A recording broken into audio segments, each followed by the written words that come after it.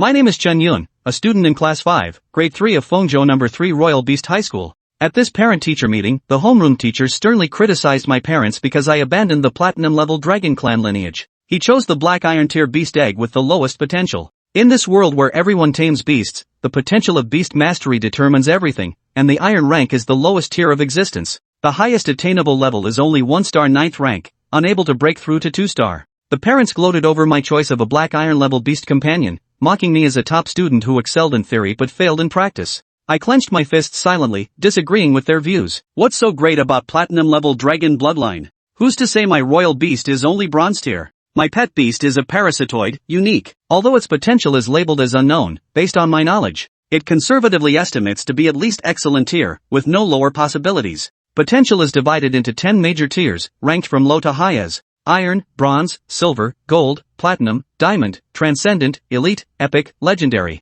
Moreover, the mere word unique is enough to signify its extraordinariness. The homeroom teacher handed the withdrawal application to my parents in front of me, demanding they complete the withdrawal procedures, claiming it was for the school's college admission rates. Father Chen faced a dilemma. Signing it would mean I'd miss the Beastmaster College entrance exam. Finally, Father Chen steeled himself to ask for 3 days, but the homeroom teacher only gave them 2 to make the decision. Outside the classroom, upon hearing I was about to be expelled, my classmates mocked and ridiculed me, saying I'd be stuck at the bottom of society forever. Even street sweeping wouldn't hire me. Father Chen put his hand on my shoulder, signaling me to ignore them, then took Mother Chen and me away. On my way home, I couldn't wait for the parasites to hatch any sooner, my heart filled with urgency. Use its strength to shut these people up hard. Click. A crisp sound suddenly echoed in my mind as the beast taming egg abruptly cracked open with a fissure. A tentacle wielding a sharp sickle shot out with lightning speed. This is the normal phenomenon where one's consciousness is drawn into the beast taming space when the first tamed beast egg hatches. Inside the beast taming space, I saw the slowly writhing parasite. What astonished me most was its stats panel: Parasite, Unique, Potential, Mythical Level. 1 star, Tier 1 Talent, Damage Transfer Skills, Parasitism, Transfer, Division, Transformation, Attribute Enhancement Mythical. I rubbed my eyes hard. This was even more esteemed than Legendary tier. Its core ability is Parasitism. The passive effect involves continuously absorbing nutrients to level itself up, while the active effect allows it to parasitize a target. Seize the consciousness of the parasitic host. This indicates that as long as a suitable parasitic host is found, one can simply wait for a breakthrough. Additionally, innate damage transfer is a perfect passive damage-bearing skill. It can prioritize transferring 95% of the damage received by the owner to the parasite. The next second, my consciousness was pulled out of the beast taming space and returned home. There was a note left on the table from Chen's parents, saying they had something to attend to and went out first, and told me not to wander too far. Since my parents wouldn't be back for a while and the parasite was signaling hunger, I decided to go to the merchant guild to find a host. Let's see what's so special about the parasitic skill. I pushed the door open and headed towards the largest market in Fengzhou City. Chapter 3, Successful Parasite Integration. Tan2 Farmers Market. The largest marketplace within Fengzhou City. The streets bustled with traffic and a constant stream of people. Cries of vendors and hawkers echoed in waves. Beast meat. Beast meat. 20 beast coins per pound. Steamed buns. Fresh meat buns straight from the oven, 2 coins each. Fresh greenhouse lettuce, cheap. 176 coins per pound. Chen Yun had long grown accustomed to hearing vegetables priced higher than meat. 200 years ago, the ferocious beasts invaded, plunging humanity into misery. It wasn't until the first Beastmaster emerged and established communication with the beast god realm that the human race's crisis was alleviated. Yet the division of the world between humans and beasts had become irreversible. Unlike tamed beasts, these creatures were savage and incapable of communication.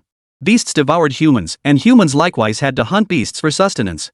In contrast, cultivating vegetables became the greatest challenge. First, there was insufficient land. Second, there were too many uncontrollable factors like beast swarms and natural disasters. Over time, eating vegetables became a luxury. Hey, boss, how much for this beast?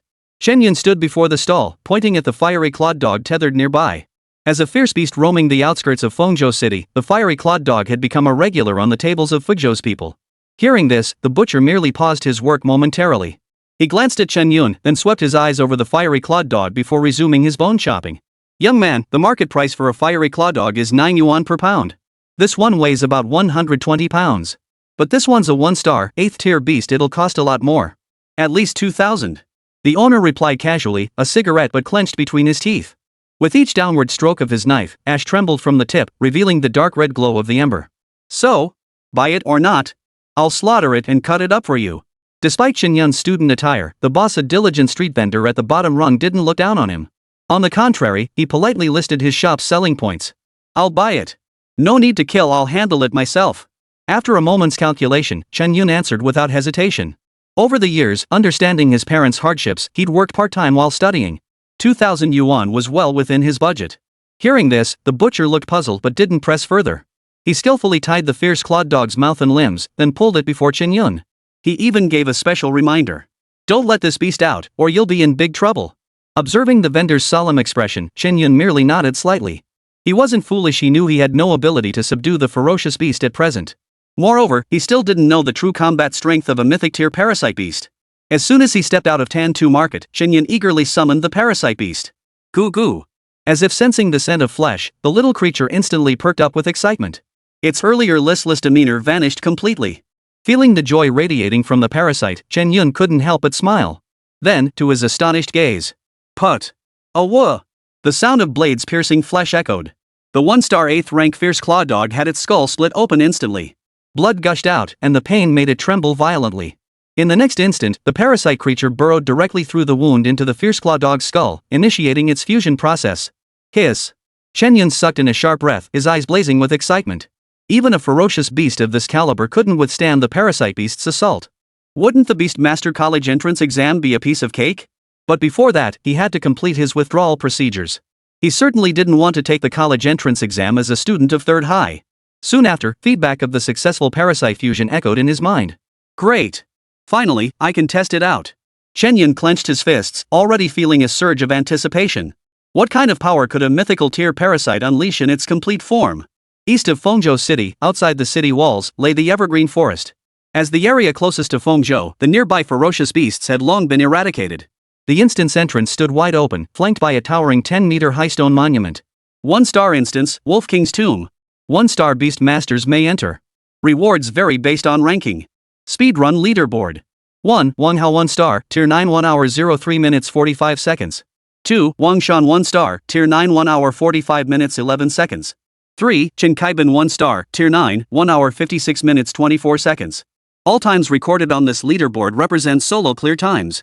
All students who completed the challenge in teams were excluded from the tally. After all, this tests individual skill. It's difficult to judge when there are more people involved.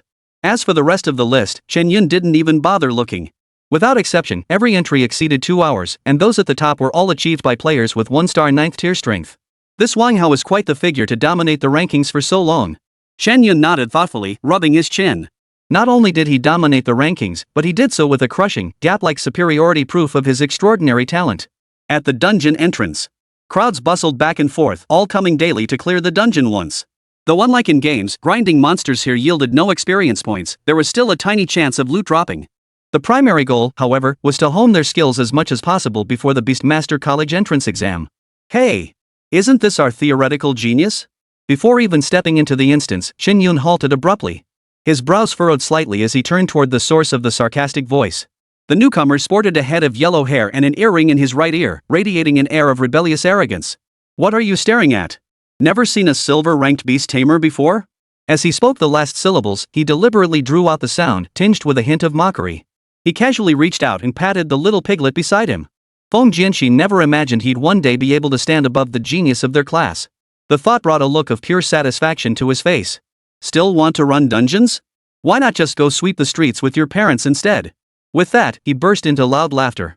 His unrestrained laughter instantly drew everyone's attention, and they began pointing and whispering. TSK TSK, so this is the fool who rejected the Platinum Dragon bloodline? What did he pick? Rumor has it he chose a black iron grade beast egg. Utterly idiotic. If my dad found out I picked a black iron grade, he'd probably snap his 9 wolves belt right then and there. Damn it! If he doesn't want that platinum beast, he should trade it with me. The crowd jeered and sneered, their eyes filled with pity as they looked at Chen Yun. Some were so furious they stomped their feet. They bitterly resented that the platinum beast had gone to Chen Yun, someone who clearly didn't recognize its value, instead of them. Chen Yun paid no heed to this. Instead, his gaze fixed intently on Feng Jianxin, his eyes flickering with a sinister light. Did you just mention my mother? His lips parted slightly as he spoke in a deep voice. For some reason, the moment Feng Jianxin heard his words, he instinctively took a step back. But the thought flashed through his mind, and his face flushed crimson with embarrassment. Damn it! Why am I letting some black iron ranked loser scare me? Feng Jianqin gritted his teeth fiercely, his neck stiff as he retorted, "So what if I did?" "So what?" At those words, Chen Yun let out a cold laugh.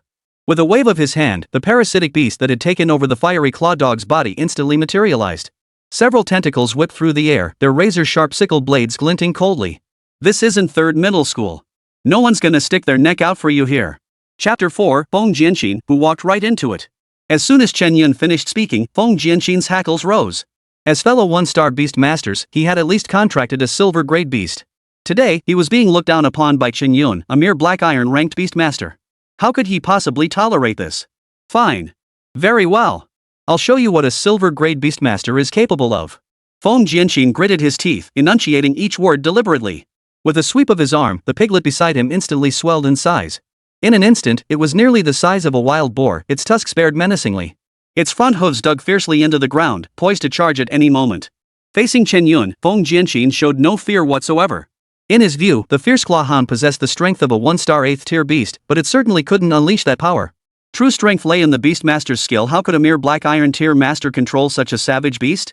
His gaze swept over the pointing crowd, a smug satisfaction rising within him as if he were about to witness Chen Yun getting thoroughly beaten.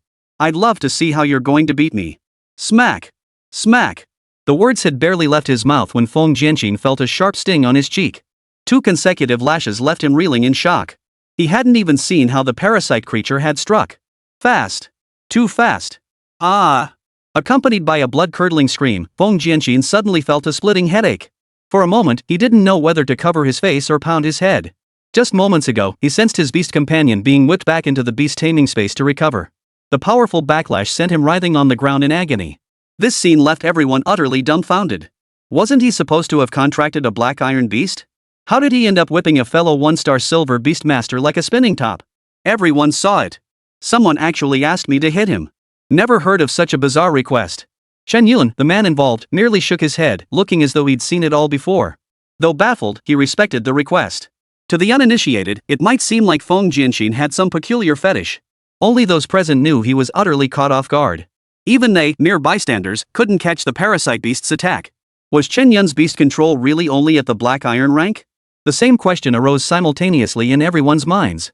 But Chen Yun had no time to answer them. He stepped forward, entering the instance. Hit M and run. What a thrill! As long as it was a fair fight and not causing trouble within the city walls, even the law enforcement bureau wouldn't interfere. Which meant Feng Jianqin's lash today had been for nothing. Ah! Chen Yun, you treacherous scoundrel! Feng Jianqin sat up straight as soon as the pain eased slightly. Ignoring his beast's recovery, his dazed eyes darted around. Chen Yun!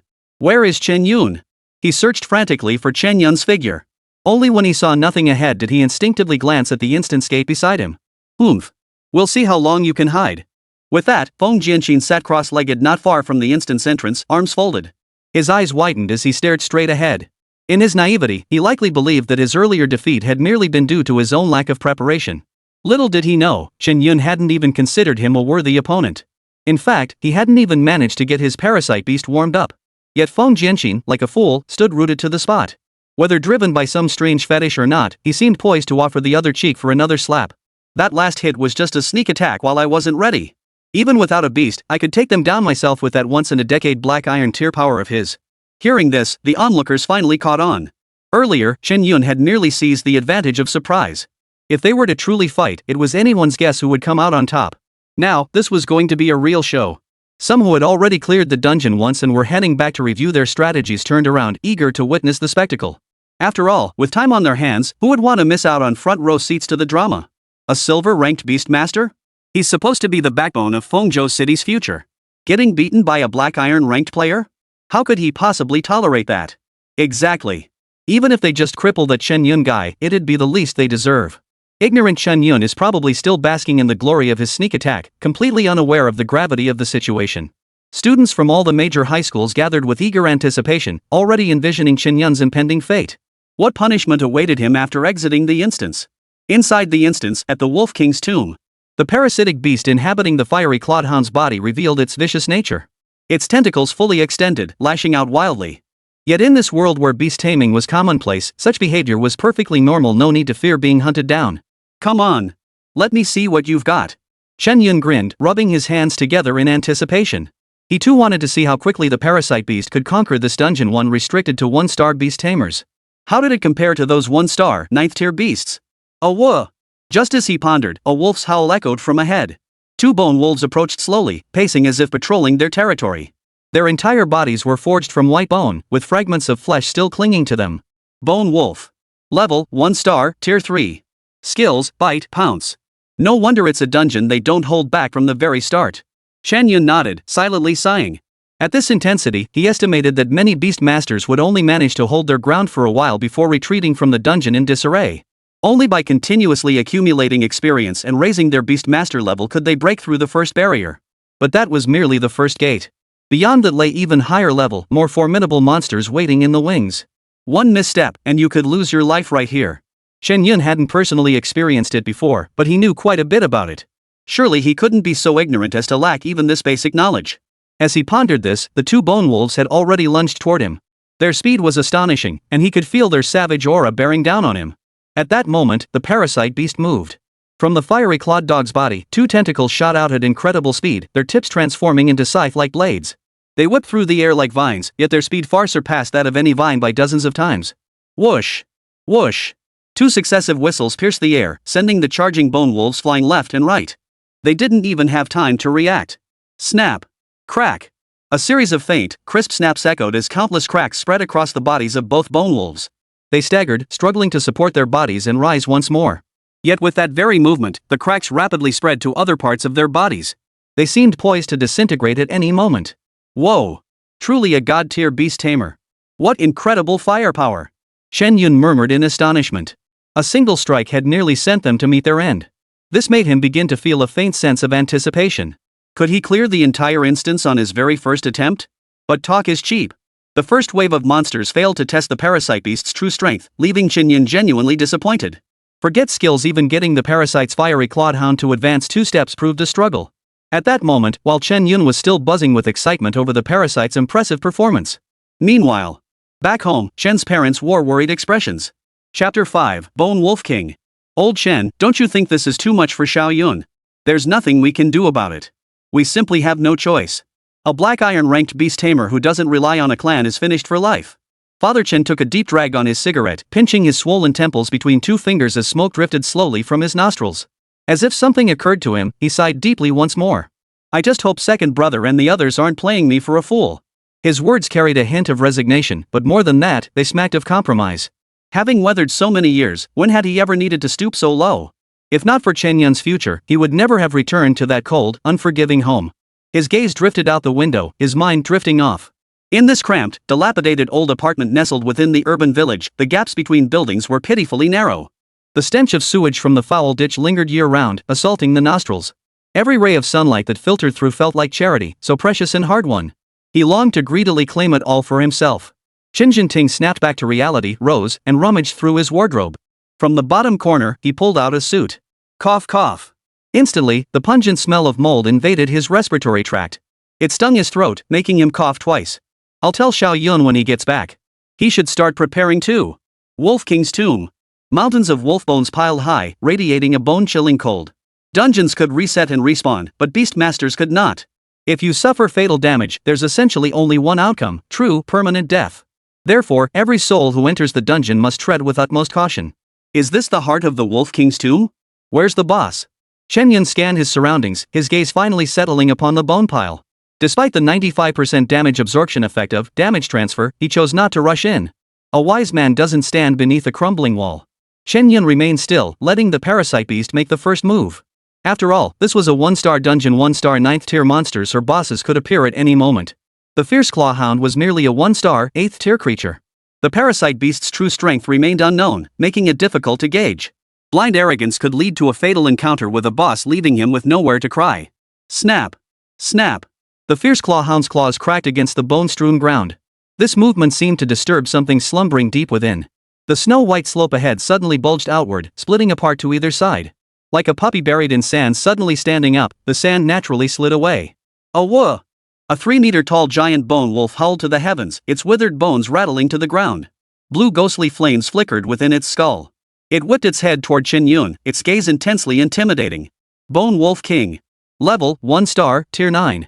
Silver tier boss of Wolf King's Tomb, its ranged attack capabilities are equally formidable. Skills, swift charge, netherfire. Reading the Bone Wolf King's description, Chen Yun felt a surge of excitement. He rubbed his hands together eagerly, then waved his hand. This sort of thing was best left to the Parasite beast. What was a beast master like him doing getting all fired up? Woo! The fierce clawhound let out a low growl, its eyes fixed warily on the Bone Wolf King. For a moment, it was impossible to tell whether the behavior stemmed from the fierce claw dog itself or the parasite beast controlling it. Its eyes blazed with ferocity, poised to strike at any moment. Oh whoa! Sensing the threat, the Bone Wolf King opened its maw and unleashed a torrent of flames. Instantly, a deep blue flame shot straight toward the parasite beast. No! Fire! Chen Yun's pupils contracted sharply, his heart involuntarily leaping into his throat. As far as he knew, fire was one of the parasite beast's weaknesses. But the next second, he realized his worry was unnecessary. Boom! The parasite beast flicked its tentacles, instantly scattering the ghostly flames that had been attacking it. Not even a scratch was inflicted. Truly worthy of a god-tier beast tamer, even its fire weakness has been fixed. Chen Yun clenched his fist, already envisioning victory beckoning him. At that moment, the Bone Wolf King paused, momentarily stunned. Even it likely hadn't anticipated its attack being so easily repelled. Not only had it failed to inflict any real damage, but it had also caused the ghostly flames within its body to dim slightly. At this realization, the Bone Wolf's malevolent glare intensified. The flames within its skull surged, blazing fiercely. But the parasite beast gave it no chance to react. Whoosh! Whoosh! Whoosh! A series of whistling sounds pierced the air. A gash split open on the back of the fierce claw dog. A dozen tentacles whipped out, lunging toward the Bone Wolf King. They closed in, completely sealing off all its escape routes. Woof! The Bone Wolf King, a 9th-tier star-ranked beast, was no pushover. With a piercing howl to the heavens, its form began to blur. In mere moments, it dodged all the tentacles and charged toward the parasite beast. It raised its claws and brought them down with a thunderous crash. Boom! A dull thud echoed as the parasite creature was sent flying. Fortunately, the fiery claws of the dog shielded it. No matter how fierce the Bone Wolf King's attack, it didn't scratch the creature. Otherwise, with its tiny frame at just 1 star and 1 tier, it would have been in serious trouble. Until its potential fully translated into raw power, even the strongest abilities were useless. The injured fierce claw dog was controlled by the parasite. With almost no reaction time, the tentacles slammed the ground and the fierce claw dog sprang back to its feet. This scene. Not only Chen Yun, but even the Bone Wolf King was stunned. Holy! Chen Yun couldn't hold back a curse. Even if it was his own beast, this was way too overpowered. But thankfully it wasn't someone else's beast, otherwise, they'd probably be crying with envy. Roar! While he was still reeling from shock, the parasite beast and the Bone Wolf King had already resumed their battle. Thudding impacts echoed in rapid succession. On one side stood a zombified creature, its entire body paralyzed. On the other, a lifeless entity composed entirely of bones. Not a single living creature could be found among the two monstrosities. They plunged into the most primal form of combat, a contest of sheer resilience. The fierce claw dog was nothing but a tool, utterly ignorant of fatigue.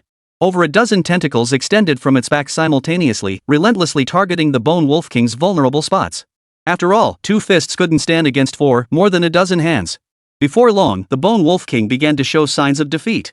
Perhaps even it never imagined that a creature as lifeless as itself could encounter something even more akin to a lifeless object. As a low-level wild monster, its tactics were relatively limited. Even cornered, it still offered no effective resistance. Ah! A final, mournful howl echoed. The Bone Wolf King's body rapidly disintegrated, scattering into a pile of bone fragments. Obtained, Bone Spirit Flower X1. It actually dropped a Bone Spirit Flower. Chen Yun's eyes lit up as if he'd spotted a treasure. Having aced his Beastmaster theory course, he knew its value well. Even if sold directly on the street, it could fetch 50,000 Beastmaster coins, equivalent to the price of 25 Fierce Claw Hounds. A 25-fold profit, a surefire win. Just then, the dungeon's voice finally sounded. Chen Yun successfully cleared Wolf King's tomb in time. Chapter 6, topping both rankings, shocking the imperial capital. The instance notification sounded, and Chen Yun paused for a moment. A look of surprise flashed across his face as he opened the instance panel. Immediately, that familiar ranking list came into view once more. But this time, the order had shifted slightly. Speedrun leaderboard. 1. Wang Hao 1 star, tier 9, 1 hour 03 minutes 45 seconds. 2. Chen Yun 1 star, tier 1, 1 hour 07 minutes 21 seconds. 3. Wang Shan 1 star, 9th tier, 1 hour 45 minutes 11 seconds. Not only his completion time, but even his rank level above was equally eye-catching. A mere 1 star, 1st tier player had crushed the 1 star, 9th tier crowd to claim 2nd place. Anyone would have to take a second look. Whoa, that's way too conspicuous. Chen Yun murmured, staring at the list on the board. But I like it. Hiding his achievements under a cloak of modesty? That wasn't his style. He'd finally made something of himself, why hide it? Now that he had status, anyone who approached him would have to address him with respect. Without real power, both humans and ghosts would try to step on you. If he wanted to humiliate Fengzhou number 3 high, making a name for himself was the essential first step. Not only that, but the system even created a dedicated ranking just for him. Congratulations, Chen Yun! With strength not exceeding 1-star 5 tier, he cleared Wolf King's tomb and ascended the genius rankings. Celestial Prodigy rankings. 1. Chen Yun, 1-star 1st tier. I never imagined I'd make it onto the genius rankings. Chen Yun murmured in mild surprise. Others might not know, but as an academic prodigy, he certainly understood. As the name implies, one could ascend by clearing a dungeon with the lowest combat power. Easier said than done. A low level meant increased difficulty, and one might even lose their life. Moreover, any clear achieved through party play wouldn't count. Thus, no one would risk their life for rewards that are nearly impossible to obtain. Only rewards that are visible and attainable will draw attempts. Looks like I'm firmly holding onto this top spot. Chen Yun stroked his chin and couldn't help but chuckle. The genius rankings differ from speedrun leaderboards. It won't change just because he replayed Wolf King's tomb or leveled up. The list only records the lowest level at which he cleared the dungeon. Moreover, it strictly follows the principle of first come, first served. In other words, this record was now beyond dispute. Wolf King's tomb, dungeon entrance. Those who came here to hone their skills arrived in a steady stream. Yet almost no one bothered to open the leaderboard, nor did anyone pay it any mind. Because in their eyes, the rankings were essentially irrelevant to them. The new generation of beast masters had only just completed their contracts with their beasts, their levels mostly stuck at tier 1 or tier 2. Few are arrogant enough to venture into the dungeon alone, so none feel the need to monitor the leaderboard. Feng Jianqin, too, failed to grasp the gravity of the situation. He still stood at the entrance, his big face plastered on the door. Damn it! I never thought he might die in the dungeon. All this waiting for nothing. Feng Jianqin glanced at his watch, muttering under his breath. After such a long absence, he had every reason to suspect that a level 1, tier 1 player surviving that long inside the instance was utterly impossible. Even so, Feng Jianqin felt intensely frustrated. It felt like that punch he'd just thrown had been wasted. The more he thought about it, the more unbalanced he felt, unable to resist slamming his fist hard on the ground. Feng Jianqin couldn't help but feel like a complete fool slapping someone who was already on the brink of death. His face burned fiercely, whether from shame or anger, he couldn't tell. Just then, with a ripple of energy, the figure that had filled him with hatred reappeared once more. After 2 seconds of stunned silence, Feng Jianqin finally snapped out of it. Chen Yun! He was practically gritting his teeth. His fists clenched so tightly they cracked. He lunged forward in a few fierce strides, charging toward Chen Yun as his fist swung. Crack! A sharp crack echoed as a figure flew backward before everyone's eyes. Faintly, several white objects flew out. Upon closer inspection, they appeared to be teeth or something similar. Thud! Only upon landing did the crowd recognize the figure. The figure that had been flung away. Who else could it be but Feng Jianqin? I thought it was a fly. Chen Yun's mouth twitched slightly as he muttered under his breath. It all happened too fast, even he hadn't had time to react. He only saw a blur before his eyes, the tentacles of the parasite creature flashing by, and then something being flung away. He squinted and realized it was Feng Jianqin from his class. This guy, he doesn't actually have some weird fetish, does he? Chen Yun couldn't help but shudder, his expression turning slightly disgusted. What decent person would wait so long just to get whipped again? If he remembered correctly, the other guy's new beast had already been scattered. There was no reason for him to stick around. You worthless piece of junk. Just you wait. Once my beast is restored, I'll beat you until you beg for mercy. Feng Jianqin clutched his left cheek, fleeing while cursing viciously. A dark, bruised whip mark was clearly visible on his right cheek. Seeing the other guy in such a sorry state yet still spouting such nonsense, Chen Yun was utterly speechless. He was beaten to a pulp, yet where did he find the confidence? He wondered who had told this group that he had ever admitted his parasite beast was black iron grade. He was treating them like fools. Hadn't those 2 lashes been enough to wake Feng Jianqin up? He hadn't argued before because he didn't want to waste breath on meaningless matters. And yet some actually believed that a beast master with untapped potential was the lowest of the low, black iron. The world is full of all kinds of people. Chen Yun couldn't help but chuckle. If anyone had just thought about it the other way around, they would have known something was off. Shaking his head slowly, he walked toward home under the astonished gazes of the crowd. Behind him, the fierce claw dog followed step for step, showing none of the savage ferocity one might expect from a ferocious beast. At the dungeon entrance, the others watched the scene unfold, exchanging bewildered glances. Deep confusion was etched on every face. For a moment, they couldn't tell whether the news from 3rd middle school was accurate or if what they were witnessing before their eyes was the truth. Until a gasp echoed through the crowd, jolting them back to reality. Look at the speedrun rankings. No! There's even a prodigy ranking. With that cry, the onlookers among the Beastmasters finally opened the dungeon interface. In that instant, astonishment, bewilderment, and stunned disbelief spread across their faces. Some even rubbed their eyes hard, trying to confirm they weren't seeing things. As for whether it was a coincidence of names, the odds were practically zero. Whoa! Everyone sucked in a collective breath, and the air around them seemed to grow colder. This Chen Yun, you're telling me he's Black Iron rank? 1 star, tier 1? Is this really the strength of a tier 1? Second on the speedrun leaderboard? No way! Are we crazy, or is the dungeon gone mad? That trick of passing off a fake as the real thing Fengzhou number 3 high pulled it off brilliantly. I almost fell for it myself. Bull! Fengzhou number 3 high school is expelling Chen Yun. Wait, this could be our chance. Amidst the murmurs, a few sharp minds suddenly caught on. They quickly grabbed their phones and spread the news. Before long, news of Chen Yun topping 2 rankings spread like wildfire. Moreover, he achieved this at the 1-star first-tier level, showcasing immense potential worthy of the genius rankings. Only Fengzhou number 3 high school remained oblivious. Those who received the news dismissed it as a case of mistaken identity, scoffing dismissively and paying it no mind. Some even suspected it was a ploy by the other high schools to annoy them. Their goal was to mislead Fengzhou number 3 high into misjudging the situation and failing to expel Chen Yun promptly. Meanwhile, at Qinglong Academy in the capital, one of the 4 prestigious institutions coveted by all college entrance exam candidates. Boom! You mean, someone from Fengzhou made it onto the celestial prodigy list? And it's a 1-star, first-tier ranking? A middle-aged man with graying temples abruptly slammed his fist on the table and leapt to his feet. Listening to the student's report, his arms trembled slightly with excitement. Good! Good! Good! Find a few people and come with me to Fengzhou. Chapter 7, The Peculiar Family. The next day. Fengzhou City, outside the Haojing Hotel. Mom, who are we meeting? Chen Yun frowned, glancing at Chen Jinting walking ahead and whispered the question. He had just returned home last night when his mother, Wu Qianya, notified him.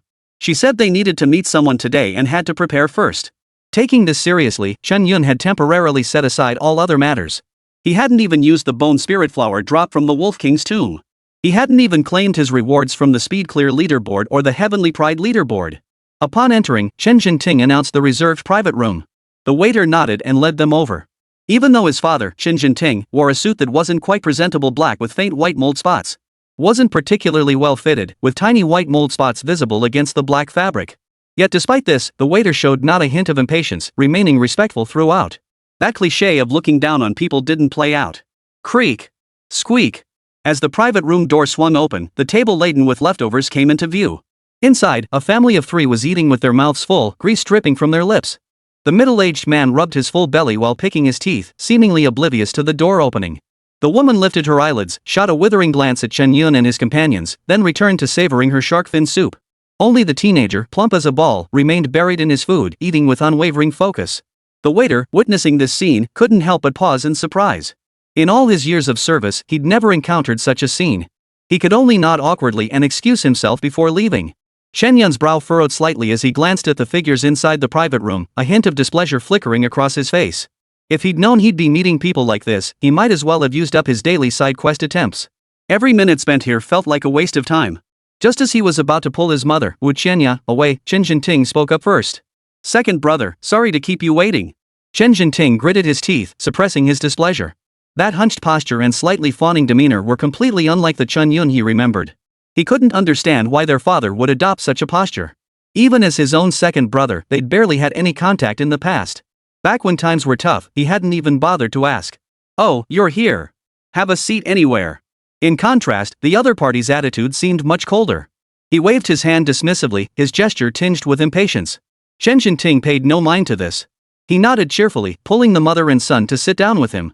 His face beaming with a smile, he rubbed his hands together, ready to speak. Second brother, about Xiao Yun's situation. Oh dear.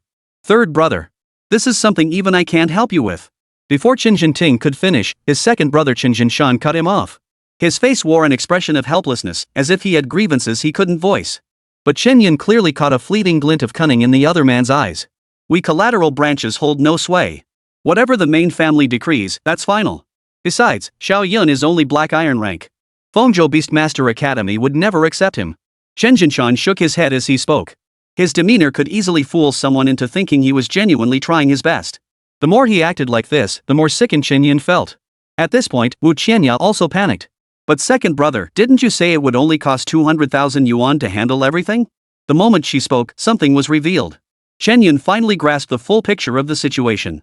Oh dear. Sister-in-law. You can eat crap, but you can't just blurt out nonsense. Auntie Tu heard this and immediately flew into a rage. Her voice was shrill, piercing the eardrums. Though they had done it, that didn't mean they were in the wrong. To her, this was simply asking for road fees. In truth, the money had indeed been spent but entirely on her own son, not a single coin left over. That was barely enough to squeeze her silver potential son into the elite class. Now that Wu Qianya brought up the 200,000 yuan, she instantly bristled like a cat whose tail had been stepped on. Seeing her reaction, Chen Yu felt even more certain of her suspicions. Her eyes narrowed slightly, flashing a cold gleam. But he didn't act impulsively, for he didn't know the true strength of Chen Jinshan and his group. Still, that 200,000 yuan would be repaid in full, with interest, come the time. Dad. Mom. Don't worry. My beast taming potential as diamond level schools are lining up to recruit me. Chen Yun said slowly. Playing it safe, he didn't reveal his full hand. A god-tier beast tamer revealing that would be nothing short of shocking. Who knew if someone with ulterior motives might jump at the chance to cause trouble right then and there? In comparison, diamond tier was just right, neither too flashy nor too modest, perfectly meeting the standards major universities sought. Diamond tier? Ha! Do you really think our Chen family's information network is just for show? Before anyone else could speak, second Aunt Lu Mei had already launched into her scornful retort. Her voice was shrill and piercing, like the cawing of crows during tree felling, utterly irritating. Chen's parents, who had been slightly swayed, snapped back to reality. Xiao Yun. I know you're mature beyond your years, but we're asking for a favor here, there's no shame in that. Chen Jinting sighed softly, his words tinged with resignation. In his view, Chen Yun was merely acting on a momentary impulse, his head clouded by passion, spouting nonsense. If he were truly diamond-level talent, would Fengzhou No. 3 High School have expelled him? With that kind of potential, wouldn't any school treat him like a prized asset? There was no reason for No. 3 High to be so foolish as to turn down such a huge opportunity. Third brother, it seems your family's upbringing leaves much to be desired. Where did you pick up this habit of spouting nonsense? Could it be that spending too much time in the lower city has rubbed off on you, teaching you to act like the common folk? Chen Jinshan spoke up then, his words laced with sarcasm. Perhaps Chen Yun's earlier outburst had startled him too. Once he regained his composure, he grew flustered and angry, unable to fathom why anyone would believe such nonsense. Second brother. I respect you as my elder, but my family's affairs are none of your business to meddle in. Perhaps he finally saw the truth that his second brother's family was playing him for a fool and attacking Chen Yun with their words. Chen Jinting's tone was no longer polite. Gone was the earlier weakness, replaced by the resolute strength of a father. Oomph. What exactly did our Jinshan say that was wrong? Lu Mei chimed in with a sarcastic tone. How does your son compare to our little Jean? After all, he started out in Fengzhou University's elite program. Lu Mei spoke with pride written all over her face.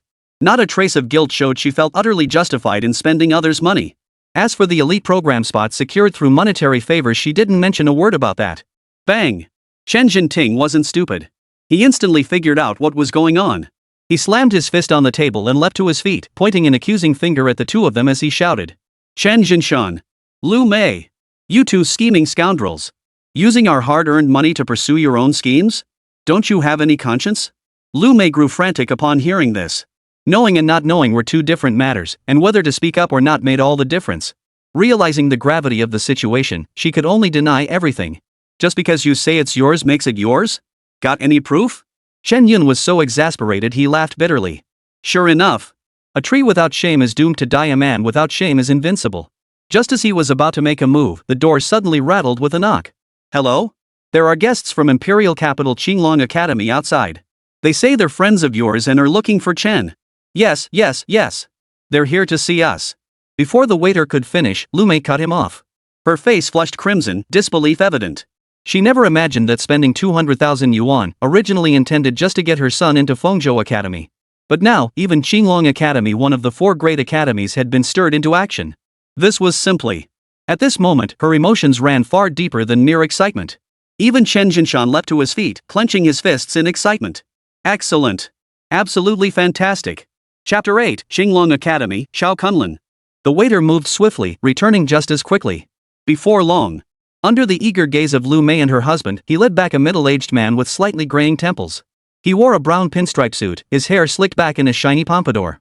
He strode with the confidence of a dragon and the vigor of a tiger, showing not a trace of middle-aged weariness. Xiao Kunlun's piercing gaze swept swiftly across the group in the private room. Finally, his eyes lit up as they settled on Chen Yun. Confidence comes naturally, neither arrogant nor impatient. Excellent. Shao Kunlun silently praised him, growing more satisfied with each passing moment.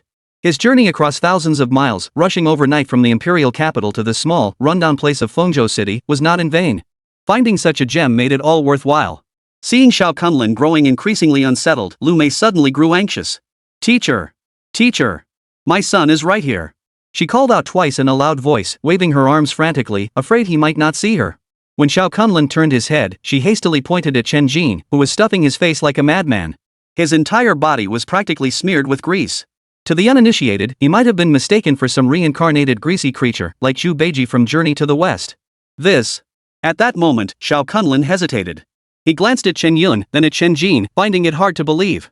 But the problem was, Chen Yun remained silent, and the bowls and chopsticks before him were still unopened. He instinctively felt that the host of this banquet must undoubtedly be Chen Jin. There seemed to be no other possibility. Little did he know that Chen Yun remained silent precisely because he didn't recognize him at all. Nor could he have imagined that a minor Wolf King's tomb instance could have such far-reaching consequences. It's him? Shao Kunlun pointed at Chen Jin, yet felt an urge to withdraw his finger. Yes, yes.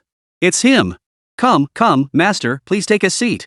Chen Jinshan, visibly excited, jumped in before Shao Kunlun could finish. His overly familiar manner made it seem, to the uninitiated, as though Chen Jin had been a student at Qinglong School for ages. Shao Kunlun slowly took his seat, his gaze shifting back and forth between Chen Jin and Chen Yun. After receiving his confirmation, the weight on his heart finally lifted. Mediocre. Too mediocre. It even felt slightly unreal, as if he were no different from a student who had failed the entrance exam. Perhaps, maybe, it's just that his brilliance is hidden. Shao Kunlun kept telling himself this, then flashed a gentle smile. Though he'd always cautioned himself against judging by appearances. Chen Jin's demeanor showed not a shred of ambition. Xianya, let's go. Chen Jinting watched the scene unfold, a bitter taste in his mouth. He was spending his own money, yet it was their relationship that was being cultivated. Having long been familiar with family feuds, he stumbled again after all these years. Perhaps this was the consequence of desperate measures. Chen Jinting sighed helplessly, his face seeming to age considerably.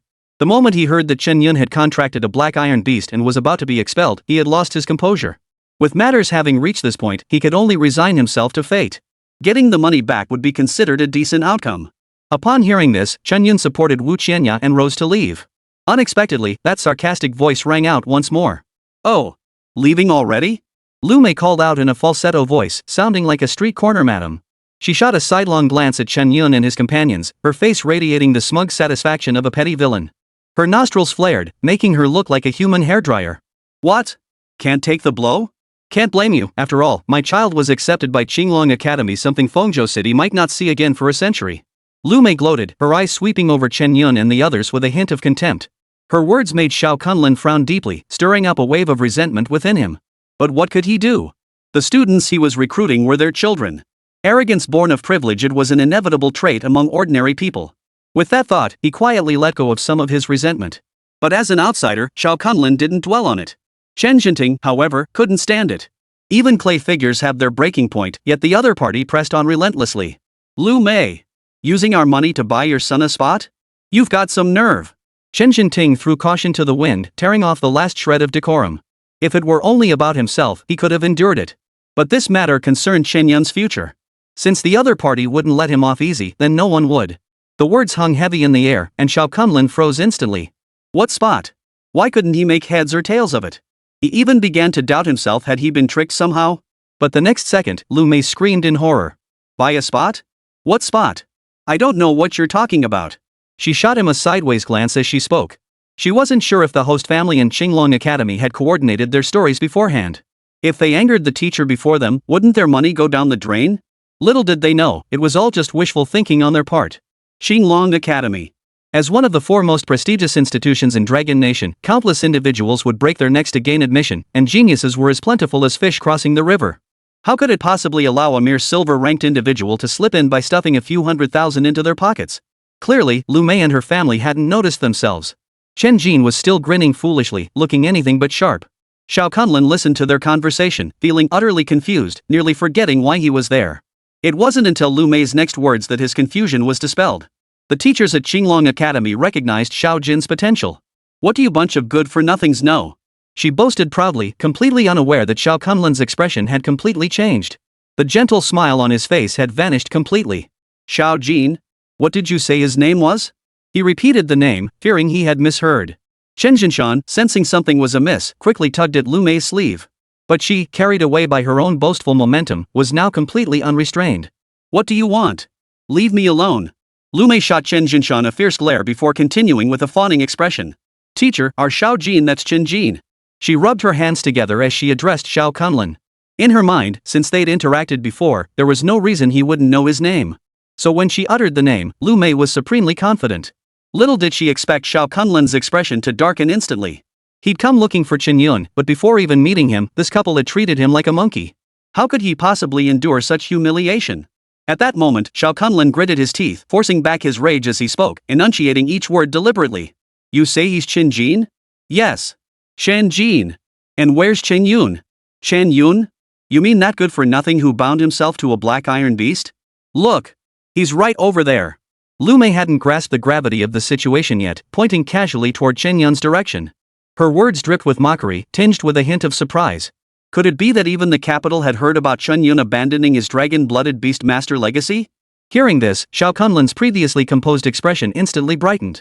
Seeing Chen Yun and his group already stepping out of the private room door, he immediately stood up and called out urgently.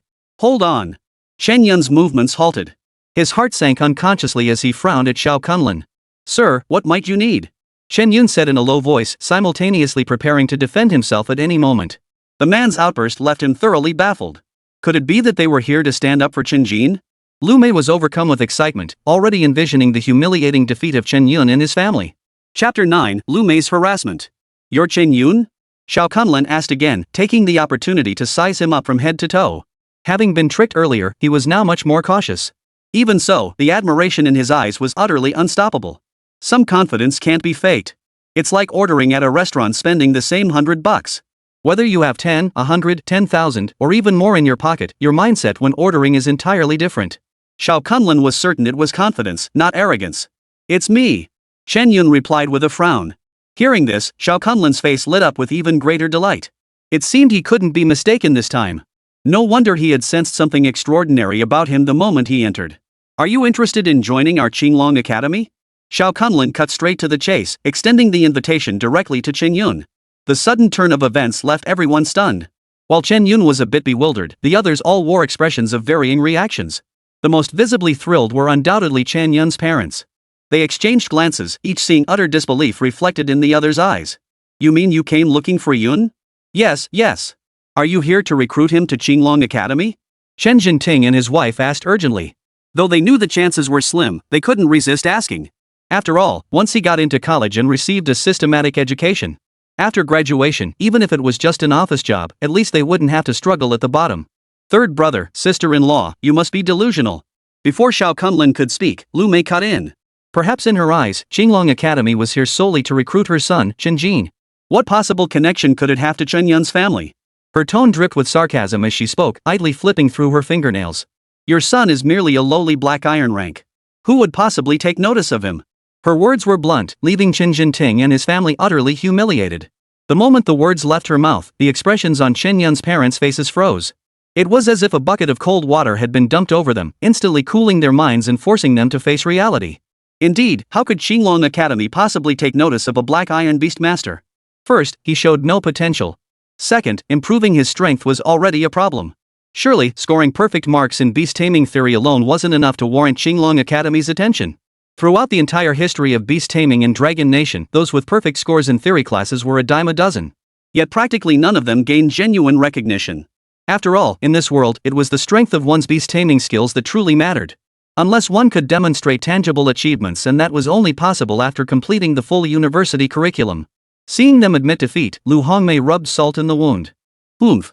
I always knew your Chen Yun was useless. All he does is study those dead books. Just as I thought, he amounts to nothing. Look at him now. What good is all that book learning? He still ended up with a black iron beast. Her aggressive tone, delivered in front of so many people. Anyone unaware might think she was scolding her own child. That shrill voice made Chen Yun's brows furrow deeply. You old hag, who said I contracted a black iron grade beast? At that moment, he couldn't care less about seniority or respect for elders. They'd gone so far as to bully his parents, showing no regard for him or his family. Since that was the case, why bother with politeness? He'd do whatever felt right. Old hag? Who do you call an old hag? You ill-mannered brat. How dare you speak to your aunt like that? Jinting, is this the son you've raised? Chen Yun's words were like poking a hornet's nest. Lu Mei immediately flew into a rage, flailing her arms as if ready to attack at any moment. Chen Jinshan, who had remained silent until now, suddenly turned his accusations directly at Chen Yun's parents. His stance was clear, no need to distinguish right from wrong. If it displeased him, it was wrong. Second brother, you're going too far. Chen Jinting's brows knitted into a deep frown as he spoke in a low, stern voice. You should know better than anyone who's being unreasonable here. When it came to matters involving Chen Yun, his stance was more unwavering than anyone else's. With his second brother's family having gone this far, Chen Jinting had even less reason to back down. Xiao Kunlun, standing nearby, raised an eyebrow slightly. Originally, this was the Chen family's private affair. He had no desire to get involved and couldn't be bothered. But he had come all the way down from the imperial capital specifically for this. Returning empty-handed would make it difficult to report back. A black iron grade beastmaster? That can't be right. He felt as though his brain had been thoroughly shaken, reduced to nothing but a muddled mess. Had he stumbled into a scam den? Mistaking the person earlier was one thing, but now he'd run into someone with the same name? How could someone capable of tackling a one-star, first-tier dungeon be merely a lowly black iron tier? No matter how he thought about it, he couldn't connect the two. What the hell is wrong with the school's intelligence department? They can't even get something this simple right? Xiao Kunlun cursed under his breath, convinced he'd made a huge blunder. Perhaps the information was rushed, so Chen Yun's photo hadn't been updated in time. It was clearly listed on the dungeon rankings, yet such a glaring oversight occurred. That's why he'd arrived in Fengzhou City completely in the dark. But since he was already here, it wouldn't do to not ask. Glancing at the crowd bickering loudly, Xiao Kunlun slowly made his way toward Chen Yun. Young man, Xiao Kunlun hesitated before asking, I wonder, what is your relationship with Chen Yun, the one who cleared Wolf King's tomb? His eyes fixed intently on Chen Yun as he spoke, watching for any flicker of change on his face. The moment the words left his mouth, Chen Yun, who had been holding on to his father, froze. What did he mean by his relationship with Chen Yun? After a brief moment of mental freeze, his brain snapped into gear. You mean, the Wolf King's tomb I cleared yesterday? Chen Yun replied instinctively, a trace of recollection flickering in his eyes. The words had barely left his mouth when Xiao Kunlun's face lit up with delight. To clear a dungeon just one day after signing a Beast Master contract? Such a feat was likely unmatched throughout the entire Wind State City. This time, there was absolutely no doubt. Not only that, but the earlier arguments ceased instantly, leaving the private room so quiet you could hear a pin drop. Lu Mei and Chen Jinshan, hearing the news, stared wide-eyed in disbelief. Their mouths gaped wide enough to fit an apple. Only their son, Chen Jin, was still busily clearing away the last of the leftovers. CLE, cleared Wolf King's tomb? Chen Jinshan stammered, his lips trembling. Lu Mei, however, immediately erupted in a loud outburst. Impossible. Absolutely impossible. How could a black iron ranked good for nothing like him clear a one-star dungeon? Chen Yun! Chen Yun! How dare you deceive the teachers of Qinglong Academy? You're cutting off your own path. A cold sneer curled at the corner of Lu Mei's mouth as pity filled her eyes when she looked at Chen Yun. In her view, daring to deceive those above meant his life was over. If he angered the authorities and they issued a harsh warning, what academy would dare to admit him? No academy would risk offending the 4 great academies for a black iron beastmaster. Even if his theoretical studies were flawless, it wouldn't matter. In a world where beast tamers held supreme authority, an unaccomplished liberal arts student was utterly worthless. Hearing Lu Mei's words, Chen Jinting and his wife grew even more anxious. In their eyes, Chen Yun had already lost his chance at Fengzhou University. But if they could find a few schools that accepted liberal arts students, perhaps there was still a glimmer of hope for his future. Yet these words left them feeling utterly without options. Though they despised Lu Mei, they remained focused on the matter at hand. Teacher, Yun is just young and impetuous, he likes to brag a little. Chen Jinting apologized repeatedly, hoping Xiao Kunlun wouldn't hold it against him. He was still pulling Chen Yun, trying to get him to bow his head and admit his mistake too. But unexpectedly, Xiao Kunlun spoke up at that moment. Apologize? Why should we apologize? Chapter 10, The Tone-Deaf Lu Mei. I came to Fengzhou City specifically to find Chen Yun. Why should you apologize? Could our Qinglong Academy's intelligence system have made such a colossal blunder? As Xiao Kunlun's words fell, everyone froze. Some even wondered if they had misheard. A teacher from Qinglong Academy had traveled all the way to Fengzhou City just to recruit a single black iron ranked beastmaster? Everyone was baffled, but Chen Yun had already roughly guessed the other party's intentions. He hadn't anticipated that merely making the rankings would cause such a stir, even shaking the Qinglong Academy to its core. It wasn't his fault, really. After all, he'd only achieved a perfect score in theory classes, he wasn't omniscient. Others needed a 1-star 9th-tier strength to make the rankings, yet he had pioneered the Prodigy rankings and entered it with a 1-star 1st-tier strength. Theory classes only covered the rewards of the rankings. who would teach students to surpass their current level to conquer dungeons, thereby drawing the attention of higher-tier academies. It was like telling elementary students, study calculus diligently, and universities will recruit you before your midterms. While geniuses exist, schools never base their curricula on individual exceptions. When most students struggle just to survive, encouraging them to independently clear dungeons is absurd. Clearly, the other party had recognized his potential and sought to recruit him to the Qinglong Academy.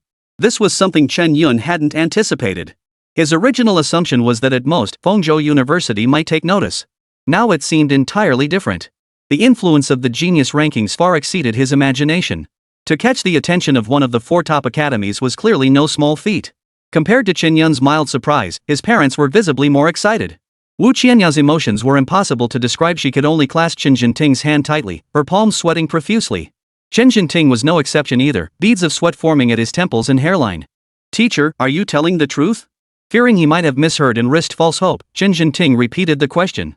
Hearing this, Xiao Kunlun's expression turned stern as he feigned anger. How could this be false? His gaze toward Chen Yun brimmed with admiration for talent. Clearing a dungeon at the 1-star, first-tier level was an impressive feat even among the prodigies of past years. In fact, he was eager for Chen Yun to skip the long holiday and join Qinglong Academy immediately, fearing that delay might bring complications. Quickly agree. Little Yun, why are you still standing there like a fool? Chen Yun's mother, Wu Qianya, was the first to react, her voice urgent. She feared that any delay might cause Qinglong Academy to change its mind. Xiao Kunlun silently gave her a mental thumbs up for such effective support. While some rejoiced, others grieved. At that moment, second Aunt Lu Mei was so furious her nose seemed crooked. Clearly, her son was the one who should have been chosen, and all the required fees had already been paid. Now, this teacher had suddenly changed his tune to kiss up to Chen Yun. There was definitely something fishy going on. Her eyes darted around as if she'd just thought of something, then she clapped her hands sharply. Pointing at Xiao Kunlun and the others, she barked sternly. "Chen Yun! How dare you? How dare you have someone impersonate a teacher from Qinglong Academy?" The words left everyone stunned. Even second Uncle Chen Jinshan was taken aback. He never expected Lu Mei to say such a thing. He hurriedly reached out, tugging at her twice. But it was no use. He held little standing at home, and now Lu Mei couldn't be bothered to listen to him. She glared fiercely at Chen Jinshan and snapped. "Well done. Your whole family. Sacrificing everything for appearances, engaging in such despicable schemes." Hearing this, Chen Jinting and his wife exchanged bewildered glances. Clearly, they disdained such actions. Having endured so many years of hardship, why waste money on such superficial displays? But if it wasn't them, then who else could it be? Their gazes shifted slightly. There stood Chen Yun, looking equally bewildered. They had assumed the news had spread quickly enough, and the higher-ups had taken it seriously enough to alert the teachers at Qinglong Academy. But now, how had a fake one appeared? This was completely unnecessary. At that moment, the most bewildered person was undoubtedly Xiao Kunlun. He had worked diligently at Qinglong Academy for so long, and today he had personally come out. Not only had he failed to recruit any students, but now he himself had become the counterfeit. The look in Chen Yun's eyes, though silent, conveyed palpable doubt. Could his identity possibly be fake? Xiao Kunlun's anger flared, and he immediately produced his credentials. How could one venture out without some proof of identity? That would be utterly beneath his station. Instantly, all eyes were drawn to the card. With its green-gold background and gold-embossed edges, it was instantly clear this wasn't something an ordinary academy could produce. Qinglong Academy, Xiao Kunlun. At the top, only a few simple words were inscribed, along with the academy's distinctive emblem. Is it really Qinglong Academy? Wu Qianya felt as if she were dreaming. She pinched Chen Jinting hard. The sharp pain made him yelp in agony. Ouch! Ow ow ow! Go pinch yourself. Oomph! After all the suffering I've endured with you, what's wrong with pinching you a few times? The two exchanged unconventional sweet nothings without a care. Chen Yun rolled his eyes, clearly not the first time he'd witnessed such a scene. Seeing everyone's reactions, Xiao Kunlun nodded with satisfaction. Just as he opened his mouth to extend another invitation to Chen Yun, an untimely voice cut in once more. Ha! That little brat Chen Yun sure puts on a convincing act. Who would have thought? Who would have thought he'd go to such lengths just for a little face? Lu Mei shot Xiao Kunlun a sidelong glance, her face brimming with disdain. Perhaps in her eyes, Chen Yun was utterly unworthy of Qinglong Academy's attention. Much less warrant the trouble of traveling all the way to a backwater like Fengzhou City. Even now that Xiao Kunlun had presented his business card to prove his identity. In Lu Mei's eyes, if someone was determined to deceive, they'd find ways around any obstacle. What was a gold-embossed business card, after all? With enough money, one could easily have a custom one made. Third brother. Tell me, instead of wasting money on a fake identity for someone else, why not give it to my son, Shinjin? Such wastefulness. It truly brings shame upon the Chen family's reputation. Lu Mei sneered coldly. As if, in her eyes, even the money belonging to Chen Yun's family should rightfully be hers. If it wasn't given to her, it was wrong. Hey! Old turtle dove. I've put up with you long enough. At that moment, the usually taciturn Chen Yun finally spoke up.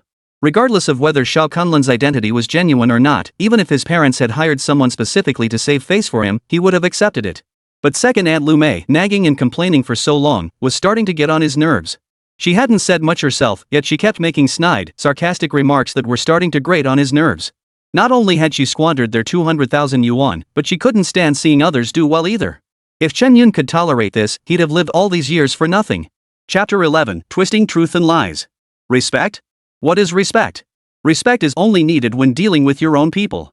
Chen Yun met her with a cold stare, giving his Aunt Lu Mei not the slightest bit of a friendly look. Given how far she'd gone to make things difficult, he saw no reason to continue accommodating her. At that moment, Lu Mei lost her temper completely. Chen Yun's sharp retort felt like a direct challenge to her authority, and she immediately threw a tantrum. Everyone, come see. Come see. This family has ulterior motives. Their son contracted a black iron beast, failed to get into university, and now they brought someone here to save face. After getting exposed, they even dare to insult me, bullying a defenseless woman like me. Aunt Lu Mei twisted the truth, leaving everyone stunned. Not only did she paint Chen Yun and the others as utterly worthless, but she didn't even mention her own scheme to swindle 200,000 yuan. The wide-open private room door drew a crowd of onlookers drawn by the commotion. People peered in, eager to see what was happening inside. Unaware of the truth, they pointed fingers and gossiped incessantly. TSK, this world really has all kinds of people. You bet. A black iron beast master contract? That's something you only see once in a lifetime. What a case of pride before a fall. No real power, yet still trying to put on a brave face. Without a moment's hesitation, the crowd unleashed a torrent of condemnation. Clearly, they had swallowed Lu Mei's one-sided account hook, line, and sinker. Subconsciously, people always instinctively side with the perceived underdog, unaware they're being used as pawns. Seeing the crowd speak on her behalf, a faint smirk touched Lu Mei's lips. Her gaze toward Chen Yun and the others was thick with scorn. Xiao Kunlun, whom she had always regarded as a teacher from Qinglong Academy, now seemed like nothing more than another con artist in her eyes. Chen Yun! What more do you have to say? Lu Mei sneered, her eyes seeming to see through everything. Chen Jinshan, who had been about to stop his wife from speaking, suddenly lit up with excitement. That's right. Third brother, what else can you say? Impersonating a Qinglong Academy teacher is a serious crime. As he spoke, a hint of greed flickered in his eyes. Hearing this, Chen Yun's brows furrowed slightly. The more this unfolded, the less certain he felt about Xiao Kunlun's true identity. He even wondered if Xiao Kunlun had been brought in by Chen Jinshan specifically to stage this very scene. Though Chen Yun was confident in his abilities, he wasn't arrogant. Whether Xiao Kunlun was affiliated with Qinglong Academy would be judged only after his identity was confirmed. Chen Jinting and his wife, however, couldn't help but let a look of worry flicker across their faces. After exchanging a glance with Chen Yun, they clenched their teeth. It was me. I called him. The words left Xiao Kunlun utterly stunned. Wait, what? Dude. He instinctively glanced at his own business card before shifting his gaze back to Chen Jinshan. Damn it. Was he now the fake? Before he could process it, Chen Yun spoke first. Uncle Xiao, you've worked hard this time. Don't worry, this is our family business. You can just leave now. That overly familiar tone immediately made Xiao Kunlun suspicious. Me? Was I really invited? No. That can't be right. He shook his head violently, clearing the fog from his mind. In that instant, Xiao Kunlun realized they had clearly fallen into a trap. And the one responsible for it all. When he turned his head toward Lu Mei, he saw her face twisted in a cold, mocking smile. Her calm composure suggested she had them completely figured out. Third brother, sister-in-law. I really don't want to put you in a difficult position. But this 20,000 seems a bit insufficient. Lu Mei drew out the last syllable, her expression a mix of amusement and mockery as she regarded Chen Yun and the others. The implication was crystal clear, even without her saying it. This was clearly extortion. At the same time, Xiao Kunlun had also figured it out. This woman with her insinuating tone wasn't part of Chen Yun's group at all. With that realization, he made up his mind. Parent, are you prepared to take responsibility for your words? Xiao Kunlun's voice turned cold as his eyes narrowed slightly. As he spoke, a chill emanated from him without effort. As a teacher at Qinglong Academy and a 5-star beast master, he would not tolerate such provocation. In an instant, the chill swept over the crowd, sending a collective shiver through them. Even Shin Jin, who had just finished eating and drinking and was lying down to rest, jolted awake, let alone the Lu Mei couple. Feeling the terrifying aura, Lu Mei, who had always bullied the weak and feared the strong, instantly cringed.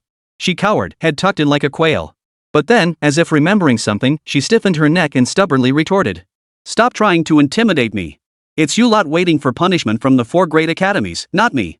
Where she found the nerve to insist Xiao Kunlun wasn't from Qinglong Academy was beyond anyone. His powerful aura was meant to intimidate her into retreating, but the more he tried, the more Lu Mei felt she couldn't back down.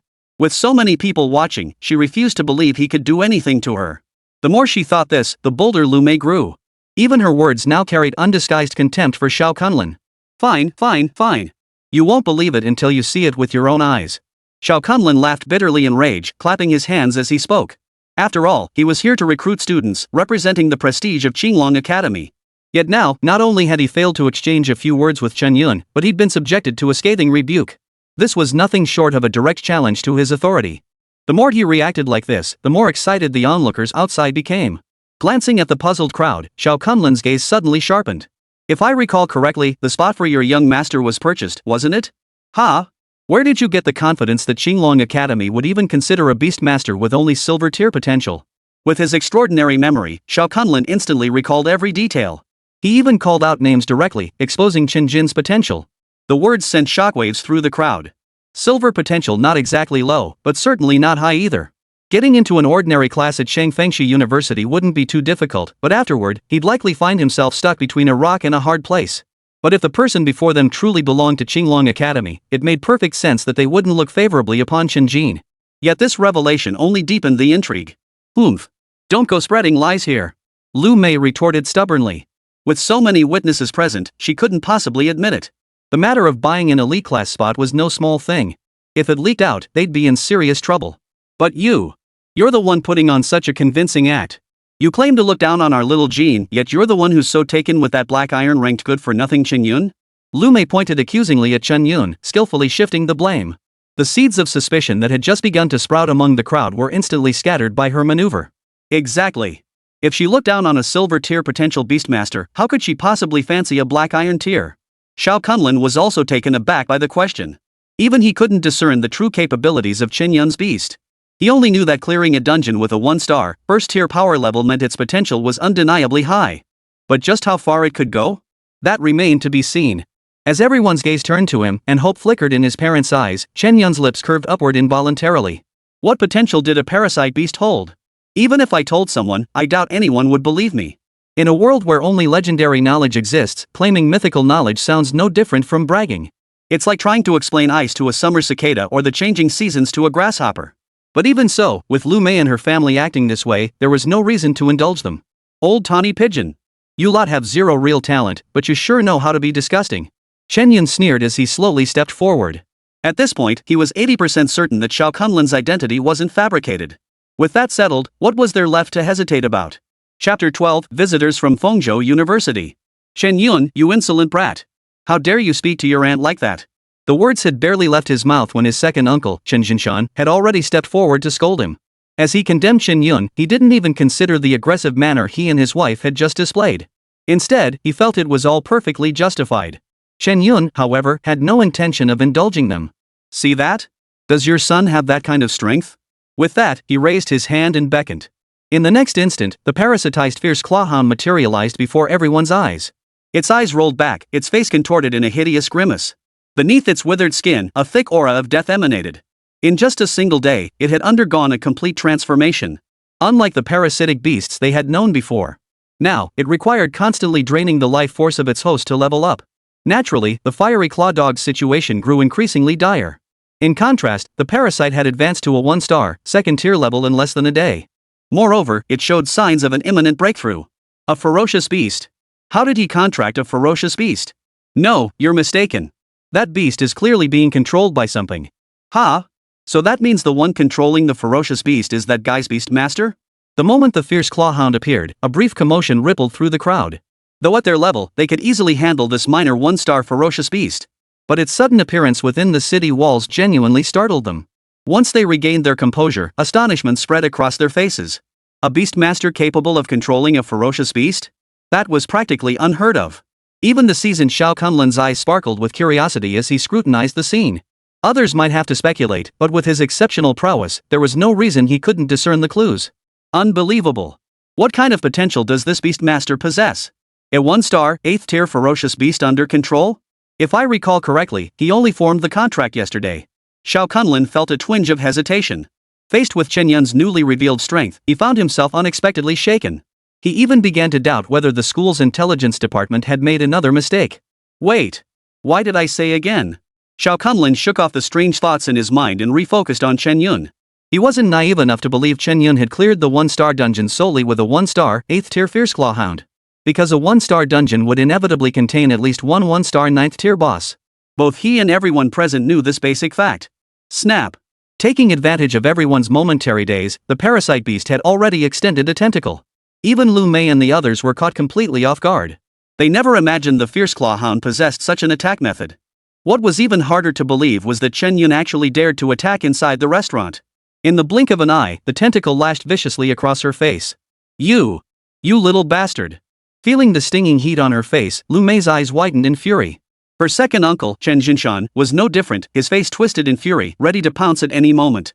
Though they were merely insignificant branches of the Chun family, holding the lowly rank of 2-star beast masters. But now, they'd been ambushed by a mere novice 1-star beast master? How could they possibly save face? Second sister-in-law. That's going too far. Hearing Lu Mei's insulting words, Qin Jinting stepped forward, shielding Chen Yun firmly behind him. His brows furrowed slightly as he spoke in a deep voice. Though it lasted only an instant, he could sense Chen Yun's approximate strength. It was decent, but facing a 2-star beastmaster was still too much to ask. Chen Jinting, if you know what's good for you, make that little bastard step forward. Otherwise, don't blame us for being ruthless. Lu Mei clutched her swollen cheek, her eyes burning with venom. Her hatred seemed almost tangible, piercing Chen Yun like a dagger. This only hardened Chen Jinting's resolve. Lu Mei, don't push your luck. I may no longer be part of the Chun family, but that doesn't mean I'm any less than you. This time, he didn't even bother with polite words.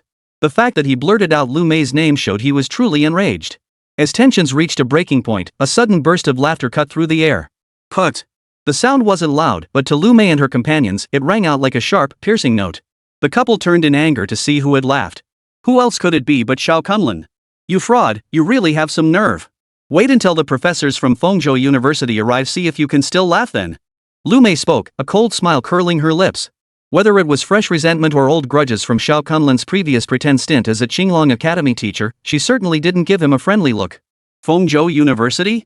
Xiao Kunlun chuckled at the mention. What a coincidence. I'm curious to see which mediocre talent is still pulling these stupid stunts of buying admission spots. As a teacher from Qinglong Academy, he'd been repeatedly looked down upon during this visit. He was also eager to find out who had corrupted the atmosphere at the Beastmaster Academy into its current state. The onlookers, eager for a spectacle, craned their necks, desperate to see how this would unfold. On one side were imposters claiming affiliation with the 4 great academies, on the other, the scandal of buying admission spots. Neither side looked like they were up to anything good. But to them, who cared? As long as there was a show to watch. You, don't make such outrageous accusations. Feeling the stares of the crowd, Lu Mei, no matter how skilled she was at twisting the truth, now showed panic in her eyes. She thought this to herself, but her mouth wouldn't betray it. Just wait until your Qinglong Academy impersonation is exposed, then you'll see how wrong you were. Saying this, she seemed to have found an outlet for her frustration. As long as she shielded the other party completely, she herself would be absolutely safe. Unfortunately, Xiao Kunlun wasn't buying her act. Instead, he turned and walked over to Chen Yun. In full view of everyone, he pulled out a gold-embossed handbook. Mr. Chen Yun, would you be interested in joining our Qinglong Academy? His expression remained calm, as if Lu Mei's words had never crossed his mind.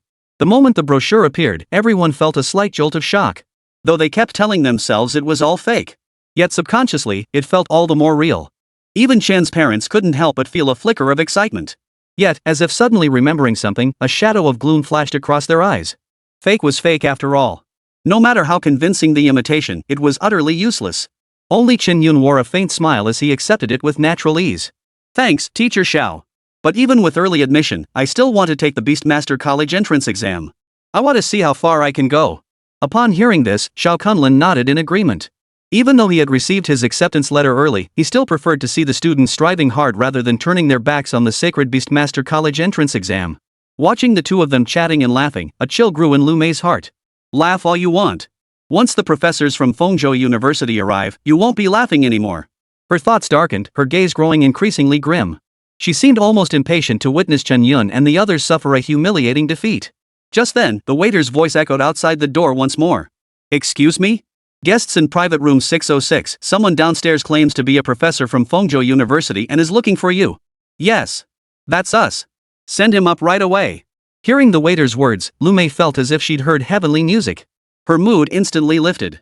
She impatiently urged the waiter, wishing she could personally carry the man up on a palanquin. Chapter 13, Star Teacher, Yu Jinrong. Upon hearing the visitor was from Fengzhou University, Lu Mei became suddenly excited. Facing Xiao Kunlun, a 5-star beast tamer, she had previously dared not act recklessly. His strength spoke for itself. But now the situation was different. A professor from Fengzhou University was waiting downstairs. Even if things went wrong, there would be someone to back her up. Instantly, Lu Mei shed all restraint, her expression growing increasingly brazen. You're finished. Our Fengzhou University professors have arrived. You'll be in for a world of trouble.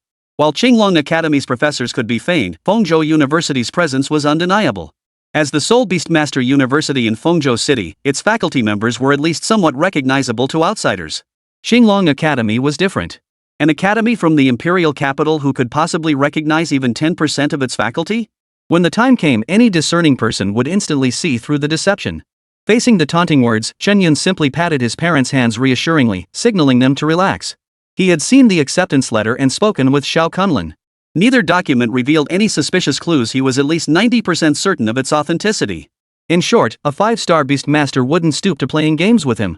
As for Lu Mei, she seemed utterly absorbed in her own performance art. Her words dripped with contempt. Here they come. As the words fell, the crowd automatically parted to make way. In an instant, murmurs of speculation filled the air. Before the person even reached the private room door, and without catching a glimpse of them, the crowd had already grasped the gist. Whoa! It's actually him? It's actually Professor Yu from Fengzhou University. Who would have thought he'd come? Holy crap! It really is Yu Jinrong. Wait, isn't that chubby kid a silver beast master? What on earth qualifies him? The whispers grew louder, and Lu Mei felt a surge of satisfaction. This time, it was indeed a faculty member from the academy. There was no escaping it now.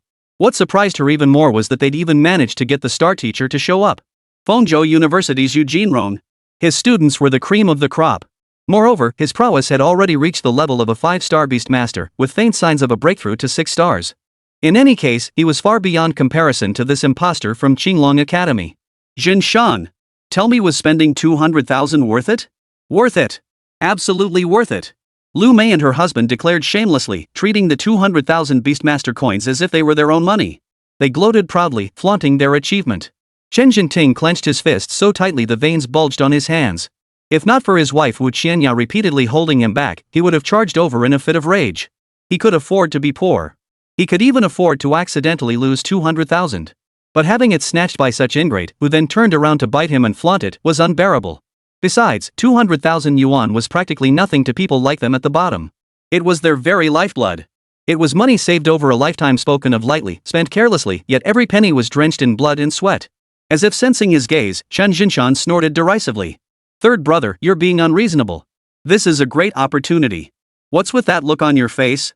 The words, bordering on insult, spilled out without a shred of restraint. It seemed that unless misfortune struck them personally, they couldn't care less. You. Chen Jinting's face flushed with anger. His trembling finger pointed at Chen Jinshan, but he was too furious to speak. He never imagined that in the face of profit, brotherly affection could be so cold and thin as water. Chen Yun narrowed his eyes at the scene. Just as he was about to say something more, a voice suddenly rang out from the crowd. Hey! What's all this commotion? Quite the lively scene. Chen Yun followed the sound and saw 2 figures, surrounded by a crowd, approaching the door of the private room. Leading the way was a middle-aged man whose only visible sign of age was his snow-white hair and beard. His eyes sparkled with vitality, and his complexion was as smooth as a baby's.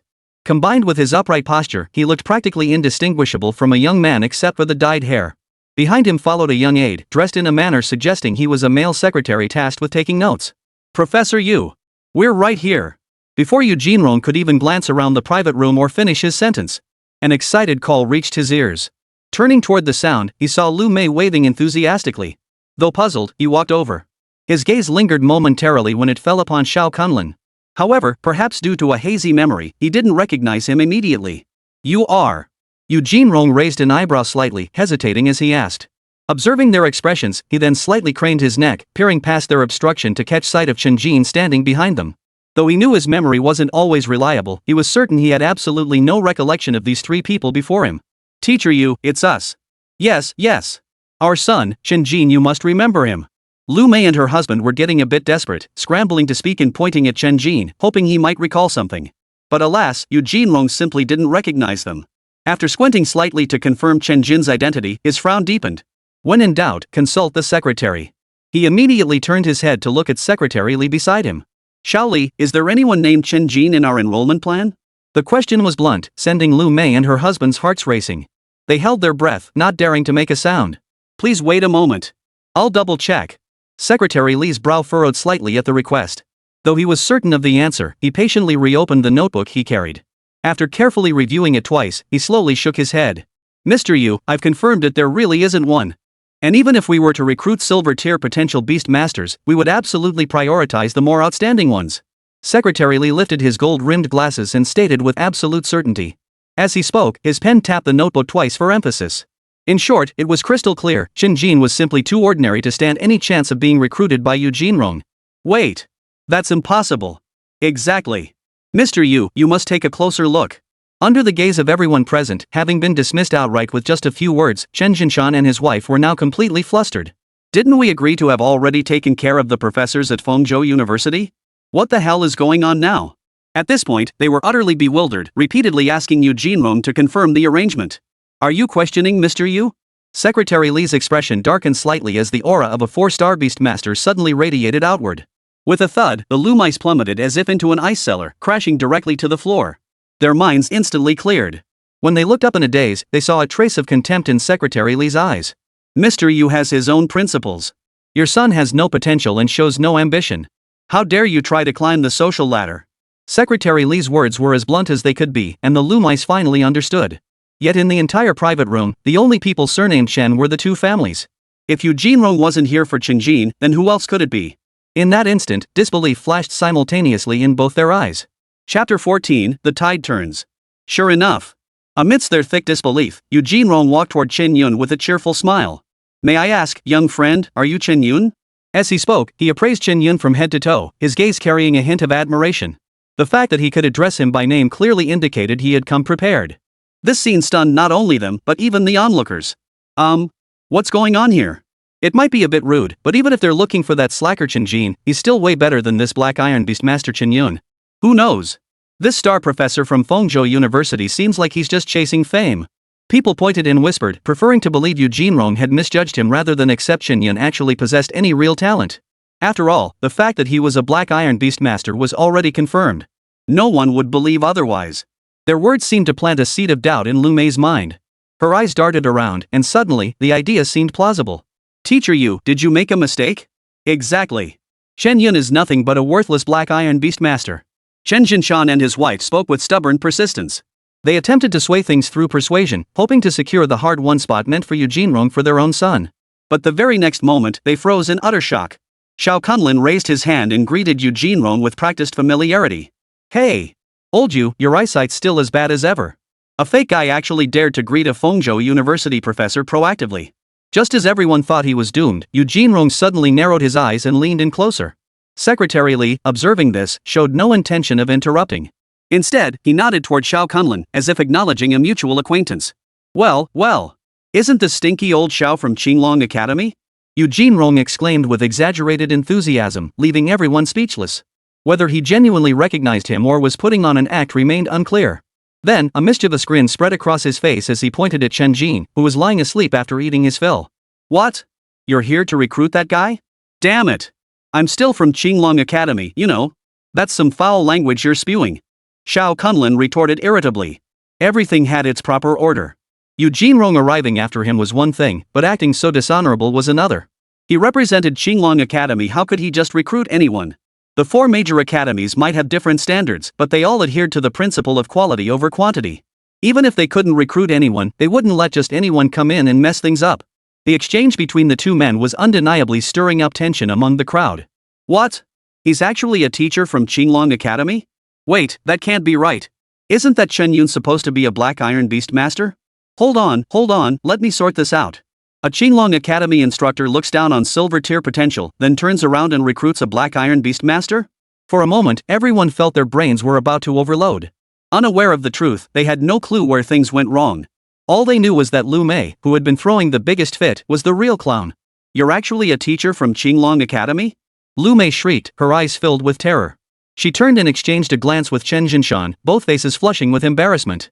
They hadn't expected the boomerang to come back so quickly. Facing their expressions, Xiao Kunlun snorted coldly. Oomph. Why aren't you two shouting now? And? Xiao Kunlun turned his gaze toward Yu Jinrong. His voice was cold as he spoke to the puzzled look on the other man's face. Old you. I never imagined you'd be the one behind buying the spots. You've truly disappointed me. Hearing this, Yu Jinrong was stunned.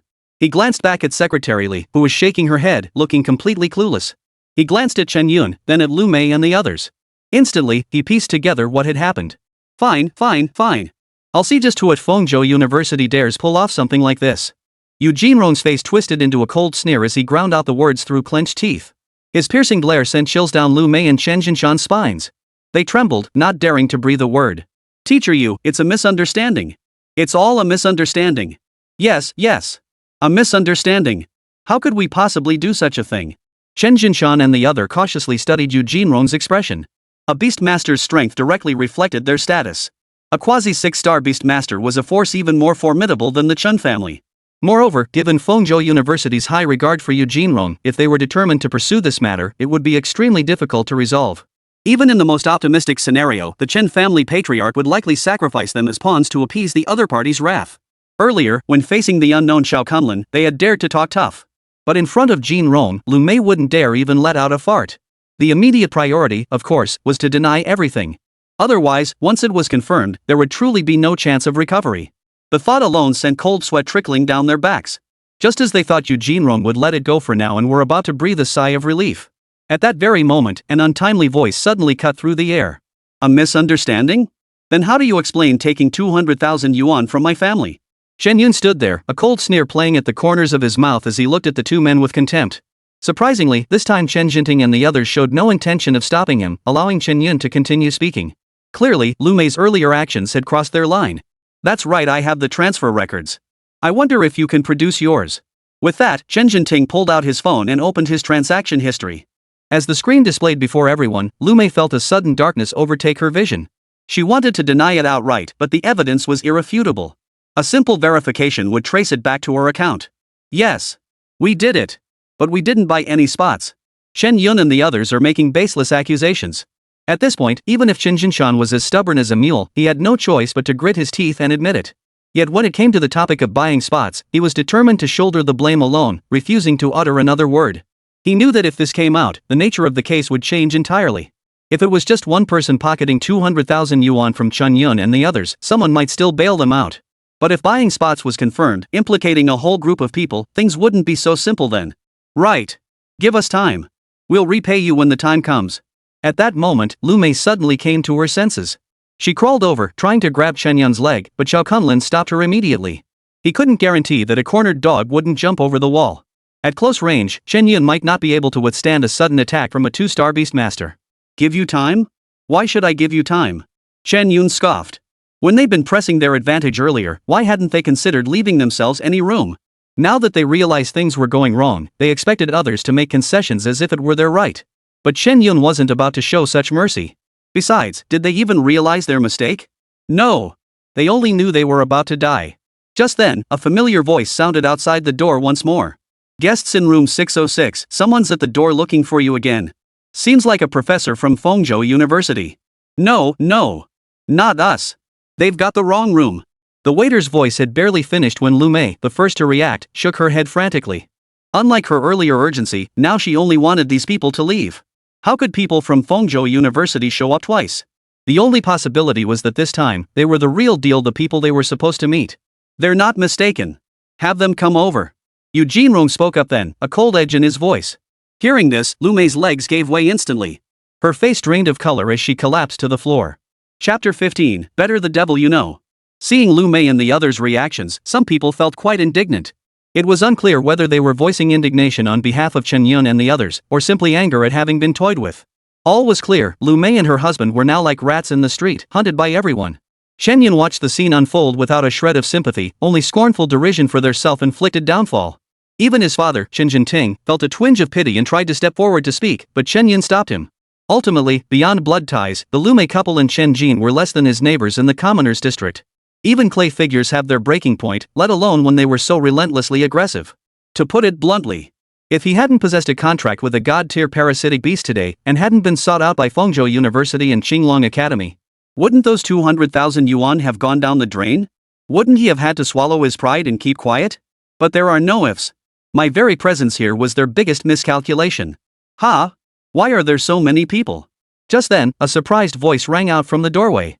A man in his 30s, rubbing his hands as he pushed through the crowd, had a sharp, monkey-like face that gave him the air of a performing monkey. Upon spotting Lu Yan and her husband, he froze abruptly. His dazed expression clearly signaled something was amiss. Then, as if remembering something, he spun around and tried to flee outside. But the onlookers were unusually eager to help. For reasons unknown, they grabbed his arms and shoved him right into the private room. Clatter! Clatter! Clatter! Thud! Huang Yuan had no time to react before being shoved backward repeatedly. He finally stumbled and fell flat on his backside. Ouch! My butt! It feels like it's split into 4 pieces. Huang Yuan cried out in pain, rubbing his rear fiercely. Suddenly, as if struck by a thought, he jolted upright. His body stiffened as he turned his head stiffly. As his gaze shifted, he finally saw a figure that sent a chill down his spine. Teacher Yu. Huang Yuan forced out the words, his entire head feeling numb. As fellow faculty members at Fengzhou University, the gap between them in both rank and status was as vast as heaven and earth. His elite class was strong? How did it compare to the special recruitment class that produced talent year after year? Was his status as a 4-star beast master truly impressive? How did that compare to a quasi-6-star beast master? At this moment, Huang Yuan dared not even entertain such thoughts. The gap between them was far beyond what their barely maintained relationship could bridge. Good afternoon, Teacher Huang. Eugene Rong said with a forced smile. It's just past lunchtime, care to grab another bite? But who's treating? The greeting seemed polite, but it was laced with hidden danger. Huang Yuan felt cold sweat trickle down his back at those words. As the person involved, he couldn't fail to grasp the meaning behind Eugene Rong's words. Moreover, judging by Lu Yan and Chen Jinshan's expressions, they'd clearly been caught red-handed. Damn it! Better the devil you know than the devil you don't. Huang Yuan gritted his teeth fiercely, acting decisively. Without hesitation, he stood up and declared with righteous indignation. Reporting to Teacher Yu. Chen Jinshan and his wife are attempting to purchase an elite class spot from me. With his first words, he betrayed Lu Mei and the others. His swift action left Chen Yun and the others speechless. Lu Mei froze completely, her mind overloaded and crashing. Even she hadn't anticipated this turn of events.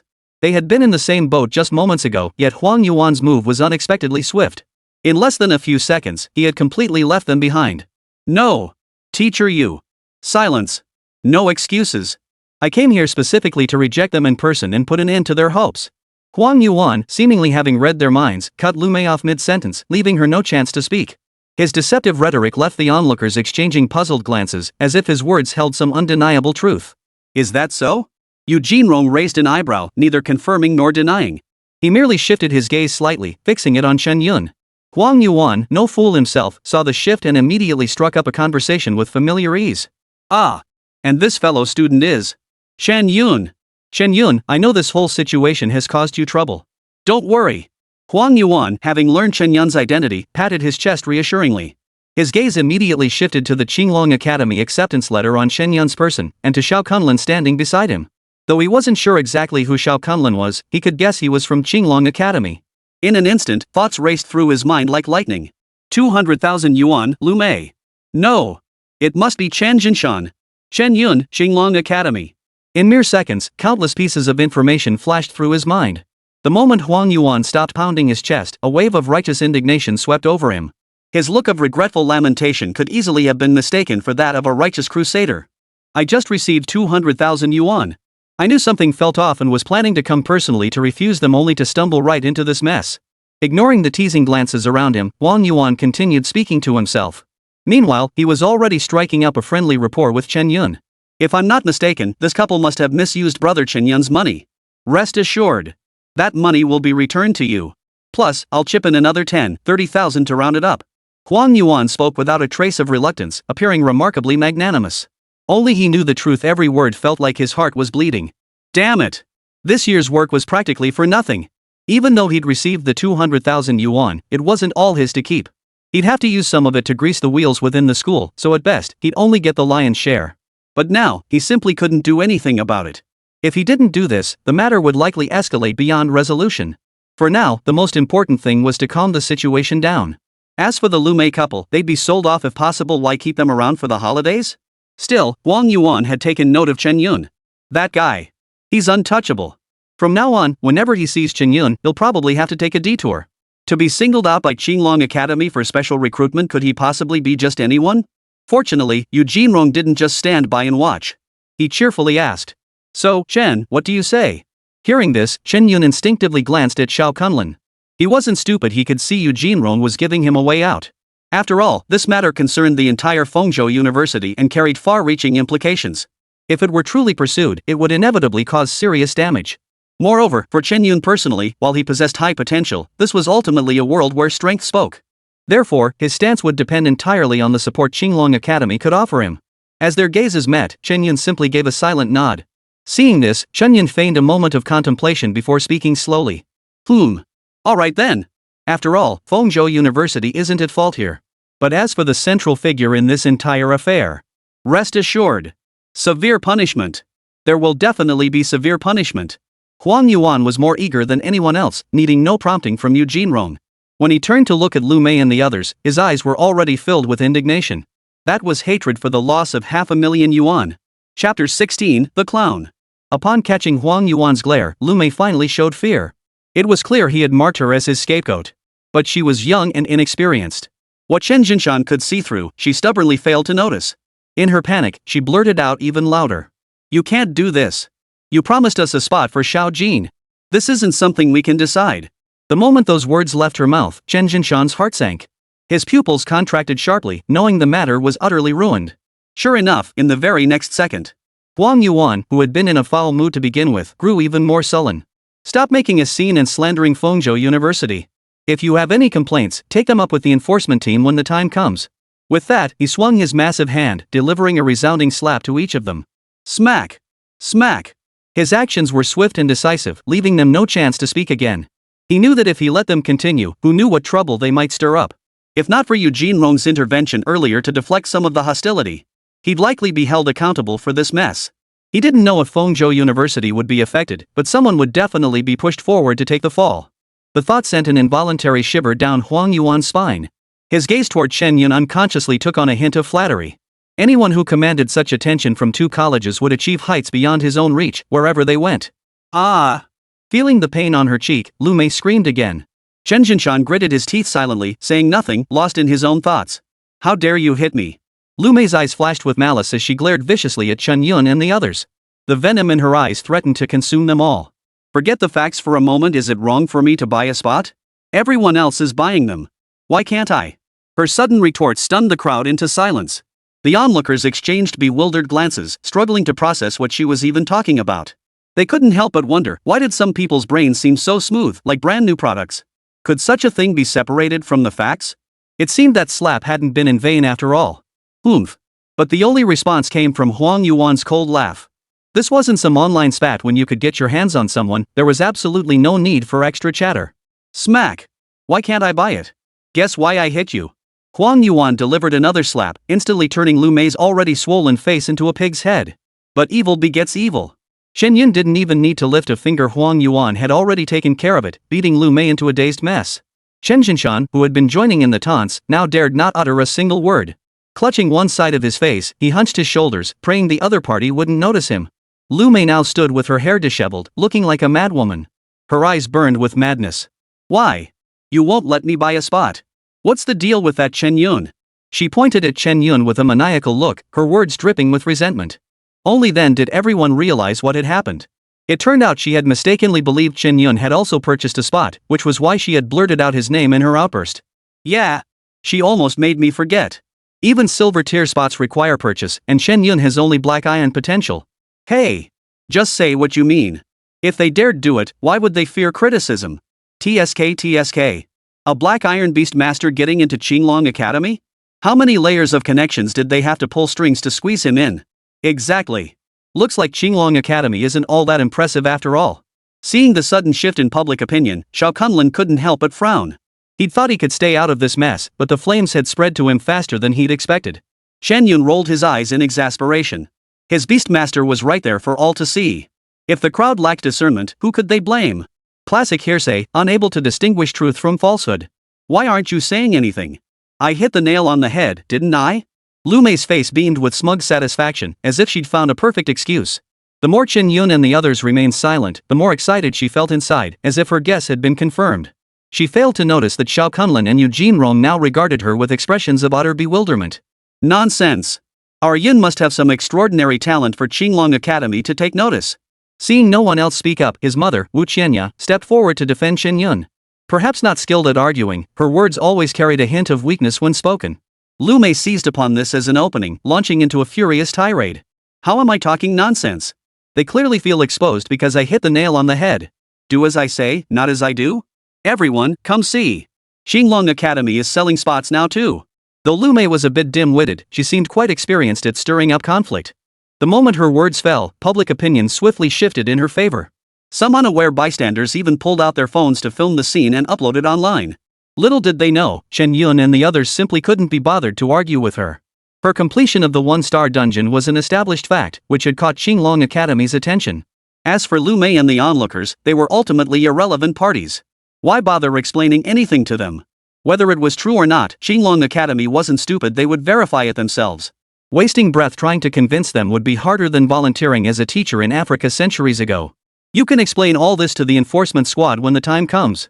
Xiao Kunlun sneered coldly and bound the two men. Chen Jin, who was snoring away on the side, was no exception. I refuse to accept this. What gives you the right? I'll sue you. This is abuse of power for personal gain. Even at the final moment when Chen Jinshan had already given up struggling, Lu Mei continued to rant incessantly. As if she hoped such defiance might grant her a chance. Whether he had long seen through her intentions or harbored other motives, Xiao Kunlun suddenly snorted with derision. You want to sue us? Go ahead.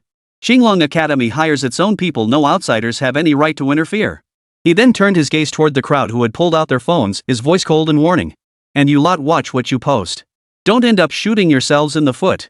In 6 days, the Beastmaster College entrance exam will reveal the truth. Don't end up looking like fools then. The mockery in his words ignited the crowd. Those who had already secretly posted online to gain views now bristled like cats with their tails stepped on. Even facing a 5-star Beastmaster from Qinglong Academy, their tongues were sharp as ever. Just because your Qinglong Academy has talent doesn't mean every teacher is equally skilled. They dare recruit a Beastmaster with black iron potential? Who'd believe there's no corruption involved? A young man with spiky yellow hair retorted angrily from the crowd. At that age, when they defied everything, they were naturally more susceptible to being stirred up. Zhang Mingho, convinced he held the upper hand, felt supremely smug. With a casual flick, he ruffled the blonde hair above his head. I can't stand people like you abusing your power to run amok everywhere. If you're going to pull strings, just admit it. Why embarrass yourselves by taking the Beastmaster entrance exam? What nerve! He shot Chen Yun a fierce glare. As if he had seen through everything, delivering the most direct condemnation. Listening to the others' clownish rant, Chen Yun suddenly smiled. Chapter 17, Free 2-star Bone-breaking grass? Me, making a fool of myself at the Beastmaster College entrance exam? Chen Yun shook his head, finding it all rather amusing. Some people just love to judge everything based on their own limited understanding. And there were actually people who believed Lu Mei's nonsense, convinced that parasite beasts only possessed black iron potential. They thought their own judgment surpassed that of the 4 major academies. But even if that were true, given his current strength, he wouldn't be eliminated in the first round. So where was the shame in that? Besides, embarrassing? Embarrassing who? Securing an admission letter from Qinglong Academy is equivalent to qualifying for the Beastmaster College entrance exam. Even if he were to withdraw from Fengzhou No. 3 High School now, it wouldn't stop him from taking the exam. Of course. Zhang Mingho was merely tagging along for the spectacle. Faced with Chen Yun's sharp retort, he suddenly felt a pang of unease. Though he didn't fully grasp the truth, he couldn't afford to lose his composure. Yet he remained utterly oblivious to how laughable his own words sounded. Even if it was embarrassing, it was between Qinglong Academy and Chen Yun. No one else had said a word, yet here he was, lured out by Lu Mei's 2 sentences to mock them. You don't seriously think getting a letter from Qinglong Academy means you're actually cut out for it, do you? People like you are a dime a dozen. In the end, you'll just fade into the crowd. Zhang Mingho stuck out his neck defiantly, his mouth as stubborn as if it had been dipped in boiling water. His words, however, resonated with the others. Now that you mention it, I remember him. Isn't he that fool from Fengzhou No. 3 High School who chose a black iron grade beast? Oh. Seems like it. Heard he aced the theory exams. That explains it. Theory classes, huh? Looks like Qinglong Academy is eyeing his future research potential and trying to recruit him early. The group chattered away, already piecing together the entire story in their minds for Chen Yun. Only, the reality was quite different. You actually got a perfect score on the theory exam? As if to dispel Chen Yun's doubts or perhaps genuinely curious, Xiao Kunlin quietly asked. You guys didn't know? Chen Yun's lips twitched. He had assumed Qinglong Academy would have thoroughly investigated everything about him before arriving. It seemed they truly specialized in specific tasks. Those targeting his dungeon clear wouldn't waste time investigating his theoretical coursework.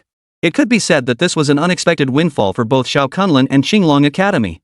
In a world where beast tamers reigned supreme, personal strength was paramount.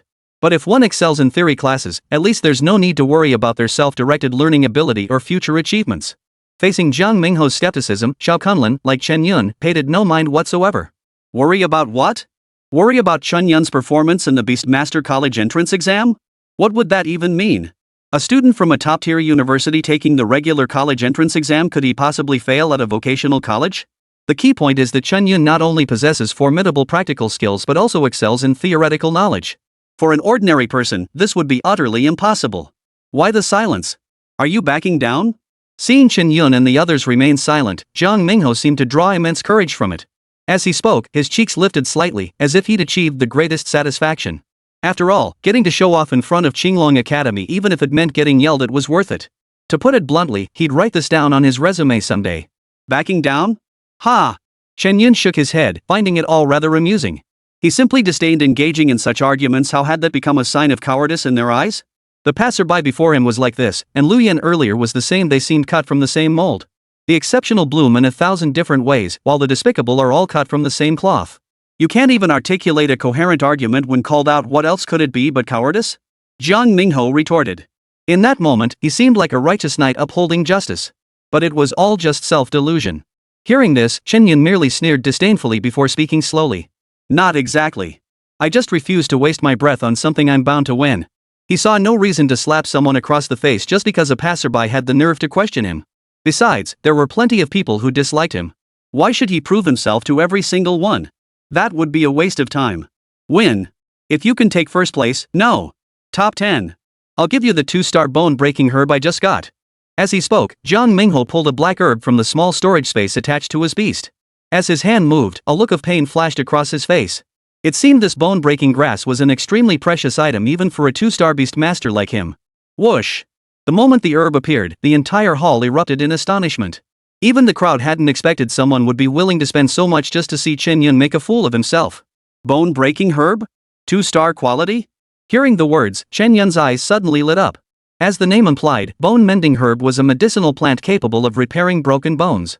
With just a 2-star bone-mending herb, any 2-star beastmaster or their beast, suffering non-fatal injuries, could recover rapidly within minutes.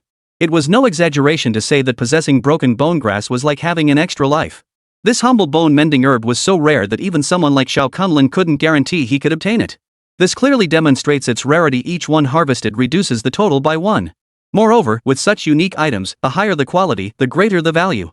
Even a mere 2-star broken bone herb, despite its limited utility, commands a sky-high price of nearly $1 million.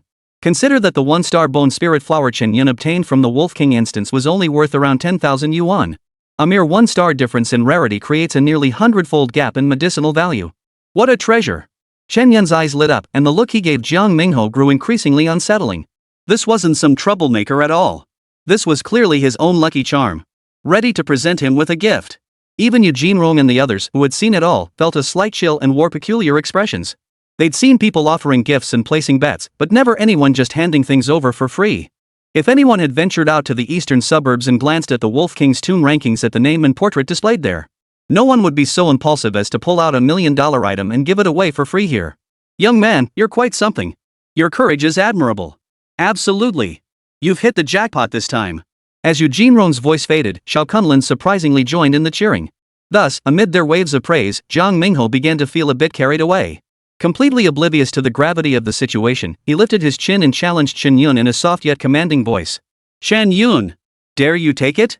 If you lose, hand over your Qinglong Academy acceptance letter. Jiang Mingho was almost impatient, as if afraid of being refused. At this moment, he finally laid his cards on the table, revealing his true intentions. It was none other than the Qinglong Academy acceptance letter. Though the process wasn't official, as long as both Chen Yun and Xiao Kunlin agreed, there wouldn't be a single problem. Not to mention, so many people were there to vouch for him.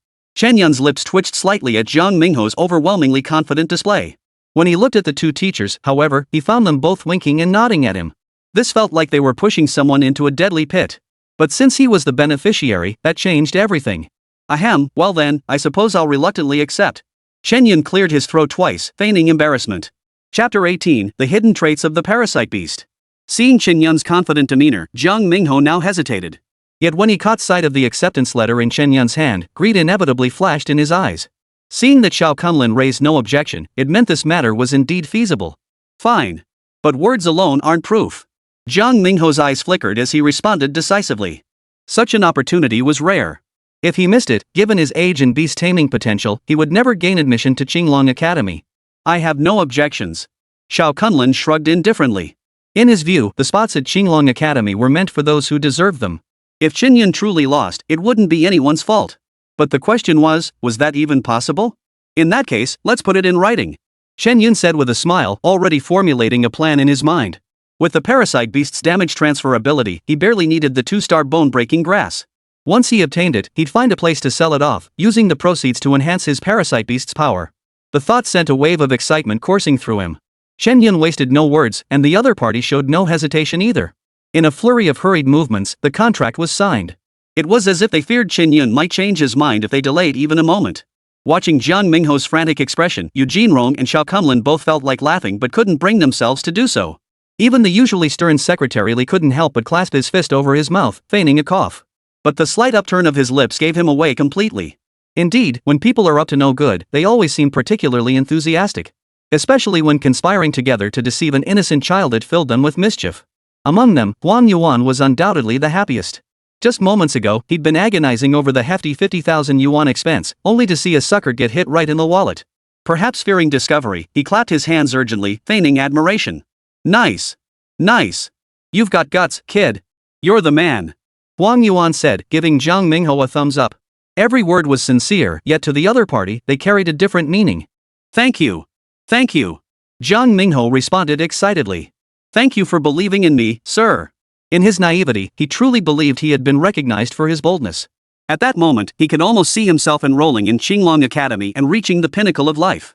Little did he know, Huang Yuan was merely complimenting his potential to be a sucker. The guy was genuinely loaded, and when he gave away good stuff, he really meant it. Chen Yun, get that Qinglong Academy acceptance letter ready for me. Just as he was lost in thought, Jiang Mingho suddenly sneered at Chen Yun. With that, he turned and walked away, as if victory were already assured, completely oblivious to the mocking expressions around him. Before long, members of the disciplinary squad arrived on the scene. Learning that two influential teachers were present, they were slightly startled. When they looked at Lu Mei, pity welled up in their hearts. Who did she have to provoke? 2 entire academies at once. This is going to be tough. The squad leader shook his head sympathetically. Even with the Chen family's resources, getting her out would require a hefty price. But clans' conflicts always revolve around interests. At the very least, they had to demonstrate their worth. But clearly, the squad leader indicated he saw none of that. Before long, Lu Mei and her husband were escorted onto the law enforcement vehicle under the watchful eyes of the crowd. Chen Jin, aided by the combined strength of the beast tamers, was also carried aboard. At the very least, they wouldn't be able to make it to the college entrance exams. Standing at the entrance of the restaurant, watching everyone depart, Chen's mother, Wu Qianya, felt a bit dazed, as if waking from a dream. Xiao Yun. Was that really Qinglong Academy just now? Even after recognizing Eugene Rong from Fengzhou University, she still found it hard to believe Xiao Kunlin's identity.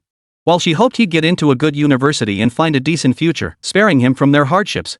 But given the current circumstances, she couldn't help but doubt. A Black Iron ranked beast tamer? What qualifications did he have to get in? Even getting into Fengzhou University would be a tall order. Moreover, Qinglong Academy didn't recruit art students, everything came down to raw power. Therefore, she'd rather believe this was a scheme orchestrated by Chen Yun than accept that he gained admission through genuine merit. Mom, what's so strange about that? Probably because I cleared the Wolf King's tomb, and word got back to the capital. Chen Yun waved his hand helplessly, thinking his mother was overreacting. But the moment those words left his mouth, their credibility plummeted to rock bottom. A beast master who had just contracted a beast clearing a 1-star dungeon. No matter how you looked at it, it seemed rather unrealistic. Alright, stop teasing your mom. But getting admitted to Qinglong Academy on a special exception for humanities isn't half bad. Wu Qianya forced a smile. If possible, she still hoped Chen Yun would make a breakthrough in his beastmaster abilities. No matter how formidable others may be, they ultimately represent not one's own strength, and there is always the risk of being replaced. As an elder, she must think more long-term. Mom! It's true. Look at my beast, Chen Yun said, beckoning to the parasite beast. Instantly, a tentacle extended toward him, and the parasite beast's data appeared. Chen's parents leaned in curiously, but quickly looked puzzled. Yun, why does your beast have unknown potential? Chen Jinting frowned deeply as he spoke. Hearing this, Chen Yun froze for a moment. His gaze returned to the parasite beast's datasheet, yet nothing had changed. Potential, mythical. The bold text remained unchanged. Strange? Could it be that only I can see it? Chen Yun stroked his chin, a look of puzzlement crossing his face. If that were the case, it would actually save him a lot of trouble.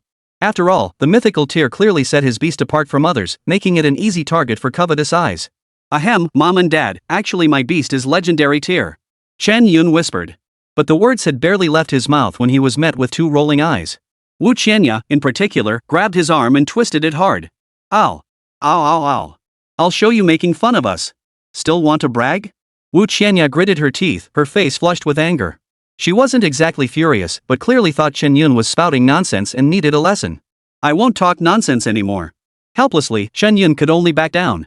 This was someone even his father had to bow down to. How could he possibly stand up to him? Chen Yun felt bitter inside, but he had no one to confide in.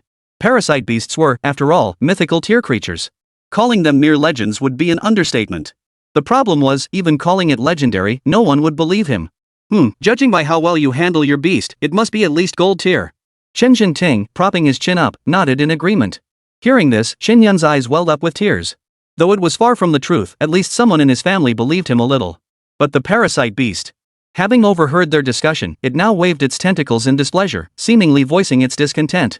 Chen Yun could only silently console the parasite beast. After all, he felt wronged by the situation too. So Dad, now that I have my acceptance letter, you don't need to worry about the college entrance exam quota anymore. How about it? I can go to Fengzhou No. 3 high school right now and withdraw my enrollment. Seeing his parents seemed in a relatively good mood, Chen Yun seized the moment to tentatively ask. If he waited any longer, once word got out, withdrawing would be nearly impossible. His withdrawal from Fengzhou No. 3 high school had required approval from the entire school administration. Now that he had no fondness for them whatsoever, he wasn't about to let them profit if he could avoid it. Chapter 19, Withdrawal and Confronting the Homeroom Teacher. Fengzhou No. 3 High School, Homeroom Teacher's Office. Since yesterday's senior contract ceremony, several rare gold-level talents had emerged. Homeroom teacher Zhao Hongchuan was riding high, fantasizing about going head-to-head with first and second high schools. Chen Yun. This whole expulsion business, it truly wasn't my wish. He feigned embarrassment, speaking with feigned sincerity. He flicked ash from his cigarette, his disdain unmasked. Zhao Hongchuan, I'm withdrawing my enrollment. You continue being your outstanding teacher. No need for formalities. Chen Yun waved his hand, cutting him off abruptly. The verbal attack Zhao Hongchuan had hurled at his parents earlier had already eroded the last shred of goodwill he felt toward him, leaving him fully aware of the true nature of the man standing before him. Frankly, if it weren't for the mandatory withdrawal procedures, he wouldn't have wanted to see the man again. Exchanging another word felt like disrespecting his own life. Well then, I won't beat around the bush either. Zhao Hongchuan took a deep drag, exhaling a puff of white smoke. It's regrettable, but after careful deliberation by the school, we've decided to expel you. After all, a beastmaster with black iron potential serves no practical purpose beyond dragging down our graduation rate. I'll admit your theoretical coursework is solid, but I can tell you with complete confidence that outside of third high, no one will care. After speaking, Zhao Hongchuan tapped his fingers lightly on the desk, his gaze fixed intently on Chen Yun. His eyebrows lifted slightly, as if awaiting Chen Yun's response. However, Chen Yun wasn't falling for this tactic. Oh. So what? Go ahead and expel me. The casual remark seemed to be testing Zhao Hongchuan's limits. Instantly, his brow furrowed, and he slammed his hand on the table. Chen Yun, I'll be blunt with you. You have only two paths before you now. First, get expelled, crawl home with your tail between your legs, and spend the rest of your life sweeping streets. Second, take the exam for my nephew. If the results are good, you'll get a nice little bonus of 50,000 yuan. Zhao Hongchuan seemed utterly confident in Chen Yun's predicament, a cold smile curling his lips as he spoke. In his eyes, Chen Yun was merely a desperate student. Even if he possessed extraordinary talent in the humanities, it couldn't withstand the crushing blows of reality. In this world, beastmaster prowess was paramount. Liberal arts achievements were merely icing on the cake. But if his nephew, who had contracted a gold-grade beast, also excelled in the humanities, he would undoubtedly gain more respect. 50,000 yuan, while not a huge sum, it wasn't insignificant either. Because he had no intention of giving it in the first place. Zhao Hongchuan knew full well that desperate students clutching at straws were the easiest to deceive. Yet this time, he had miscalculated. Zhao Hongchuan, have you got dementia or Parkinson's? I asked you to handle a withdrawal, and you're spouting all this nonsense? Blabbering on and on, trying to make yourself sound clever? Chen Yun wasn't buying his act, nor would he tolerate his threats. Insulting his parents was already intolerable, but now the man was scheming right in front of him, thinking he was easy to fool. Since the man failed to uphold the dignity expected of an educator, Chen Yun saw no reason to treat him as a teacher. Respect was mutual, but clearly, the other didn't need it. Zhao Hongchuan's fingers trembled with rage. You're sharp-tongued. Don't come crying to me begging for mercy when you get expelled later. Zhao Hongchuan narrowed his eyes, his threat dripping with venom. Even though Chen Yun's stance was now crystal clear, he still believed he could manipulate the situation. He deliberately slowed his movements, as if he wanted to witness Chen Yun's regret. Unfortunately, even as he pulled out the documents and placed the official seal on the desk, Chen Yun remained unmoved.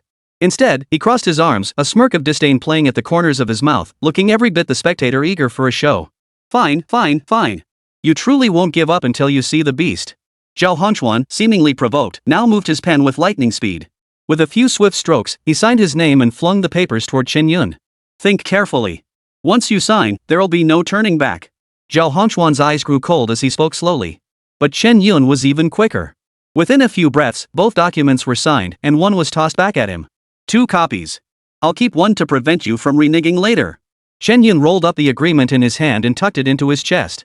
Seeing this, Zhao Hongchuan's face darkened, looking worse than a rag after a deep clean. What do you mean by that? Didn't I say it? I'm afraid you'll keep pestering me. Who knows how shameless you lot can be? Facing Zhao Hongchuan's accusatory tone, Chen Yun showed no sign of backing down. After all, they'd already sunk this low. They certainly weren't afraid of what others might say. What if they actually performed well on the Beastmaster College entrance exam? Who knows if this bunch wouldn't come crawling back, bragging about being students of Fengzhou No. 3 High School. But unfortunately, after signing the Beastmaster contract, he hadn't received any cultivation resources from the school. The advancement of his parasite beast's rank relied solely on his solitary forays into dungeons and the generosity of Huang Yuan, Fengzhou University's money spinner. It could be said that Fengzhou No. 3 Middle School had absolutely nothing to do with it. Fine. I'll be damned if I don't see what you, a worthless piece of trash with black ion potential, can possibly accomplish. With the mask torn off, Zhao Hongchuan saw no point in pretending anymore. His words were laced with contempt, dripping with disdain. He saw no possibility of misjudgment. A black iron beast master was destined for mediocrity. Chen Yun was more than happy to oblige. Suddenly, he let out a sinister chuckle. Oh, right. Your nephew is Zhao Dizhu from our class, isn't he? What? Having second thoughts? Too late now. Upon hearing this, Zhao Hongchuan assumed Chen Yun had suddenly backed down and was now trying to curry favor with him. Instantly, he resumed his haughty demeanor, his eyes brimming with even more contempt. Little did he expect that Chen Yun's next words would make his face darken once more. His face flushed crimson, teetering on the brink of rage. Chen Yun spoke slowly and deliberately. Regret? Regret my ass. I just want to get to the Beastmaster College entrance exam already. And don't let me run into Zhao Dizhu then. If I don't beat the out of him, he's clean as a whistle. With that, Chen Yun stormed out without looking back. After all, the office was still Zhao Hongchuan's turf. Outside, under the watchful eyes of others, the other party wouldn't dare to do anything out of line. Especially now that he held the Qinglong Academy acceptance letter. Even if something unexpected happened, someone would protect him. But Chen Yun wasn't about to give the other guy any chance. He leaped off the third-floor corridor. Thud. He landed, a tingling sensation shooting through his feet. Thanks to the pain-transferring effect of his beast taming ability, he didn't even feel the hurt. After securing the withdrawal agreement, Chen Yun's excitement knew no bounds, especially since he'd managed to give Zhao Hongchuan a taste of his own medicine. Chen Yun! Suddenly, an enraged roar erupted from behind him. Clearly, the other party was furious over this exchange. Unfortunately for him, Chen Yun had already fled Fengzhou No. 3 Middle School. Clutching the compensation money Huang Yuan had given him, he headed straight for Fengzhou City's largest merchant guild. Chapter 20, Looking Down on People. Downtown Fengzhou City. The city's only 2 major merchant guilds were both located here, offering every conceivable service. Pengcheng Merchants Guild and Liyue Merchants Guild. They say competitors are natural enemies, yet these 2 guilds operated right across from each other, both thriving in business. This speaks to their immense depth of resources, capable of withstanding such competition. This arrangement, however, perfectly suits the residents of Fengzhou City. At the very least, it meant they could enjoy some price advantages. Chen Yun's visit this time was specifically aimed at leveling up his parasitic beast. After all, he had accumulated a considerable amount of Beastmaster coins. Not spending them would be like squatting on a toilet without relieving oneself, utterly useless. The method for leveling up parasite beasts differed from other beasts. Theoretically, they could grow indefinitely as long as they had sufficient flesh and blood. That said, the necessary time investment remains unavoidable. It wasn't as simple as absorbing a random 2-star beast and watching its level skyrocket. Chen Yun slowly withdrew his gaze from the ornate plaque above, intricately carved with dragons and phoenixes. A steady stream of people flowed in and out, each selecting items to their liking. Truly befitting the Pengcheng Merchants Guild, this scale is beyond comparison with those smaller guilds. Chen Yun nodded in agreement. He lifted his feet lightly and ascended the steps. Surveying the meticulously arranged goods inside, Chen Yun felt as though he had entered a grand garden. In the past, he'd always picked and chose from the market stalls, even for food. He had never been to a place like this before. It wasn't like a supermarket, it felt more like a jewelry store. Everything was displayed in glass cases, whether to deter theft or simply for aesthetic appeal, he couldn't say. But none of that mattered to him. This time, his objective was crystal clear. His current beast, a 1-star 8th-tier fierce claw dog, was nearing the end of its lifespan. It was time to find a suitable replacement. Otherwise, without a new host, the parasite beast would fall behind in leveling up. With the college entrance exams approaching, every day was precious. Chen Yun didn't want to waste any time, he had to find a suitable one as soon as possible. Clearly, continuing to hunt 1-star beasts might not suffice. A 1-star, 8th-tier fierce claw dog would only elevate the parasite beast to 1-star, 3rd tier, still a considerable distance from 4th tier. Let's head straight to the 2-star beast area. Chen Yun muttered to himself. This was precisely why he had chosen to come to the Pengcheng Trading Guild. Generally, beasts exceeding 1-star were no longer considered ordinary. They couldn't be bought and sold freely on the market. Simply put, with the chaotic mix of people and goods in the marketplace, accidentally releasing one would inevitably cause chaos. For safety's sake, only powerful guilds like this one could obtain the necessary trading licenses. Just as Chen Yun lifted his foot to head toward the 2-star fiend beast sales area, an untimely voice suddenly rang out. "Youngster, that's where they sell 2-star ferocious beasts." Hearing this, Chen Yun's brows furrowed slightly. Scanning his surroundings, he realized there was no one else present besides the sales attendant. It seemed the person was addressing him directly. "Yeah, I know." Chen Yun nodded and then ignored the matter. He figured it was just a routine reminder from the guild. After all, while a 2-star ferocious beast wasn't exceptionally powerful, it could still be deadly to a 1-star beast tamer. The slightest carelessness, or some curious child reaching into the cage, could lead to trouble. If any accidents occurred, the guild would inevitably face trouble. Chen Yun understood the salesperson's actions and continued walking deeper inside. However, barely 2 steps later, a sharp reprimand rang out. "I told you not to go in. Are you deaf?" The angry voice came from behind him, tinged with a hint of contempt. At that moment, Chen Yun finally realized the other person wasn't warning him at all. On the contrary, it seemed the person actually wanted to drive him away. "I want to buy a beast. I'm just looking. Is there a problem?" Chen Yun asked politely, though his slightly furrowed brow made it clear his mood wasn't exactly pleasant either. However, the other party seemed utterly indifferent to his thoughts. The female sales clerk flicked her long, manicured nails and spoke in a sarcastic tone. "You? Have you even grown a full beard yet? While the beasts aren't exactly expensive, even a 2-star one starts at 50 grand. As she spoke, Jiahousen gave him a thorough once-over. Noticing her gaze, Chen Yun finally looked down at his own clothes. White canvas sneakers, faded jeans, and a white shirt. From head to toe, he embodied simplicity to the extreme.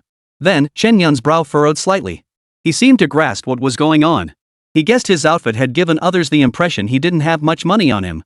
But that was indeed the case. Without his parents' savings and Huang Yuan's compensation money, he'd be hard-pressed to scrape together any more cash right now. Now that he had money on him, he naturally didn't need to worry about that. "What's the problem? Who says you have to wear certain clothes to buy things?" Chen Yun frowned, his irritation palpable. He was here to spend money, not to pick a fight. Even if he was just browsing, it shouldn't be this difficult. At worst, they could just ignore him. But the other party persisted relentlessly. After another thorough look at Chen Yun, the salesperson suddenly snorted with a laugh, a hint of contempt on their face. "Don't be silly, kid. I've been working here for over a decade. Just by looking at you, I can tell exactly what you're made of. No hair on your legs, clothes practically falling apart, and you haven't even trimmed the loose threads. And the rest? I don't need to spell it out, do I?" The more she spoke, the more Jiahousen's cheeks lifted in a smug smile. Somehow, it felt as if she could see right through Chen Yun's underwear. And you know what? Even though she wasn't exactly a saint, she was spot on about most things. But the current Chen Yun wasn't exactly penniless. Moreover, he didn't see anything wrong with his current attire. Even if someone gave him another $500,000, he'd only indulge in some material pleasures and take his family out for fun. That was all. He used to dress this way because he had no money. Now he dressed this way because, having money, he felt that appearances weren't all that important anymore. The difference was that he had grown more confident. Chen Yun figured that instead of agonizing over such trivial things, he'd be better off spending his time helping the parasite beast level up faster. You won't let me buy it? Fine, forget it. After figuring out the other person's motives, Chen Yun shrugged indifferently. People who judge others by their appearance are everywhere, and he wasn't going to let one person bother him. Waving dismissively, he headed straight for the neighboring guild without looking back. After all, there were 2 merchant guilds in the central district. The neighboring Liyue wasn't exactly devoid of options. If he couldn't buy it here, he'd just go across the street. He wasn't about to waste time arguing with a stranger over nothing. Watching Chen Yun walk away, Jiahousen's expression grew even more contemptuous. Oomph. What a bumpkin. He should go embarrass himself across the street. Just as she was thinking this, a man's voice suddenly rang out from behind her. Jiahousen, make sure your colleagues stay sharp today. What is it, manager? Hearing the voice, Jiahousen instantly adopted a fawning expression. He was respectful and deferential, a stark contrast to his earlier haughty attitude toward Chen Yun. The teachers from Qinglong Academy instructed us that some specially recruited students from their academy might be coming later. When they arrive, everything must be discounted by 50%. They'll cover the costs. 50% off? Jiahousen shrieked in shock, as if hearing something utterly unbelievable. Especially upon hearing that Qinglong Academy would personally cover the costs, her jaw nearly dropped to the floor. As for why it wasn't a full waiver, that was the other party's decision, something they couldn't speculate on. Here are their photos. Keep your wits about yourselves. Hearing this, Jiahousen looked up. Instantly, her pupils contracted as if she'd witnessed something utterly unbelievable. Her expression froze, cold sweat trickling slowly down her forehead. Chapter 21, Liyue Merchant's Guild, Li Zhijian. What? You recognize him? Noticing Jiahousen's unusual reaction, the manager raised an eyebrow slightly. At the question, Jiahousen instantly tensed, cold sweat pouring down her face. No. I haven't seen it. Without a moment's hesitation, she flatly denied it. Are you kidding? If she admitted to this, she'd definitely be held accountable. Then, her decade of sales experience would be worthless. The Chamber of Commerce valued long-term gains and higher returns. But clearly, on both counts, she couldn't hold a candle to Qinglong Academy. If discovered, she'd be in serious trouble. Her thoughts drifting, her gaze drifted unconsciously toward the Liyue Merchants Guild across the way. That was precisely the direction Chen Yun had departed from moments ago. Meanwhile, on the other side. At the entrance of the Liyue Merchants Guild, Chen Yun had barely approached when a young man stepped forward to greet him. From a distance, he extended his hand, clearly intending to shake hands. Chen Yun instinctively glanced back, finding no one else walking with him. But if the man was targeting him specifically, wouldn't that be even stranger? The next moment, he froze. Ah. Chen Yun, my friend. Pleased to meet you. My name is Li Zhijian, manager of the Liyue Merchants Guild branch in Fengzhou City. The man extended his hand with great enthusiasm, clasping Chen Yun's before the latter could react. His overly familiar demeanor left Chen Yun utterly bewildered. Sir, have we met before? That was the only question on Chen Yun's mind, though he didn't voice it aloud. Even though he was a bit bewildered, he maintained a smile and didn't show any impatience. After all, this man was likely affiliated with the Liyue Merchants Guild. He needed to buy something and would have to rely on them to some extent. Maybe they could throw in a discount or two. Hello. Chen Yun replied with a half-hearted smile, his lips stretched into a thin line. This sudden warmth felt somewhat unfamiliar to him, leaving him unsure how to respond. After all, he'd always been the solitary type. After contracting with the parasite beast, others treated him like the plague, eager to keep their distance. When had he ever received such treatment? For a moment, he felt slightly flustered. But he quickly recovered, looking at Li Zijian with a puzzled expression. Manager Li, how do you recognize me? I don't recall us ever meeting before. Hearing this, Li Zijian burst into laughter. Indeed. We haven't met before, but does that matter? Your achievements. Mr. Xiao at Qinglong Academy is raving about you right now. The other party showed no intention of concealing it, instead acknowledging it openly. Whether deliberate or unintentional. But regardless, this straightforward, unpretentious demeanor actually earned Chen Yun a bit of goodwill. At the very least, it was worlds apart from the Pengcheng Merchants Guild next door. Over there, he'd been chased out before even seeing the items he'd intended to buy. Though their attitude wasn't particularly harsh, it still left a sour taste. Here, however, it was different. The Liyue Trading Company was a well-known merchant house, though this branch in Fengzhou City was merely a small outpost. Even so, the manager didn't look down on him just because he thought he was some high and mighty noble. Perhaps factors involving Qinglong Academy and Shao Kunlun were at play. But this is precisely what Chen Yun observed. Li Zijian was unpretentious, and interacting with him felt comfortable. On the contrary, whenever he offered praise, it was always directed toward Shao Kunlun and the others, never taking credit for himself. Even Chen Yun felt a bit embarrassed by it all. Not at all. There are plenty like me at Qinglong Academy. He waved his hands repeatedly, speaking with humility. Though Chen Yun hadn't visited the 4 grade academies yet, he imagined it must be true. If genius was merely the threshold for entry, then the 4 grade academies were paved with such thresholds. Though he excelled in Fengzhou City, his prospects in the imperial capital were far from certain. Mr. Chen, are you unfamiliar with Qinglong Academy? Li Zijian asked tentatively.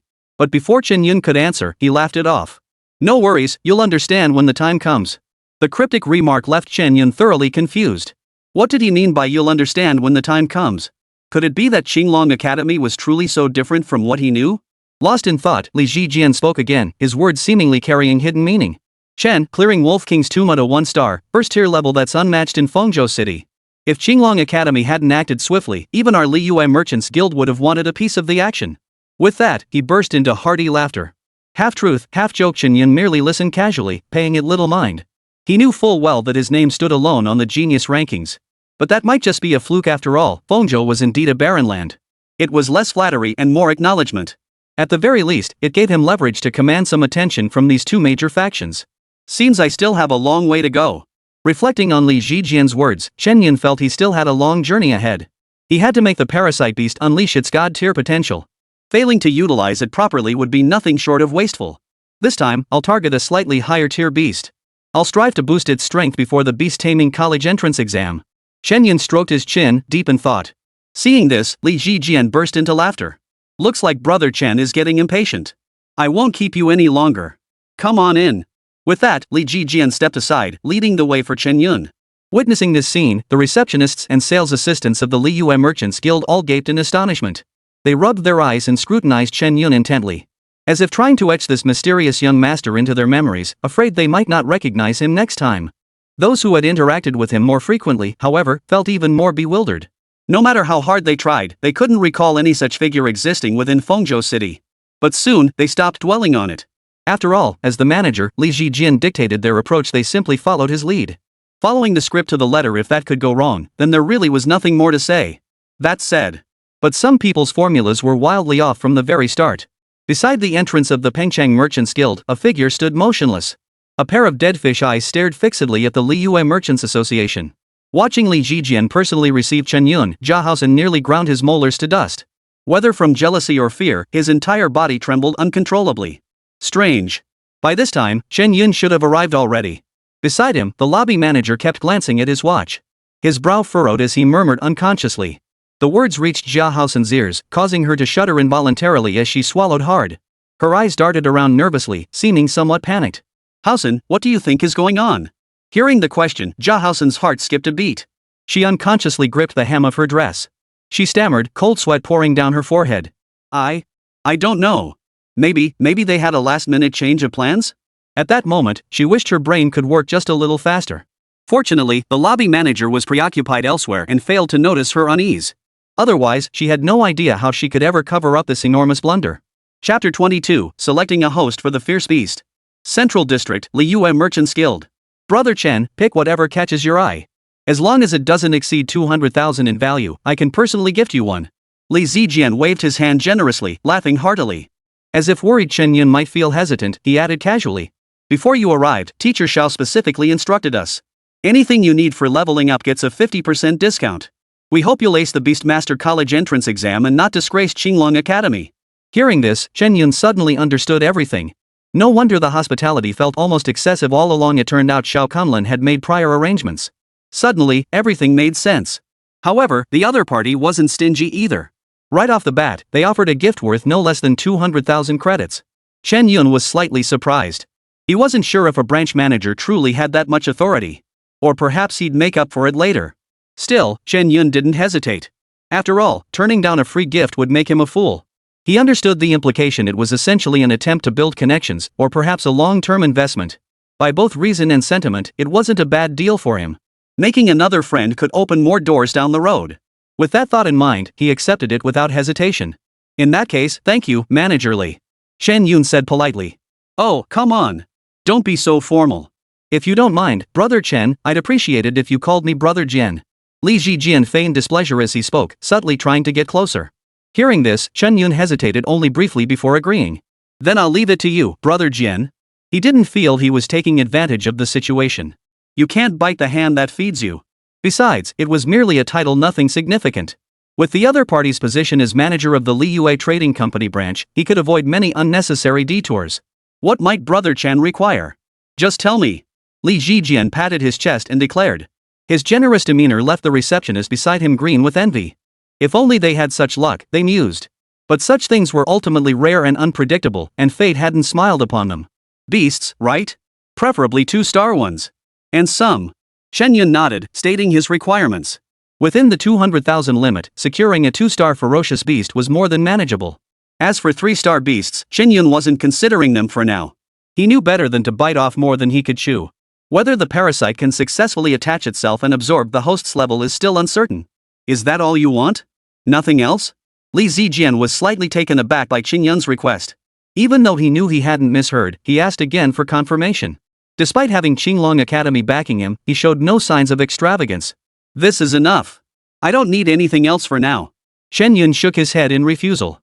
Based on his current needs, he only requested some compatible materials for the bone spirit flower and a high-level ferocious beast. As for the rest, he had no immediate use for them. Though he could easily ignore others' opinions and take as much as possible, there was simply no need. On the contrary, excessive demands would only worsen others' impressions of him. Besides, the items he traded for seemed to have little practical use beyond reselling them at a discount. All right. Follow me then, and we'll see which beast you want. Li Zijian spoke, leading the way ahead for Chen Yun. Soon, after passing through several corridors, Chen Yun arrived at a spacious clearing. Instantly, a cacophony of deep, guttural beast roars filled the air. Sharp whines, like the prolonged blast of a whistle. Deep, angry roars, like the rumble of 8-cylinder engines. Chen Yun's gaze was immediately drawn to the cages of varying sizes. Trapped within were the greatest enemies of both humans and beast tamers, ferocious beasts. These beasts, entirely wild and untamable, bore eyes that glowed with a bloodthirsty light. Upon sensing the scent of living beings, they descended into a frenzy, as if they could devour both of them whole. These are all 2-star and 3-star ferocious beasts. Higher-ranked ones aren't displayed here. If you... No need.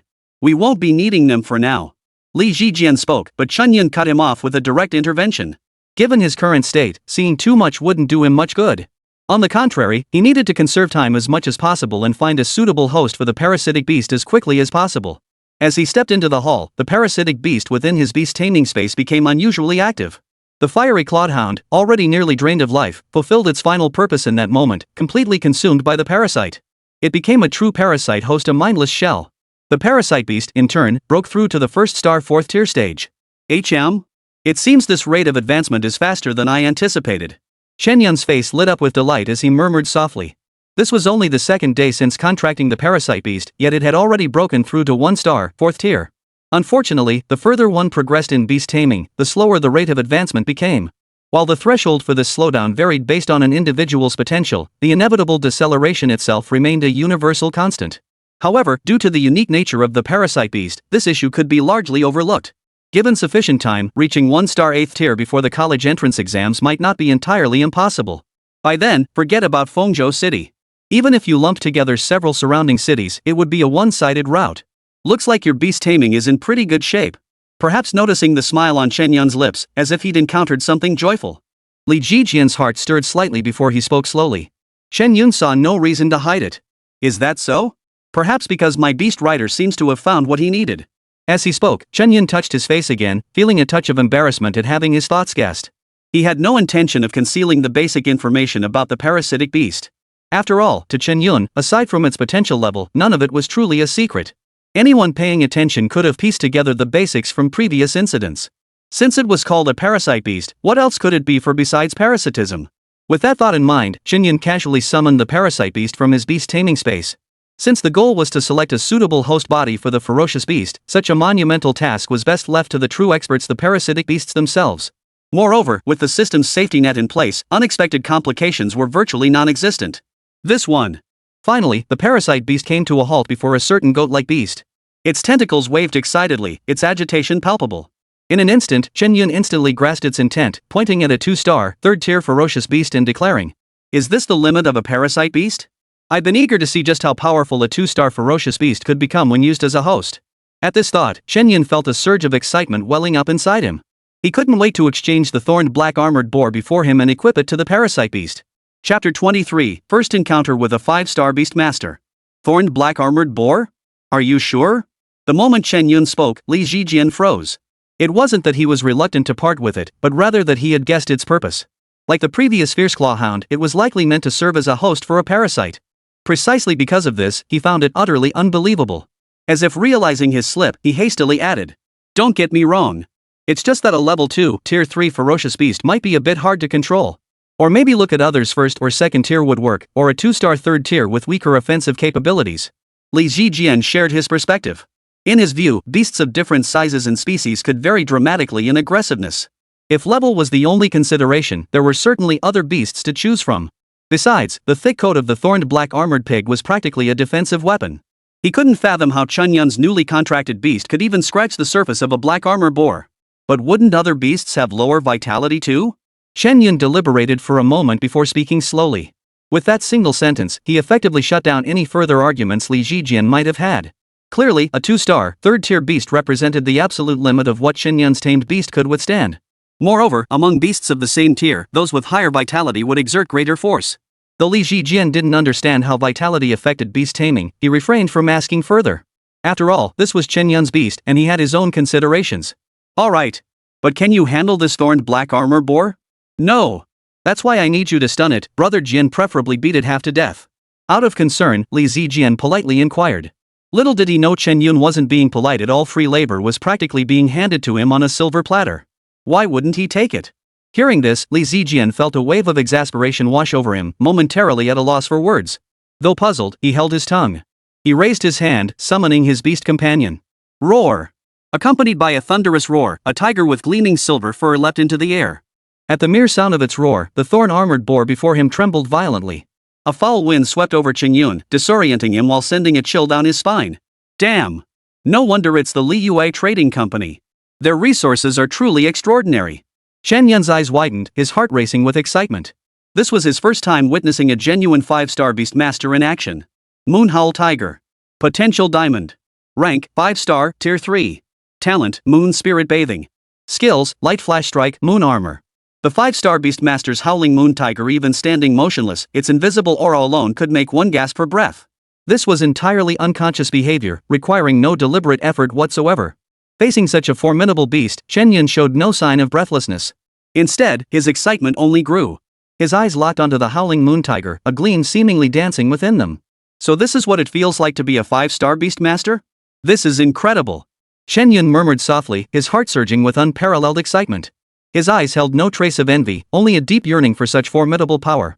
As if sensing Chen Yun's unusual reaction, Li Zijian patiently offered an explanation.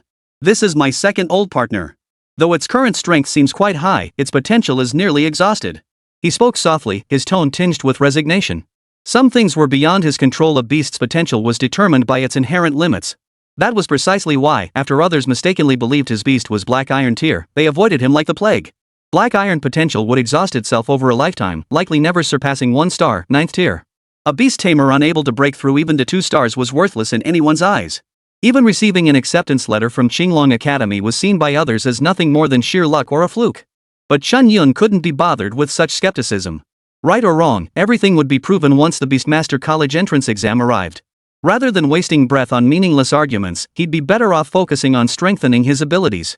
He would make the mythic potential of his parasite beast manifest sooner rather than later. Boom! Lost in thought, the Howling Moon Tiger had already struck. With what appeared to be a mere casual swipe, the thorned black armored pig, freshly released from its cage, was sent flying through the air. It lay motionless nearby, its fate unknown. Even the thorned black armored boar probably never imagined it would experience a day where it felt like a cannon firing at a mosquito. The pig's heart was filled with bitterness, but there was nowhere to vent it. All it knew was that it seemed to be dead now. Thanks, Brother Jian.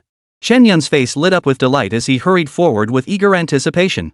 Simultaneously, he summoned his parasite beast and its somewhat gaunt host, the fierce claw dog. So what now? What's your plan? Li Zijian glanced at Chen Yun, then cast a puzzled look at the fierce claw hound. Though he'd learned of the parasite beast's existence from Xiao Kunlun, he remained curious. In this kind of beast riding combat, did the strength come from the parasite itself or from the rider? Whichever it was, upon closer thought, it all seemed a bit off. If the beast itself was already powerful, why would it need the parasite? But if the host was weak, it was even stranger. What could they possibly use to unleash the parasite's power?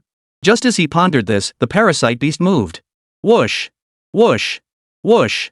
A series of whistling sounds pierced the air as over a dozen tentacles instantly embedded themselves into the black armored boar's fur. Though this seemingly swift attack appeared abnormally slow to him, he still couldn't help but startle. Was this truly the speed expected of a one-star beast tamer? At that moment, he couldn't help but question Chen Yun's beast taming abilities. In his view, it was absolutely not as pitiful as others claimed. Even among beasts with platinum potential, only a select few could achieve such attack speed. Yet what truly stunned him went far beyond that. That is, Li Jijian hadn't noticed it earlier, but now that he looked closely, his scalp prickled with dread. Where the tentacles touched the black armored boar, faint traces of blood seeped through. But because the wounds were tightly sealed, no blood spurted out immediately. The thorned black armored pig, renowned for its formidable defense, had failed to block a single one of those dozen attacks. Even if it had been knocked unconscious, it shouldn't have been this helpless. After all, the parasite beast was only a one-star creature. What the hell? Something's seriously off today. Li Jijian slapped his cheeks, convinced he must still be half asleep. Otherwise, how could he witness such a bizarre scene? Before long, the parasite completed its relocation right under his nose. The thorned black armored pig didn't even have a chance to struggle. Its body, which had been twitching slightly, gradually stopped moving before slowly standing up. To the uninitiated, it might have looked like the black armored boar was experiencing a deathbed revival. But then again, it seemed perfectly normal. Excellent. With the black armored boar, the parasite beast's power will soon surge once more. Chen Yun's face lit up with satisfaction as he surveyed the black armored boar, which was 7 or 8 times more robust than the fierce clawhound. He was confident that it wouldn't be long before the parasite beast achieved another breakthrough. Then, with the medicine concocted from the bone spirit flower, its power could be boosted even further. Looks like it's time to revisit the Wolf King's tomb. Chen Yun stroked his chin, beginning preparations for the Beastmaster College entrance exam. Chapter 24, Jiahousen blocks the path. Once Chen Yun had finished everything, the staff brought over the prepared materials. Only then did Li Zijian voice his lingering question. Brother Chen, what potential level does your beast have? Why does mine show unknown? After so many years as a beast master, this was the first time he'd encountered such a situation, and his curiosity was piqued. He had seen them all superior grade, exceptional grade, and beyond. But without exception, none had ever exhibited the phenomenon seen in Chen Yun's parasitic beast. Well, I'm not entirely sure myself, but it's definitely not low. Chen Yun shook his head, giving an evasive answer. Since others couldn't gauge the parasite beast's potential, he could claim whatever he wanted. As long as he gave the impression it was no less than the previous platinum-grade dragon bloodline, that was sufficient. As for how much higher it was, that was entirely up to individual interpretation. Sure enough, as he spoke, Li Zijian nodded thoughtfully for a moment. It seems the beast god above hasn't yet established a specific potential rating for these incomplete beast riders.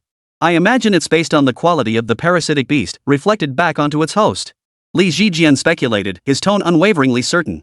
In his view, this was how such beasts of unknown potential should be. At the very least, it shouldn't be as pitiful as others described. They were labeled as black iron grade, but he didn't see it that way.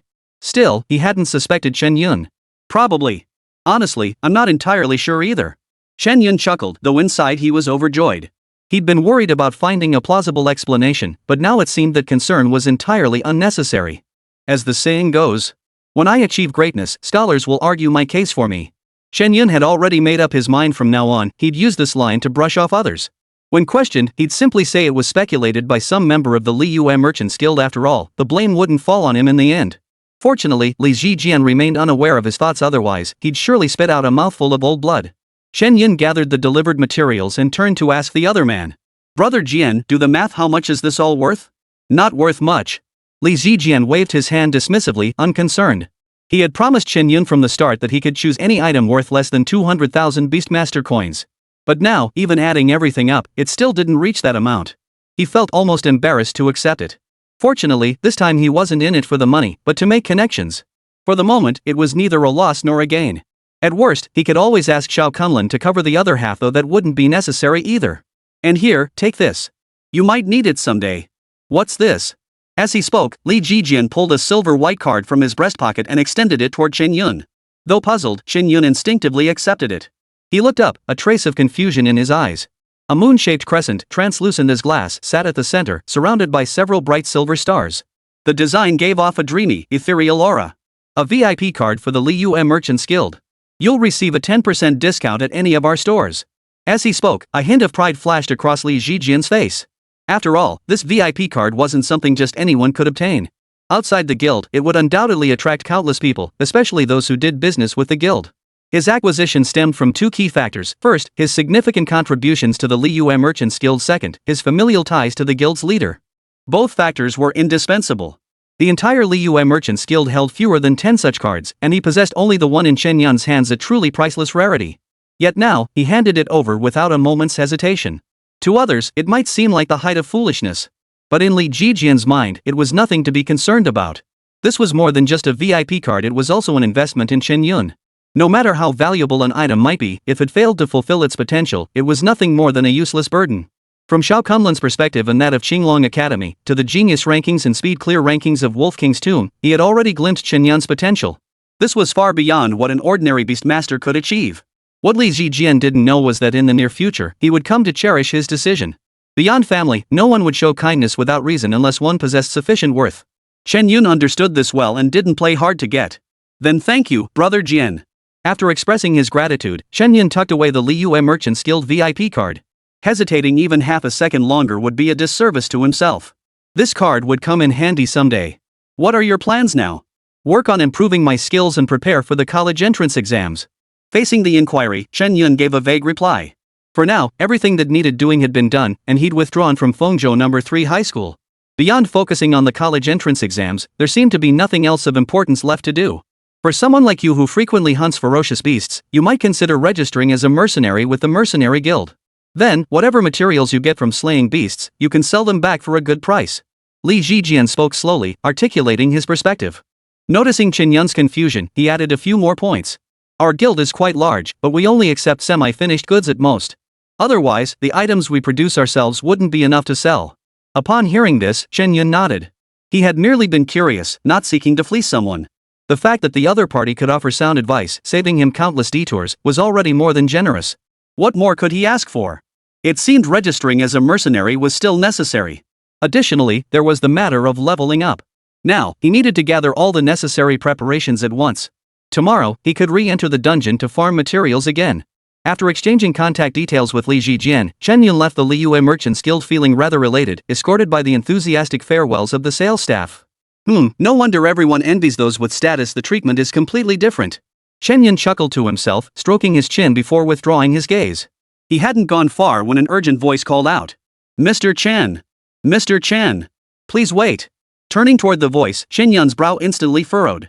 It couldn't be anyone else but that saleswoman from Pengchang Merchants Association. What is it now? Do you have another piece of advice?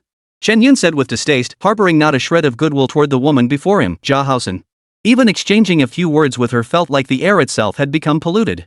If not for his curiosity about what new trouble she might stir up, he would have turned and walked away immediately. As if sensing Chen Yun's gaze, Jia Haosen's heart sank with fear. He quickly lowered his tone, speaking with flattery.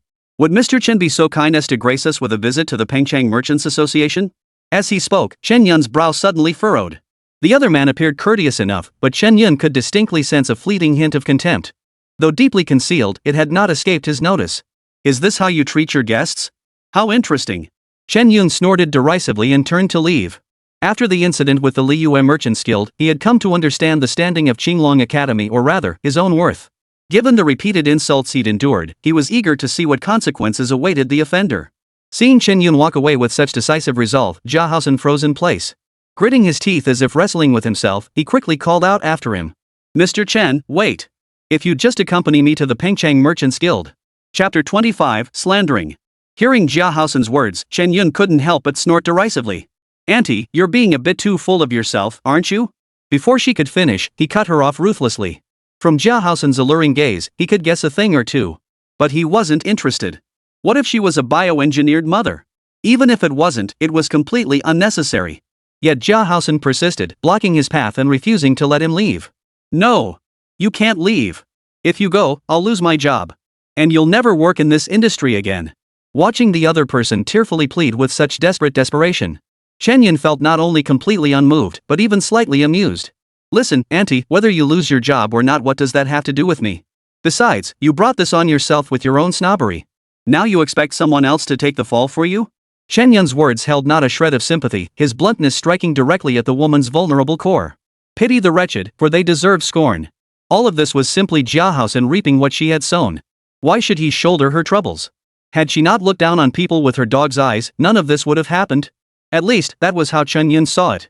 No. You can't be so selfish. I still have loans to pay off. Without this job, I'll die. Jia Haosen was truly terrified now, her voice trembling violently. Tears completely smudged her eye makeup, transforming her into a terrifying specter that sent a chill down one's spine. The debt collectors will come and take me away. With that, Jia Haosen collapsed to her knees with a thud, reaching out to grab Chen Yun's thigh, only to be swiftly dodged by his quick reflexes. Listening to her words, Chen Yun merely shook his head. He never imagined that someone so polished and glamorous on the surface could be so utterly broken behind closed doors. Burdened by debt, she had resorted to this line of work just to scrape by. And from the way she spoke, it didn't sound like she was just drowning in a mortgage. It felt more like she'd gotten tangled up in something far more unsavory. Even going so far as to use the word seize. It sounded rather intriguing. But what does any of this have to do with me? TSK, what a decline in morals. Who would have thought today's students would get so wild? Probably not. We don't know the full story yet. Besides, if it were you, old turtle dove, could you really bring yourself to do it? Passers-by pointed and whispered, speculating about what had transpired. One by one, they all wore expressions of pure curiosity, practically ready to set up chairs for a front-row view. Ignoring the growing crowd, Chen Yun looked down at Jia Haosen and said coldly, "Arrest me? Let them try. Let's be clear, whatever happens to you is your own choice. It's not like I'm the one orchestrating this." Faced with Jia Haosen's desperate pleas, Chen Yun could only feel a wave of amusement. It was clearly her own mess she'd created. He was merely the catalyst that sped up the process. Yet coming from Jia Haosen's mouth, it sounded as if he were the one responsible. Even if she managed to escape today, the outcome would be the same tomorrow. Her debts and her attitude toward others had already made everything clear. He had no obligation, no reason whatsoever to help, and certainly no desire to shoulder someone else's responsibilities. With that, Chen Yun turned and walked away without a moment's hesitation. He had no desire to get entangled with such a madwoman who knew when she might snap.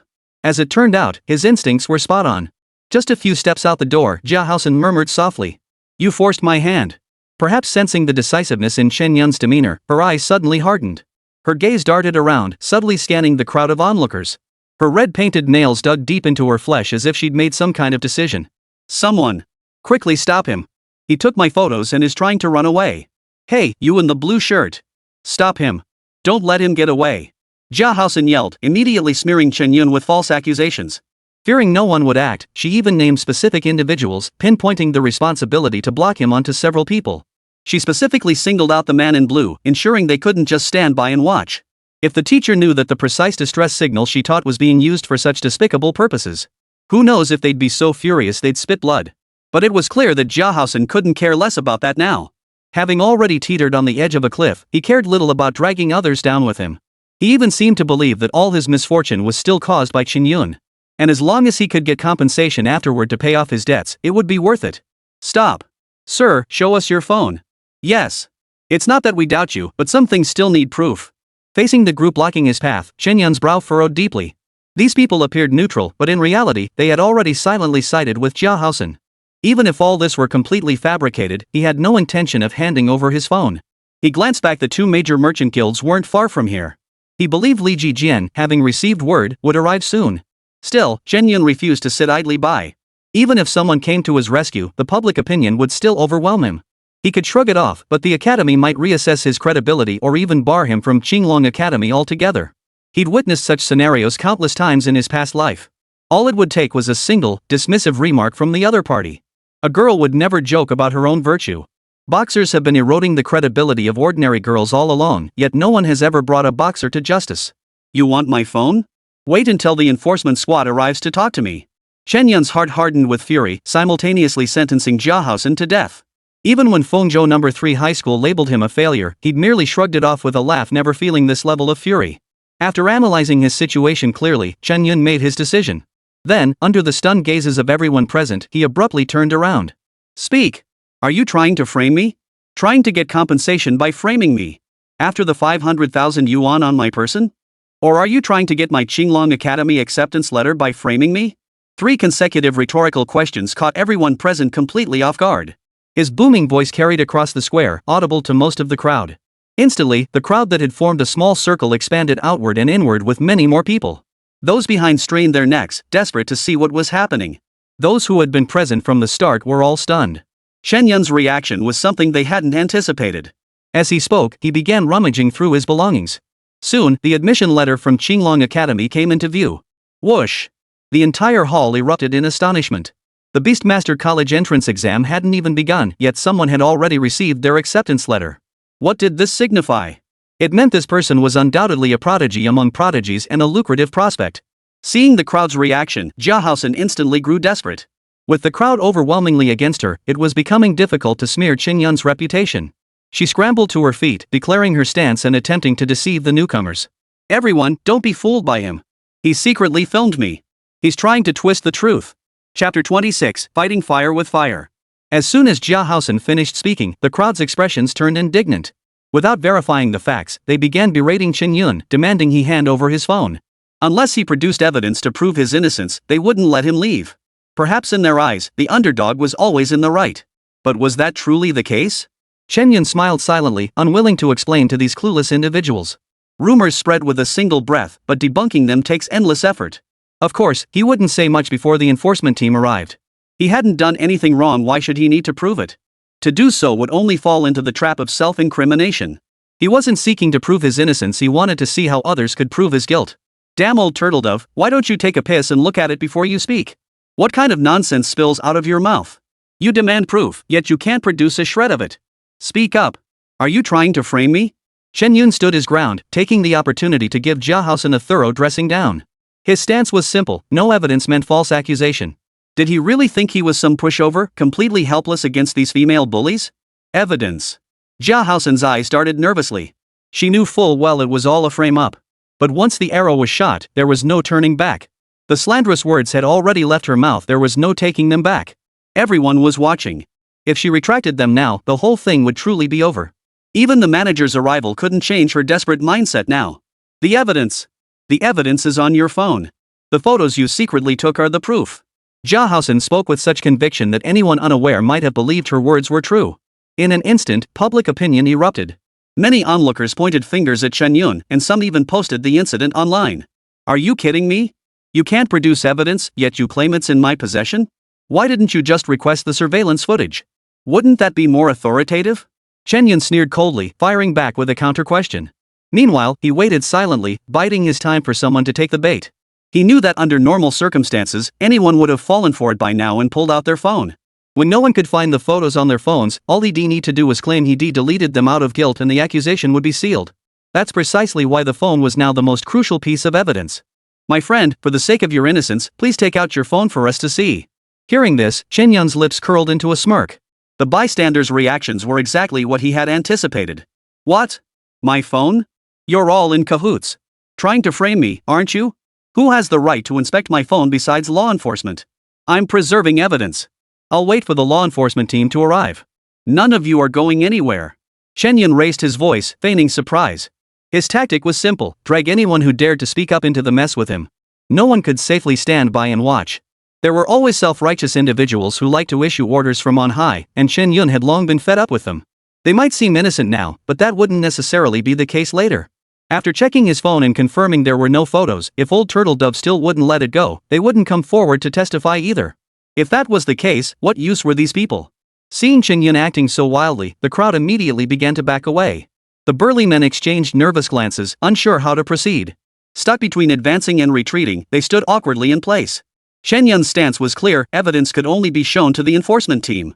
If they tried to seize it, wouldn't that constitute evidence destruction? Seeing no one move forward, Chen Yun knew his chance had come. He strode forward, clenched both fists, and shoved Jiahousen hard. He used his fists, refusing to use his palms, to avoid any potential gossip later. So you're the old fool slandering me, huh? What's your game? The sudden action caught everyone off guard. Even Jiahousen hadn't expected Chen Yun to be so direct, shoving her the moment he approached. Caught off guard, she stumbled and fell to the ground. Ouch! Jiahousen cried out in pain, clutching her buttocks and wailing. Once she regained her senses, her face suddenly lit up with delight. Chen Yun had pushed her, that meant there had been physical contact. Could it be? You're dead meat. How dare you touch me? Ignoring the pain, Jiahousen first let out a shameless scream. Little did she know, everything had been within Chen Yun's expectations all along. That was precisely why he had kept his fist clenched the entire time. Touch? Don't be so naive. This was a beating. Old spotted dove. Chen Yun sneered inwardly, seeing no need for explanation. At this moment, he wasn't afraid that Jiahousen would fight back, nor did he fear anyone stepping in to stop him. Of course, if they did fight back, that would be even better. Dare to frame me. You won't get off easy either. Chen Yun kept screaming like a madman as he charged forward. Jime, ever seen magic defeated by magic? The scene sent a chill down the spines of the onlookers, who scattered in retreat. At that moment, Jia Haosen panicked too. She couldn't tell whether Chen Yun was genuinely mad or feigning insanity. She knew only that if she didn't act now, she might be beaten to death by his wild fists. When a fist fighter loses his composure, defeat has already begun. With a flick of her wrist, her two-star beast spirit, a silver-backed gorilla-like creature, materialized instantly. The moment it materialized, it swung a fierce punch toward Chen Yun. Just average strength. But, well done. Facing the incoming fist, he neither dodged nor flinched, meeting it head-on. Chen Yun was confident that with the damage-transferring effect of his parasite beast, this blow wouldn't even cripple him. Thud. A dull thud echoed. Before the stunned crowd, Chen Yun was violently sent flying. Like a broken sack, he crashed heavily to the ground. Ah! This hurts so much. I'm dying. They're silencing me. Chen Yun rolled on the ground as he screamed. In truth, he was overjoyed inside. Not only had he preserved the exculpatory evidence, but he'd also escalated the situation into a brawl. Both objectives achieved, he now awaited the arrival of the enforcement team. He was determined to make Jia Haosen pay until he was left penniless. The only regret was that the few who had stepped in earlier hadn't actually thrown punches. Otherwise, Chen Yun would have been grinning even wider. After all, a brawl and a mass brawl were two entirely different matters. Now, all that remained was to stick to the facts. Bone-breaking herb. Bone-breaking herb. Chen Yun shouted, his hand darting from his chest with lightning speed to pluck a sprig of the herb. Before anyone could discern what it was, he had already shoved it into his mouth. Within moments of swallowing the bone-mending herb, Chen Yun was already brimming with energy. This was one advantage of the Beast Taming World: no need to endure unnecessary pain to feign injury. After all, once he consumed the bone-healing herb, no one could tell whether his claims were true or false. Tap tap tap. Soon, the sound of uniformed footsteps echoed through the air. A squad of law enforcement officers arrived at the central district square, slowly approaching Chen Yun and his group. Enforcement squad. I need to file a report. Someone here framed me and beat me to a pulp. Before they even drew near, Chen Yun had already shouted out. This scene completely threw Jia Haosen off guard, who had already prepared her statement. They say fight fire with fire, but you never mentioned yours was forbidden magic. His preemptive accusation completely threw her off balance, and then he stacked several buffs in quick succession, effectively sealing her lips shut. I also want to. She's slandering me. I'm reporting her. My phone is right here. The enforcement team can check it anytime. Chapter 27, Mediation? Not acceptable. Chen Yun's decisive move caught everyone completely off guard. Just moments ago, she had stubbornly refused to hand over her phone. But the moment the enforcement team appeared, she readily relented. Who was at fault was now crystal clear. Listening to everyone's accounts, the enforcement team slowly took the phone and began examining it closely. Witnessing this, Jia Haosen panicked completely. She knew full well that there was absolutely no evidence of any secret filming on Chen Yun's phone. But with things having come to this, she had no choice but to stick to her story. Officer, Yes, sir. We just got into a fight. I beat him half to death and wasted a whole one-star bone-breaking herb. Chen Yun stated this with perfect naturalness, showing not a shred of shame over being outmatched. Instead, he sounded slightly excited, as if anticipating compensation. This left the enforcement team at a loss for words. They exchanged glances, unsure what to say. Especially the officer tasked with checking the phone. His expression darkened noticeably. Reporting to the captain, no illicit photos were found. He must have deleted them. He must have. Before the enforcement team could finish speaking, Jia Haosen had already jumped in with his response. Chen Yun had anticipated this, though he wasn't sure how the enforcement team would respond. Not even in the recycle bin. The tone was cold and distant, clearly indicating they suspected Jia Haosen was making unreasonable demands. Typically, phone galleries have a recycle bin feature. In a panic, it's unlikely someone would delete everything in the recycle bin. Of course, the enforcement officer examining the phone only suspected Jia Haosen. He didn't voice it. Their profession demanded they avoid jumping to conclusions. Since there was no evidence of covert filming, an apology would suffice to resolve the matter. However, this time the roles had been reversed. Chen Yun understood clearly that had he not handed over the phone to the enforcement team, the charge of covert filming would likely have stuck. Therefore, he had no intention of letting Jia Haosen off the hook. Or rather, from the moment she struck first, he had resolved to retaliate in kind. Hold on, officer. She's falsely accusing me of filming. I'm pressing charges against her. Then I'm suing too. He groped me just now. What the hell is this? Old man. I punched you, and now you're saying I groped you? Could you be any more disgusting? The back and forth between the two left the enforcement team momentarily stunned. They never imagined the man before them could be so sharp-tongued. He was more jaw-dropping than a vegetable vendor haggling in the market. However, the enforcement team couldn't act based on one-sided accounts alone. A glance from the captain was all it took for someone to catch on. They dispersed to gather video footage from passers-by. While not directly admissible as evidence, they could serve as supporting references. Within moments, 2 officers returned with their phones. Captain, it was definitely a fight. During the shoving, this gentleman punched this woman. No groping occurred. The 2 officers reported, their accounts matching almost perfectly. Hearing this, Jiahousen was stunned. She even thought she must have misheard. How could it possibly be a punch? Even if he accidentally brushed her shoulder during the shoving, that could be twisted into an accusation of groping. But now, this punch, what on earth was that about? Little did she know, everything had been calculated by Chen Yun all along. It seemed that staying vigilant at all times was indeed the right approach. Old speckled dove. Have you gone completely mad? Chen Yun couldn't resist delivering one final jab. Now that the other side's turn had passed, it was finally his turn to act. Sir. Now that my innocence has been confirmed, let's discuss her false accusation against me. Chen Yun's lips curled into a smirk. It was time to work his magic. She accused me of taking secret photos. I've already presented evidence. Now I demand she present hers. Otherwise, let her face my lawyer. Also, we just got into a fight. I want you to punish her severely. The moment the words left his mouth, the entire enforcement team thought they'd misheard. Demanding evidence from the other party was somewhat understandable. But this was the first time they'd ever heard of someone demanding harsher punishment after being involved in a fight themselves. Unbelievable. Especially Chen Tutu, the enforcement officer tasked with examining the phone, who lightly slapped his own face twice, convinced he was hallucinating. This is crazy. Chen Tutu muttered, still reeling from the shock. At that moment, Jiahousen finally panicked. Evidence? She definitely didn't have any. And if she was found guilty of assault, she'd have to compensate Chen Yun with a bone-mending herb plus face detention. Neither outcome was something she could handle right now. No. We weren't fighting. He was secretly filming me. And groping me.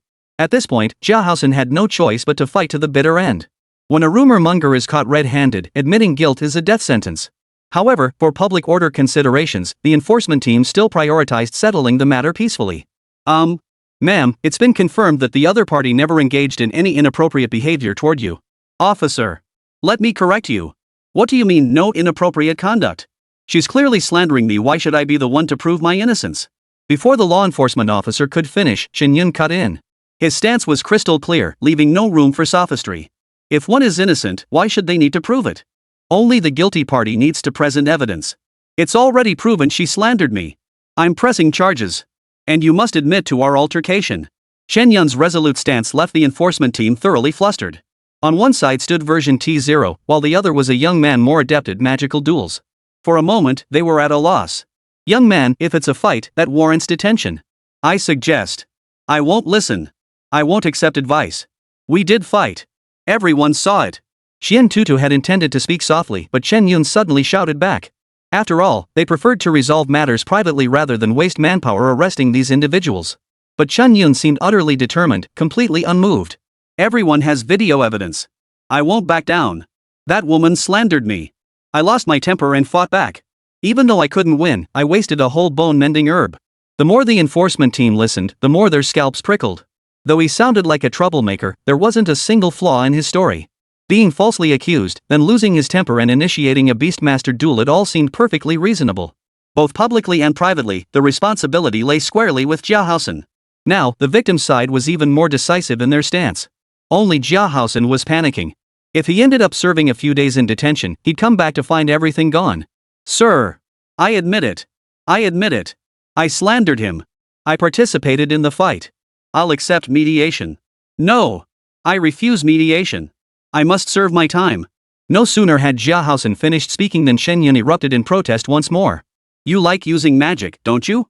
Now let's see whose skills are stronger. The law enforcement team exchanged glances, while the onlookers watched with amusement. They'd hoped to settle things peacefully, but with one party refusing to back down, letting the situation escalate risked making things worse. Guards. Take them back to headquarters immediately. At the squad leader's command, several officers immediately escorted Chen Yun and his group into the vehicle. Seated inside the enforcement vehicle, Chen Yun's face finally broke into a triumphant grin. The 2 officers sitting across from him felt their cheeks twitch slightly. Chapter 28, Shao Kunlin's arrival. Fengzhou City, Central District Enforcement Bureau. Young man, why did you have to be so stubborn? Inside the detention center, Chen Tutu spoke to Chen Yun with helpless resignation. In his view, this mutually destructive approach was utterly unworthy. It could even be said that it was an act of reckless bravado, utterly disregarding the consequences. While it might get Jiahousen in as well, for a student with such promising prospects, it was truly difficult to judge. Can't see the bigger picture? How could he not see it? Chen Yun grinned, clearly unconcerned about the matter. He simply folded his arms behind his head, looking perfectly content. Everything was calculated. How could it be called reckless? He'd just withdrawn from Fengzhou No. 3 High School, and the Parasite Beast had just switched to a new host. For the moment, he had no pressing matters to attend to. The other party, however, faced a different situation. Their immediate concern was securing a new position. Second, Jiahousen, detained and unable to jump out and make excuses, had already missed the best opportunity. After half a day of fermenting, the situation had spiraled completely out of control. Chen Yun remained unaware, continuing to plead relentlessly. You know, if this spreads, it won't reflect well on you. Hearing this, Chen Yun merely waved dismissively. He shifted into a more comfortable position and paid no further attention. But looking at it another way. Even if he was a student, even if he had a job. If the charges of previous covert filming were proven, he'd still be left with nothing far worse than just serving a few days inside. Worse still, he might be forced down a years-long path of legal battles. Then the other party would successfully get compensation, return to school in a beat-up car, ace the graduate entrance exam, and come back to mock me. But now, the tables have turned. Facing Chen Yun, who had completely abandoned any moral boundaries, the little fairy no longer held the upper hand.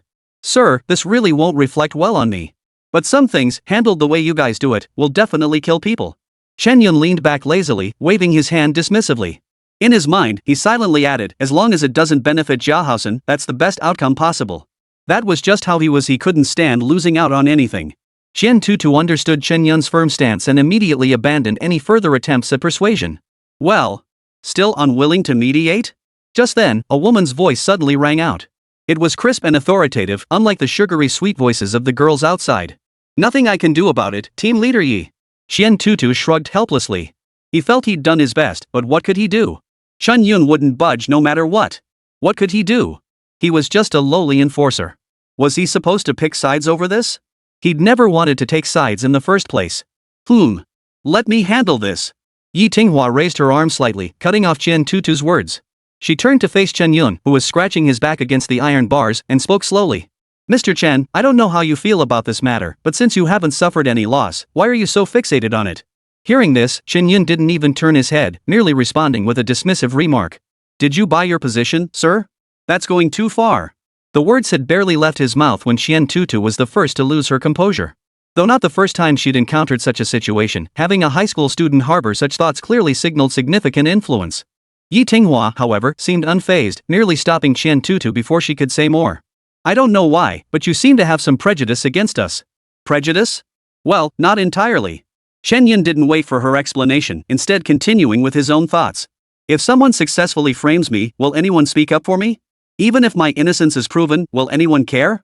They could send me to jail with a single accusation, but what I need to do requires so much more. Listening to his words, Yi Tinghua's chest heaved. Her uniform couldn't conceal the waves beneath it. She was clearly furious. Any sane person understands these things, yet you seem unwilling to accept it? Chen Yun distinctly felt the air behind him growing increasingly tense. Uncomfortable with being stared at so intently, he didn't want to turn his back on anyone. Instead, he simply sat cross-legged. Spreading rumors costs next to nothing. And all you care about is smoothing things over, while the commander shows nothing but impatience. My guess can't be wrong. And if you think I'm the only one affected by this, you couldn't be more wrong. Chen Yun spoke eloquently, completely oblivious to the darkening expression on the other person's face. Or perhaps he had noticed all along, but simply didn't care. But you're not fine. I knew it.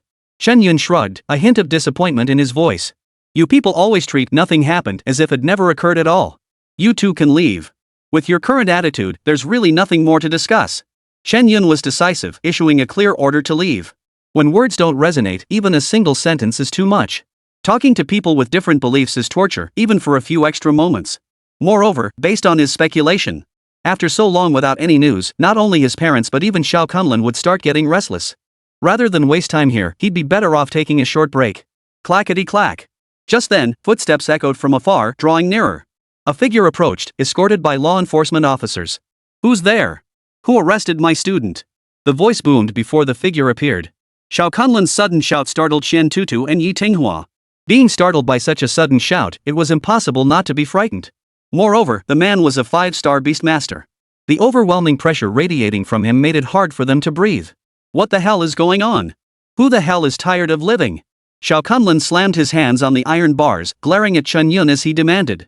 He clenched his fists, ready to crush the prison bars. Cough cough. Just then, a cough sounded from behind him. Suddenly remembering he was inside the law enforcement bureau, and instantly regained his composure, awkwardly scratching his cheek. A pot-bellied middle-aged man slowly strolled up from behind. His enforcement uniform stretched to the point of distortion, a row of buttons straining to hold the fabric together, as if silently growling. Judging by his appearance and the badge on his chest, one could roughly guess his identity. None other than Yi Jianghai, chief of the Central District Branch. Young Chen, you truly show great promise at such a young age. Before Xiao Kunlun could formally introduce him, Yi Jianghai began showering Chen Yun with praise. Unfortunately, this was inside a detention center, and Chen Yun heard something entirely different. To an outsider, it might have seemed like he was praising him for causing trouble. Xiao Kunlun, however, looked straight at Chen Yun and spoke slowly. You handled this matter well, but you forgot the most crucial thing. Chapter 29, Yi Jianghai's request. Forgot something crucial? Chen Yun listened to Xiao Kunlun's words, a trace of confusion flickering in his eyes. Though he had only imitated these actions, he had executed them more flawlessly than any theory could suggest.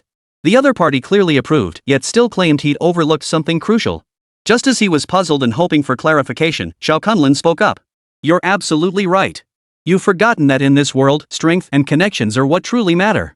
When you possess sufficient strength or connections, you can simply ignore these schemes. Right now, you have the entire Qinglong Academy standing behind you. Anyone who dares to frame you? Just beat them half to death and hand them over to the enforcement squad. Hearing this, Chen Yun's eyes lit up as understanding dawned on him. At the same time, he silently cursed himself. Despite possessing immense wealth, he had no idea how to utilize it. Perhaps the poverty he'd endured in 2 lifetimes had deeply ingrained itself in him, causing him to cling to old ways of thinking even after his sudden rise in status. Xiao Kunlun's words completely broadened Chen Yun's horizons. His longing for power now had a clear direction. Thank you, Teacher Xiao. I've learned a lot. Chen Yun expressed his sincere gratitude. Had he understood the influence of Qinglong Academy earlier, or possessed formidable strength himself, he wouldn't have cared about all that flashy nonsense. Chen Yun was thoroughly satisfied, but the expressions of the law enforcement team members had turned dark and ominous. To an outsider, it might have looked like they'd smeared coal-stained rags directly onto their faces. Each of them glared at Xiao Kunlun with such resentment they looked ready to devour him. Bro! What the hell are you doing? Their people were still right here. Was it really wise to openly corrupt the students like this? But Xiao Kunlun couldn't care less. He continued drilling the idea of might makes right into Chen Yun, as if he wanted to copy the contents of his own mind directly into the boys. Alright, I've taken care of all the paperwork. Pack your things and get ready to leave. After speaking, he seemed to notice Chen Yun's unease. Xiao Kunlun merely smiled and added one more sentence. Don't worry. Anyone who dares to target Qinglong Academy won't even be protected by the Pengchang Merchants Guild. Hearing this, Chen Yun didn't know how to respond. If he'd known it would be this simple, he might as well have just made a phone call. But upon reflection, it wasn't quite that straightforward. He couldn't guarantee that her sudden warmth toward him wasn't a result of this incident. Unless absolutely necessary, it was better for him to remain in control. It wasn't about trust or distrust, but about keeping control of his own destiny. That was the safer approach. Xiao Qian, open the door. Yi Jianghai glanced over and ordered Qian Tutu. At the command, the other person moved swiftly. With a click, the detention center door swung open. Chen Yun wore a faint smile, savoring the exquisite sensation of having backing for the very first time. You bastard! Yi Tinghua muttered under her breath. Though barely audible, the words still reached their ears, causing everyone's expressions to freeze. Chen Yun, however, didn't seem to care, waving his hand dismissively. He'd just indulged himself, so what if he was a big shot? Anyway, no matter what, Jia Haosen would never be released, and he wouldn't accept mediation. Ha?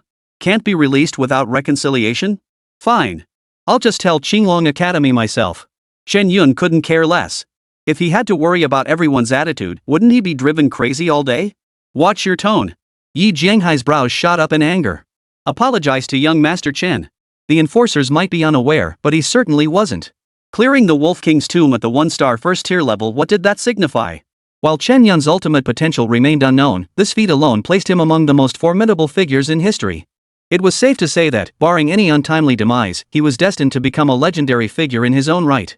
By any measure, his future prospects far outshone those of this district bureau chief. Director Yi. You fear them. I do not.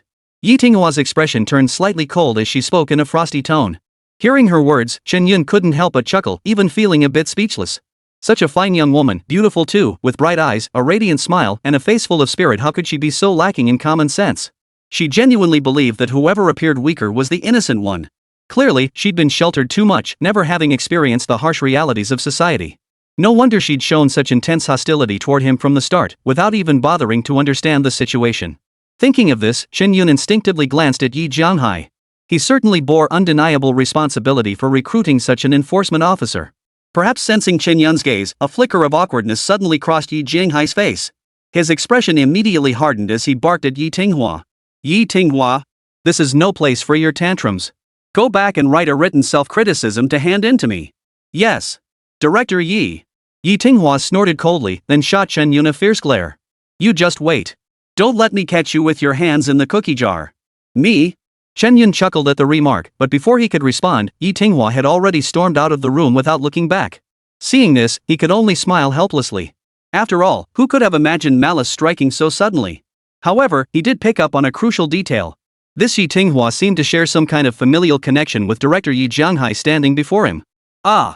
Tinghua may have a foul temper, but when it comes to handling cases, she doesn't hold back at all. Yi Jianghai shook his head, his words tinged with resignation. Chen Yun remained non-committal upon hearing this, yet he too gleaned some information from the subtext. Still, these were other people's family matters, and he couldn't be bothered to meddle. As long as Yi Tinghua didn't cause trouble for him, everything would be fine. As if sensing his thoughts, or perhaps seeking something else.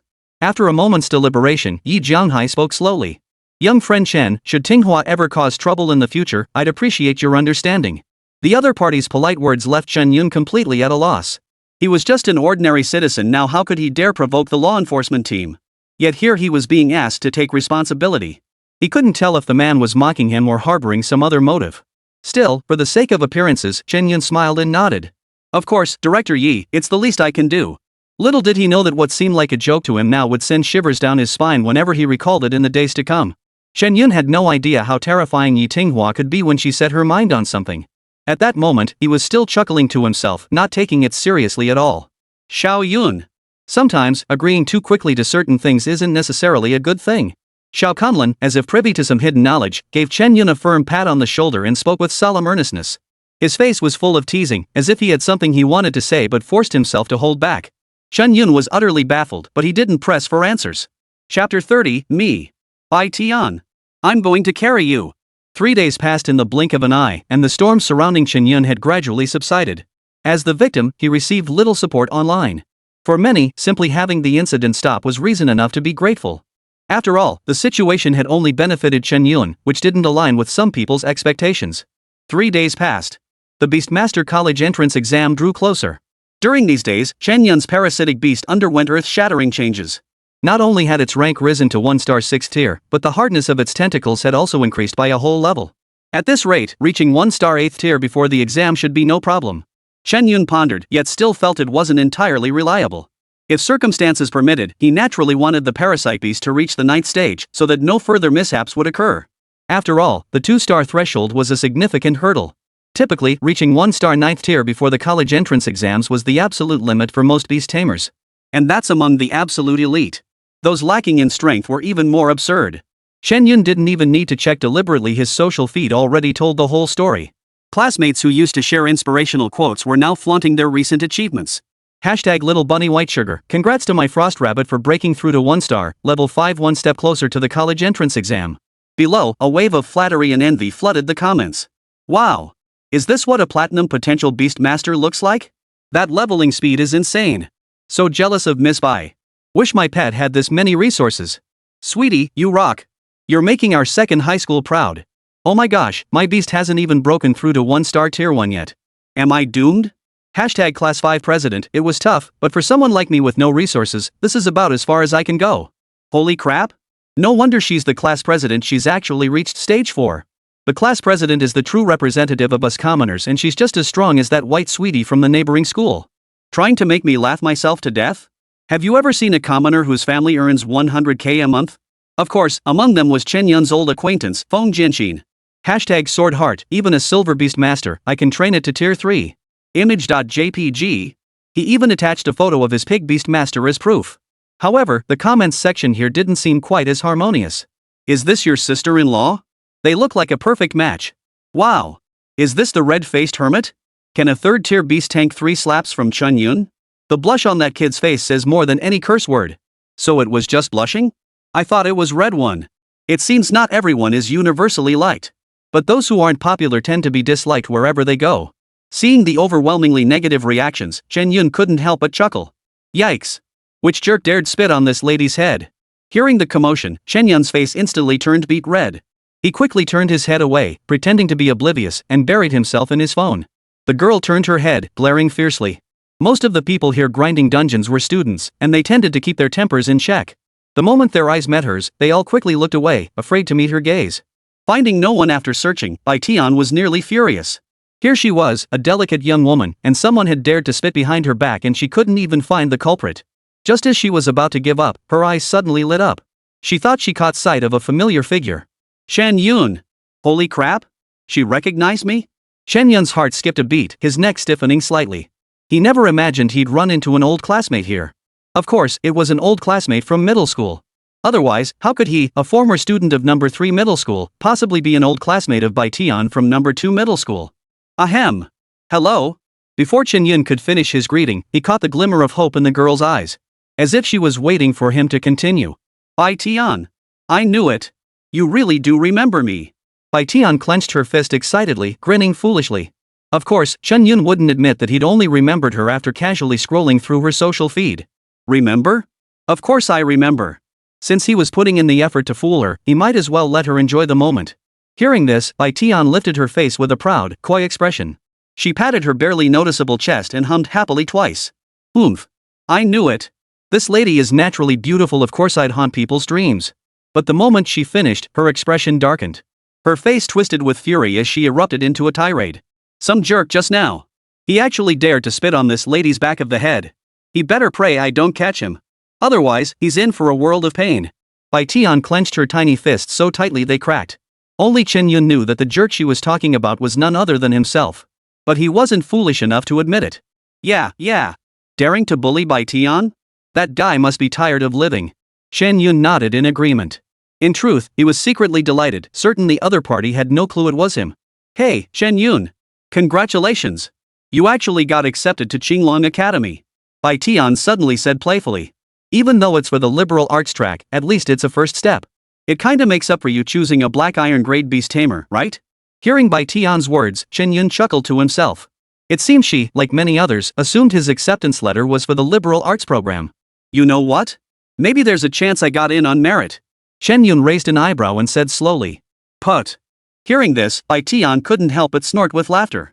She shot him a disbelieving look, scanning him from head to toe. You? Got in on merit. Bai Tian made a face, mimicking his words. The teasing tone was unmistakable, nearly making Chen Yun laugh out loud. After finally achieving something, not showing it off would be like wearing fine clothes at night. Chen Yun wasn't the type to quietly amass wealth in secret.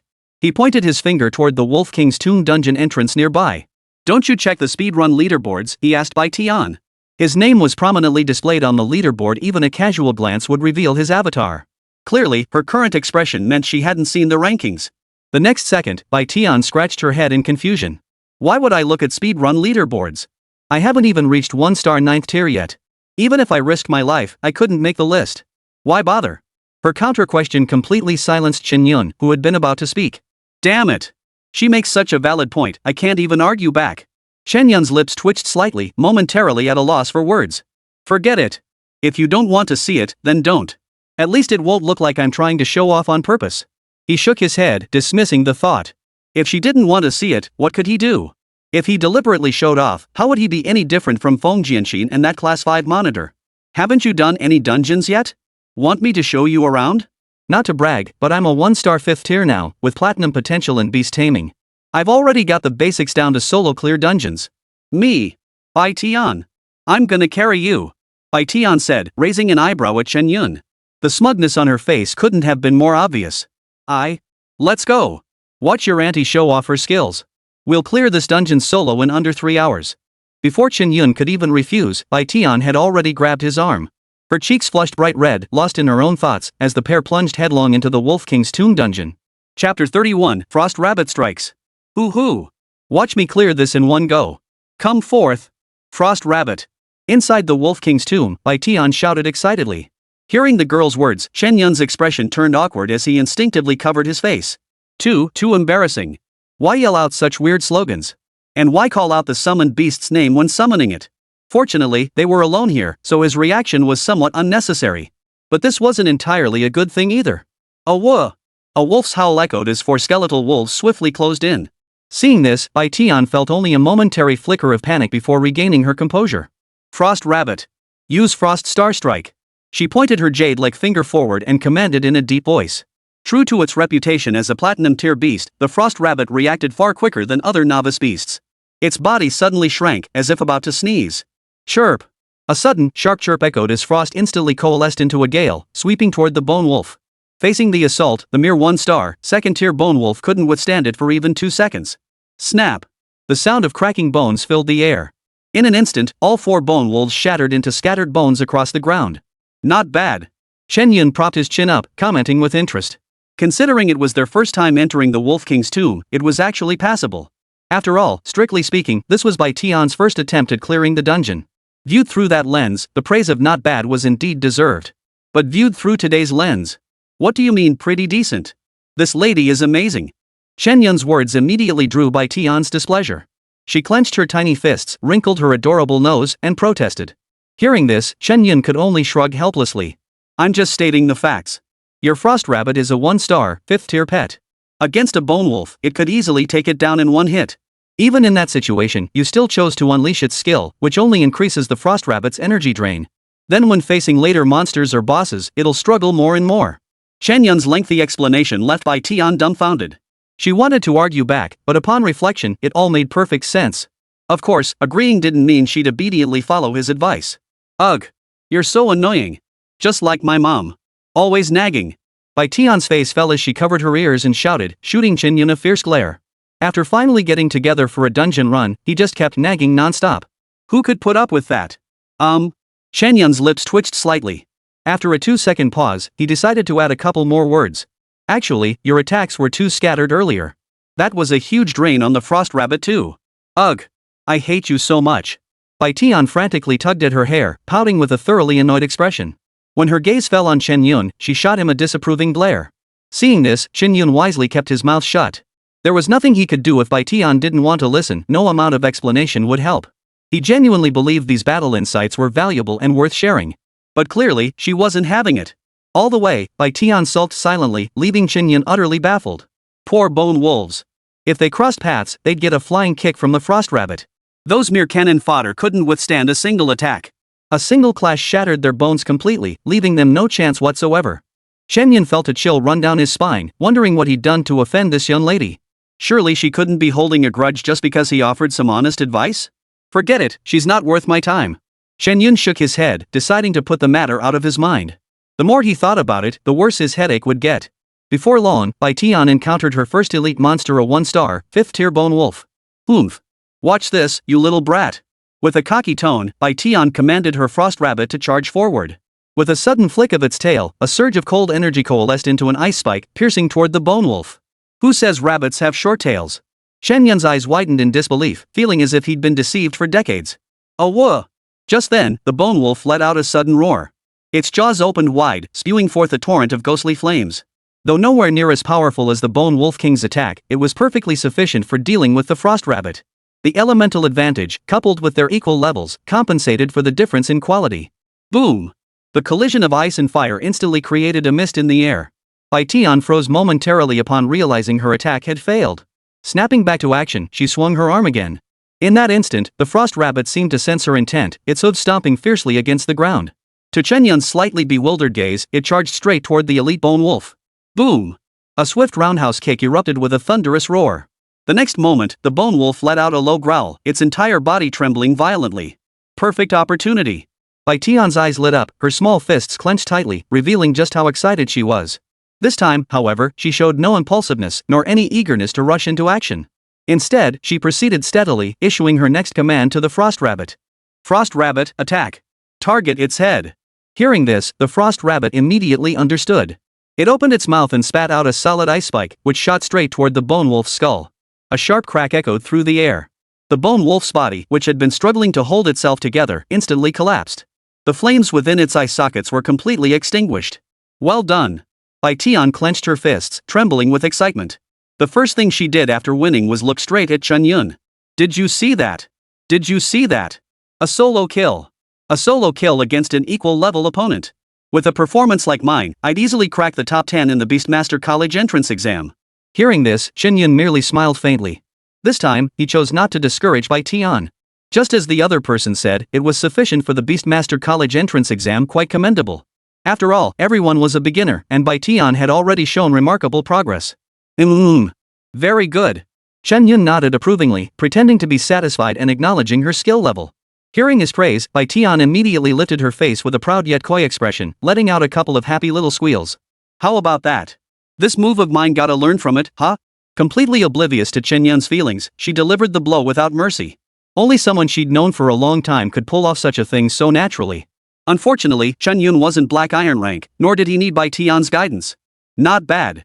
If I'd done it, it wouldn't have been so complicated. Put. You're just bragging. Chen Yun just wanted to tell the truth, but the other party simply refused to believe him. In fact, Bai Tian even stuck out her tongue at him and made a silly face. Her childish temperament made Chen Yun smile helplessly. These days, telling the truth just makes people doubt you. What can you do? Chapter 32, Lu Lingjun, furious and frustrated. Chen Yun gave a faint smile and didn't argue. Watching Bai Tian charge ahead, he decided against intervening. After all, once they finished the dungeon run today, there wouldn't be much else to do. Might as well accompany her for a bit of amusement. His pace was leisurely as he strolled through the courtyard, trailing behind her. Oomph. Are you stunned by this lady's awesomeness? Bai Tian turned her head and snorted twice, completely unaware that even as Chen Yun strolled along at a leisurely pace, he could still keep up with her stride. And this was while she was charging ahead without deliberately slowing down to wait for him. Even so, he hadn't fallen behind at all. Impressed? Chen Yun froze at the question. Come on, this is just standard newbie stuff, right? He hadn't been idle these past few days. With his beast taming prowess now established, he naturally needed to hone his combat techniques. His spare moments were spent gathering information and studying the combat styles of other beast masters. He was preparing thoroughly for the upcoming Beastmaster entrance exam. Therefore, though Bai Tian appeared competent throughout the journey, in Chen Yun's eyes, she was still riddled with flaws. Standard procedure. Standard my ass. Bai Tian snarled, baring two tiny fangs. Her expression fierce, she looked as if she wanted to sink her teeth into Chen Yun's arm. Of course, she wouldn't actually do that. Isn't that what it is? Chen Yun rubbed his nose sheepishly, muttering under his breath. From his perspective, it certainly seemed that way. There was no escaping it anyway. I can't be bothered with you. Bai Tian rolled her eyes and turned away. She couldn't figure out why Chen Yun always managed to get under her skin like this. He always managed to ruin her mood when she was having the most fun. When Bai Tian got angry, the dungeon mobs were in for a world of hurt. Before long, those low-level mobs fell victim to her wrath, none spared. Frost Rabbit. Stomp it to death. Come on. Kick it to death. Her gritted teeth made it seem like these little monsters had done something to offend her. Another roundhouse kick, another fierce stomp. What low-level mob could withstand such treatment? In no time at all, the bone wolf was kicked to pieces, its bones shattered. Though they were destined to be wiped out anyway, being used as a venting tool for no reason was truly hard to stomach. Watching this, Chen Yun's expression darkened. It felt like everything was directed at him, yet he had no proof. Meanwhile, outside the instance. Say that again. You said Bai Tian entered the instance with a guy? And they were holding hands? A sudden roar startled the surrounding crows. Lu Lingjun was livid, his face flushed crimson, clearly boiling with rage. He was a prominent figure at Fengzhou No. 2 High School, a strong contender for the top 10 in the Beastmaster College entrance exam. More importantly, like Bai Tian, he was a platinum-tier Beastmaster. He was in a league of his own, far beyond the mediocrities outside their circle. At the very least, Fengzhou No. 3 High School held no sway over them. Precisely because of this, he had long regarded Bai Tian as his exclusive possession. He believed only a woman worthy of his caliber could truly match him. Now, Bai Tian was alone in a dungeon with a stranger. Out of nowhere, Lu Lingjun felt a glow emanate from his head, as if some wholesome color had suddenly burst forth. Every second Bai Tian spent with Chen Yun in the instance felt like mental torture to him. His entire body felt like 10,000 ants were crawling over him. He grabbed the lackey beside him by the collar and barked harshly. Speak! Who is that man? Lu Lingjun's eyes bulged like copper bells, as if he might devour the lackey whole. The minion nearly wet himself in terror. Shaking like a leaf, he could barely get the words out. Lu?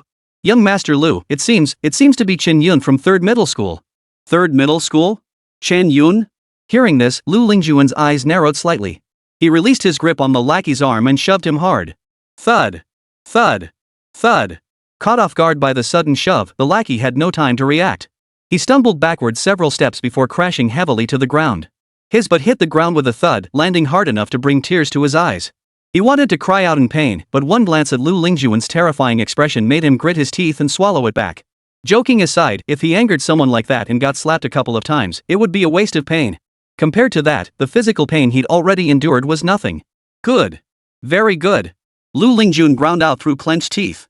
Each word seemed to be squeezed out from between his teeth, sending a chill down one's spine. Any discerning ear could tell Lu Lingjun was genuinely furious this time. Who is this Chen Yun? How dare he be so bold as to provoke Lu Lingjun? The four great families of Fengzhou City: Zhang, Chen, Lu, Bai. Who wouldn't give the Lu family some face? Who'd have thought some hothead would dare to go toe-to-toe with them? Oomph, it's more than that.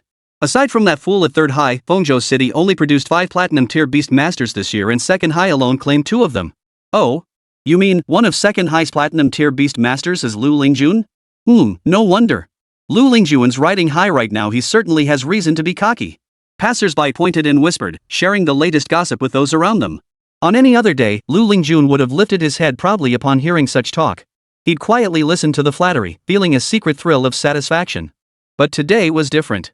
He felt nothing but emptiness. Though he and Bai Tian had no connection whatsoever, it was all his own delusion. But when someone actually set their sights on her, he still felt a wave of jealousy wash over him. Chen Yun from third high. That worthless piece of trash with black ion potential. He actually dares to compete with me for Bai Tian.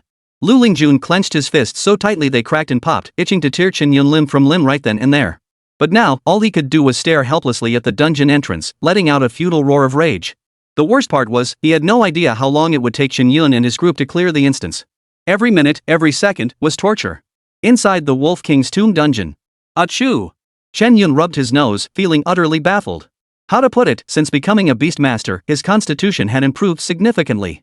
Yet here he was, sneezing in perfectly normal weather. Phew! What do you think? Pretty impressive, huh? Bai Tian wiped the sweat from her forehead, only to see fine beads of perspiration form again on her smooth skin. Meanwhile, the frost rabbit wasn't faring much better. It collapsed onto Bai Tian's shoulder, tongue hanging out, limp as a puddle of mud. Looking half dead, it clearly had little fighting spirit left. Maybe I should take over. Seeing how hard you're struggling, I'll give you another chance to shine next time. Chen Yun pursed his lips, deliberating for a moment before speaking.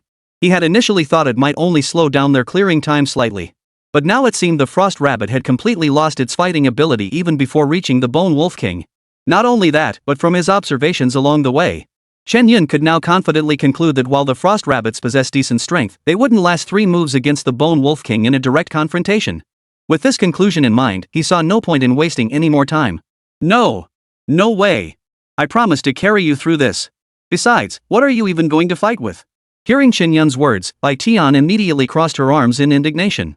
Standing a head shorter than him, she defiantly lifted her chin, locking eyes with Chen Yun. Her earnest expression made the corner of his mouth twitch slightly. Ignoring her questioning tone, Chen Yun spoke slowly. Fine then. But just so you know, if you can't handle it, I'll step in. Perhaps his words made Bai Tian feel belittled. Her tone showed no sign of backing down. Cut it out. With your puny frame?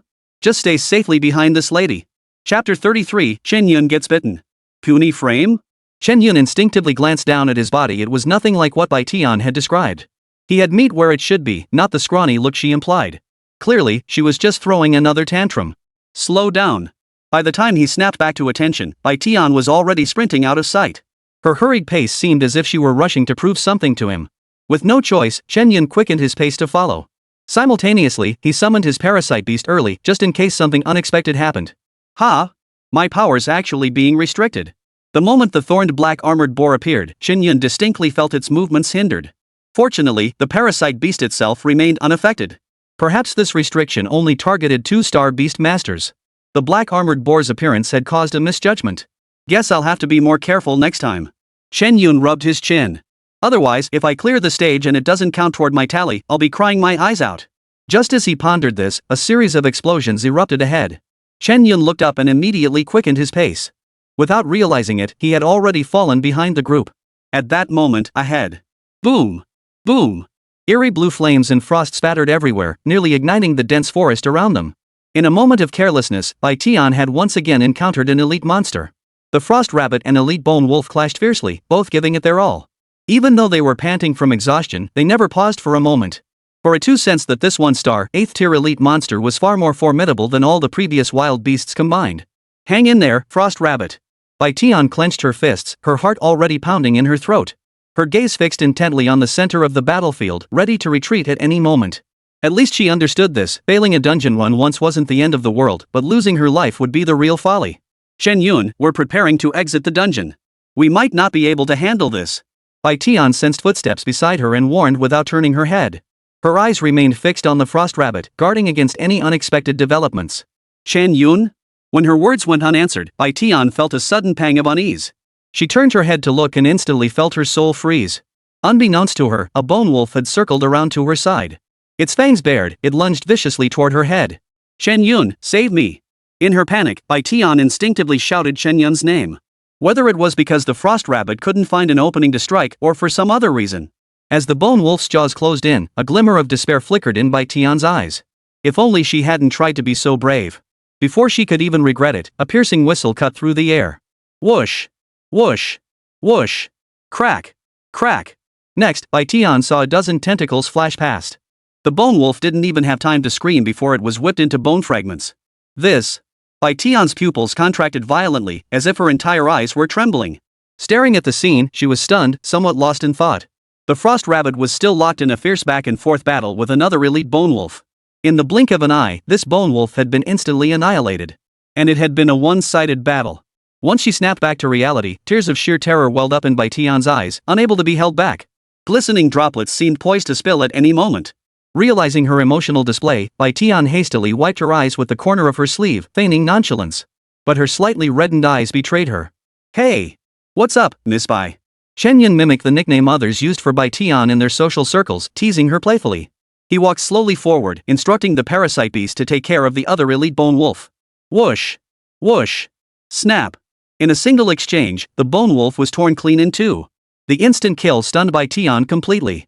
Her mouth hung slightly open, convinced she was seeing things. Had she not witnessed it once before, she would have doubted it. But one time could be coincidence. What about twice? Still reeling from the shock, Bai Tian pressed her lips together and stared blankly at Chen Yun. Thank you for saving me again. What? And nothing. Bai Tian's voice was so faint it was barely audible, and for a moment, Chen Yun thought he'd misheard.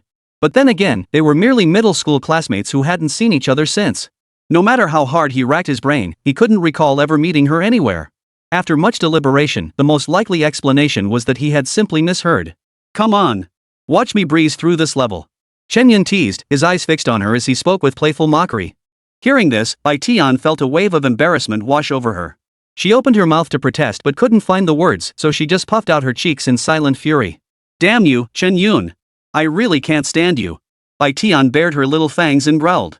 Seeing this, Chen Yun merely smiled without a word. He knew full well she was just putting on a show, she wasn't genuinely annoyed with him.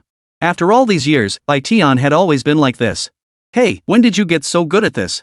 Watching the parasite beast charge forward like a force of nature, Bai Tian suddenly asked. It sounded like a casual question, but those eyes, brimming with curiosity, had already given her away. I've always been this good. Chen Yun scratched his nose, unsure where to begin. But the truth was, ever since they'd formed their contract, the parasite beast had never once disappointed him. You're just bragging. Did that teacher from Qinglong Academy give you some kind of favor? As a direct descendant of one of the 4 great families, Bai Tian was well connected. Especially when she made a point to look into things, she knew a thing or two about Shao Kunlun. Even if he wasn't one of the venerable elders at Qinglong Academy, he was still comparable to the star professors at Fengzhou University. Thus, she surmised that Chen Yun's current prowess in beast control must be inextricably linked to Shao Kunlun. Little did she know, the information she sought had already been sealed off by Qinglong Academy. Anyone who accessed the Wolf King Tomb dungeon rankings within the past few days would be subjected to temporary gag orders.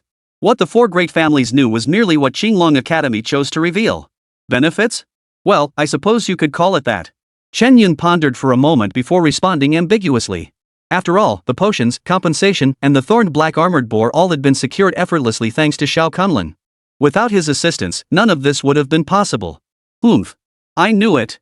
Bai Tian snorted twice, her face brimming with smug satisfaction at her own cleverness. But what kind of potential does your beast mastery actually have? Why can't I see it? If I said legendary tier, would you believe me? Chen Yun was already used to this. After all, anyone who saw his beast would inevitably be curious. Understate it, and the parasite beast would be displeased. If he exaggerated, others wouldn't believe him.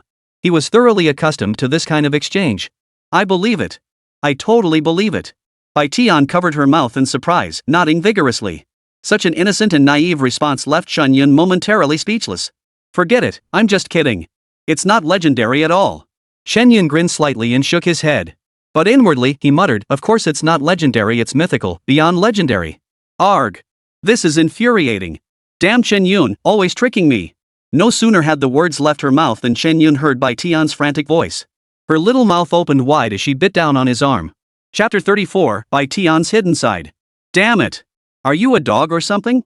Chen Yun glared at the bite marks on his arm, cursing irritably. Of course, with 95% damage mitigation, he was barely hurt. But he still had to put on a show. I'm so sorry. Bai Tian's face flashed a rare hint of panic. After speaking, she quickly grabbed Chen Yun's hand and examined it carefully. She blew gently on the wound, as if that alone could ease the pain. Seeing her like this, Chen Yun dropped his teasing. It's no big deal. This little scratch is nothing. Chen Yun withdrew his hand and waved it dismissively.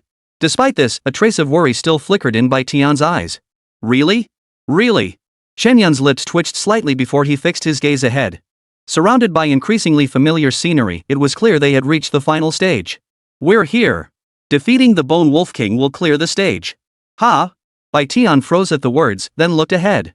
Why don't we just turn back? We might not stand a chance against the Bone Wolf King. With barely a moment to think, her first instinct was that it was impossible.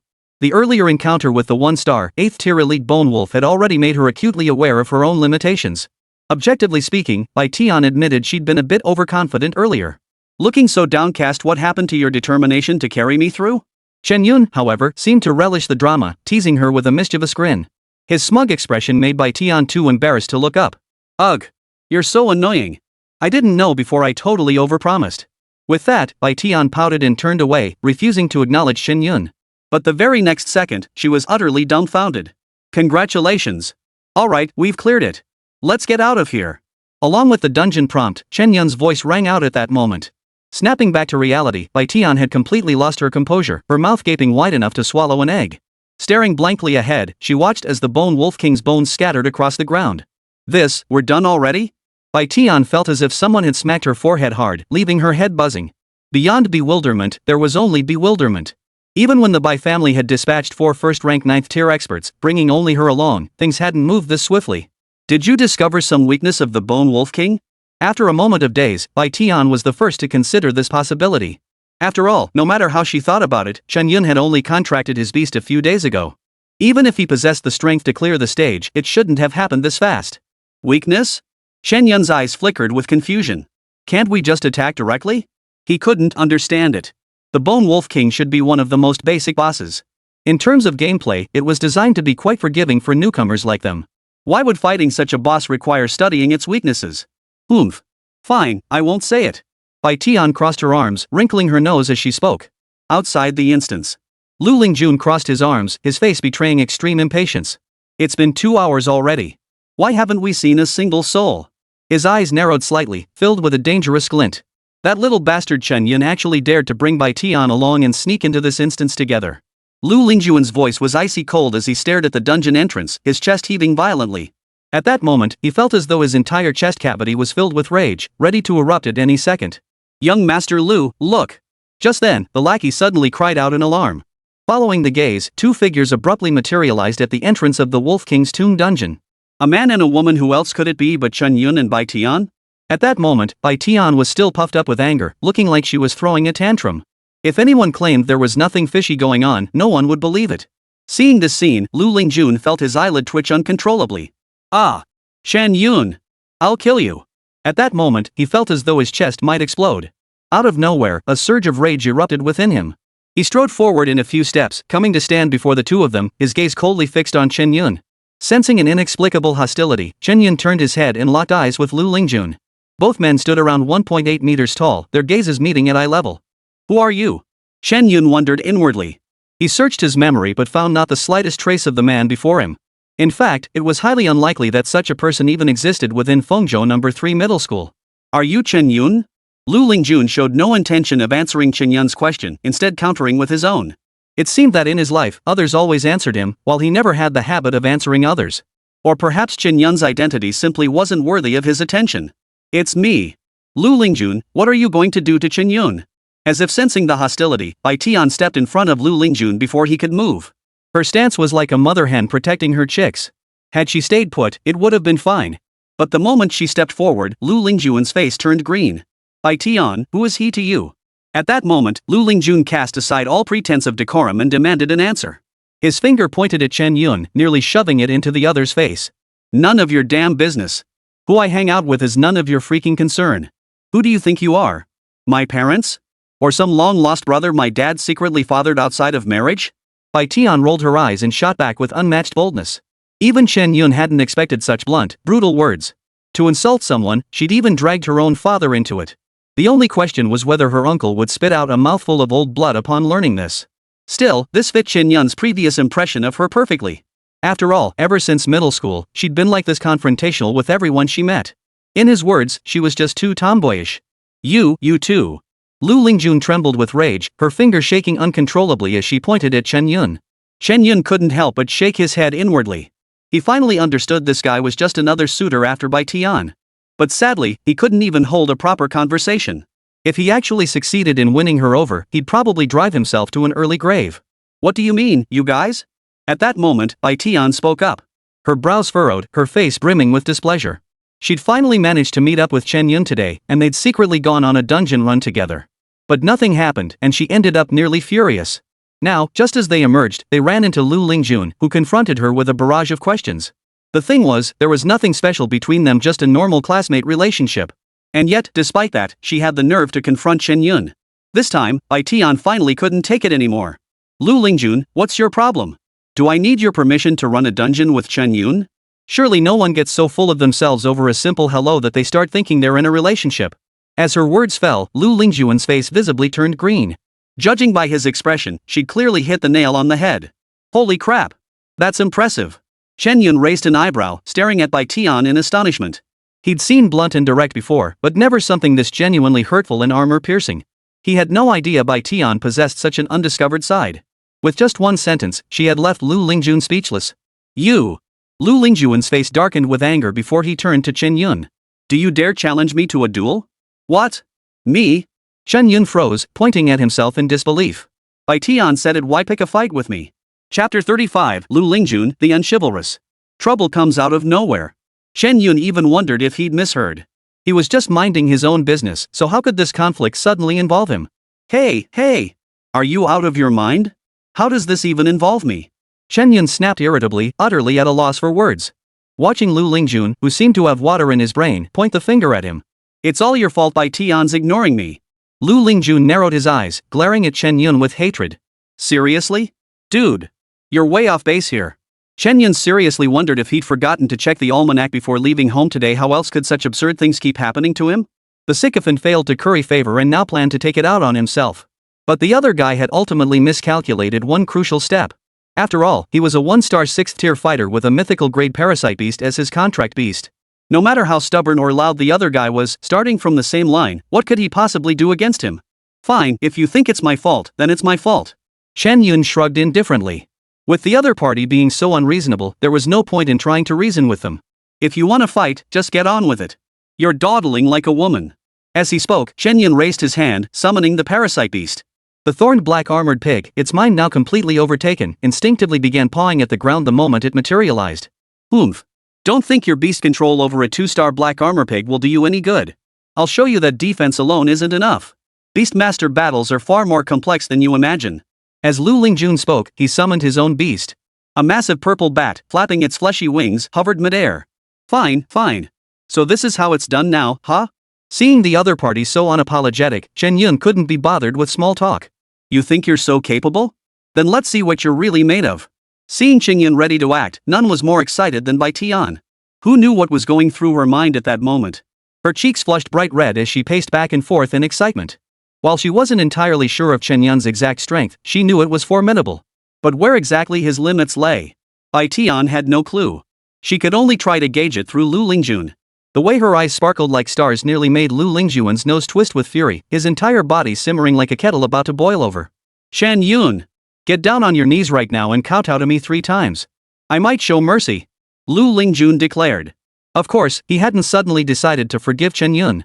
But precisely because of that, he was more determined than ever to humiliate him. Only by completely destroying Chen Yun's image in Bai Tian's eyes could he regain his chance. Then I'll return your own words to you. Kneel and kowtow now, and when I strike later, I might consider going easy on you. Chen Yun finished, rolling his eyes as an afterthought. He couldn't fathom where the other guy got the nerve to spout such brazen nonsense. The real issue was that he'd seen this tired old routine played out countless times before. Couldn't they come up with something new? At these words, Lu Lingjuan's already grim expression darkened further. How dare you? If I don't teach you a lesson today, you'll truly believe I rely solely on the Lu family's status? As the words fell, Lu Lingjuan's expression twisted into a savage grimace. In the next instant, the purple crystal robe opened its mouth and spat forth. Without giving anyone time to react, a purple crystal-like attack shot straight toward Chen Yun's face. In battles between beast tamers, prioritizing attacks on the tamer was a tactic many despised. Unless it was a life or death duel, no one would choose to do so. Holy crap! Has Lu Lingjun lost his mind? He actually intends to kill him here? It's over. Look at Chen Yun, he's probably frozen in shock. He didn't even try to dodge. No way around it. After all, his beast is only black iron potential. Its ceiling is set. True. He's just a black iron beastmaster. No one's going to punish Lu Lingjun over him. At most, he'll get a verbal warning. The onlookers were utterly shocked by Lu Lingjuan's sudden attack. After all, although the Wolf King's tomb was located on the eastern outskirts, it still fell under Fengzhou City's jurisdiction. While unrestricted combat was permitted, fatalities were an entirely different matter. However, after a moment of stunned silence, someone was the first to react. With Lu Lingjuan's platinum tier potential, he stood in stark contrast to Chen Yun's black iron tier. Both the Beastmaster Association and the Enforcement Squad were pragmatic. No one would pursue a platinum tier talent with limitless potential over a single combat misstep. Lu Lingjun! How dare you! Among the crowd's outbursts, one voice rang out with particular clarity. Bai Tian's face was flushed with anger, her dark brows furrowed. Her eyes widened, her gaze fierce enough to tear through the air. Though Lu Lingjun flinched outwardly, the ruthlessness within him only grew more pronounced. The more Bai Tian showed she cared for Chen Yun, the more he wanted Chen Yun dead. But in the next instant, he froze. Boom! Suddenly, over a dozen tentacles shot out from the thorn-covered black-armored boar. With a casual flick, the purple crystal bat's attack was effortlessly intercepted. Not even a scratch was inflicted. Lu Lingjun was stunned by the sight. After all, the purple crystal bat was a 1-star, 5th-tier beast currently among the most elite combat forces within Fengzhou City. Though the attack just now wasn't its strongest strike, it was close enough. He had intended to strike with lethal force, holding nothing back. Yet even so, it had been intercepted with ease. How could he possibly accept this? Some rejoiced while others grieved. Just as Lu Lingjun was feeling utterly miserable, a cheerful voice rang out. Yes. I knew you weren't that simple, Chen Yun. Bai Tian nearly jumped for joy. Her heart, which had been clenched in anxiety, finally relaxed completely at that moment. The others exchanged bewildered glances, clearly still processing the revelation. Some even dumbly slapped their own cheeks, trying to snap themselves back to reality. What did I just see? Lu Lingjuan's attack was blocked? Coincidence. It must be coincidence. That strike just now could have easily one-shot a 1-star, 3rd-tier beast tamer. Right. Chen Yun must have found some flaw in his defense. Otherwise, there's no way he could have come out unscathed. It could be said that, aside from Lu Lingjun himself, they were the ones who found it hardest to accept reality. A platinum-grade beastmaster's attack struck a black iron-grade beastmaster, yet it caused absolutely no damage. If they hadn't witnessed it themselves, who would believe such a thing? They could guarantee that if they told their friends, people would think they'd lost their minds. Yet here it was, happening right before their eyes. After a moment's thought, Lu Lingjun roared out loud. Chen Yun! Don't think hiding your beast within that ferocious beast's shell means I can't touch you. At that moment, he seemed to have found a reasonable explanation, his words dripping with contempt. Hearing this, the crowd finally understood. Gazing at the 2-star, 3rd-tier ferocious beast, the thorned black-armored boar, everything suddenly clicked into place. So that's why he could block it. He was relying on the beast's power. TSK. Truly worthy of black iron rank resorting to such unconventional tactics? Oomph. Mind your own business. At least he found a way to survive, even if it's a bit despicable. The crowd chattered on, seemingly having seen through Chen Yun completely. Little did they know that the force that had just intercepted the attack belonged to the parasitic beast itself. You've had your turn. Now it's mine. Chen Yun flexed his muscles, suddenly letting out a light chuckle. If the enemy preferred ambushes and disregarded martial ethics, then he felt no qualms about reciprocating. After all, someone like this was a danger to society and to individuals alike. Chapter 36, a single whip sends Lu Lingjun flying. You? What a joke. Even if I stood here motionless and let you strike me, you couldn't scratch me. Lu Lingjun couldn't help but laugh at Chen Yun's words. Earlier, it had merely been his own mistake that allowed Lu Lingjun to successfully block the attack. How naive could he be to think he possessed such strength? The more he thought about it, the more contempt filled his eyes. Is that so? Well, don't cry later, okay? Chen Yun raised an eyebrow, his expression a mocking smile. The other guy's arrogant, nose-in-the-air attitude was grating on him. He'd come here to provoke me if I don't beat him senseless now. What, save him for New Year's? Parasite. Beat the crap out of him. Once the decision to fight was made, there was no room for hesitation. At Chen Yun's command, the parasite beast's dozen tentacles erupted instantly. They swarmed like a dense cloud, overwhelming the senses. At a single glance, Lu Lingjun felt his claustrophobia surge. The pitch-black tentacles lunged toward him, causing his vision to darken in terror. He kept telling himself that Chen Yun was merely a lowly black iron rank, and his beast should be no higher than a 1-star, third-tier beast. Yet when the attack struck, fear gripped his heart. Quickly block the attack. In his panic, he could only manage to issue a single command to the purple crystal bat. Though puzzled, the beast obediently complied. Its wings flapped violently as it swiftly closed in on Lu Lingjun. It positioned itself horizontally, blocking the attack in front of him. You fool! Attack! Attack, I said. Witnessing this, Lu Lingjun nearly spat out a mouthful of blood. Furious and flustered, he erupted into a torrent of curses. Though his command had been flawed, the purple crystal bat's comprehension was utterly abysmal. Only upon his second command did the purple crystal bat finally react. Its wings flapped fiercely, sending several shockwaves hurtling toward the tentacle's attack. Boom! Boom! A series of explosions echoed, thick smoke billowing upward. The air thickened with the acrid scent of gunpowder. Did you block it? Through the white mist, Lu Lingjun's heart raced with unease.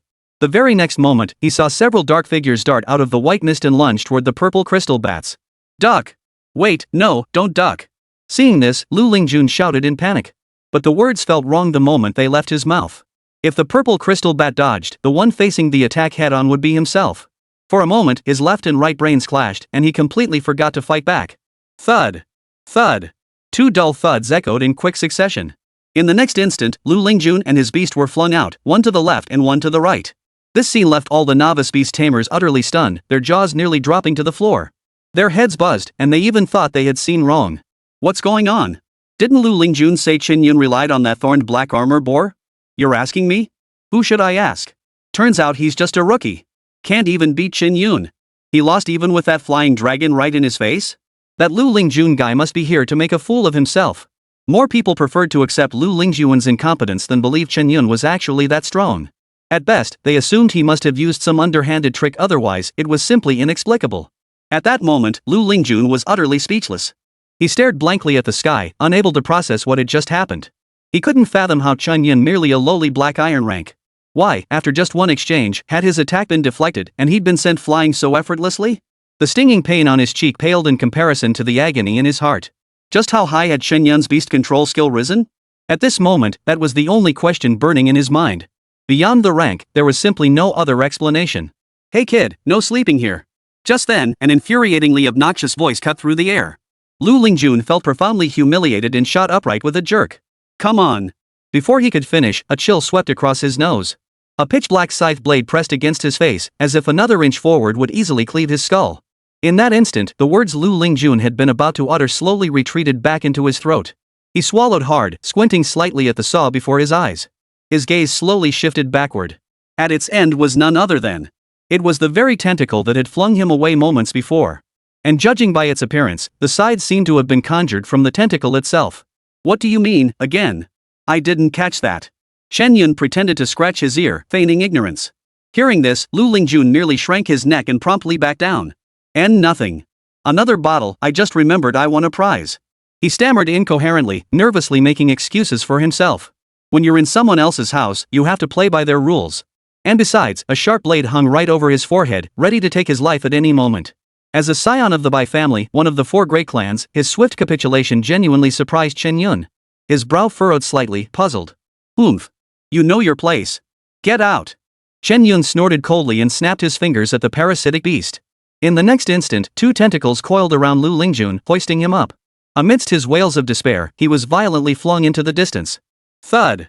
The once lofty Lu Lingjun now lay like a discarded sack. He slammed onto the ground with a thud, rolling several times with the momentum. Then darkness engulfed his vision as he passed out. It was unclear whether he was feigning unconsciousness or truly out cold. Chen Yun, is he going to be okay? Bai Tian watched as the fight concluded here, then hurried over in a few strides. Glancing at Lu Lingjun, whose condition remained unknown in the distance, she voiced her concern for Chen Yun. After all, he was a member of the Lu family of Fengzhou City. If he was fine, it would be one thing, but if something serious happened, that would be a bit troublesome. Relax. What could possibly happen? Chen Yun shook his head and chuckled lightly. He knew better than anyone how much strength the parasitic beast had exerted. Besides, beast tamers weren't as fragile as people imagined. After forming a contract with a beast, their physical constitution would strengthen accordingly. He already had a rough idea of what had happened just now. At worst, Lu Lingjun might suffer some superficial injuries, but it certainly wouldn't cost him his life. This served as a small warning to everyone present. Strike first to prevent 100 blows.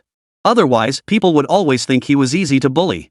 With Lu Lingjun's example before them, others would think twice before raising a hand in the future. At the very least, they'd make sure there was no one with Lu Lingjun's strength around before making a move. Chen Yun, you're finished. How dare you hit young Master Lu? Just wait for the Lu family's revenge. Exactly. Looks like you've had enough of living. Seeing the situation turn sour, Lu Lingjun's two henchmen also hurled threats. But when their eyes met Chen Yun's, they completely chickened out. They bolted faster than rabbits, making sure to carry Lu Lingjun away as they fled. Ha! They're so stupid. Watching the henchman's comical antics, Bai Tian couldn't hold back and burst out laughing.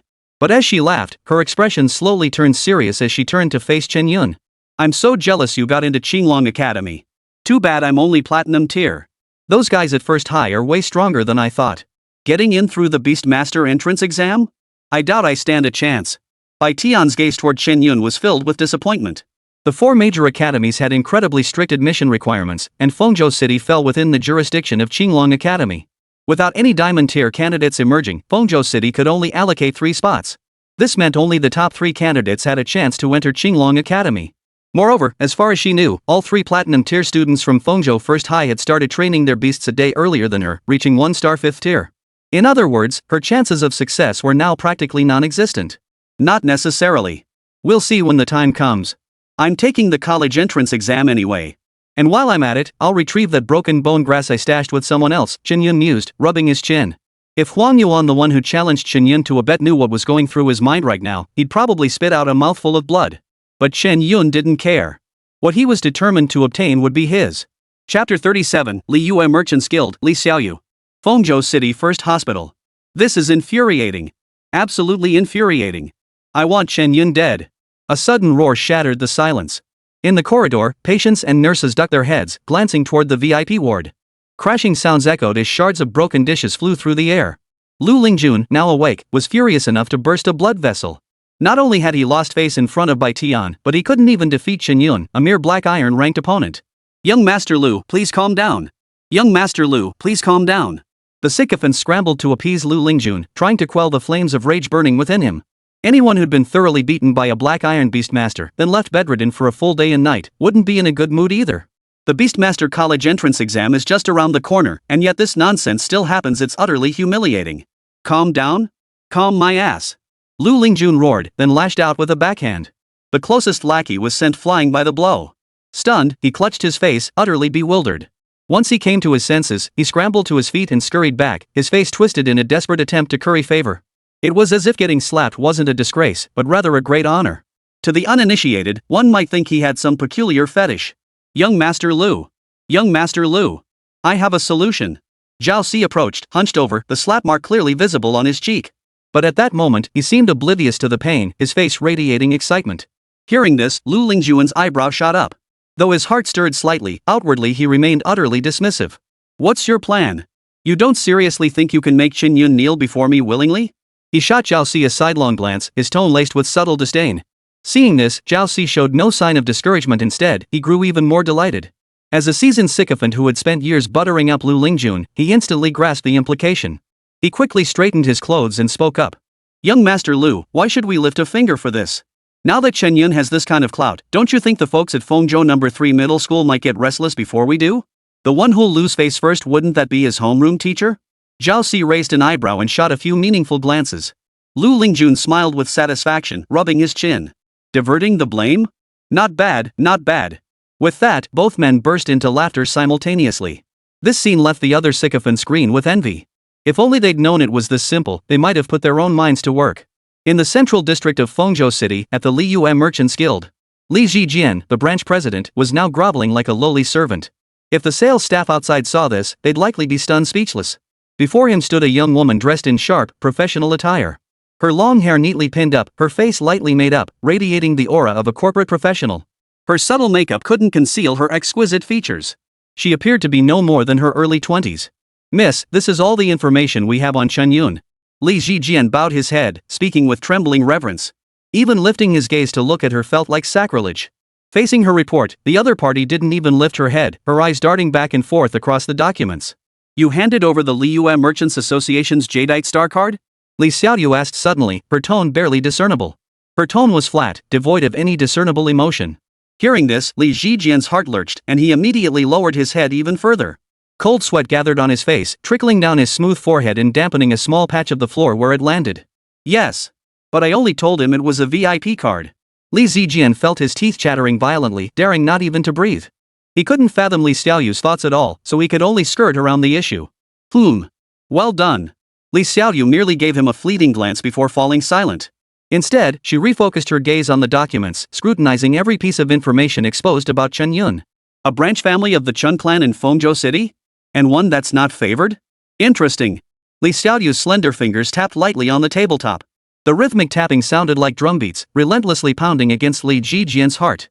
After enduring unbearable agony, he finally couldn't help but look up. "Miss, have we perhaps overplayed our hand?" Li Zijian's eyes darted nervously as he asked, his voice tinged with unease. Although he had personally handed over the Lioli Star card, the order to curry favor with Chen Yun had ultimately come from above. In other words, even if he took the fall, it could be dismissed as a misunderstanding. Yet the next moment, he froze. "Too much? I don't see it that way." The counter-question made Li Zijian think he'd misheard. He was well aware of Qinglong Academy's regard for Chen Yun and the higher-ups' directive to show goodwill. But he never imagined that even parting with the Lioli Star card wouldn't cause him any heartache. As if reading his thoughts, Li Xiaoyu slowly set down the documents in her hands. "The Lioli Star card can be reissued, but a beastmaster like Chen Yun once missed, there'll be no second chance. As for your own star card, once I secure approval from the family in due time, I'll have it replaced for you." Her calm words sounded unlike anything one would expect from a girl barely 20 years old. You can't judge a book by its cover. Some people possess such extraordinary talent in certain areas. Even Li Zijian couldn't help but admire her decisiveness. Even now, with Li Xiaoyu agreeing to replace his glass star card, Li Zijian still felt a twinge of pain. "Thank you, miss." Li Zijian nodded, forcing a faint smile. For now, he was merely carrying out orders. As for the benefits, those would only come once Chen Yun proved his worth to the Liyue Merchants Guild. In other words, the rewards from this decision were entirely tied to Chen Yun's performance. "Rest assured. You'll definitely get your share later. Use your head and think it through. What could possibly make Teacher Xiao mobilize so swiftly in such a short time, and even secure a letter of acceptance from the school?" Li Xiaoyu didn't finish her sentence, but Li Zijian wasn't stupid. After roughly piecing things together, he understood exactly what she meant. It wasn't just Xiao Kunlun who valued Chen Yun, it was the entire Qinglong Academy. Otherwise, even the application process alone could have been stalled for days. Clearly, Qinglong Academy had discovered something significant, otherwise, they wouldn't have acted with such unprecedented speed. It seemed as if they feared Chen Yun might slip through their fingers. "And there's something you might not know." Li Xiaoyu tapped her fingers on the tabletop as she spoke. Hearing this, Li Zijian grew even more perplexed. After all, he had been operating in Fengzhou City for some time. While he wasn't exactly an expert on information, he certainly wasn't completely out of the loop either. There probably wasn't much he didn't know. Shortly after Xiao Kunlun arrived in Fengzhou City, the Wolf King's Tomb dungeon rankings became inaccessible. If I'm not mistaken, Qinglong Academy used an item to forcibly lock it down for a month, preventing anyone from viewing it. Hearing Li Xiaoyu's speculation, Li Zijian's pupils instantly contracted. Even he hadn't considered such a minor detail. Damn it! That bastard Xiao Kunlun. Li Zijian stopped mid-curse, suddenly realizing the inappropriate setting, and quickly swallowed the rest. At the same time, he cursed the other guy silently in his mind. Such a huge matter, and he hadn't even informed me. Now he'd completely lost face in front of the young miss. Fortunately, Li Xiaoyu seemed unimpressed by his performance. Instead, she stroked her chin with interest, her gaze fixed outside the window. "Everything will be revealed after the Beastmaster College entrance exam. My dear junior." Chapter 38, Parents' Doubts. Tomorrow, the day after tomorrow, it's the Beastmaster College entrance exam. Chen Yun flipped open the wall calendar, murmuring to himself. The urban village dwelling was filled with a musty, sunless odor. These past few days, the resources needed to level up his parasitic beast had either dropped from dungeons or been gifted by the Liyue Merchants Guild. Every penny spent could have secured a better living environment. But now, with the exam looming, everything else was secondary. As his parents would say, the priority was to level up and secure a top ranking. Of course, this inevitably comes with a fair share of nagging. Sigh. Why can't you just focus on studying at Qinglong Academy? Why must you go gambling with that Huang Yuan fellow for a 2-star broken bone herb? What's shameful about studying liberal arts? Others would kill for the chance. Chen Yun said with a hint of frustration. Over the past few days, Chen Yun had heard the same words at least 10 times, his ears practically calloused from repetition. He wanted to explain, but his parents simply wouldn't believe him. Even if he laid the parasite beast's data right in front of them, the outcome would likely be the same. Before Chen Yun could even open his mouth, his father seemed to have already anticipated his thoughts. Don't bring up your beast taming again. A 1-star 6th-tier beast is decent enough. But that was built up with resources from Qinglong Academy. It's useless. Yours is merely black iron grade. Out there, even a 1-star, 4th-tier golden beast could beat you.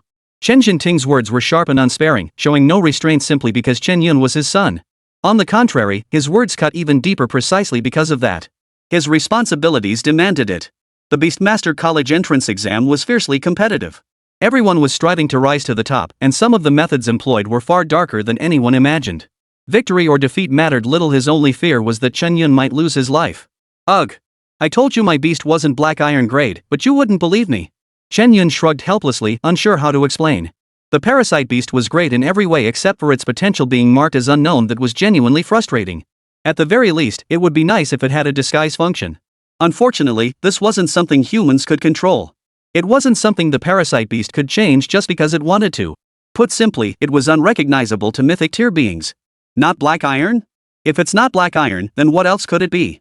Chen Jinting, seated across from him, tapped the tabletop and retorted. White smoke curled from his fingertips as the glowing ember at the cigarette's tip burned steadily. Legendary. Epic. From highest to lowest, didn't you just list them all? Last time you said diamond grade. Today you're going to tell me it's platinum? Hearing his father's words, Chen Yun's face flushed with embarrassment. At the same time, a thought surfaced in his mind. Do you think I want to? If I start too high, no one will believe me. I have to work my way down. Of course, he kept these thoughts to himself. Otherwise, he'd probably get another round of nagging. Sigh. Old Chen, just shut up already. Wu Qianya gave Chen Jinting's arm a sharp slap, her eyes flashing with annoyance. She was tired of hearing the same thing repeated over and over. Anyway, Xiao Yun, don't take the Beastmaster entrance exam lightly. If it really doesn't work out, just withdraw. We're not like those rich kids from wealthy families. We have money to fall back on. Withdrawing to save our lives isn't shameful. Wu Qianya pleaded earnestly, as if terrified something might happen to Chen Yun. In their minds, a black iron tier beast tamer was essentially a sitting duck wherever they went. One wrong move, and they could lose their lives in the Beastmaster College entrance exam. Regardless of their reasons, as parents, they naturally wanted Chen Yun to stay alive. Oh, Mom. Why won't you trust me? Chen Yun felt bitter inside, unsure what to say at that moment. Upon returning, he discovered the rankings had been locked for some unknown reason. This meant he couldn't check his current ranking. The thought alone gave Chen Yun a headache. He had planned to bring his parents over to take a look, but now it seemed completely pointless. He could only wait until after the Beastmaster College entrance exam. If he achieved a good score, all the rumors would be proven false. I believe you. Of course I believe you. Wu Qianya said, but the look on her face made Chen Yun's expression darken. Her dismissive attitude was obvious to anyone with eyes to see. Besides, having lived 2 lifetimes, if Chen Yun couldn't see through it, he'd have lived in vain. Fine. I'm done talking to you lot. Chen Yun rolled his eyes and turned away. With only 2 days left before the college entrance exams, there were still a few minor tasks to take care of. I'm heading out to run some errands. Since I'm familiar with Fengzhou City, I'll go ahead and register my mercenary status first. He didn't bother asking his parents' opinion. Needless to say, another round of scolding was inevitable. After days of listening to it, he was numb to it all. Be careful on the road. And with your black iron potential, you'd be lucky if anyone would take you for free. Chen Jinting adjusted his thick-rimmed reading glasses, lifting his gaze from the newspaper in his hands. His gaze toward Chen Yun held a hint of resignation. It was unclear whether he lamented Chen Yun's meager strength or regretted his limited beast-taming potential. Or perhaps both, causing this man well past 50 to sigh once more. Great. Another wasted lecture. Can't you guys just wish me well for once? Chen Yun exhaled, opened the door, and stepped outside. The moment the door swung open, the stench of sewage hit him like a wave. It was even more unbearable than the musty stench inside the room. But for Chen Yun, who had lived here year after year, it had long since become second nature. Walking down the alleyway, he could faintly hear the sound of an argument. He wondered whose couple it was, complaining about the harsh environment. At least 20 such scenes unfolded within a single month. For Chen Yun, who loved a good spectacle, this was absolutely a show not to be missed. If it weren't for the more pressing matter of handling mercenary affairs right now, he would likely have stopped to watch for a while. Splash! Suddenly, a basin of filthy water was dumped down. It landed squarely right in front of Chen Yun. Damn it! Are you out of your mind? Chen Yun pointed at the upstairs and cursed loudly. Though such incidents were commonplace in urban villages. But as the one who nearly got drenched, his mood didn't improve one bit. Unfortunately, when he looked up, there was no one to be seen. Damn it! Chen Yun brushed the wet hem of his pants and shouted angrily. The frustrating part was that he had no clue who had done this dirty deed. At least he could vent his anger with a few curses. Some people might even think they were in the right and shout back. Forget it. Water is wealth. Seeing wealth when you go out is a good omen. Chen Yun patted his chest, trying to calm his inner rage. He forced himself to feel better by telling himself positive things. Chapter 39, Registering as a one-star mercenary. Fengzhou City, South District. Compared to the Eastern District, this area was much closer to the Demon Beast Forest. With more beasts, naturally more beast masters were drawn to the area. The Mercenary Guild was conveniently established here. Not only could it effectively defend against small beast swarms, but it also allowed mercenaries to exchange their resources promptly. Is this the Mercenary Guild? Chen Yun looked up at the sky. The towering spires of the buildings pierced the clouds, as if they were about to punch a hole through the sky. Beast masters came and went in a constant stream. Compared to the Central District, the crowd here was no less dense. After all, the city center was for consumption, while the Mercenary Guild was where real life happened. Even before approaching, the clamor of hawkers filled the air. Not only from the guild itself, but also from those setting up small stalls around it, eking out a living. Premium wild boar hide, just 200 Beastmaster coins. 3-star Demon Fang Tiger's penis, you know what it's worth. Name your price. Don't miss out. 2-star Savage Bull Horns top-grade weapon material. Essential for humanoid tamers. The cries never ceased, rivaling the bustle of a vegetable market. Chen Yun merely gave them a fleeting glance, paying little attention.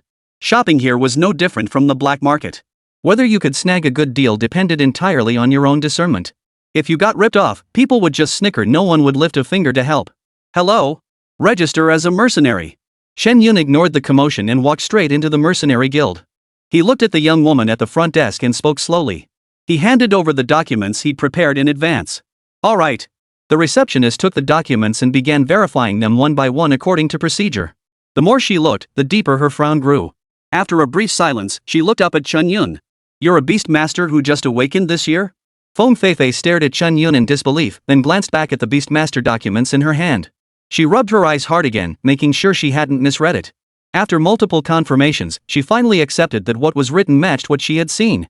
Student, did you fill out your information incorrectly? If her eyes weren't deceiving her, that was the most likely explanation. Feng Feifei looked Chen Yun straight in the eye and asked, "What's wrong?" Chen Yun tilted his head and glanced at the form again. Even though it was upside down and he couldn't see it clearly, he was certain he hadn't made a mistake. This left him feeling puzzled. Hey! Look! Feng Feifei said, handing the paper to Chen Yun. It says your Beastmaster has unknown potential and is rated 1-star, 7th tier. Yeah, you're right. Chen Yun nodded in agreement. The Parasite beast had already advanced to 1-star 7th tier shortly after leaving the dungeon with Bai Tian yesterday. There was absolutely no mistake. Only then did it dawn on him. He'd taken things for granted again, forgetting what others could accept. Even his own parents would think he was exaggerating if they saw the Parasite beast's current stats. Sure enough, Feng Feifei shared the same thoughts at that moment. Standing with her hands on her hips, she looked ready to explode, yet forced herself to speak in a soft, gentle tone. Chen Yun, I know what you're thinking, you want to register as a mercenary. But honestly, registering now or later doesn't really change anything. I'd rather you come back once you've grown stronger, okay? As she spoke, Feng Feifei reached out her right hand and ruffled Chen Yun's hair. Caught off guard by the sudden gesture, Chen Yun was momentarily flustered. He pulled away slightly, feeling a bit put off, and awkwardly scratched his cheek. Compared to Feng Feifei, who'd encountered all sorts of people at the Mercenary Guild, Chen Yun seemed like a greenhorn. Being in close proximity to a girl made him feel somewhat awkward. Bai Tian was different. He didn't see her as a girl at all, but more like a tomboy. My information is correct. And registering as mercenaries, isn't this just a formality? Chen Yun frowned slightly as he spoke slowly. Precisely because he understood these procedures did he feel even more impatient. Well, that's true. Feng Feifei gently bit her fingernail. But the guild master told us to avoid having current students register as mercenaries whenever possible. He said you don't even have the ability to protect yourselves, and the guild would end up bearing some responsibility. Ideally, you should wait until after the Beastmaster College entrance exam, when you've seen the harsh reality. Oops. I've said too much again. Feng Feifei's blunt words made one's vision go dark. Put simply, novice beast tamers were too inexperienced and might get killed out in the field. It sounded like an accidental slip, but how could she have revealed so much? Chen Yun's lips twitched slightly. He was at a loss for words. Was he really going to have to go through the same routine as in his previous life? Something that could be done in a single day was being dragged out for half a month. Well, since I'm already here, why not just register me? Sure thing. Feng Feifei agreed immediately after he finished speaking. Hearing this, Chen Yun froze for 2 seconds, momentarily doubting his own ears. The air hung heavy for a few seconds. He couldn't even make out the noise of the crowd around him. Wait, what? Sis, are you kidding me? Giggle giggle giggle. Seeing his stunned expression, Feng Feifei couldn't help but burst into giggles. She laughed until she was doubled over, her colorful dress swaying. Just teasing you, little brother. The mercenary guild doesn't have all those rules. Hold on, sis will get you sorted right now. Feng Feifei tied her long hair into a ponytail and swiftly typed the information into the computer. Mercenary guild information was shared globally. Before long, Feng Feifei handed Chen Yun a badge. Here. This is a 1-star mercenary badge. Just like our Beastmaster potential and Beastmaster level, you know. Chen Yun took it with curiosity and examined it closely. Sure enough, it was exactly as she had described. The badge was as deep and dark as black iron, adorned with a gleaming yellow star. It also represented the pinnacle achievable by a black iron tier Beastmaster. Pretty neat. Chen Yun ran his fingers over the badge's surface, speaking with genuine interest. The craftsmanship was somewhat crude. After all, thousands upon thousands of people registered as mercenaries in every city each year, and there simply wasn't enough time for anything else. The lowest tier badges were all this poorly made. Of course, counterfeiting wasn't a concern. These badges were networked, making verification instantaneous. It wasn't worth the trouble for low-level ones, and high-level ones were too easy to spot. It's simply not worth it for such a pittance. Oh, I forgot to mention, even if you reach 2 stars, you won't be promoted to a 2-star mercenary unless you complete the required number of missions. Likewise, if you exceed the mission quota but haven't reached the required rank, it won't work either. Feng Feifei parted her pink lips slightly, teasing Chen Yun with a playful smile. Seeing this, Chen Yun instinctively took half a step back, glancing at her warily. For some reason, a chill ran down his spine. Little brother, what are you afraid of? Big sister isn't going to eat you. Feng Feifei spoke, shifting her form of address 3 times in succession. Even Chen Yun, who was no stranger to high-stakes situations, felt a bit overwhelmed. Just as he was about to bolt, Feng Feifei suddenly called him back. Hold on a second. I've got a job for you. It's a bit challenging, but the commission is really high. Chapter 40, The Mercenary Guild's Offer. A mission? What kind of mission?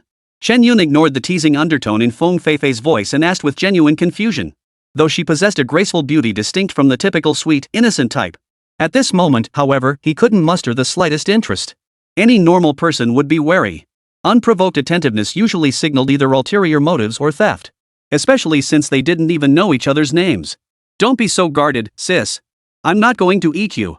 Feng Feifei seemed to read Chen Yun's thoughts, rolling her eyes with a flirtatious air. Instantly, a chill ran down Chen Yun's spine, solidifying his suspicions. Stop. Cut it out. Just say what you need. Chen Yun shouted repeatedly, cutting off her incantation just in time. Yet his guard remained firmly up. Hunt 10 demon horn sheep and submit 10 pairs of horns to receive a small storage pouch. Hearing this, Chen Yun raised an eyebrow. Storage pouches were masterpieces crafted by spatial-type beast tamers. Even the smallest size sold for over 50,000 each. And this one? He only needed to complete a minor task. Forget 10 pairs of sheep horns, even selling 10 magic horn sheep would only fetch a little over 20,000. And that was only if they were delivered alive. The difficulty was obvious. There's no such thing as a free lunch. This task sounded suspicious no matter how you looked at it. Before he could react, someone nearby was already getting restless. Hey, sister phone. Look at me. Get lost. Got it. Before he could finish, a sharp rebuke cut him off. With no choice, he ducked his head, silently conceding defeat. At the same time, the look she shot at Chen Yun carried a hint of jealousy. Damn it. Think you're so great just because you've got a pretty face. The mercenary cursed under his breath, glaring fiercely at him. Faced with this inexplicable hostility, Chen Yun could only feel a wave of exasperation wash over him. He hadn't done a single thing wrong, yet he was getting caught in the crossfire. The whole thing wasn't even his idea. Feng Feifei had brought it all up. To put it bluntly, he didn't even know the other person's name. Why should they help him? Playing it safe, Chen Yun didn't respond. Instead, he stared intently at the man. Well, not going to consider it? Meeting his gaze, Feng Feifei not only showed no sign of backing down but instead fluttered her eyelashes at him in a teasing manner. That knowing, sisterly charm instantly sent some of the mercenaries present into a frenzy. Yeah. That's the spirit. The hall erupted in a roar of commotion.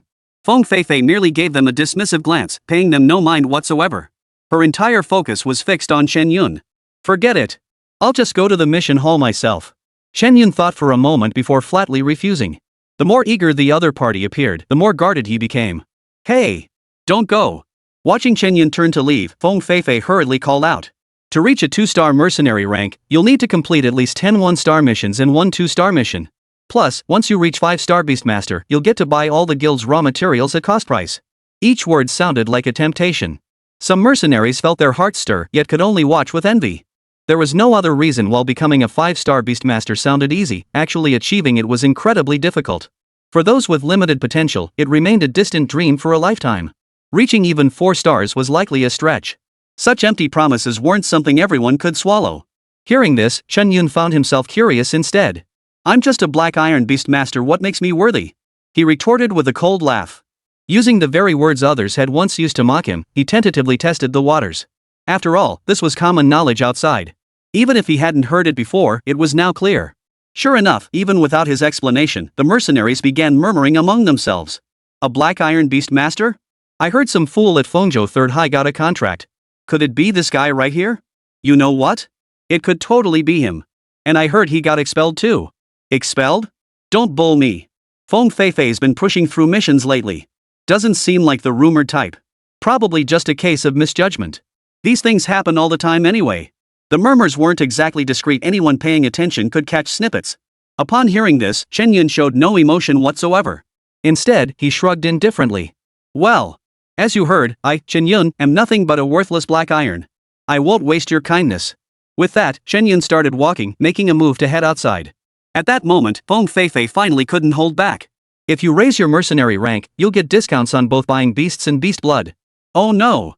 I really let it slip this time. The moment the words left her mouth, Feng Feifei realized something was terribly wrong. In her panic, she'd actually blurted out the entire script she'd carefully prepared in her mind. She had originally planned to casually mention it when the time was right, just to get Chen Yun's attention. But now it seemed she'd spilled everything. You just said, monster? Chen Yun narrowed his eyes, his gaze flashing with danger. Clearly, his information had already been leaked. With that, everything suddenly made sense. The other party's unusual behavior must have been based on prior knowledge of him. Otherwise, there would have been no need to specifically bring up the ferocious beast. They could have easily presented something better, or simply ignored him, but they hadn't. All the signs had already made everything clear. All right. Feng Feifei spread her hands helplessly. Since you figured it out, I might as well be honest with you. Hearing this, everyone in the hall perked up their ears.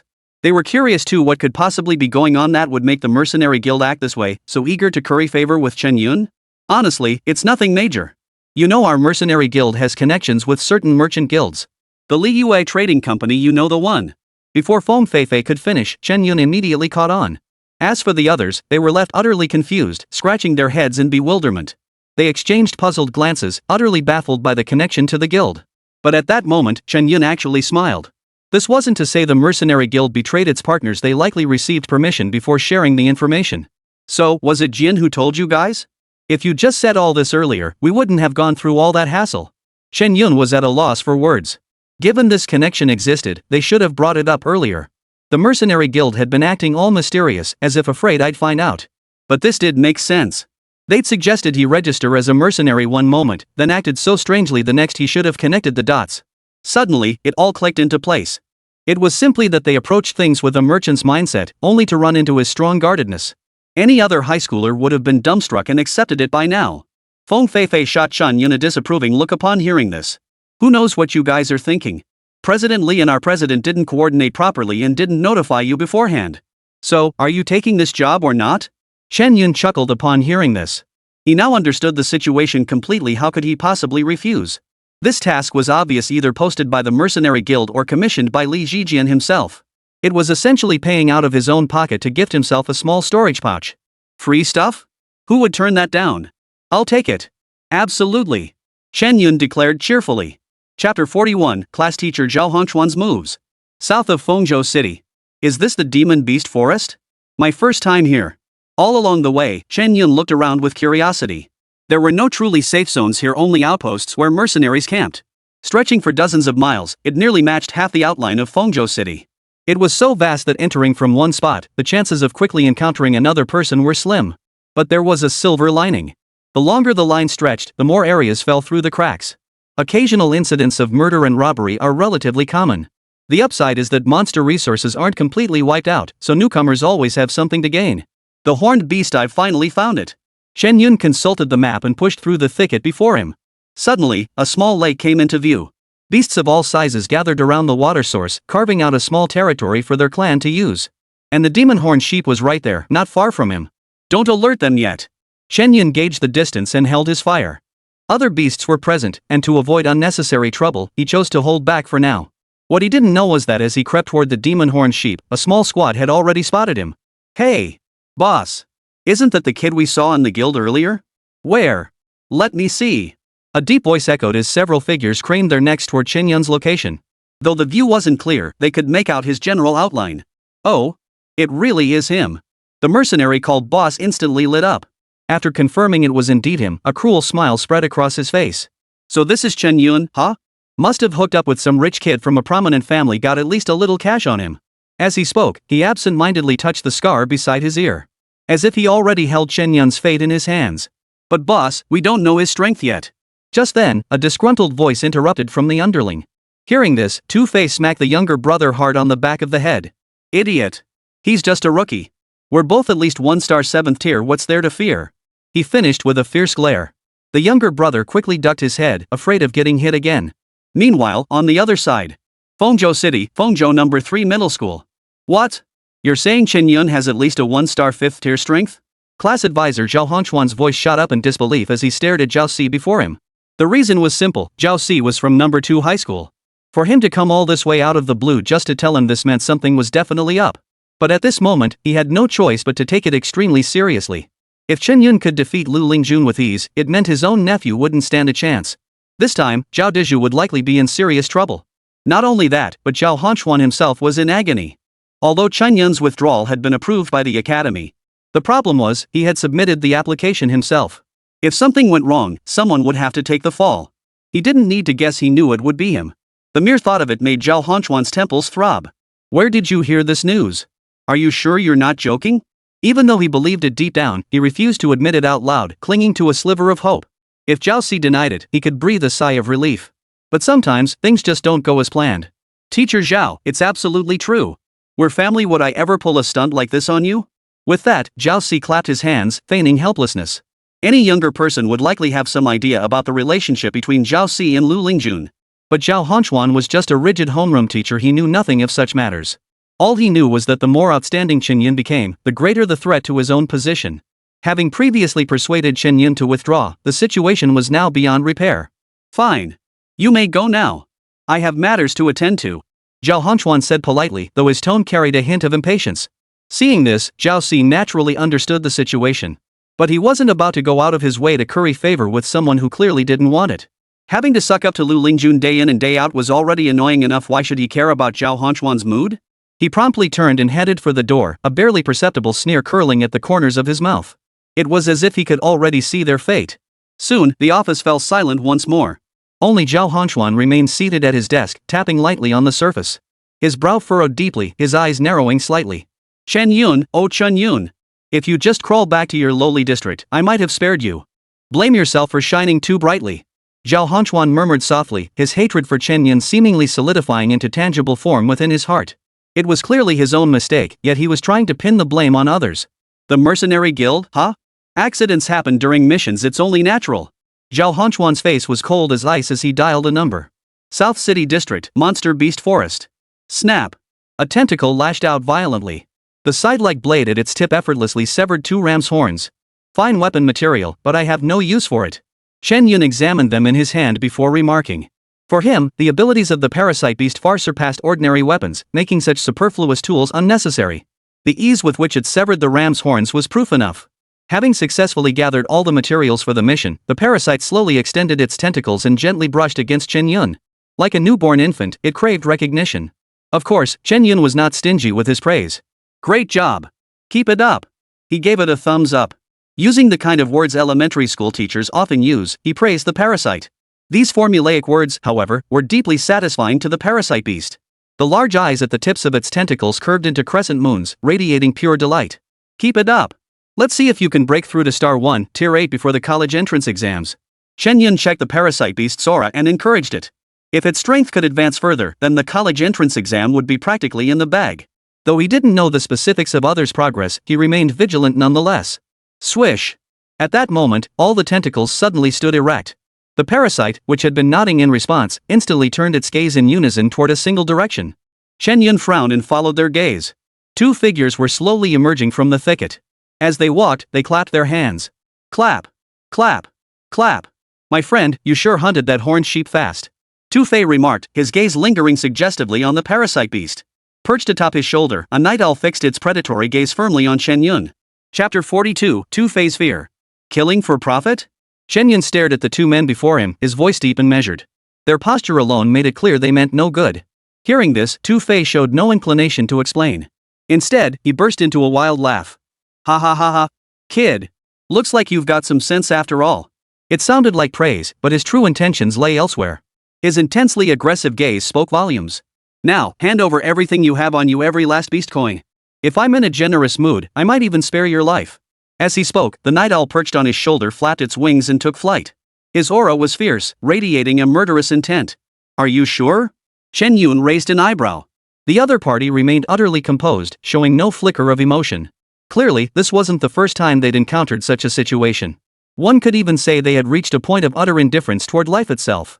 Chen Yun understood their thoughts, and at that moment, Tu-Fei was inwardly sneering.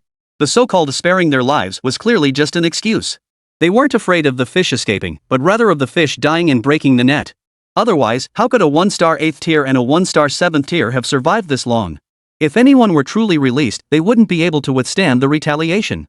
Hearing Chen Yun's words, Tu-Fei burst into laughter once more. Ha ha ha, he asked us if we were sure. He doubled over, tears streaming from his eyes as he glanced at his henchmen behind him. His men played along perfectly, immediately picking up where Tu-Fei left off. Not sure? We've already robbed him, why would we hesitate? The two bantered back and forth, unhurried and unconcerned, showing no fear that Chen Yun might escape. But in truth, only the two of them knew that the owl circling overhead was merely a diversion. The real action was being carried out by the green-spotted snakes under the henchman's command. The rustling sounds on the ground were almost inaudible, barely detectable even by the keen hearing of feline beastmasters. Moreover, the emerald snakes were entirely green, blending seamlessly with their surroundings. Slithering through the dense grass, they steadily closed in on Chen Yun. Kid, death is upon you, still hiding that thing? Exactly. You don't want it buried with you, do you? The two moved at a leisurely pace, still finding time to taunt him. Little did they know, their little game had long been uncovered by Chen Yun. Through the parasite beast's vision, it had already shared the scene it witnessed with him. Don't worry. You won't be buried alive because the one who dies won't be me. Chen Yun gave the pair a cold smile, his gaze drifting involuntarily toward the emerald spirit snake. The moment their eyes met his, Tu-Fei and the other man felt a chill run through their hearts. Out of nowhere, a chill ran down their spines, as if something terrible was about to happen. A wave of terror washed over them, alarm bells ringing in their heads. Attack! Tu-Fei bellowed. No command from their leader was needed. The green spirit snake, lurking nearby, shot forward like an arrow. Its body shot forward like an arrow, striking viciously toward Chen Yun. Its jaws gaped wide, revealing two sharp, slender fangs. As it closed in, Tu-Fei seemed frozen in slow motion. His face transformed from initial panic into a savage grimace, gradually consumed by a look of utter madness. In that moment, they seemed to already see Chen Yun's lifeless form. Whether it was his own overactive imagination or not, once the green spirit snake got its fangs into him. Given the relatively frail constitution of beast tamers, they would surely be unable to withstand the venom. This tactic had never failed them. At this thought, Tu-Fei couldn't help but breathe a sigh of relief. But just then, whoosh! Whoosh! Two whistling sounds tore through the air. One from the left, one from the right, only two dark shadows could be glimpsed. Next, they saw the green spirit snake, like a vine, snapped clean in two. Ah! A piercing scream echoed through the demon beast forest. The younger brother clutched his head, writhing in agony on the ground. Though the beastmaster would slowly regenerate within the space, the backlash of death still sent cold sweat pouring down his entire body. How could this happen? Tu-Fei glanced over and was instantly struck with alarm. The plan had been flawless, where had it gone wrong? He'd probably never figure it out before he died. The parasitic beast he faced was mythical tier. Seeing through such a petty trick was nothing more than a casual gesture for it. You can't walk along the riverbank forever without getting your feet wet. Alas, he was granted no time to ponder. The parasite beast's attack sent shivers down his spine, yet his primal urge to survive drove him to make an even more disastrous decision. Go! Night Owl! Take that kid down! Tu-Fei barked at Chen Yun, issuing the command to his beast. Caw! The night owl screeched, diving down with a sudden swoop.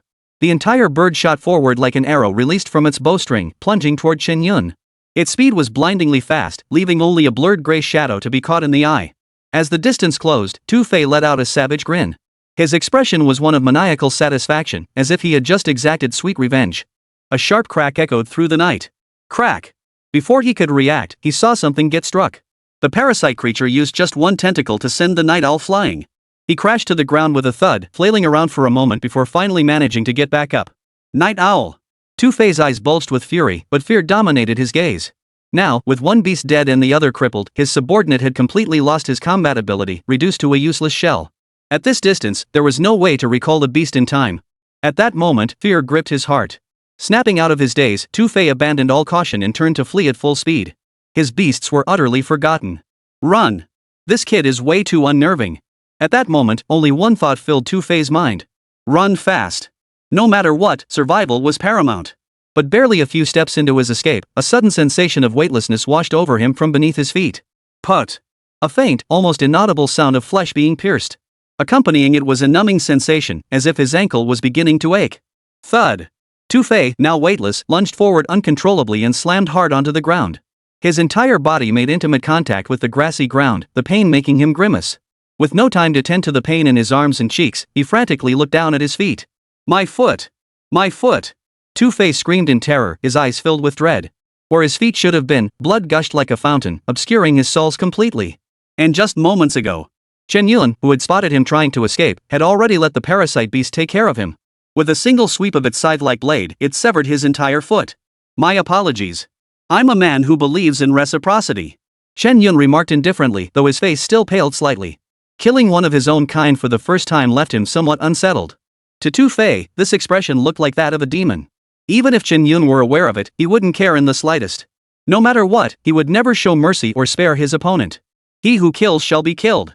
This principle had been firmly ingrained in him since he first stepped into the world of beast tamers. Had he not possessed sufficient strength today, it would likely have been him lying here.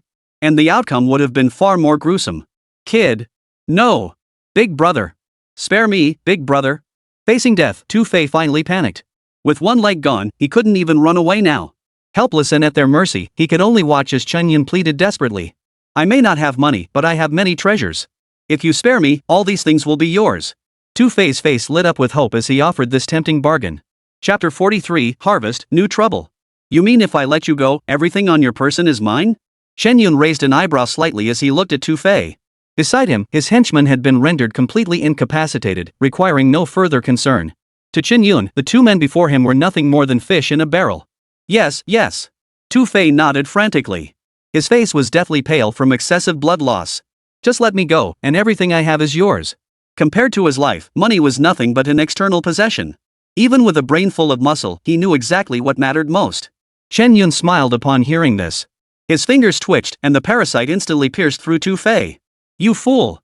Even if I kill you, the things will still be mine, won't they? Chen Yun said with a hint of disappointment, though inwardly he was already overjoyed. He felt not the slightest remorse for taking Tu-Fei's life so easily. You! Tu-Fei tried to speak, but blood gushed from his mouth. He could feel the life force rapidly draining from his body. At this moment, all he could do was regret. You should have considered the consequences when you made your move. Chen Yun's eyes were filled with indifference as he spoke calmly, his heart devoid of pity. Simultaneously, he commanded the parasite beast to take the other man's life as well. Watching Tu-Fei swallow his final breath with unwillingness, Chen Yun reached out to search the man's body. Since he wasn't carrying any luggage, he must have a small storage pouch or something similar on his person. But that was only natural. Those who frequently killed and robbed others would naturally have a few coins on them. Buying a small storage pouch or simply snatching one from someone else was par for the course. Found it! Chen Yun's face lit up as he yanked the pouch open. Instantly, a small space materialized in his mind. The items were stored within the pouch, yet could be manipulated by thought alone. Truly remarkable. Too bad there's nothing valuable in here. After carefully examining the contents, Chen Yun clicked his tongue in disappointment.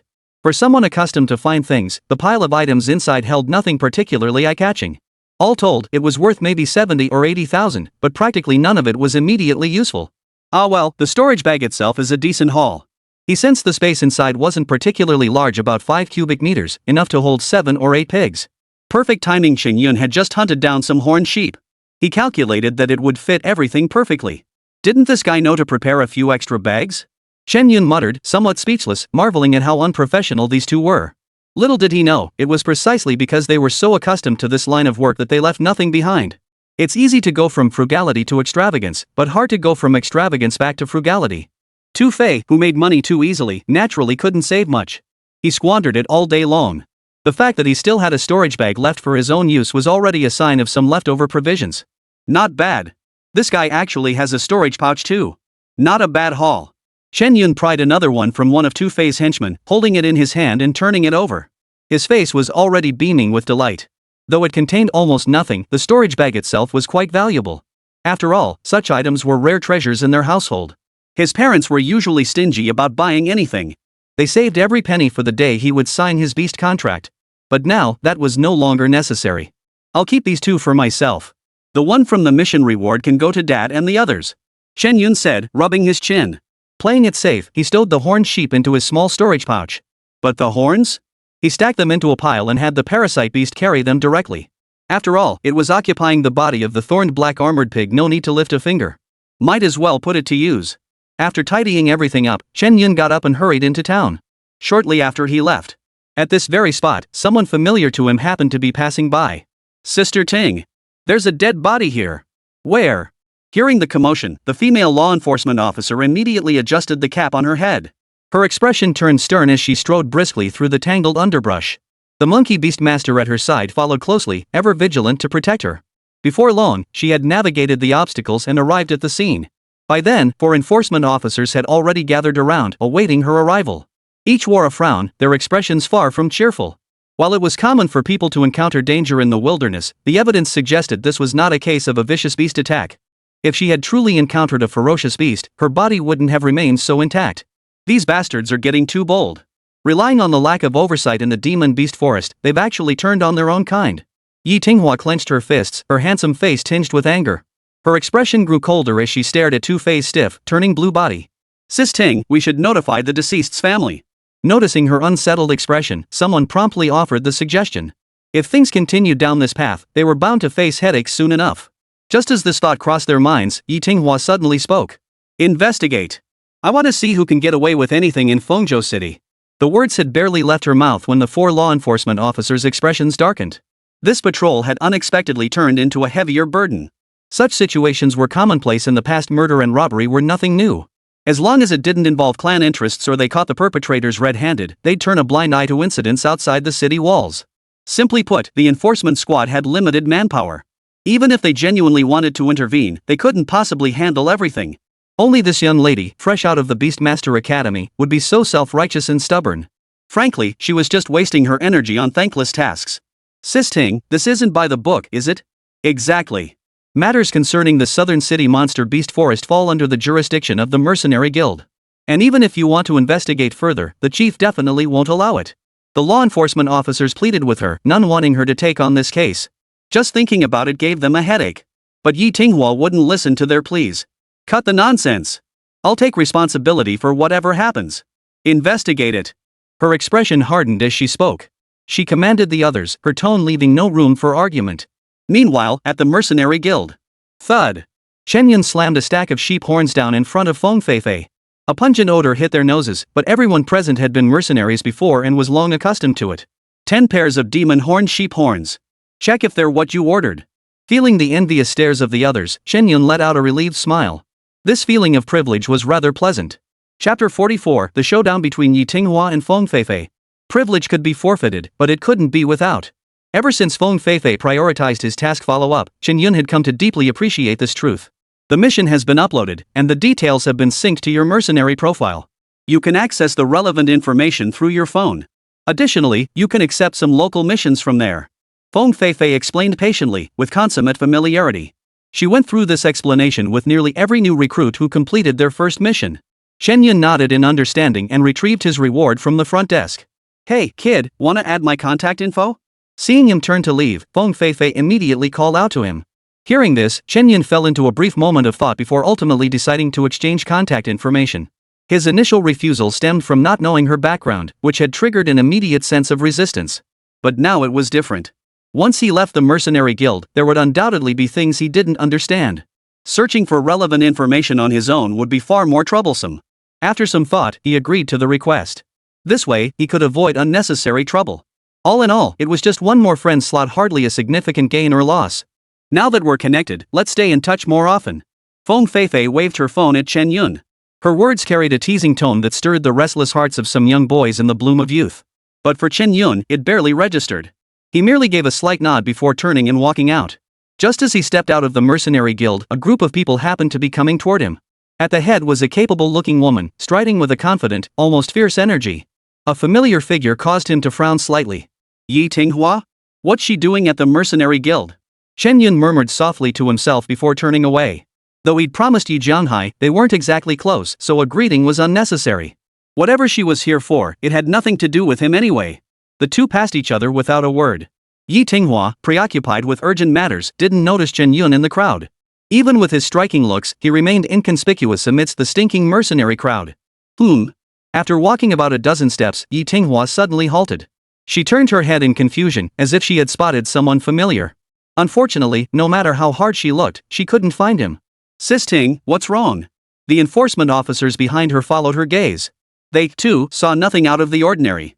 The crowd flowed by, some dressed in new clothes, others in old. No one stood out. Nothing.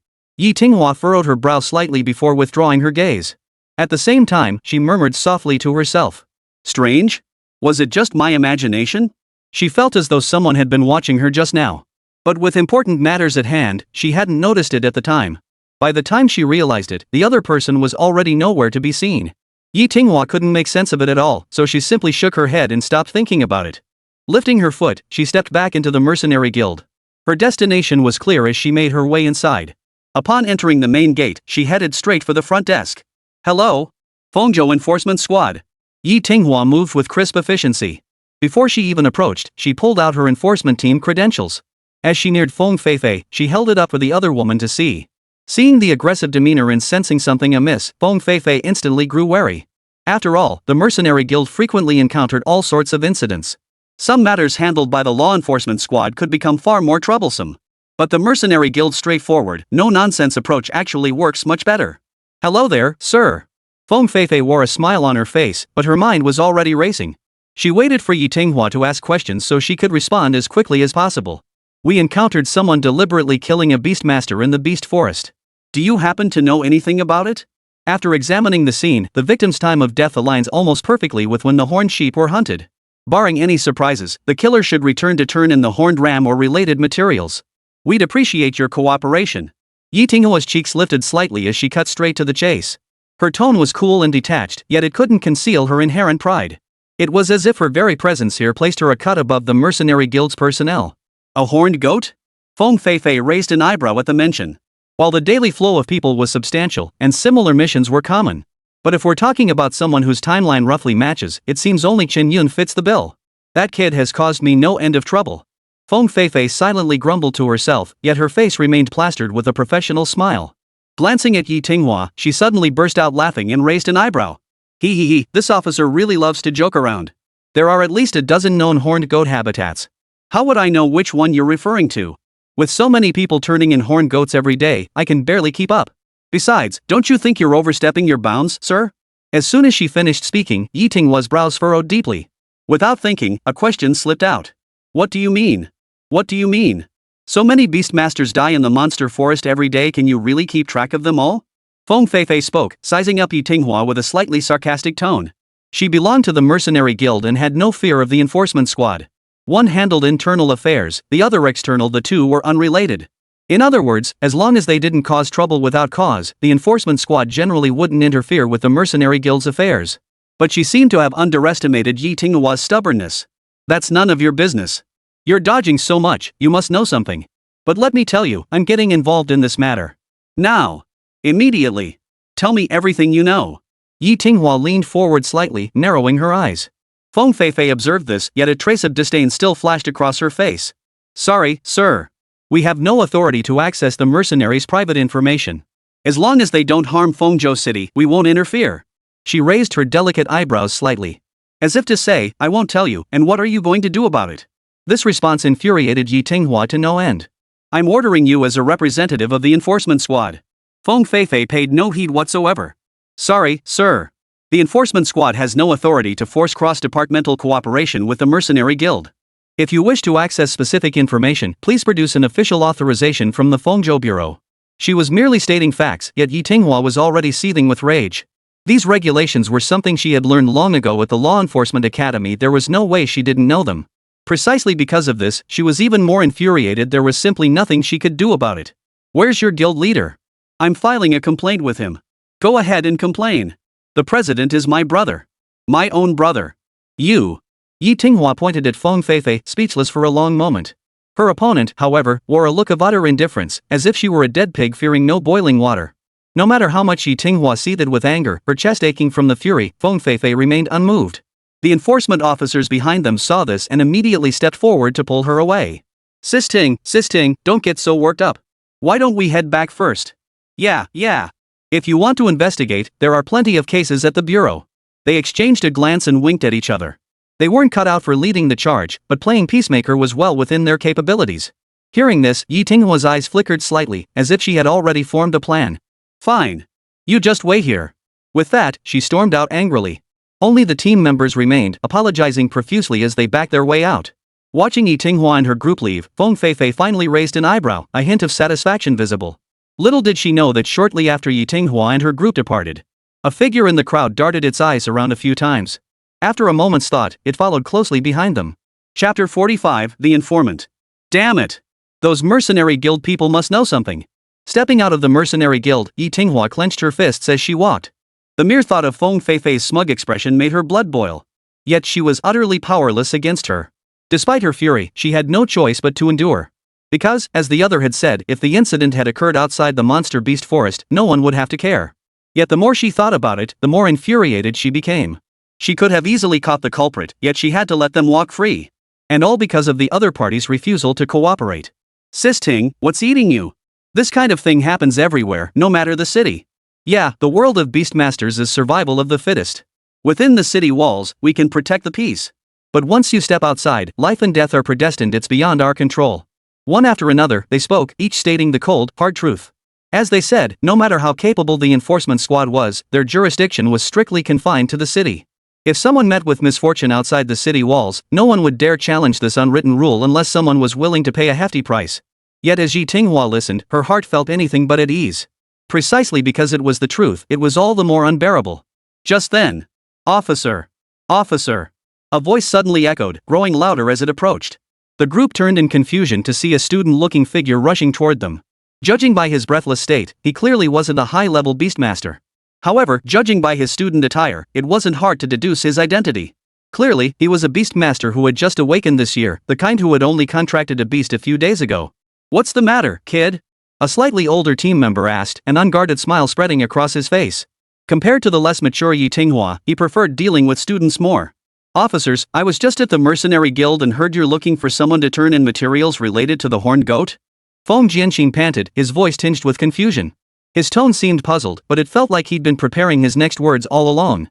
The others exchanged glances upon hearing this. Clearly, they didn't want this matter to escalate. But Yi Tinghua didn't share their sentiment. Her eyes lit up at the mention. Classmate, are you serious? Do you know who brought the relevant materials today? At that moment, she had no time to ponder why a student would visit the mercenary guild with the college entrance exams looming. Was it just wandering around, or was there another purpose? Sir, I'm not entirely sure who specifically handed it in today. Hearing this, Yi Tinghua's eyes darkened instantly. Before she could say anything, Feng Jianxin's voice rang out again. But I personally saw someone turn in a large number of horns. Barring any surprises, they should be from the horned sheep. Feng Jianxin's eyes darted nervously. As an academic underachiever, he wasn't entirely certain if those horns belonged to a demon horned sheep.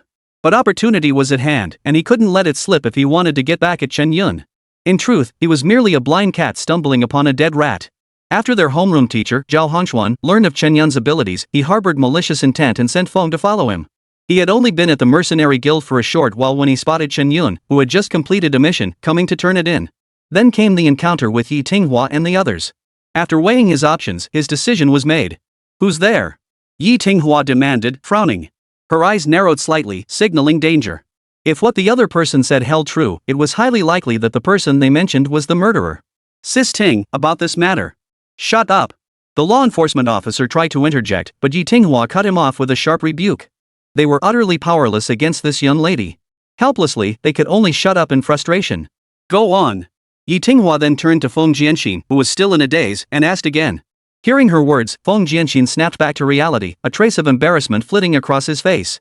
He nodded hurriedly in response before recounting the entire sequence of events. Alright, it went like this. Feng Jianxin began, omitting much crucial information. He omitted why he had gone to the mercenary guild, focusing only on his suspicions about Chen Yun, delivered with an air of certainty. It was as if what he saw wasn't mere conjecture, but rather undeniable fact.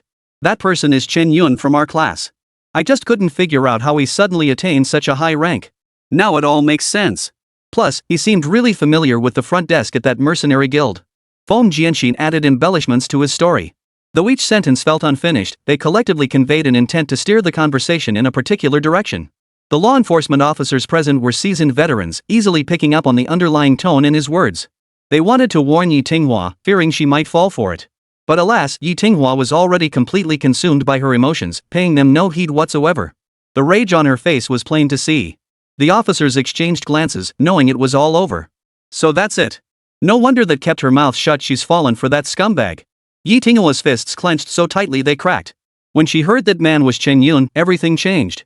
Whether it was true or not seemed to matter little now. Her mind was already fixated on bringing Chen Yun to justice. New grievances piled upon old hatred nearly consumed her reason, leaving her completely swayed by Feng Jianxin's manipulation. Chen Yun! This time, I won't let you slip through my fingers. Yi Tinghua clenched her fists and narrowed her eyes as she spoke. Hearing her words, Feng Jianxin felt an even greater surge of excitement. His Beastmaster creature had been severely wounded by Chen Yun in a single strike, rendering it unable to participate in the Beastmaster College entrance exam. His hatred had long since reached its peak. If he could send Chen Yun to prison, it would all be worth it. Meanwhile, in the urban village, Chen Yun remained unaware that the persistent Yi Tinghua had already pinned the murder on him. Back home, he was solely focused on sharing his joy. He kept demonstrating the storage bag's functions over and over. But he forgot that Chen Jinting, after all, came from the Chen family. How could he not have used a storage bag before? Still, they didn't dampen his spirits. Instead, they acted as if genuinely surprised. Finally, Chen Yun caught on. Alright, Dad, you don't have to pretend anymore. And Mom, your acting is really terrible. He looked at his parents helplessly, unable to resist a bit of sarcasm. Their forced expressions of shock were truly not worth praising. It's just been so long since we've used it, we forgot how to do it properly. Chen Jinting said, giving Wu Qianya a knowing glance. Exactly. I haven't used a storage pouch in so long, I almost forgot it existed. Wu Qianya, his mother, said gently, reaching out to ruffle Chen Yun's hair. As if to say, her son had grown up and was now capable of earning his own Beastmaster coins. Chen Yun saw it all, but this time he didn't speak up to correct her. He just gave a helpless smile. Little did he know, trouble had already quietly found its way to their doorstep. Chapter 46, The Arrest. Just as Chen Yun was chatting happily with his family, a sudden knock sounded at the door. Knock knock knock. Is this the Chen Yun residence? A voice rang out, gentle yet tinged with impatience. The lively conversation abruptly fell silent. Who is it? Though puzzled, Chen Yun rose to open the door. His place wasn't some secluded mansion. Visitors were rare indeed. And especially not someone coming specifically to see him, like now. Precisely because of this, Chen Yun was utterly perplexed. Creak. The teeth-grinding sound echoed as the door creaked open. Before Chen Yun could make out what it was, a certificate was thrust right up to his face. Instinctively, he squinted, trying to make out what it said, but Yi Tinghua had already snatched it back. Chen Yun, right? We suspect you're connected to a case in the Beast Forest. Yi Tinghua declared, simultaneously producing handcuffs and securing them behind Chen Yun's back. Her movements were crisp and decisive, without a hint of hesitation. Young Mr. Chen Yun, I'm terribly sorry. Once we get to the station, the chief will explain everything to you. The law enforcement officers kept apologizing profusely. They expressed utter helplessness regarding Yi Tinghua's recklessness.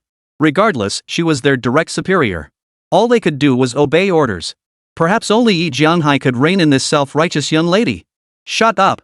This isn't your place to speak. Take him back to the station. Yi Tinghua barked coldly, shooting them a fierce glare. At her words, they could only reluctantly lower their heads. The thought of what lay ahead made their heads spin. Coming to arrest someone without a warrant, this chief was truly one of a kind. What's going on? What's happening? What are you doing? Where are you taking Xiao Yun? But commotion at the door had also alerted Chen's parents. Chen Jinting frowned deeply and snapped at them.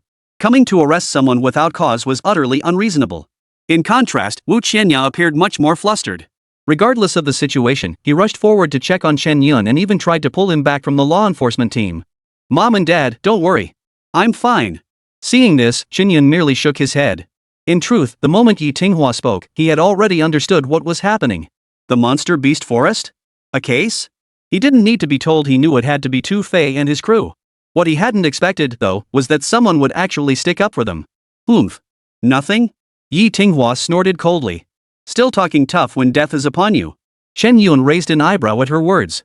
After all, he was the one who scored perfect marks in Beastmaster Theory class. He had some knowledge of related matters. This included, but was not limited to, the rules outside the city. Such unwritten conventions required little conscious effort to remember. He couldn't fathom why he was facing death when he hadn't caught anyone red-handed, nor had his actions been particularly malicious. Besides, those he had killed were all troublemakers, and one could argue he was ridding the world of pests. After pondering it, he concluded the greater reason must stem from Yi Tinghua. He couldn't fathom why this woman harbored such intense malice toward him. What are you staring at? Take him back. Feeling his gaze, Yi Tinghua snapped coldly. She reached out to block Chen's parents, who were about to follow. You two, the enforcement team is handling this. The sentence remained unfinished, but its meaning was abundantly clear. If Chen Jinting and the others insisted on following, who knew what might happen? Old Chen, what are we supposed to do now? Watching Yi Tinghua gradually walk away, Wu Qianya said anxiously. Hearing this, Chen Jinting fell deep in thought. The kind of life you lead determines the kind of people you associate with.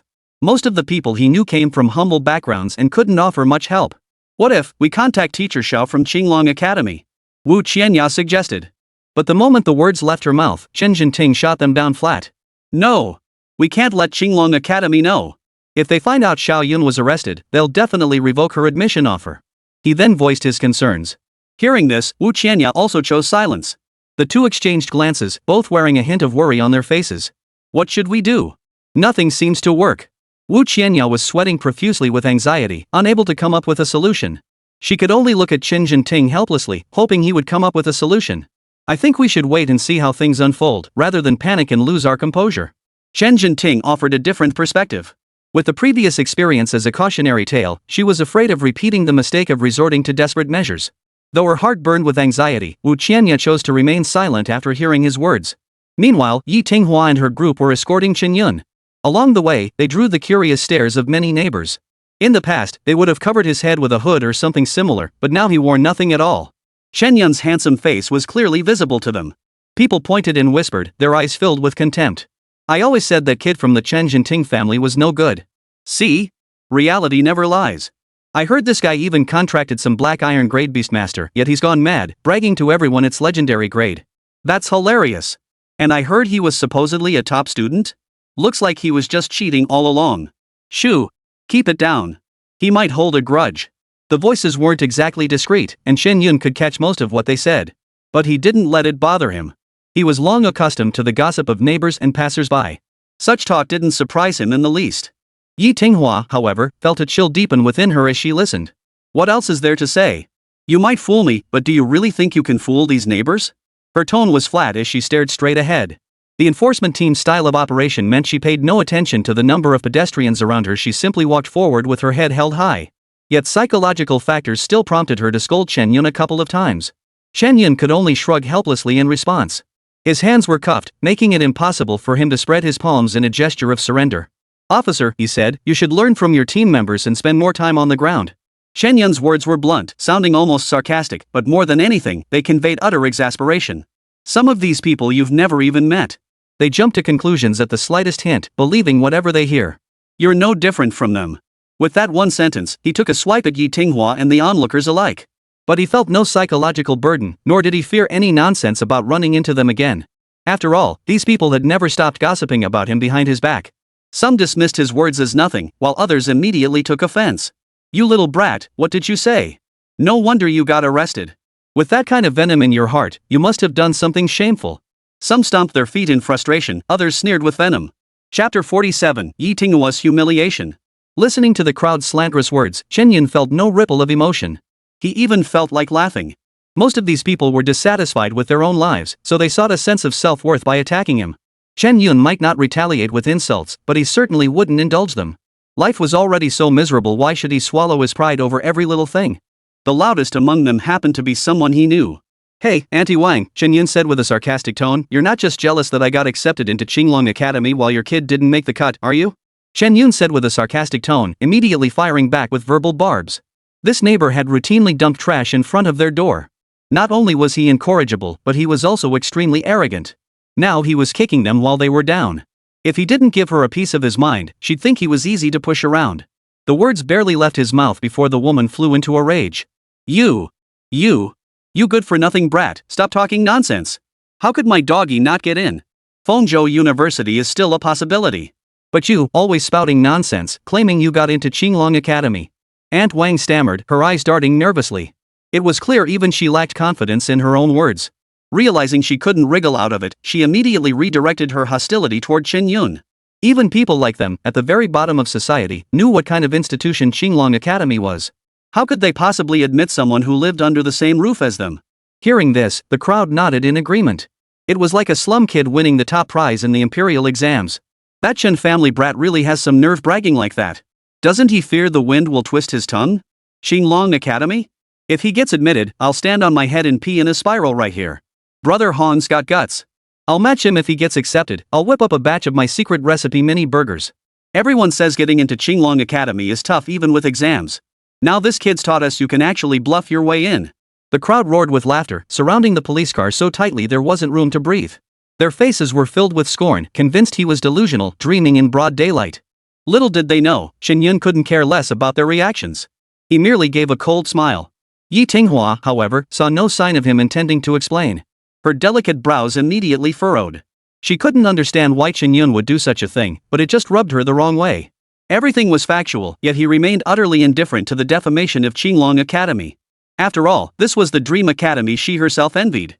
After a moment's thought, Yi Tinghua forced herself to find an excuse for Chen Yun. She figured he simply felt his time was up and had given up on arguing. Get in the car now. Yi Tinghua grew angrier the more she thought about it, shoving Chen Yun into the car. She then turned to face the crowd, her expression turning slightly cold. Everyone, disperse. Chen Yun has indeed been admitted early to Qinglong Academy. The words tasted bitter on her tongue, yet she had no choice but to speak them. The moment the words left her lips, the air fell deathly silent. Everyone stood frozen, speechless. This can't be true. How could that guy possibly be accepted by Qinglong Academy? Early admission? The requirements are even stricter than the Beastmaster College entrance exam. Fake. It has to be fake. Has the enforcement squad become this corrupt? Conspiring to deceive us like this? Immediately, someone dismissed the entire thing outright, redirecting their accusations back at Yi Tinghua. They believed this was nothing more than a fabrication concocted by the enforcement squad. Though none of them had attended Qinglong Academy, they knew a thing or two. Fengzhou City's quota was mandatory, typically only allocated to the lowest tier classes. Even so, it remained an unattainable standard for other academies. Early admission undoubtedly signified exceptional talent in some area, far surpassing the standards of ordinary beast masters. No matter how they looked at it, Chen Yun had truly soared this time. This thought only deepened their sense of injustice. It's not the scarcity we fear, but the lack of fairness such as the innate nature of humanity. They could only resent that such good fortune hadn't fallen upon their own children. Aunt Wang, in particular, felt utterly humiliated. You little brat. How could you be so wicked? Have you been hanging out with that good-for-nothing Chen Yun, making up lies to fool us common folk? With that single sentence, she had divided everyone into two camps. One side was Chen Yun and Yi Tinghua, playing their roles for the moment. The other was those like them, unwilling to believe it all. Hiding behind the label of ordinary folk, they tried to force her to retract her words. With that, Aunt Wang lunged forward, trying to grab and tear at Yi Tinghua. Chaos erupted in an instant. The authority of the enforcement squad vanished in that instant. Yi Tinghua, a 3-star beast tamer, dared not intervene, fearing she might harm the innocent. In the chaos, she even got hit in the face with several cabbages. Left with no choice, she slunk into the car, urging her team to drive off immediately. Just then, she suddenly heard that voice that made her teeth grind with rage. Oh, isn't this our esteemed Commander Yi? Just finished hot pot? How come you've got cabbage leaves on your face? Did you eat and take some home? Turning around, she saw Chen Yun sitting with his legs crossed, teasing her with a smirk. Her teammates, however, kept their eyes fixed on their noses and their noses fixed on their hearts, completely oblivious to the commotion outside. To the uninitiated, they might have appeared to be in deep meditation. Only the corners of their mouths, struggling to stay still, gave away their suppressed laughter. Shut your mouth. Yi Tinghua snapped, her expression fierce enough to suggest she might lash out at any moment. Chen Yun, however, remained unfazed. Instead, he remained perfectly composed, glancing at Yi Tinghua and letting out a quiet chuckle. "Hey, Chief Yi, what's the rush? They're just like you. Why are you afraid of them?" Chen Yun feigned confusion, though it was clear to anyone watching that he was mocking Yi Tinghua. Several team members who grasped the gravity of the situation immediately fell silent. The driver, meanwhile, kept his eyes fixed straight ahead, concentrating intently, as if terrified of overhearing classified information that might land them an interrogation later. "What do you mean by that?" Yi Tinghua frowned. Though Chen Yun's words left a sour taste in her mouth, certain questions lingered, causing unease until clarified. Her tone carried a hint of threat, as if she wanted Chen Yun to retract his words, yet also craved the truth. "Haven't you noticed? They're just as stubborn as you. Once they've made up their minds, they won't let anyone try to change it." Chen Yun spoke, raising his handcuffed arm to point at his own head. "You know about cognition, right? It's when you cling to your beliefs so tightly that you won't let anyone touch them. Last time you were biased against me, and now you're pushing me to the brink just like them. You can't stand seeing me accepted into Qinglong Academy. They'd rather believe the entire enforcement squad is wrong than admit this fact." Chen Yun spoke eloquently, then leaned back against the seat, shifting into a comfortable position. His composed demeanor showed no sign of tension despite being detained, instead calmly narrating his story. He acted as if the law enforcement vehicle were his own private property. His voice wasn't loud, yet it felt deafening. As the person directly involved, Yi Tinghua felt it most keenly. She remained silent, head bowed, lost in her own thoughts. Chapter 48, Second Visit to the Law Enforcement Bureau. A brief silence fell, broken only by the low hum of the vehicle's engine. "No! I almost fell for your trick." Snapping out of it, Yi Tinghua suddenly clenched her fists and snarled. Faced with this situation, Chen Yun could only shrug helplessly. What could he do if the other party refused to believe him? The public's eyes are sharp. Chen Yun shook his head and nodded toward the enforcement team. His meaning was clear, as if telling Yi Tinghua that if she wanted answers, she should ask those from the enforcement team. Though she harbored doubts, she instinctively followed Chen Yun's suggestion. However, the moment her gaze fell upon them, all of them simultaneously closed their eyes.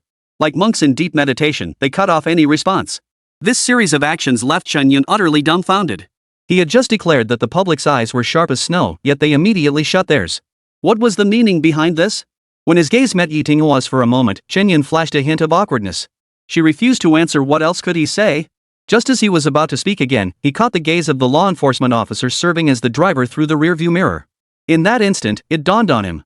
Others could close their eyes, but you're driving, you can't do that too, can you? Then, Chen Yun let out a cold laugh. "Hey, buddy, you can't seriously." "Buddy, I'm blind." Before he could finish, the law enforcement officer driving shot back. His skill at blatantly lying was truly first-rate. "Huh? No. Sir, you." Chen Yun's eyes widened, momentarily at a loss for words. How could you, the driver, possibly come up with such an excuse? With things having gone this far, what else could he possibly argue? One by one, they clearly didn't want to say anything, or perhaps dared not speak up. They all knew speaking up wouldn't change anything, it might just pile more work on them later. After all, they were certain Chen Yun would be fine, but they themselves might not be so lucky. Though no one spoke now, Yi Tinghua had already guessed a thing or two. Yet the pride ingrained in her bones refused to let her admit anything. She still felt she hadn't done anything wrong. Chen Yun was just as despicable as she had imagined. She still believed that in the incident with Jiahousen last time, Chen Yun must have been at fault first.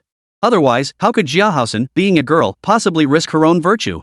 And this time, the evidence of Chen Yun's murder was virtually irrefutable. There was no possibility of a wrongful arrest. Once could be coincidence, but twice? Not so easily dismissed. The more Yi Tinghua thought about it, the more logical it seemed. She stubbornly tilted her head and shot Chen Yun a sidelong glance. This is getting weird. As the person involved, Chen Yun only felt more depressed. Unwarranted hostility he could endure. But what was this now? He could clearly see in Yi Tinghua's eyes that she seemed poised to pass judgment on a scumbag. That look of contempt was downright irritating. After a moment's thought, Chen Yun decisively chose to give up. No one in the car was going to speak up for him. Why bother getting worked up over it? A brief silence fell over the vehicle. Before long, they arrived at the entrance of the law enforcement bureau. "Get out!" The car had barely come to a stop, the door not yet opened, when Yi Tinghua began urging him. Her expression made it seem as though Chen Yun had committed some heinous crime. It didn't feel like apprehending an ordinary suspect. Instead, it carried a sense of deep-seated resentment. Chen Yun couldn't help but feel uneasy.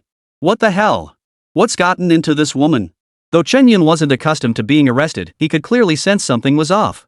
Yi Tinghua gave off an explosive vibe, like she'd swallowed gunpowder. Her rage was terrifying.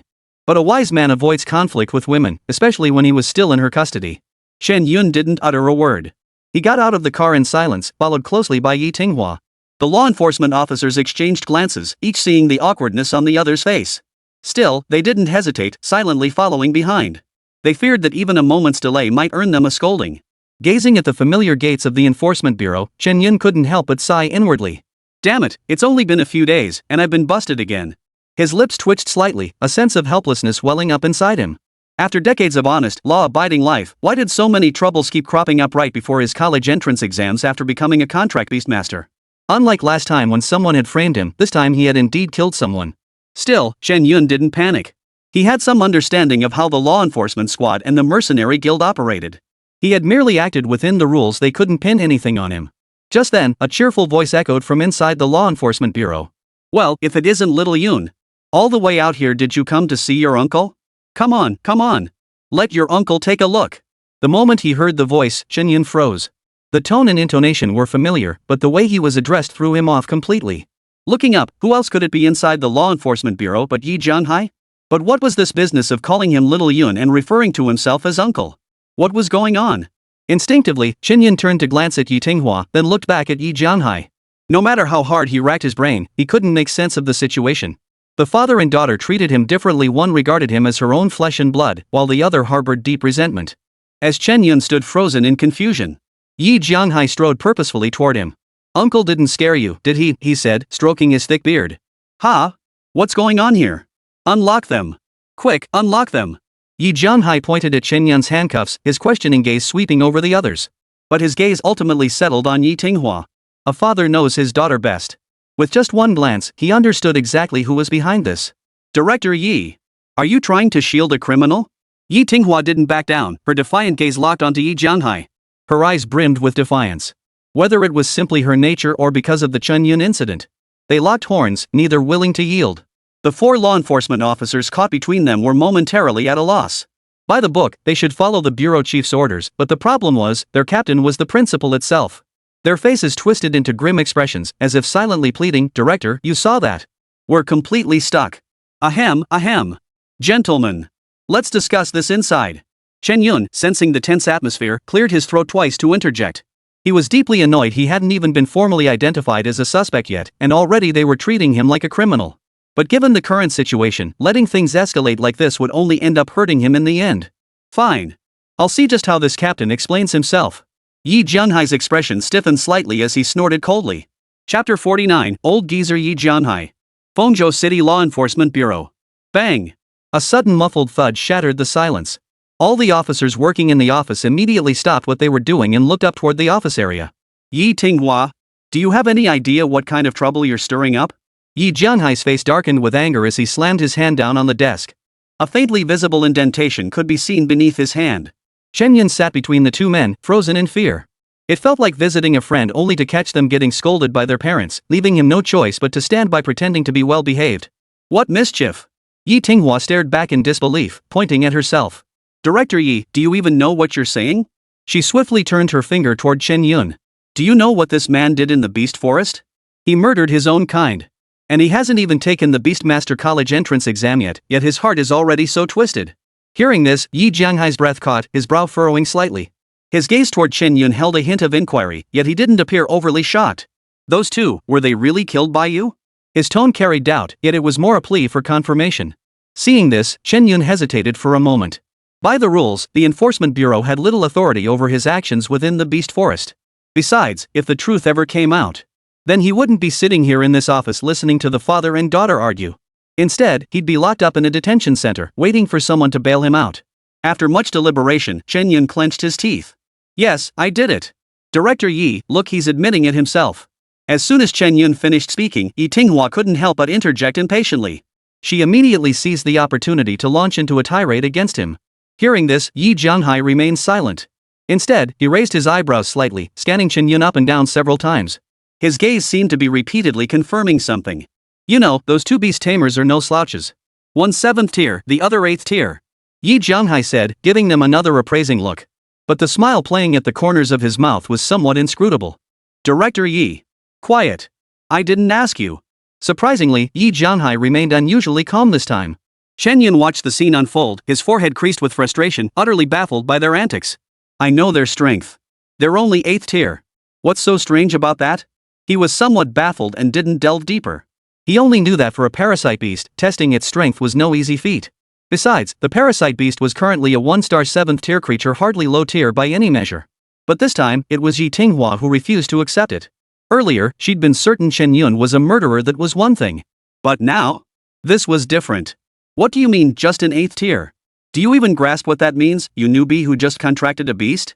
Even the most gifted prodigies from the imperial capital wouldn't necessarily be able to take down 2 of them alone. At this point, Yi Tinghua suddenly paused. Whether she'd stumbled into a logical fallacy or not, she fell silent for a moment. She bit her finger lightly, lowering her head in thought as her eyes darted back and forth.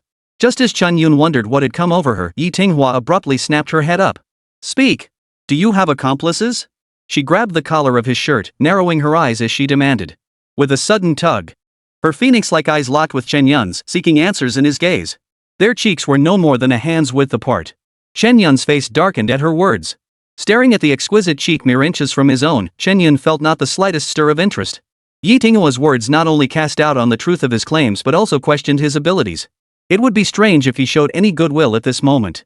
She insisted on hearing it when he wasn't speaking, yet refused to believe him when he told the truth. Ha ha ha. Excellent. Absolutely splendid. Yi Jianghai suddenly burst into laughter, clapping his hands in delight. The sudden commotion startled Chen Yun and the others. Both men wore expressions of utter bewilderment. I never imagined you possessed such strength. It seems your potential in beast taming is no small feat.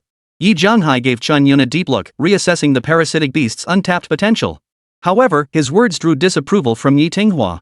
As expected, new protests erupted. Director Yi, your intent to shield a criminal is all too obvious. I believe you are unfit to conduct the upcoming interrogation. Otherwise, I will lodge a formal protest with higher authorities. Yi Tinghua shot him a cold, sidelong glare. The warning in her gaze could not have been more explicit, as if she were prepared to sacrifice her own kin for the greater good at any moment. Nonsense! Do you even know who Chen Yun killed? Yi Jianghai snapped coldly, then pulled a document from his drawer and tossed it onto Yi Tinghua's desk. His demeanor suggested he had been prepared for this moment. Moreover, no documents had been delivered to the office since the beginning of the meeting. Though puzzled, Yi Tinghua obediently picked up the file, casting a warning glance at Chen Yun as she did so. Only then did she slowly unfold it and begin reading it carefully. This entire sequence left Chen Yun utterly dumbfounded. This. He was utterly speechless, his mind racing with 1,000 thoughts. So Yi Jianghai had evidence against those two all along. Why bring it out now? Wasn't this just treating him like a little kid? Ahem, I was just gathering some information. As if sensing his gaze, Yi Jianghai cleared his throat twice and said awkwardly. Beside him, Yi Tinghua continued reviewing the documents, her delicate brows furrowing deeper by the second. Vaguely, one could see the other's pupils, as if trembling slightly. Her fingers gripped the file tightly, knuckles turning white, leaving distinct creases on the paper. Chen Yun withdrew his gaze and turned back to Yi Jianghai, snapping at him. Damn, is that how you interrogate people? Of course. That's how we do things here at the Enforcement Bureau. We always get the truth out of people like this. After hearing the response, Chen Yun remained silent for a long while. The other guy's reasoning was so sound that he found himself speechless, unable to pinpoint even a single flaw in the logic. Helplessly, he could only change the subject. Watching Yi Tinghua's expression grow increasingly grim, dark as storm clouds, Chen Yun finally couldn't hold back. What's inside? He pointed toward the documents and whispered the question to Yi Jianghai. Yi Tinghua's reaction had genuinely piqued his curiosity. At his question, the other man merely shook his head, his expression saying, "No way am I telling you." Damn it, that old geezer. Chen Yun inwardly cursed, forcing a strained smile onto his face. Boom! At that moment, a sudden, dull thud echoed through the room. Yi Tinghua slammed the documents onto the desk, narrowing her eyes slightly. Her eyes narrowed slightly as she looked ahead, but there was nothing there. It was as if she were seeing through something, glimpsing scenes from the past. Those two scumbags. Damn them! A bone-chilling coldness made Chen Yun shiver. Chapter 50, Did I just earn merit? Seeing Yi Tinghua's face twisted with murderous intent, as if she wanted to see the man dead before she could rest easy, Chen Yun instinctively ducked his head. A third-rank beast tamer in a rage was not someone he wanted to provoke. He reluctantly pulled one of the documents from the table and glanced at it casually. At a glance, he froze. Rape. Gut slashing. Why didn't this scum die sooner? Bang! Chen Yun clenched his fist and slammed it down on the tabletop. Fortunately, the force wasn't strong enough to damage the table. Still, the loud thud snapped everyone's attention to him. Hey! You little brat, you're peeking at my file. Chen Yun! How dare you look at this? Chen Yun kept apologizing in his mind, though he didn't really care much. He understood that Yi Jianhai hadn't put it away promptly, which spoke volumes. The scolding was merely a formality, a way to appease the somewhat rigid Yi Tinghua. So, I really am being framed, right? Chen Yun asked tentatively. The Beastmaster world was different from before here. It was all about the strength and potential of the beasts. Some rules had changed drastically. Particularly in certain matters, flexibility and adaptability held greater weight. Take the current situation, for instance. Even if Chen Yun had initiated the attack, killing someone as heinous as that individual hardly constituted a crime. Of course, in most cases, discretion was still required. But with the evidence in hand now, it's indisputable. Shut up. Don't think just because you got off easy, you can act like a jerk. Yi Tinghua snorted coldly, still at odds with Chen Yun as ever. Ha? No. You. Chen Yun protested, feeling rather innocent himself. He knew the other wasn't exactly a saint, but he hadn't expected them to be this utterly despicable. If he'd known, he wouldn't have been so guarded the whole way over. Besides, what did she mean by acting presumptuous? He'd merely asked if he was being wrongly accused, yet they twisted his words. Forget it, forget it. A real man doesn't fight with women. Chen Yun patted his chest, trying to calm himself down. But he couldn't figure out why she kept picking on him. The thought left him thoroughly puzzled. Did I do something right? Director Yi, if there's nothing else, I'll head back now? Chen Yun gestured toward the door, asking tentatively. Staying here under Yi Tinghua's strange gaze felt like torture. If possible, he'd rather leave sooner than stay another second. MHM, you may go. Yi Jianhai nodded. The reward will be transferred to your account within 3 days. Ha? A reward? Chen Yun froze upon hearing this. His face lit up with curiosity as he rubbed his hands together impatiently. Yes, it adds up to nearly 50,000 Beastmaster coins. Yi Jianhai nodded, explaining slowly. When the words fell, Chen Yun thought he must have misheard. He dug at his ears in disbelief, his face creased with disbelief. What did you say? Only 50,000? Chen Yun counted on his fingers again. They committed so many heinous crimes, and the bounty is only 50,000? That's not even a fraction of what people pay for a dowry outside. He stared at Yi Jianhai in disbelief. In that moment, it finally clicked. Why those criminals could still roam freely around the mercenary guild despite their crimes. In this Beastmaster world where no one liked to meddle in others' affairs, such a paltry sum truly made it hard to justify the risk. And those higher-level beast tamers? Sometimes they just didn't care about such things. Why are you staring at me like that? Yi Jianhai felt uncomfortable under the intense stare and snapped back with a dark expression. He probably guessed what Chen Yun was thinking, which made him feel a bit embarrassed. Hurry up! Hurry up! Tinghua, take him back! Yi Jianhai waved his hand dismissively, signaling for them to leave. No sooner had the words left his mouth than two voices chimed in simultaneously. You want me to take him? You want her to escort me? Both pairs of eyes betrayed disbelief, but more than that, resistance. Especially Yi Tinghua after sizing up Chen Yun from head to toe, she visibly scowled in disgust. Ha? No way. That's not fair. Chen Yun protested, feeling aggrieved. He was, after all, the crime-fighting hero. How could she so blatantly look down on him like this? But all he got in response was a roll of the eyes. Let's go. Hurry up. Don't get in my way when I'm doing my job. Yi Tinghua grabbed the police cap from the table and flung it onto her head. She turned and walked away without a moment's hesitation. TSK. She's the one who dragged me into this, and now she's blaming me for getting in the way. Chen Yun muttered under his breath before hurrying after her. A free ride? Might as well take it. Watching Chen Yun close the door and give a casual wave, Yi Jianhai couldn't help but sigh. Sigh. I really wish Xiao Ting would rein in that awful temper of hers someday. His gaze drifted back, landing squarely on the handprint smack in the middle of his desk. Instantly, Yi Jianhai felt his headache intensify. The car rolled along the bustling street, its two occupants lost in silence. Yi Tinghua was at the wheel, while Chen Yun turned his head to gaze out the window, lost in thought. He had already called his parents right after leaving the enforcement team, so there was nothing to worry about now. Whether it was the oppressive atmosphere inside the car or something else, Yi Tinghua shifted her lips slightly. Out of the corner of her eye, she caught Chen Yun's expression. That little group of two fays, did you really take care of them all by yourself? Yi Tinghua asked casually, her eyes fixed straight ahead as she spoke. It seemed as if she couldn't care less about the matter, merely asking casually. What else could it be? Chen Yun glanced back at her, his tone tinged with exasperation. I don't understand why you keep asking the same question over and over. It wasn't exactly impatience. To Chen Yun, the threat posed by these two was even less than that of the Bone Wolf King. Dealing with them would be a mere formality, hardly a bother at all. Precisely because of this, he couldn't understand. What possible purpose could there be in asking such a simple question over and over? Yet these words, when they reached Yi Tinghua's ears, stirred up a whirlpool. What rank is your beast tamer, exactly? And surely it's not just some black ion potential like they say out there. Yi Tinghua inquired, a hint of curiosity flickering in her eyes. Her subconscious told her that everything was far from as simple as it appeared on the surface. A desire to probe deeper stirred within her, eager to uncover every secret hidden within Chen Yun. But the next second, Chen Yun's voice cut through her fantasies. Trying to pry military secrets? Let me tell you, no way. Chen Yun retorted bluntly, his face guarded. Having been burned twice by Yi Tinghua, he was now determined not to reveal a single thing to her. If he spilled everything, who knew what tricks she might pull against him? This response infuriated Yi Tinghua to no end. The faint spark of curiosity she'd managed to ignite vanished completely. That scumbag! In a fit of rage, Yi Tinghua slammed her foot on the accelerator. The patrol car shot forward without warning, startling Chen Yun. That tomboy clearly tried to kill me. Chen Yun muttered to himself, though he dared not voice it aloud. As the vehicle continued forward, it soon returned to the urban village. Through the window, they could see many people turning their gaze toward them once more. They were all curious, why had the enforcement team's vehicle come and gone within a single day? Chapter 51, The Neighbor's True Colors, Preparing to Move. The moment Chen Yun stepped out of the vehicle, he drew the attention of many. They whispered among themselves, murmuring about something. Isn't that the kid from the Chen family?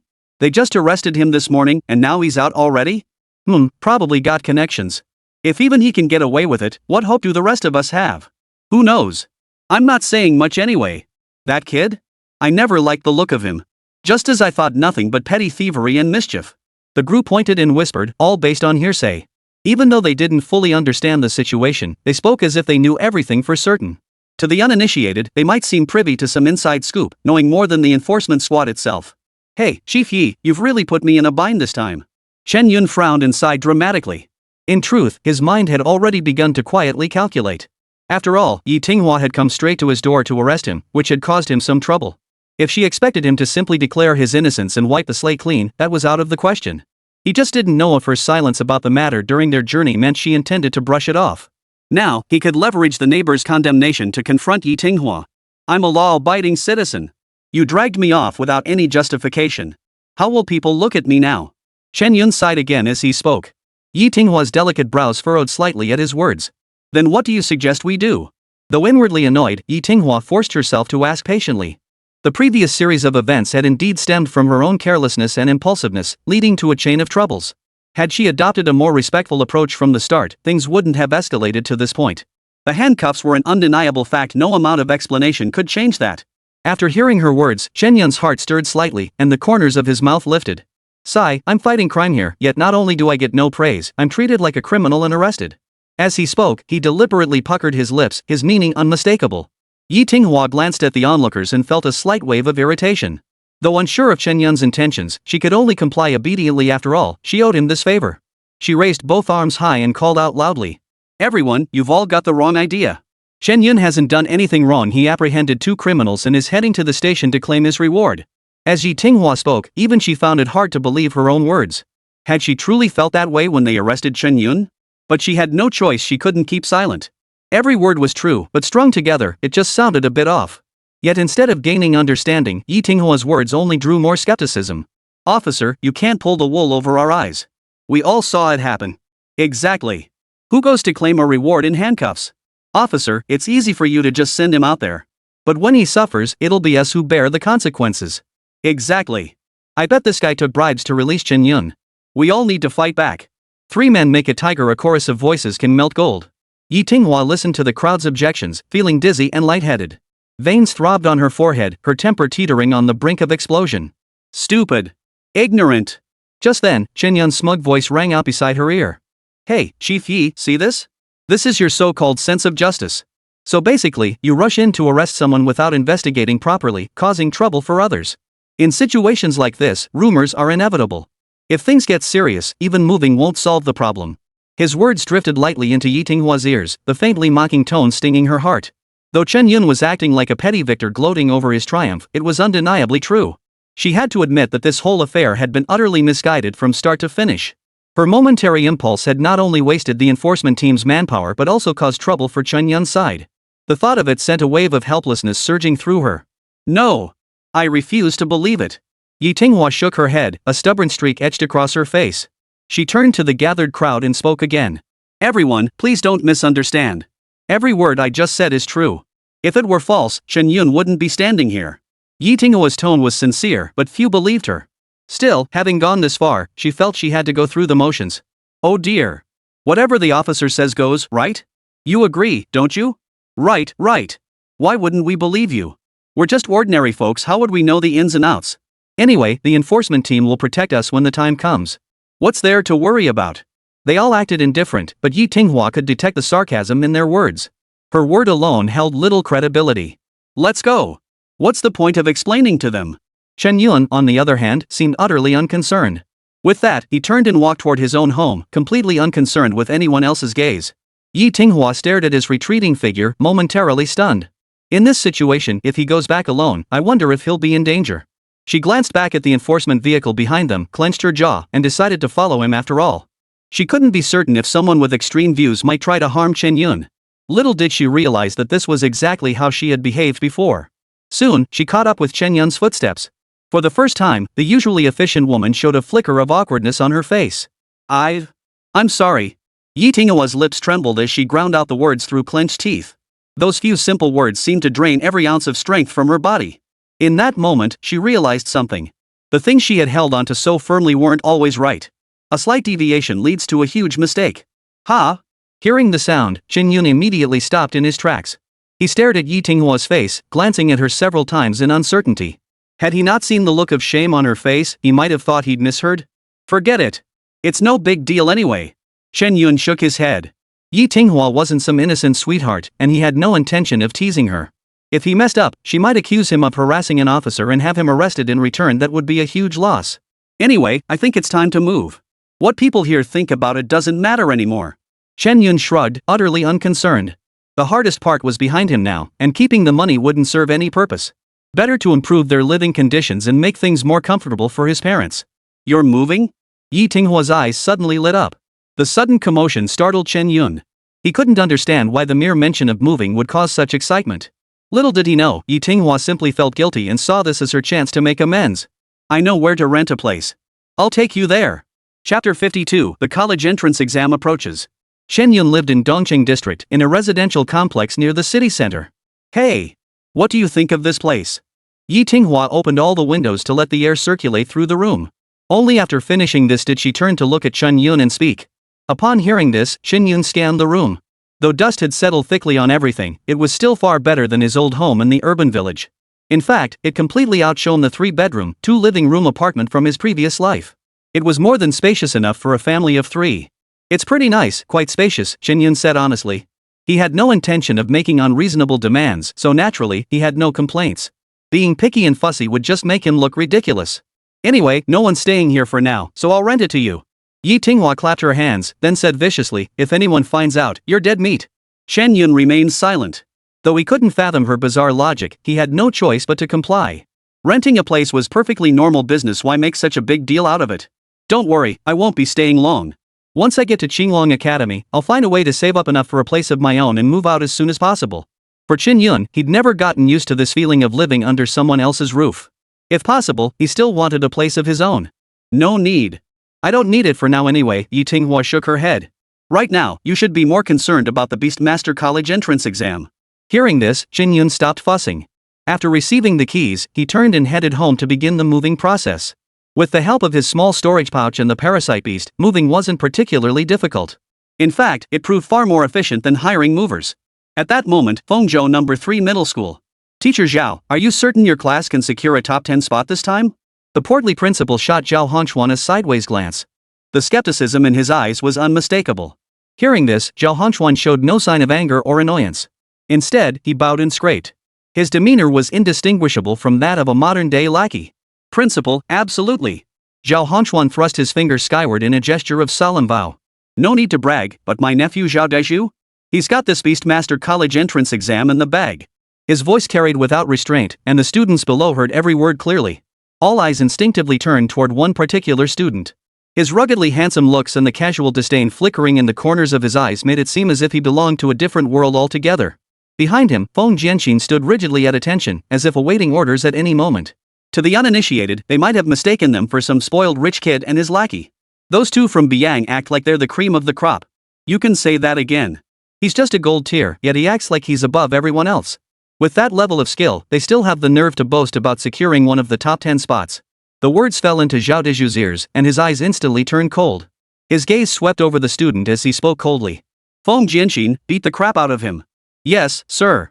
The two seemed oblivious to the group of leaders above them as they grabbed the student by the collar and dragged him out. A vicious slap cracked across his face. Smack! The resounding slap stunned the male student. His head buzzed, and he couldn't quite process what had happened. The disbelief in his eyes overshadowed the pain on his face. He couldn't believe someone would dare to do such a thing. In front of everyone heading to the exam hall, with nearly all the leaders present, someone actually dared to lay a hand on him. Principal! Look! Zhao Deju actually dared to hit me. The male student clutched his face, pointing an accusing finger with a look of grievance. However, before the principal could even frown or speak, Zhao Hongchuan had already interjected. Hit you? I can only say it was well deserved. He shot a dismissive glance at Feng Jianxin, the instigator, his eyes brimming with contempt. His gaze then settled on Zhao Deju, finally returning to a look of satisfaction. Our classmate Zhao Deju possesses platinum-level potential in beast taming, and his rank has reached 1 star, 5th tier. And you dared to question our Zhao Deju's abilities. Tell me, did he deserve it or not? Whether intentional or not, Zhao Hongchuan's voice boomed loudly, as if afraid anyone might miss it. The words platinum potential rang out with jarring abruptness. Everyone present was stunned. What? Zhao Deju is actually a platinum tier beast master? Didn't he say he was gold? I don't know, but I distinctly remember seeing it before it was clearly gold tier. Huh? Could it be a ghost? Faced with the crowd's reactions, Zhao Deju felt quite satisfied. But business is business. He stepped forward and slapped the doubting classmate twice across the face. Watch your mouth next time, Zhao Deju declared, towering over him. He then slowly rose to his feet, facing the crowd. You may not know this, but when I first contracted my beast, it truly possessed golden potential. But through my relentless efforts, I finally guided my beast to rediscover its ancestral lineage, successfully breaking through to platinum rank. Even our teacher was being conservative. Given the right conditions, it could have easily contended for a top 3 spot. His words carried little emotion, nothing but bragging. In truth, only he and his uncle Zhao Hongchuan knew the whole story. All that talk of relentless effort in discovering an evolutionary path was pure deception. For a normal beast tamer, achieving a breakthrough in potential was as difficult as climbing to the heavens. He had merely cleared the stage in coordination with Zhao Hongchuan, temporarily concealing the platinum tier status to deceive the higher-ups. Thus, he could secure greater recognition. What? He actually possesses the ability to advance a beast tamer's potential. Good heavens, Zhao Deju has truly soared. Now who dares say third high has no talent? I can't wait to see the look of shock on first and second high's faces.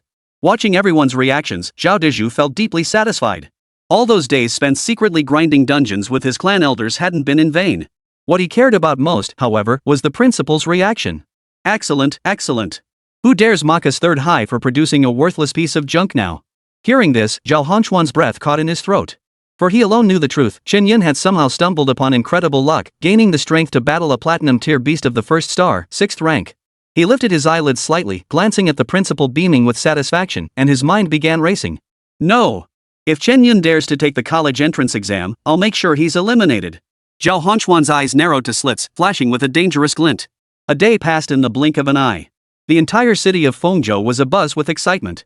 For today marked the annual Beastmaster College entrance exam. Its importance was undeniable, and it was a golden opportunity for many commoner children to leap over the Dragon Gate. Teachers from various secondary schools led their students toward the teleportation array. Chapter 53, The Beastmaster College entrance exam begins. Within the jurisdiction of Fengzhou City, deep within a certain forest. The light of the teleportation array flared up one after another, and batch after batch of people appeared here. Before long, the examinees from Fengzhou City's 3 secondary schools had gathered here. Chen Yun, having accepted Xiao Kunlin's favor, joined the main group. The open field was teeming with people. Surrounding the area were troops of the Dragon Nation. Each soldier stood tall and proud, radiating heroic vigor, flanked by various beasts of burden, all on standby at a moment's notice. Even the lowest ranked among them possessed at least a 3-star 6th tier beast, with the vast majority reaching the level of 4-star beast tamers. Feeling nervous? Xiao Kunlin glanced at Chen Yun and asked. The Beastmaster College entrance exam allowed only examinees, accompanying instructors, and select school administrators to attend. As a member of Qinglong Academy, Xiao Kunlin naturally had the authority to observe the students' performance. Whether or not Chen Yun was present, however, determined whether he had any interest in watching the proceedings. What's there to be nervous about? Chen Yun shrugged and countered, don't you have faith in me? Listening to his words, Xiao Kunlin merely shook his head slowly. It's not that bad. You have to understand, this is a nationwide broadcast. That bet you made with Huang Yuan, everyone can see it out there. If anyone should be anxious, it's you. Hearing this, Chen Yun rolled his eyes in exasperation. All this talk was just piling on pressure, nothing productive at all. Chen Yun! Just then, a sweet voice called out from afar. Chen Yun turned in confusion, just in time to see Bai Tian running toward him with a delighted expression. She looked like she'd spotted a cherished toy and was afraid it might run away. Long time no see. I missed you so much. Bai Tian exclaimed, throwing herself into his arms. The sudden warmth and softness in his arms left Chen Yun momentarily flustered. What long time no see? They'd only been apart for a few days. He didn't notice the dark, menacing gaze fixed on him from a short distance away, a gaze that seemed ready to devour him whole. Young Master Lu, perhaps we should. Zhao Si, the sycophant, made a throat-slitting gesture. At this, Lu Lingjun shot him a fierce glare and smacked him hard on the forehead. Are you stupid? Zhao Honchuan and the others are more desperate than I am. Why would I want to wade into this mess myself? Far from resentful, Zhao Si bent his back even lower. He kept nodding and bowing, eagerly agreeing. Yes. Young Master Lu is absolutely right. In truth, he understood perfectly well. The idea had been his to begin with. How could he possibly forget it completely after just a few days? He was merely playing dumb to feed Lu Lingjuan's vanity. Saving himself the effort by not taking action, why not? Meanwhile, Zhao Honchuan and his group naturally noticed the commotion over there. Bai Tian's mention of Chen Yun instantly drew countless eyes. There was scarcely a student on campus who hadn't heard of him. Chen Yun! How did Chen Yun end up here? Wasn't he expelled? I'm dying to know what's going on too. Didn't they say anyone without an admission ticket would get stuck at the teleportation array? Could it be that guy brought him? But who is that guy anyway? Whispers rippled through the crowd, eyes involuntarily turning toward Xiao Kunlun. Watching Chen Yun still catching up with others, Xiao Kunlun's eyes held a hint of resignation. Just then, on the stage at the front of the clearing, a figure strode onto the stage, moving with the grace of a dragon and the power of a tiger. Upon closer look, it was an elderly man well past 60. Dressed in military uniform, he showed no signs of age whatsoever, appearing instead remarkably vigorous and alert. Ladies and gentlemen. His lips parted slightly, his voice resonating with full force. Without any amplification, his words carried to every corner of the room. In an instant, all eyes were drawn to him. Gazing at the elderly man before them, and the old turtle perched on his shoulder, the students' thoughts varied. This old man is no ordinary figure. Chen Yun murmured softly. Yet his gaze drifted involuntarily toward the turtle. Even with his current abilities, he couldn't see through it. Of course, Chen Yun wasn't foolish enough to think it was merely a pet turtle. It is extraordinary. You'll understand soon enough. Hearing his words, Xiao Kunlun unexpectedly picked up the thread of conversation. His hesitant expression left Chen Yun feeling puzzled. But upon reflection, it made sense. If this old man truly had no abilities, how could he still be stationed within the military zone despite his advanced age? As these thoughts crossed his mind, the old man spoke again. Students, I am your examiner for this session. Now, I shall explain the rules to you. Once the exam begins, you will enter the large dungeon behind me to hunt the corresponding beasts. A level 1, tier 1 ferocious beast is worth 1 point. A tier 2 beast is worth 2 points, a tier 3 beast is worth 4 points, and so on, with no upper limit. However, beasts hunted cooperatively will be split evenly. Of course, if you find this unfair, you may attempt to seize another's points. Rest assured, this instance is regularly cleared. The highest tier beasts won't exceed 1 star, 9th tier. In a moment, my soldiers will distribute specialized wristbands to each of you. Another round of explanations followed. Chen Yun listened briefly and grasped the gist. He'd been taught similar systems back in school, so he picked it up quickly. The bracelets not only tracked points and automatically collected monster corpses, but could also activate a protective shield capable of withstanding a single attack from a 2-star monster. However, once the shield was activated, it meant automatically forfeiting the right to continue competing, with points on hand settled at 20% of their value. After all, in the college entrance exam, it was the protective shield that kept him alive. Outside the competition, however, it would mean losing his life outright. With the equipment secured, everyone began itching to get started. Strange, no one's coming after me? Chen Yun instinctively glanced toward Third High's direction.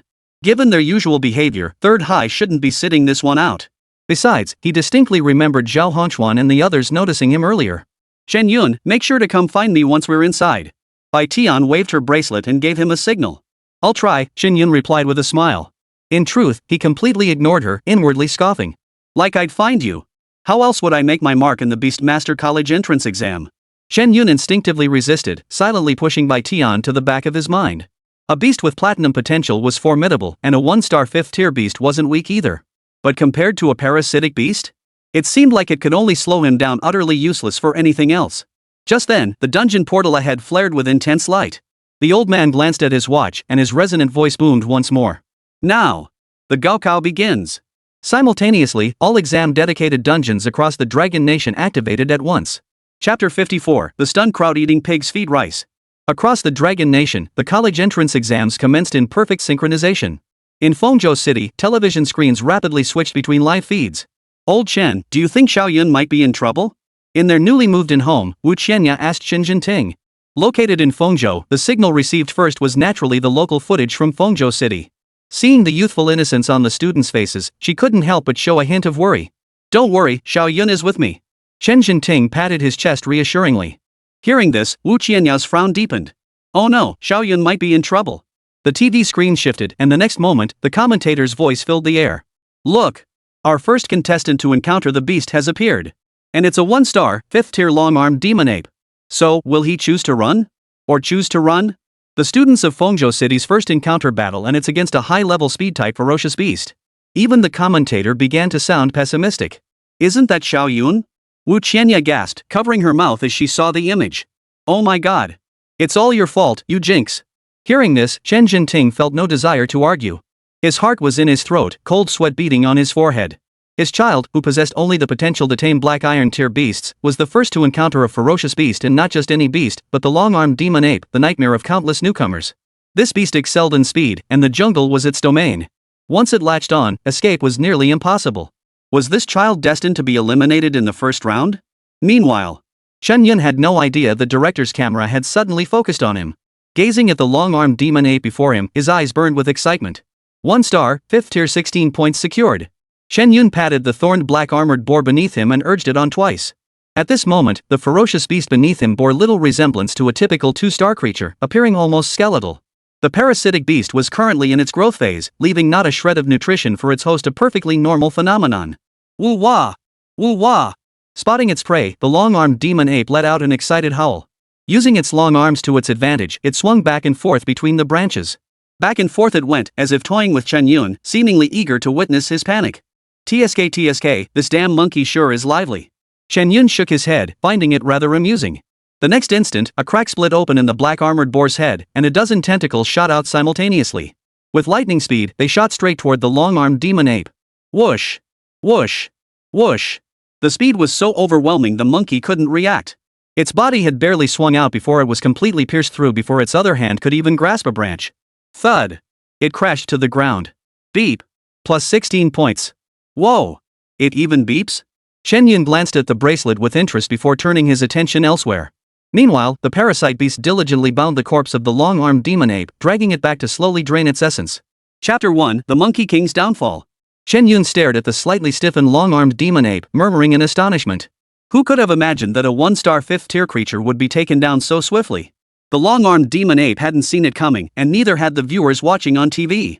Chen Yun hadn't noticed either that, at some point, a drone had begun hovering overhead, broadcasting every one of his movements. At a non-chain restaurant called Pig's Feet Rice Grand Hotel, the small eatery buzzed with activity, many indulging in the luxury of a 4 yuan bottle of soda.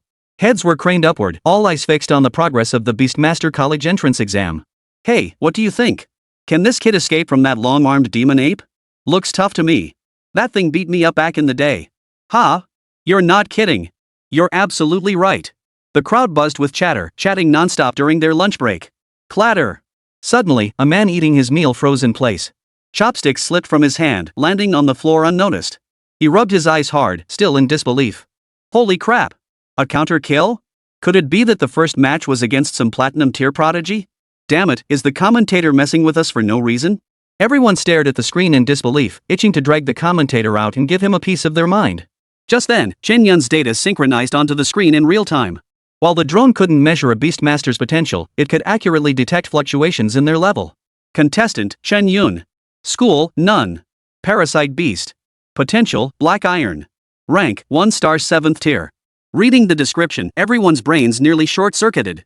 Seriously? Dude. Didn't you look closely? Does this potential and leveling speed really match up? Don't tell me a Beastmaster with black iron potential climbed to 1-star, 7th tier in just a few days. A black iron beast? Breaking through to 2 stars is practically impossible in its lifetime. 1-star, 9th tier is basically its peak. Holy crap? Are you telling me this beast is already nearing its peak? Just as everyone was still debating this, convinced Chen Yun was relying on level superiority. Someone timidly raised their hand, offering a different perspective. Even with level suppression, a black iron beast shouldn't be able to kill instantly, right? The words fell, plunging the crowd into deeper silence. In that moment, it felt like all their previous assumptions had been punctured like bubbles. Their intelligence felt like it had been dragged through the mud, ground into the dirt over and over. After a long pause, the commentator's voice finally broke the silence. Regarding Chen Yun's beastmaster potential, it is currently undetermined. According to reliable records, the parasite beast displayed unknown rather than black iron grade. All previous reports were misinformation. Though his face remained unseen, the audience could feel the commentator's awkwardness. Who could have imagined that the very first encounter battle would result in such a colossal blunder? But if he didn't correct it, letting the black iron rank spread would be even more outrageous. It was clearly the intelligence department's fault, yet he, the commentator, had to take the blame. He was bitter inside. Perhaps hearing his outburst, the TV feed abruptly switched. Ha! Another student has encountered a ferocious beast, and it's the defensive specialized thorned black armor pig. Looks like it's the same model as the one Chen Yun encountered earlier. 1 star, 5th tier. The commentator had barely finished speaking when the opponent's information popped up. Contestant, Zhao Dezhu. School, Fengzhou No. 3 Middle School. Storm Mantis. Potential, Platinum. Rank, 1 star, Tier 5. Not bad. Looks like it'll be a closely contested match. Let's see what surprises Zhao Dezhu's Storm Mantis has in store for us. The commentator delivered his passionate narration as Zhao Dezhu launched his offensive in the blink of an eye. With a sweeping gesture, the Storm Mantis took flight. He glanced up at the drone overhead, fully aware he was likely being broadcast live. A smug smile spread across his face. Looks like it's my chance to shine. Zhao Dezhu's mouth stretched into a wide grin, already envisioning how he would put on a show. Attacking a defensive opponent was like hitting a wooden dummy, a perfect chance to put on a show. The thought made the smile on his face uncontrollable. Chen Yun, oh Chen Yun, no matter how strong you are now, how could you possibly compare to me? Chapter 55, The Commentator's Waterloo. Under his expectant gaze, the Storm Mantis charged down. It met the thorned black armor pig with 2 consecutive slashes. His movements were lightning fast, living up to his storm moniker, and the sound was equally thunderous. Look! Zhao Dezhu strikes, the commentator called out in real time. His voice carried a hint of excitement. But the very next second, he froze again. On screen, the Storm Mantis swiftly closed in on the thorned black armored boar. The slash had barely left its hand when a dense barrage of spikes flew straight toward the Storm Mantis's face. At such close range, there was no time to react. The slash skill could only block a fraction of them, yet many still struck the Storm Mantis. Whoosh! Whoosh! Whoosh! The screen filled with the sharp whistling of the dense barbs. The thorns moved too fast to track, piercing through almost instantly. The poor Storm Mantis endured at least 20 strikes in the blink of an eye. Its entire body was sent flying backward by the force of the assault. Thud! It crashed to the ground. Zhao Dezhu has fallen. Even through the screen, the commentator's suppressed tone was palpable. Each word sounded as if it were being squeezed through gritted teeth. Even he probably never imagined his career as a commentator would witness such an epic Waterloo. Barely 10 minutes into the broadcast, he'd been proven wrong twice in a row. And these weren't minor slip-ups, they were as loud as firecrackers going off. Wow! This hurts. Zhao Dezhu got insta-killed right after spawning. What am I even supposed to say? Storm Mantis. A ranged mage assassin. Anyone with common sense wouldn't just walk up for a melee fight. The commentator couldn't help but rant, which actually amused the audience. Except for Zhao Dezhu himself, of course. Even if he couldn't hear what others were saying, he could guess the gist. His face had turned ashen by now, and he hastily recalled his Storm Mantis. Roar! The thorned black armored boar let out a low growl, sounding almost like a taunt. It spun on its heel and bolted deep into the jungle, leaving Zhao Dezhu no chance to react. Ah! That damn pig! Zhao Dezhu, who had just fed his beast a recovery potion, was furious enough to burst a blood vessel. Not only did he fail to secure the points, but his beast was injured too. The first 2 setbacks were bearable, but the real blow was that the footage had likely aired. To top it off, the black armor boar had mocked him twice before escaping. It got away. Zhao Dezhu clenched his fists so tightly his knuckles cracked, but it did him no good. The entire sequence left viewers glued to their screens, utterly dumbfounded. So, is this guy here for laughs? Haha, how could he lose after getting a flying dragon kick to the face? Is this the Zhao Dezhu that Fengzhou No. 3 Middle School was bragging about 2 days ago? Looks like he can't hold his own either. Everyone, I think I owe Chen Yun an apology. I was way too loud just now. After witnessing Zhao Dezhu's performance, someone finally acknowledged Chen Yun's achievements. Truly, comparison is the thief of joy. Those who had heard Fengzhou No. 3 High School's boasts began switching sides. On one side stood the expelled black iron failure, on the other, the rising platinum genius. But judging by this performance, it was becoming hard to tell who was the genius and who was the failure. As time marched on, the competition pressed forward. On screen, one student after another began to show their true potential. Yet simultaneously, many began triggering the life-saving mechanisms of their wristbands. The Platinum Beast Tamers from 1st and 2nd middle schools also demonstrated their expected caliber. TSK, look at that now, that's a Platinum Tier Beast Master. You know what?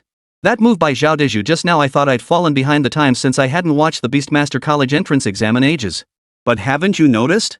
While those Platinum Tier performances are impressive, they somehow don't quite measure up to Chen Yun's style. Gradually, someone noticed the peculiarity in the situation. The moment it was voiced, the entire crowd fell silent, lost in thought. Just then, someone pointed at the screen and started shouting in surprise. Look! What's he doing? Everyone turned toward the sound and saw Chen Yun's figure appear on the TV screen once more. Before him, a fire was even burning. His lazy voice drifted through the drone, reaching everyone's ears. It's rare to find lettuce in a dungeon run. Not grilling up some chicken to go with it would be a real shame. It's noon now. If we don't eat something, we'll starve. The crackling flames crackled, accompanied by the sizzling sound of chicken skin releasing oil. Even the burly men who just finished their pork knuckle rice felt their mouths water at the sound. No one expected that in this race against the Clock Beast Master exam, someone would actually stop to grill a chicken, and one they'd hunted fresh, no less. Any normal person would have packed provisions by now, just in case. Just as they were still reeling from Chen Yun's actions, the next moment brought words that made their jaws drop even further. The points seem a bit excessive. If the score gap widens too much later, it'll easily draw attention. Watching Chen Yun propped up his chin, deep in thought. At this point, the crowd was at a loss for words. Who would ever complain about having too many points during the Beastmaster College entrance exam, worried about drawing attention? This Chen Yun sure is a master of bragging. The competition isn't even halfway over. Even if he has a lot, how much could it really be? Exactly. The dungeon points are hidden from the candidates. How could he possibly know how many points others have? Everyone maintained a skeptical attitude, as they had all gone through similar experiences. Unlike the spectators.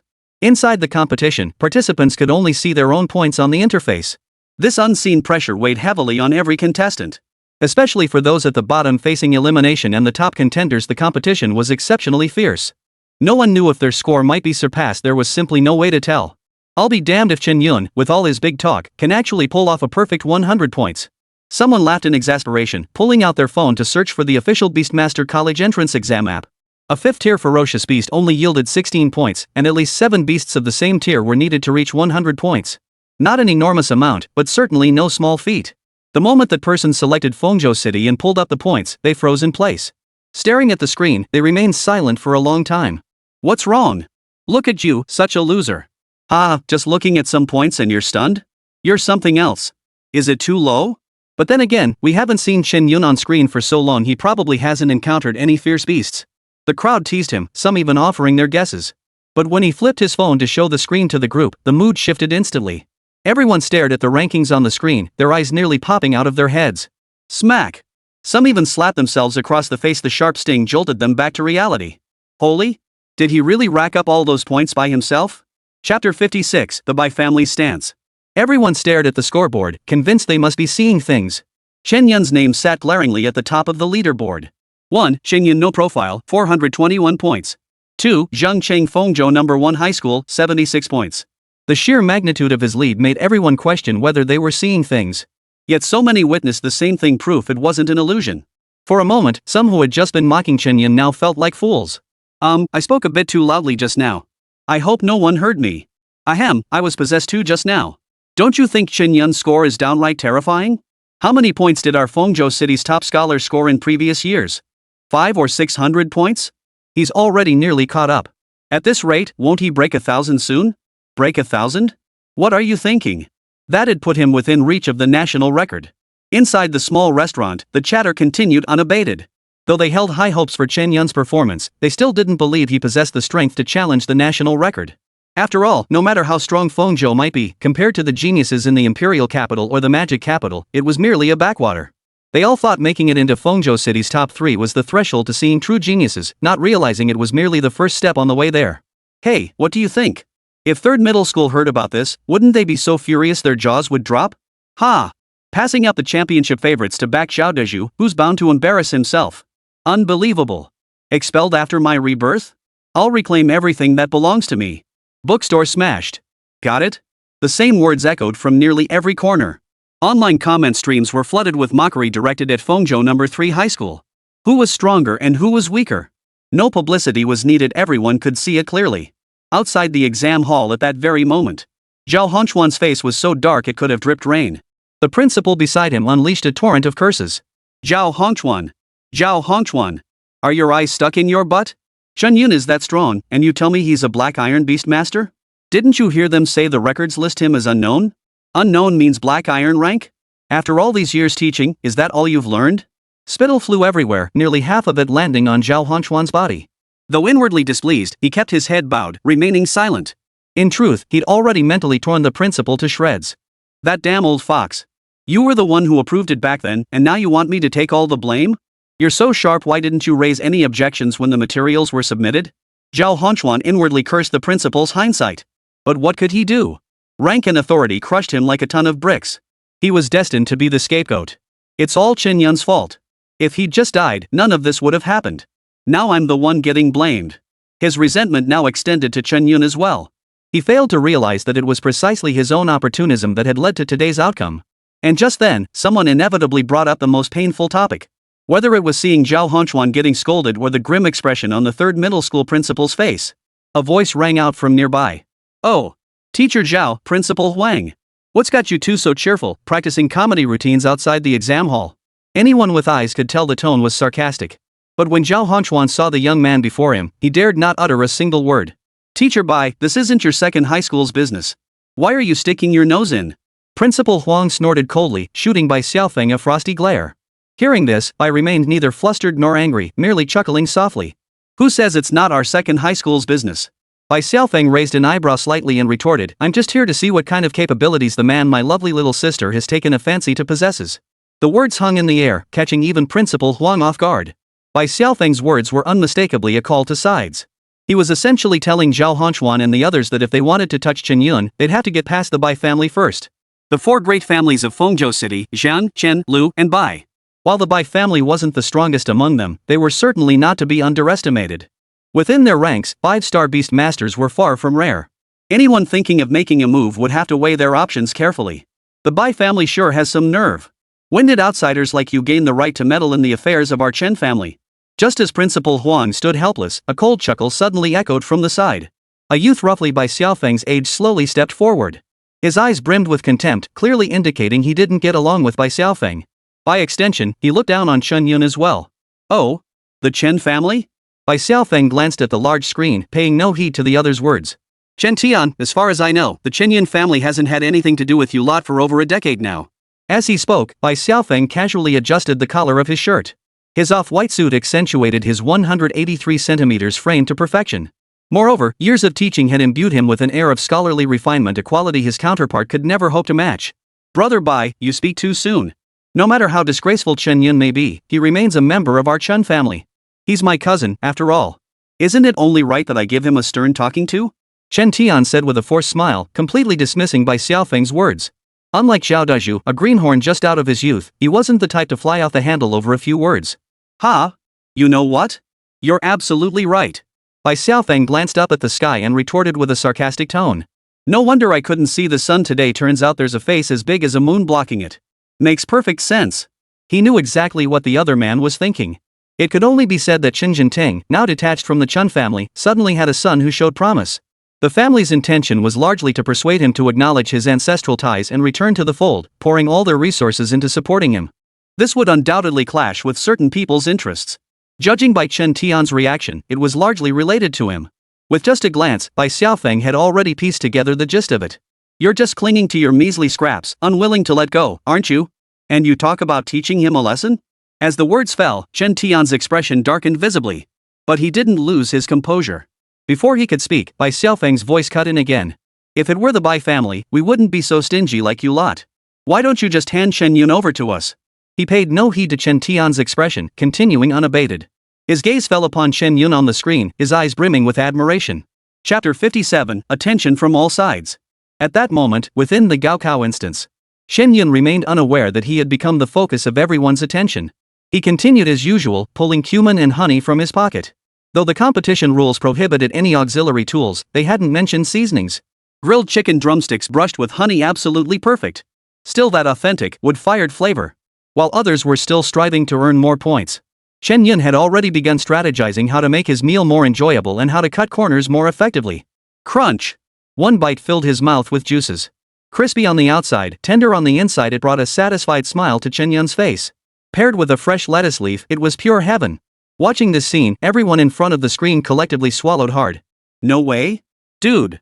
Is this right? Damn it. Is he here to take the college entrance exam or go on vacation? I was gonna say the same thing, but when I saw his points, I shut up. Everyone was too stunned to even complain. They didn't know where to begin. All they could say was that if they had points like Chen Yun's, they'd be even more reckless. What, have a barbecue? He'd go straight for a full imperial banquet. Is this Qinglong Academy's special recruitment this year? On the stage, the elderly man in military uniform stared at the screen and murmured softly. The young officer behind him, responsible for logistics, immediately flipped through the documents in his hands, reading them at lightning speed. Before long, he extracted the information he sought. Yes, sir, it's him. Chen Yun, male, 18 years old, son of Chen Jinting, a descendant of the Chen family's branch lineage. The aide reported diligently, leaving no detail unmentioned. Even the elderly man couldn't help but show a hint of surprise. On one hand, there was Chen Yun's bizarre experiences over the past few days. On the other, the adjutant had apparently initiated an investigation ahead of schedule. After all, a city hosting college entrance exams would have hundreds, if not thousands, of candidates. For an ordinary student to warrant such close attention from the adjutant clearly indicated something extraordinary. Previously, I thought Qinglong Academy's ceiling of the Wolf King Tomb rankings was perhaps overreacting to a minor issue. But judging by Chen Yun's performance now, everything that happened before seems perfectly normal. With that, the aide closed the file in his hands. It seemed he had reported everything he knew. This kid seems to have quite a bit of confidence in himself. After hearing the aide's words, Jiang Weiguo lifted his aged eyes slightly. Beneath his heavy eyelids, his gaze was sharp and focused, fixed intently on Chen Yun's image on the screen. Inside the dungeon, Chen Yun remained unaware that he was being watched once more. He merely glanced back, as if sensing something. This is strange. It feels like someone's watching me. He scanned his surroundings but found nothing amiss. But when his gaze shifted upward, his movements abruptly froze. Holy crap! Why is that drone pointing right at me? Chen Yun glanced at the roasted chicken in his hand, then refocused his gaze on the drone. His lips twitched slightly, unsure what to say. He was just a lowly nobody in others' eyes. Why was it filming him?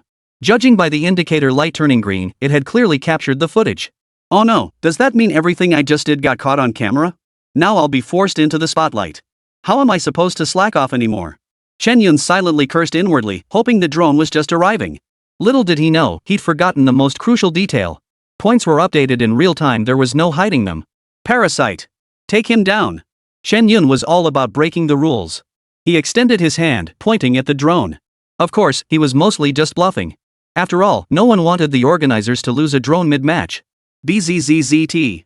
True to form, upon hearing Chen Yun's words, the drone instantly soared higher, quickly pulling away to a considerable distance. Seeing his chance, Chen Yun quickly extinguished the flames on the ground, scrambled onto the back of the thorned black armored pig, and dove into the thicker foliage.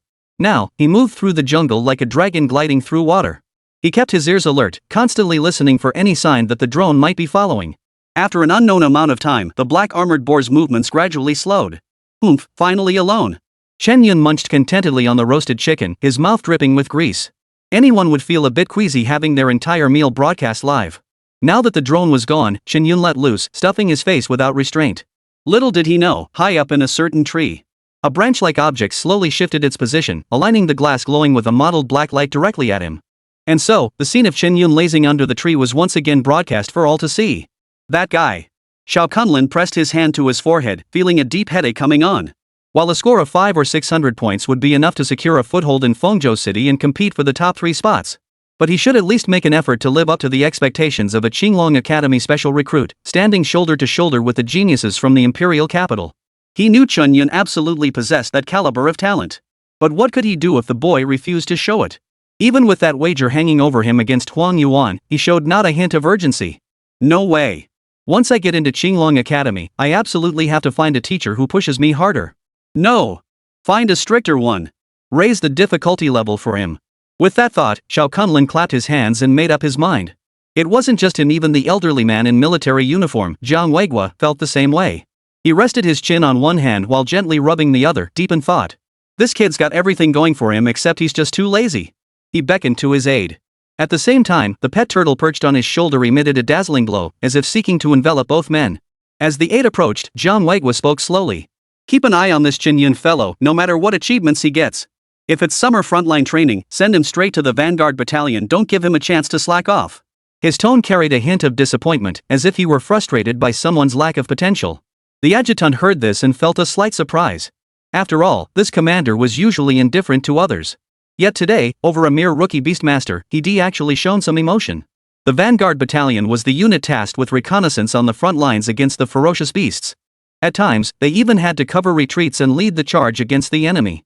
For a rookie beastmaster, even with supervision and protection during training, it was the deadliest assignment imaginable. But the adjutant knew better than to pry into matters that weren't his to ask about. Yes, sir. He made no effort to muffle his voice, knowing full well no one could hear it anyway. With the commander's beast present, sound couldn't penetrate this protective barrier. Returning to his post, the adjutant's gaze toward Chen Yun was suddenly filled with pity. Chapter 58, Parasite, Blood Fluke. Well, found that kid Chen Yun's location yet? Inside the Gaokao dungeon, Lu Lingjun asked Xiao Si. He glanced upward to confirm no drones were present. He knew that surveillance hidden in various places was extremely rare. Only drones could pinpoint their location and track their movements. Almost. Xiao Si licked his lips, a hint of excitement flickering across his face. Before him, a beast resembling a hound kept sniffing the ground. Suddenly, it froze, then darted forward in a few swift strides. Leaping over the extinguished campfire, he headed straight in one direction. Quick, keep up. Before Xiao Si, the bloodhound's owner, could speak, Lu Lingjun urged him on. It seemed the one leading the way was actually the more anxious one. At that moment, Chen Yun remained utterly unaware that he had been targeted. Having eaten and drunk his fill, he had already begun a new round of hunting. Before him stood a slender cheetah. His eyes burned with a bloodthirsty ferocity, as if it sought to devour him whole. A black slaughter leopard at the 9th rank of the 1st star, perfect for testing my skills. Chen Yun stretched his limbs, casually patting the thorn-armored boar beneath him. The parasitic beast understood instantly. Tentacles whipped through the air like bursting fireworks. Over a dozen tentacles pierced toward the black slaughter leopard, leaving it no chance to react. Roar! With a sound resembling a cat's cry, the black slaughter leopard opened its mouth and spat. In an instant, a black sphere erupted from its maw. Infused with intense malevolent energy, it slammed into the tentacles of the parasite beast. It seemed to be attempting to break free from the parasite's confinement through this means. Boom! The tentacle collided with the black sphere. Instantly, a cloud of dust billowed up, obscuring Chen Yun's vision. For a moment, he couldn't make out anything before him. He could only sense that several of the parasite beast's tentacles had been flung back by the force of the strike. After carefully assessing the situation, he was relieved to find his main body hadn't sustained significant damage. Truly worthy of its mythic-tier reputation. Chen Yun murmured his admiration, unable to suppress his grin. Compared to the Bone Wolf King in the dungeon, the Black Slaughter Leopard's power was clearly on another level. Moreover, in terms of destructive power, it was even stronger. Even so, it merely knocked the parasite beast's tentacles away, sustaining little damage. Just as he was feeling pleased about this, the parasite beast moved again. The repelled tentacles, as if summoned, abruptly halted their retreat. Whoosh! Whoosh! Whoosh! The tentacles whipped like lashes toward the direction the black slaughter leopard had just been. Out of Chen Yun's sight, they abruptly coiled inward. Creak! Roar! Before he could see what was happening, a pained roar echoed from beyond the dust cloud. Though unsure of the exact details, Chen Yun could guess the general situation. The black slaughter leopard must have been seized by the parasitic beast. The earlier retraction had formed a constricting grip. Clutching it tightly, it squeezed with force, like wringing out a rag. Beep! Plus 256 points. Nice! Points secured. Chen Yun clenched his fist, his face brimming with excitement. Then, as if suddenly remembering something, his expression froze. He hurriedly pulled up his points balance and scrutinized it carefully. Damn it! 667 points. How am I supposed to coast through now? Chen Yun slapped his forehead, feeling utterly overwhelmed. At this rate, he'd definitely be making waves on the leaderboard. If his previous score of over 400 points could be described as impressive, then this one was downright blinding. Barring any unforeseen circumstances, he was practically guaranteed to be this year's top scholar in Fengzhou City. Before he could dwell on it further. At that moment, the parasite beast seemed to undergo another subtle transformation. Ha! What's going on? He wasn't sure if it was just his imagination. Chen Yun distinctly felt the thorn-covered black-armored boar beneath him trembling violently.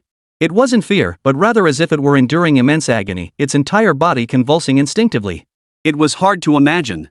What kind of force could make a walking corpse issue such a warning to its own body? What could make the mindless thorned black armor pig tremble uncontrollably? Pop! Just as Chen Yun was puzzled, a hole suddenly appeared on the top of the black-armored boar's head. Unlike the previous sensation of the parasite beast simply opening up and extending its tentacles from within. This time, it seemed like genuine flesh and bone were being shattered. Immediately after, a fleshy object was expelled from its mouth. Ha! What's this? Chen Yun couldn't help but show a hint of surprise upon seeing the meatball. For some reason, this thing, barely the size of a fist, felt strangely familiar. Just as Chen Yun narrowed his eyes, intent on investigating further, a tiny tentacle suddenly extended from the flesh ball, its tip bearing an eyeball. Wait a minute? How did the parasite shrink again? Chen Yun impatiently grabbed the meatball, flipping it over several times as he examined it inside and out. He had worked so hard to cultivate this parasite it couldn't just shrink back to its original size like that. Just then, Chen Yun suddenly felt a tug at his sleeve, as if something was pulling at him. He looked down to see the parasite's distinctive tentacle waving at him. It looked as if it were waving hello to Chen Yun. Ha! The parasite is still here? Then what is this? Chen Yun looked at the tentacle, then at the meatball. For a moment, he couldn't quite make sense of it. Just then, as if sensing his confusion, a panel slowly popped up. Schistosoma. Bloodline, Level 1 Parasite Subentity. Potential, Exceptional. Level, 1 star, First tier. Skills, Parasitism, Life Drain, Fission. Exceptional grade. Chen Yun rubbed his eyes, momentarily convinced he'd misread the display.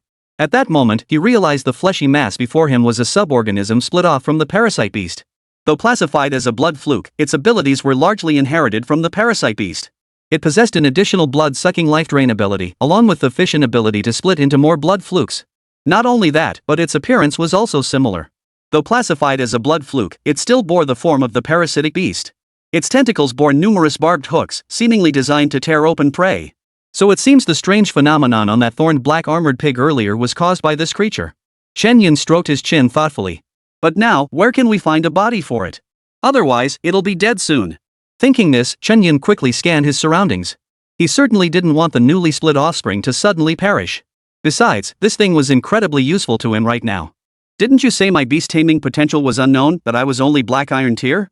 Now that I've brought out the elite grade blood fluke, how do you plan to counter it? Chen Yun stroked his chin, his lips curling upward in an uncontrollable smile he couldn't suppress. Not only that, but he had also uncovered crucial information from the blood fluke. Chapter 59, Traces Exposed, Targeted. Who would have thought the parasite beast had forged its own bloodline? After reviewing all the information on the blood fluke, Chen Yun finally began to look back. Even a formidable blood fluke of the exceptional grade had nearly acquired the bloodline of a parasite beast. But upon reflection, it made sense. After all, the parasite beast was a mythical tier, being the highest known rank, existing above even the legendary tier. For it to forge its own bloodline wasn't all that surprising. Now's not the time to dwell on this. Chen Yun shook the wild thoughts from his head and looked down at the blood fluke in his palm. The creature looked soft and squishy, showing no signs of aggression whatsoever. Yet who could have imagined it was a replica of the exceptional potential parasite beast? If it could be contracted by someone else, it would be a hot commodity outside. But life doesn't operate on what-ifs. Having no other options was the best protection he could offer himself. For now, the most crucial task remains finding a host body, a space where the blood fluke can survive.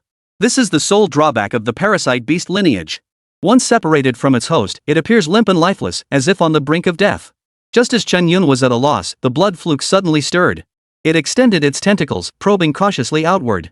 Upon spotting the black slaughter leopard's corpse, its tentacles and eyes snapped upright. It remained fixed, utterly still. Ha! Could it be trying to absorb the black slaughter leopard? Chen Yun followed the blood fluke's gaze toward the corpse. As the dust cleared, the black slaughter leopard's form was laid bare, completely exposed. Unfortunately, it was now just a cold corpse, offering little practical use.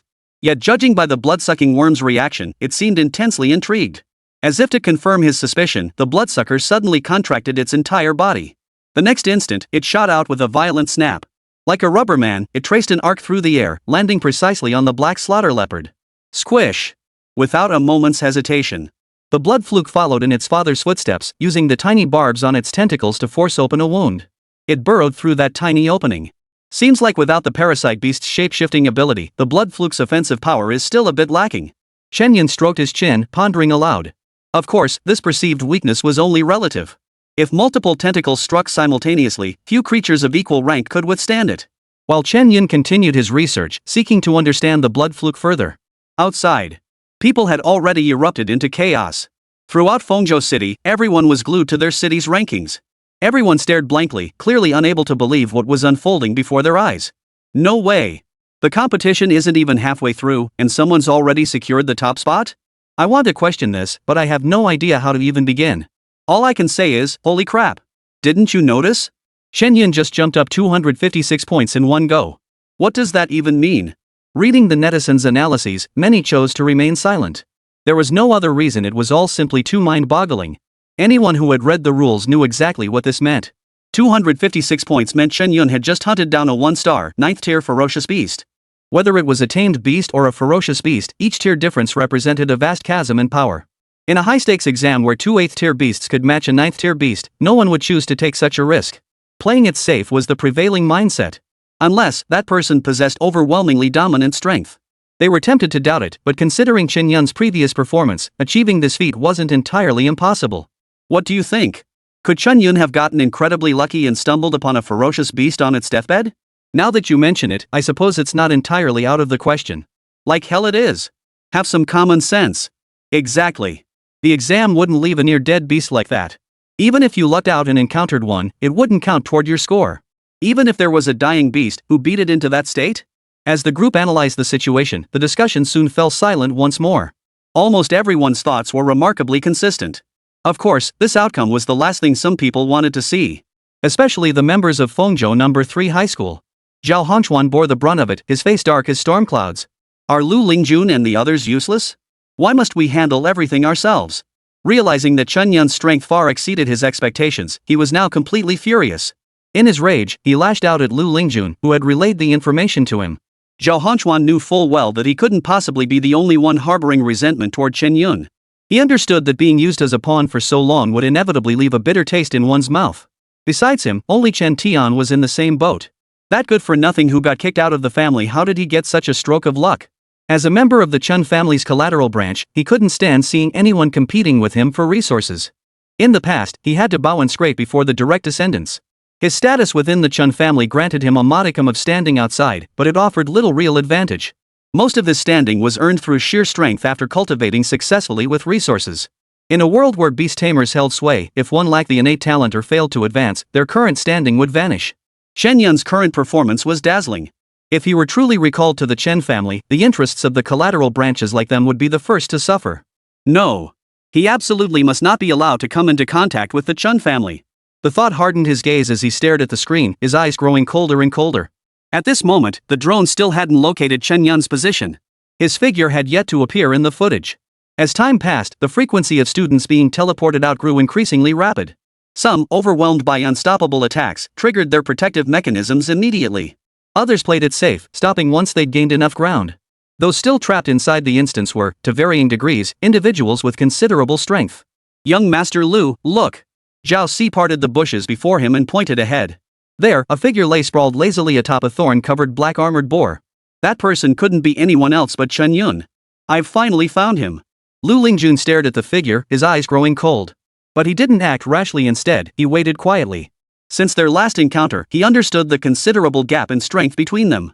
Acting rashly would be nothing short of courting humiliation. He promptly pulled out his phone and located Zhao Deju's contact information. He still felt it would be better to let an outsider handle this kind of matter. Otherwise, it would only become a hassle if it came under scrutiny later. You fools, I'll just sit back and watch you dogs fight among yourselves. Lu Lingjuan's eyes held not a shred of sympathy, only the thrill of scheming against others. Perhaps in his eyes, Zhao Deju, who stood on the same side as him, was nothing more than a tool to be commanded.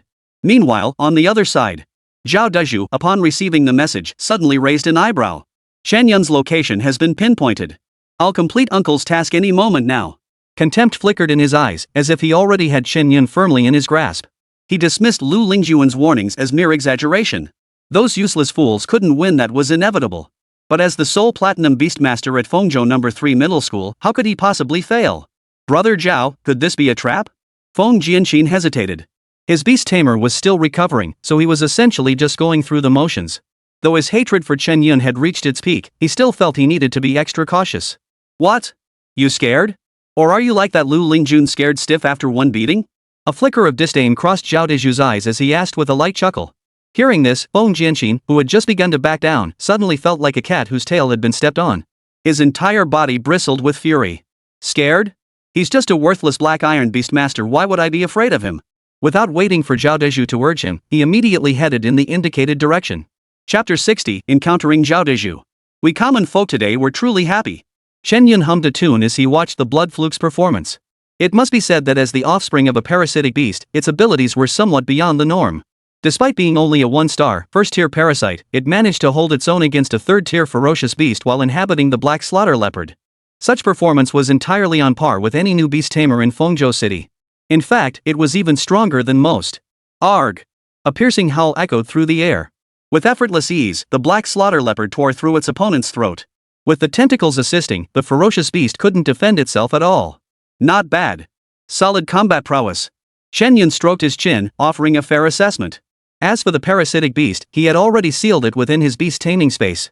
There was no other choice. Having two beasts coexist in the same space would inevitably draw attention. Besides, as a parasitic worm, the host body didn't differ much in appearance from the parasite beast itself, and few had seen it anyway. If he really switched to another one, no one would think much of it. To others, it would simply appear as a change of host. Seemingly buoyed by Chen Yun's praise, the blood fluke grew unusually excited. Even the black slaughter leopard bounced around like a kitten, albeit a much larger one. Though he had gained something, there was also a source of frustration. The blood fluke is great, but it's just a bit resource intensive. After careful consideration, Chen Yun voiced the underlying issue. Perhaps stemming from its parasitic origins, the blood fluke's leveling method mirrored that of the parasite beasts. The advantage was that it required little effort. As long as there were enough ferocious beasts, their levels could be raised. But the downside was equally clear. He now needed to acquire more resources to ensure a steady supply. Otherwise, with the meager resources he currently possessed, it wouldn't be long before the beast's leveling ground to a complete halt. Good heavens! This is only my first beast. What if more come later? That'll be a real headache. Chen Yun was utterly distressed, not even knowing where to begin venting his frustration. What if the parasite beast got excited and spawned another offspring? The thought alone sent a chill down his spine. Everything's fine, but the resource consumption is just way too fast. Looks like I'll have to take on another job hunting beasts. Otherwise, I won't be able to afford it at all.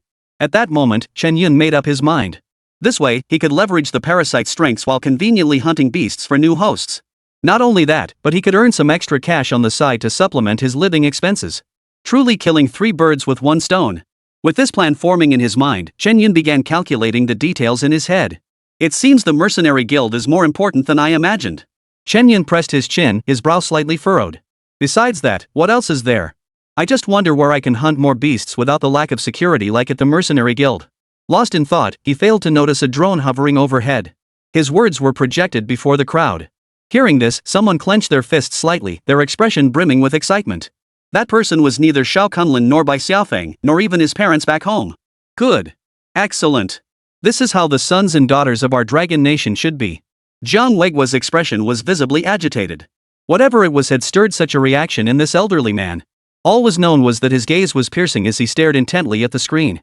Playing on the screen were the very words that had slipped from Chen Yun's lips as he pondered. However, perhaps due to being edited out of context, it had led to some misunderstanding. Jiang Weiguo neither cared nor knew. At this moment, he believed only what his ears were hearing. Shaolin, when the time comes for the vanguard unit, make absolutely sure nothing happens to this kid. The old man commanded his aide with an authority that commanded respect without needing anger.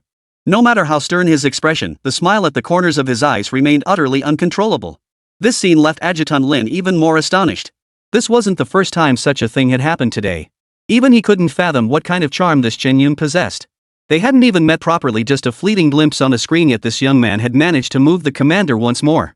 Probably, the commander just sees ambition in this young man. Lin mused silently to himself, filling in all the possible explanations in his mind. What's so special about slaying a ferocious beast? They were in the military, didn't they do this sort of thing all the time? Lieutenant Lin thought it perfectly reasonable, completely overlooking one crucial factor. Precisely because they routinely slaughtered beasts on the front lines, it had become routine. They had completely overlooked the fact that, with the city's safety neglected, few people remembered what they did anymore. And so it was. Before university admissions, students must be sent to the front lines for training to understand how hard one peaceful life truly is. That Chen Yun possessed such awareness even before the summer training camp. In Jiang Weiguo's eyes, he was naturally incomparable to the mediocre masses. At the very least, he understood that no vibrant flowers could bloom in a greenhouse. But clearly, Deputy Lin hadn't reached this level of understanding yet. Some applauded Chen Yun's words. Yet others deemed him overreaching. What an ignorant brat. If he's courting death, don't blame me for giving him a push. Zhao Hongchuan's eyes darkened as he stared intently at the screen. He didn't know whether Zhao Daizhu and his crew would succeed in this college entrance exam. He only knew that matters had escalated to this point, and he must prepare for every possible outcome. Regardless of success or failure, Chen Yun must die. According to Feng Jianxin, this kid even signed up as a mercenary. Looks like it's true after all. Thoughts swirling in his mind, Zhao Hanquan's eyes darted about restlessly.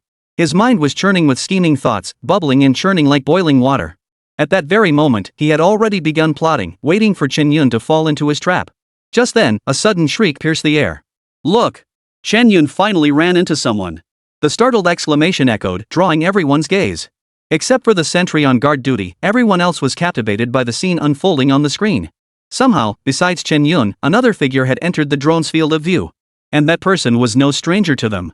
None other than Zhao Dezhu from Fengzhou No. 3 Middle School, the one who had embarrassed himself right from the start, as everyone recalled. They learned from those in the know that these two seemed to be in the same class and were known to dislike each other. In a copy with few rules to constrain them, their unexpected encounter promised unpredictable consequences. When enemies meet, the tension is palpable. Seeing the tension between them, everyone couldn't help but feel their hearts race.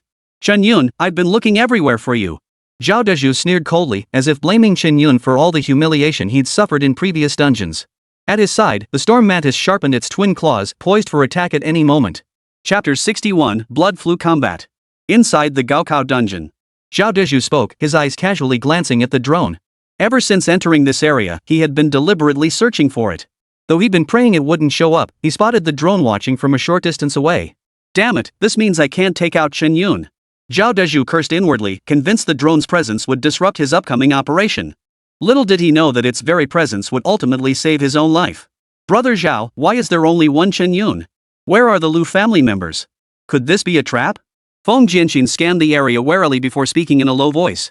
Whether it was out of deference to Lu Lingjun or simply for caution's sake. But for him, it was perfectly natural. After all, his beast control had only recently recovered, and his rank was still insufficient. He had no effective means of defense. Upon hearing this, Zhao Dezhu's face immediately twisted with disdain. Even if Lu Lingjun were here, so what? My beast tamer is also platinum tier. How could I possibly lose to him?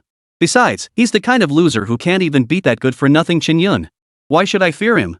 With so many people watching, defeating Chen Yun would mean Lu Lingjun is also my defeated foe. As he spoke, the corners of his mouth curled upward in a smirk. His disdain grew even more pronounced as he looked at Chen Yun standing directly opposite him. To the uninitiated, it would seem he already had everything under control. This inexplicable, baffling confidence left Chen Yun utterly speechless. Zhao Dezhu, did a donkey kick you in the head or something? And you, Feng Jianxin, haven't you learned your lesson after getting beaten last time? Chen Yun showed no leniency toward either of them. In his mindset, there was no concept of losing as a blessing, especially after Shao Kunlun's guidance. Shao had made him keenly aware that with sufficient status and power, all schemes and tricks were ultimately meaningless. Now that they were openly mocking him, adding fresh grievances to old ones, Chen Yun wouldn't let them keep jumping around for anything. The moment the words left his mouth, Zhao Dezhu immediately began pacing anxiously.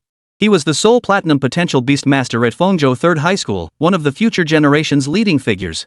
How could he possibly tolerate being mocked by Chen Yun, a mere black iron ranked individual, at this very moment? Chen Yun, you're nothing but a smooth-talking windbag. Consider yourself lucky. If not for all these witnesses, I'd have finished you off right now. Zhao Dezhu sneered coldly, raising his arm. The next instant, the storm mantis understood his intent. With a swift charge, it closed in on Chen Yun, showing him no regard whatsoever. From its folded insect limbs, claw blades snapped out, unleashing a fierce slash. Clang! The sound echoed like a blade being drawn from its sheath. Before the storm mantis, two slashing blades crossed, striking toward Chen Yun. They completely sealed off every possible escape route. Witnessing this scene, viewers before the screen held their breath in tense anticipation. Their eyes remained fixed, staring straight ahead, as if witnessing the showdown between these two Fengzhou No. 3 high school students. To be precise, one of them should be referred to as a former student. Boom! Just as everyone held their breath in silent anticipation, a sudden, thunderous explosion erupted, instantly shattering the blade's aura. Through the dust, the crowd finally saw the instigator of it all. Tentacles lashed out, not as many as a parasite beast possessed, but precisely 10 in number. Indeed, inheriting the bloodline of the parasite beast truly makes a difference. The bloodlines of those so-called sub-dragon lizards? They can't hold a candle to this. Chen Yun's lips curled into a faint smile, unable to suppress the amusement. Earlier, others had mocked him for rejecting platinum-grade dragon blood in favor of a worthless parasite. If they knew this exceptional grade blood fluke was merely a sub-entity of a parasite, would their jaws drop in shock? Snap! Snap! At that moment, a series of sharp snaps echoed. Visibly, the black slaughter leopard's body shrank noticeably in an instant. It looked as though it hadn't eaten in a week. Others might be baffled, but he understood perfectly well. Leveled up. Feeling the feedback from his beast, Chen Yun raised an eyebrow. Seeing the bloodsucker now elevated to a 1-star, 2-tier level, satisfaction swelled within Chen Yun. Unlike parasitic beasts, its ability to fight above its level was still lacking.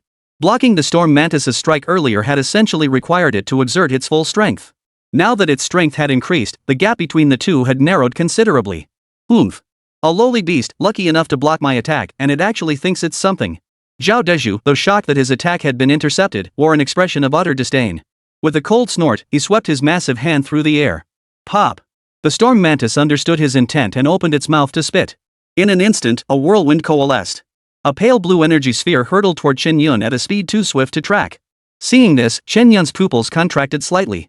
Yet he showed no sign of panic, instead radiating confidence. Not even his feet shifted an inch as he waited for the bloodsucker's next move. Put! In the next instant, another identical energy sphere erupted. Unlike the previous one, however, the one created by the blood fluke was an unusually crimson red. At a glance, it resembled congealed blood. The two energy spheres collided, sending waves of energy surging outward in an instant. Boom! The violet explosion bent the surrounding plants and flowers to the ground. But to call it deadly? Not quite. After all, at most, it was equivalent to a clash between two 1-star 5th-tier beast tamers. To the onlookers, however, it appeared quite different. What's going on? Has Chen Yun's strength declined? No idea. He seemed pretty formidable before. Now he looks like he's struggling just to handle a 5th-tier beast? No way. Could he really be tripping up over something this minor? I wouldn't call it a slip-up. He probably used some power-draining tactic earlier, leaving him exhausted now. Opinions varied wildly in the livestream chat. Seeing Chen Yun's performance, some were puzzled while others began to doubt him. They believed his earlier standout performance must have involved some underhanded tactics, explaining his current predicament. Others welcomed this turn, hoping Zhao Deju would step in and kick him out of the instance. However, while some blindly followed the crowd, others saw clearly. Wait! There's something different about Chen Yun's beast control. Zhang Wei's deeply wrinkled face creased almost into a knot. His eyes fixed intently on the black slaughter leopard, straining to discern what made it different. But alas, the blood fluke lurked deep within the body. Aside from its tentacles, no other part could be detected. His doubts ultimately remained unconfirmed. Even though he felt utterly certain, he couldn't pinpoint the specific difference. This is strange. What on earth is going on? Zhang Wei pinched his chin, his brow furrowed. It's clearly odd, but I just can't put my finger on it. As these thoughts swirled in his mind, Chen Yun had already made his move. Chapter 62, Easy Victory. Arg! The black slaughter leopard let out a piercing howl as its body shot forward. With lightning speed, it lunged toward the storm mantis. Its speed was so blindingly fast that no one could react in the slightest. Storm mantis. Hold him off. Zhao Deju's eyes bulged with fury as cold sweat trickled down his temples.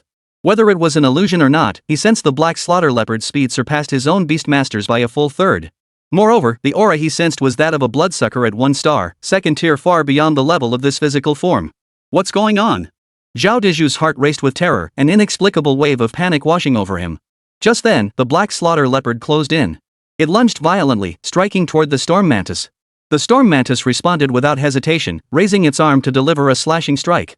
Facing the fierce blade's glint, the bloodsucker showed not a hint of panic, instead charging straight ahead. This scene completely defied everyone's expectations.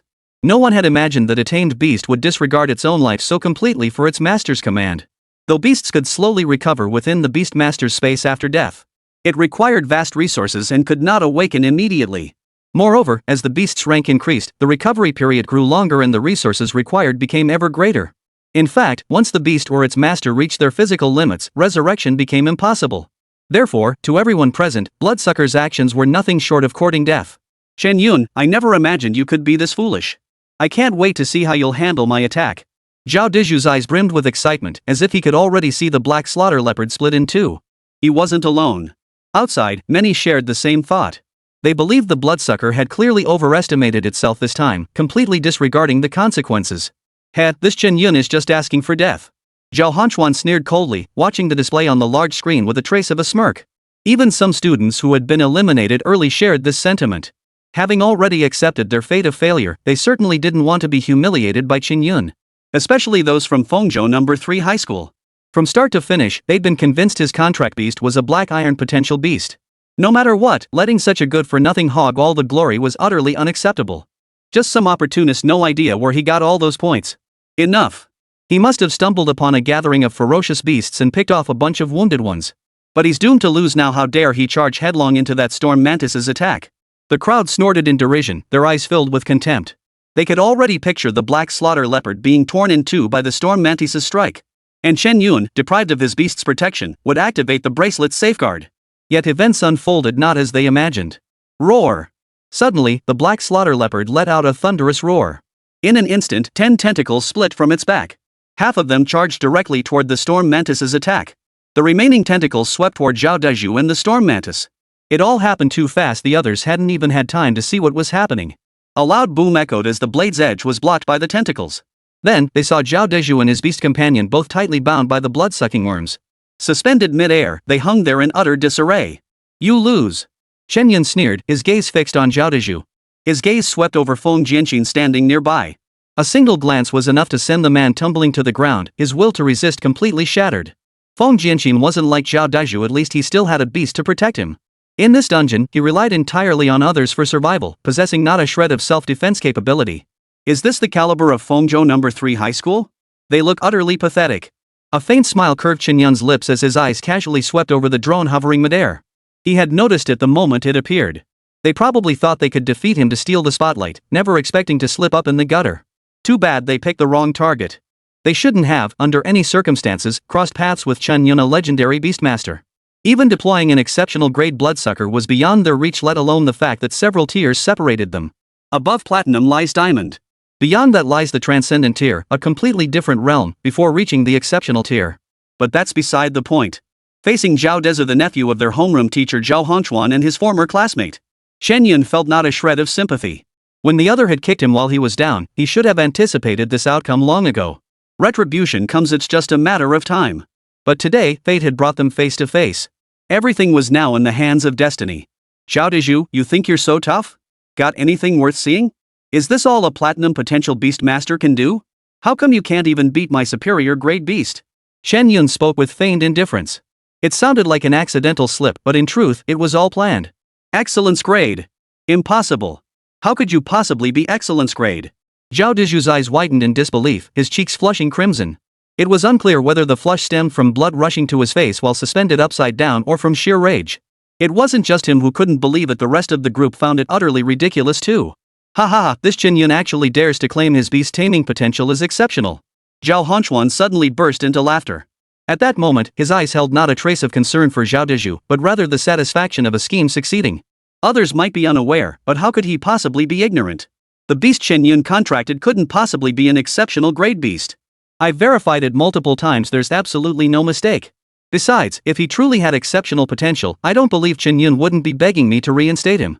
My guess is he just saw the drone and wanted to show off, only to accidentally overpromise.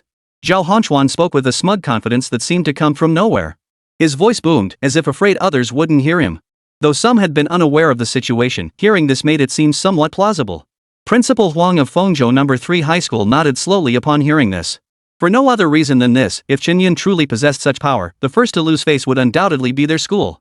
Therefore, he would rather believe it was all a sham than accept that Chen Yun had truly contracted a beast with exceptional potential. Listening to the commotion below, Zhang Weiguo on the high platform wore a faint, ambiguous smile.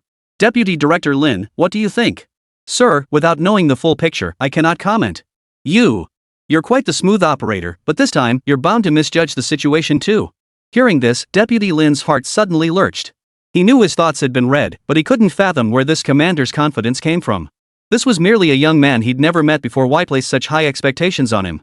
Instinctively, he glanced toward Xiao Kunlun, seated in the corner of the room. It seemed that this Qinglong Academy instructor also placed unfounded trust in the young man before them. As if sensing his gaze, Xiao Kunlun slowly turned his head and offered him a smile. His calm and composed demeanor showed not the slightest hint of feeling embarrassed or humiliated by his student's boastfulness. No way. Could it really be? Deputy Officer Lin was startled, then instantly intrigued. He fixed his gaze on Chen Yun, who was administering punishment to Zhao Dezhu, his eyes brimming with scrutiny. Chapter 63, Lu Lingjun appears. Chen Yun, I was just careless this time. Do you dare let me down? Zhao Dezhu struggled fiercely, but it was futile. No matter how he twisted his body, the blood fluke's tentacles held him fast. Worse still, due to their unique properties, the tiny barbs on the tentacles directly tore through his skin. Dense clusters of tiny red dots covered his skin, causing him to grimace in pain. Is that all you've got? How about we fight fair and square? Zhao Dezhu kept ranting, completely unaware that he was the one at a disadvantage. He naively believed that Chen Yun had only subdued him because he'd been caught off guard. If he could have anticipated it, he wouldn't have ended up like this. Faced with his baffling self-assurance, Chen Yun merely snorted in derision. Zhao Dezhu, are you stupid? Why are you just like Zhao Hongchuan? Looking at the man's smug face, Chen Yun didn't bother with pleasantries and cursed him along with Zhao Hongchuan. The guy had been yelling non-stop since the start. Whether he'd forgotten to brush his teeth that morning or eaten something foul, his breath stank to high heaven. After a moment's thought, seemingly still unsatisfied, he ordered, "Bloodsucker, slap him twice." The command barely left his lips before two sharp slaps echoed through the air. As a parasite beast's offspring, its obedience to orders was equally beyond reproach. 2 lashes landed, instantly swelling Zhao Dezhu's face. He could only make muffled sounds, unable to utter a single coherent word.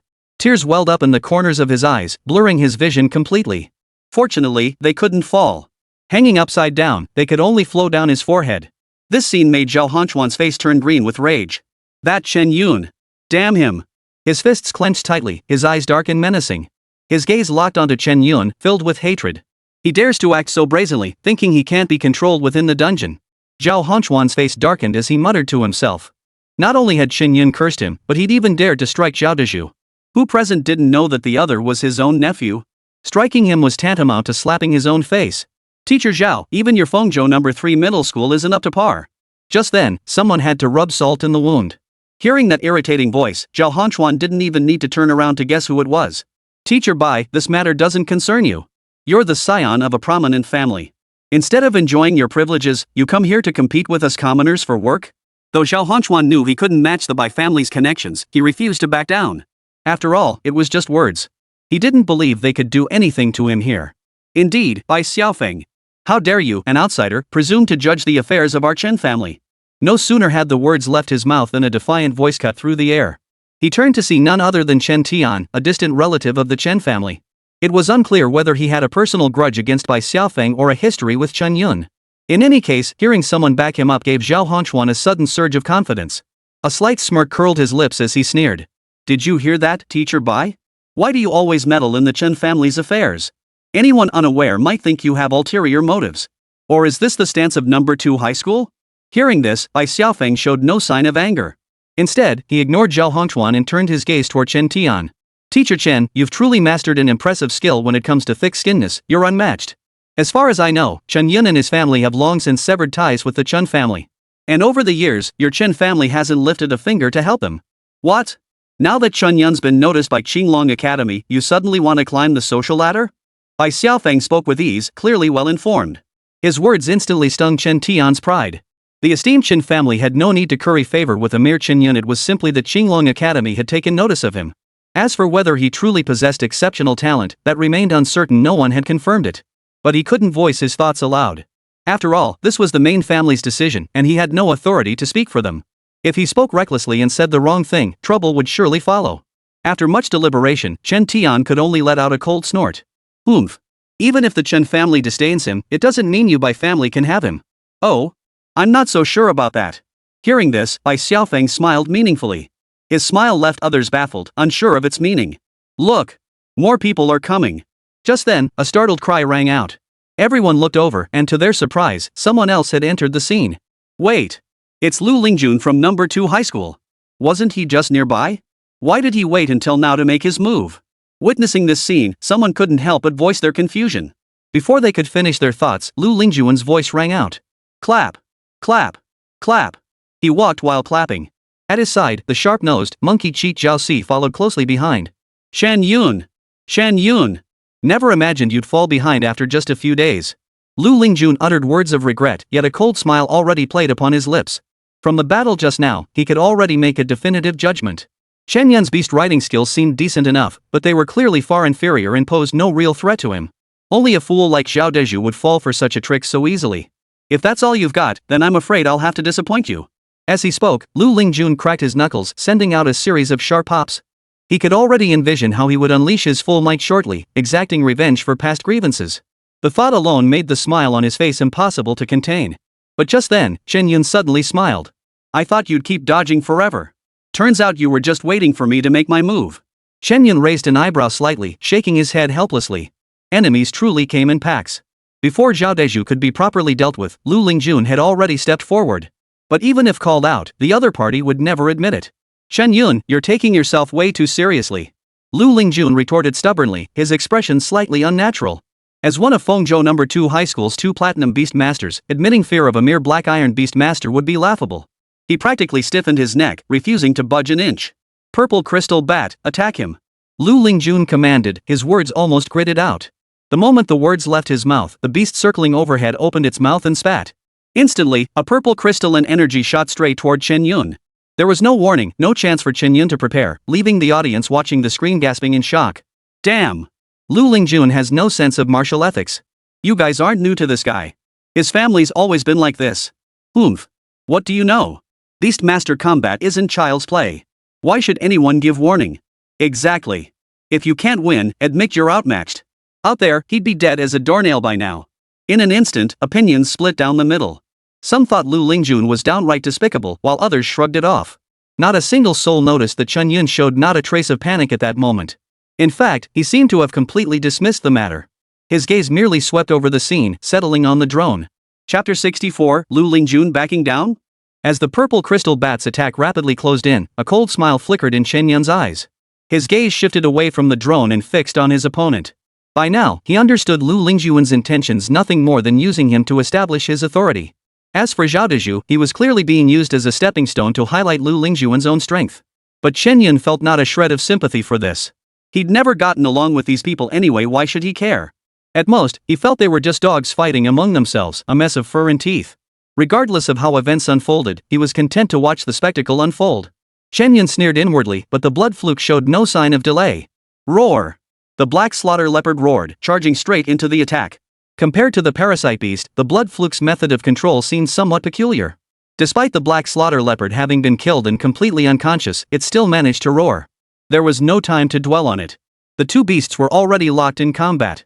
One lunged forward, choosing to brace directly against the purple crystal bat's energy blast. This scene took everyone completely by surprise. Boom! An explosion echoed as the black slaughter leopard took the full brunt of the blow. Not a single ripple of the energy wave escaped, it had been completely absorbed. Whoa! Has Chen Yun lost his mind?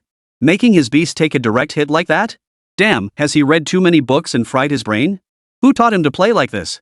Is he here to make a fool of himself? He's throwing away a winning hand. I actually thought he had a shot at first place. The crowd watched the scene unfold, murmuring in disbelief. Then, glancing at the name high on the leaderboard, they all shook their heads helplessly.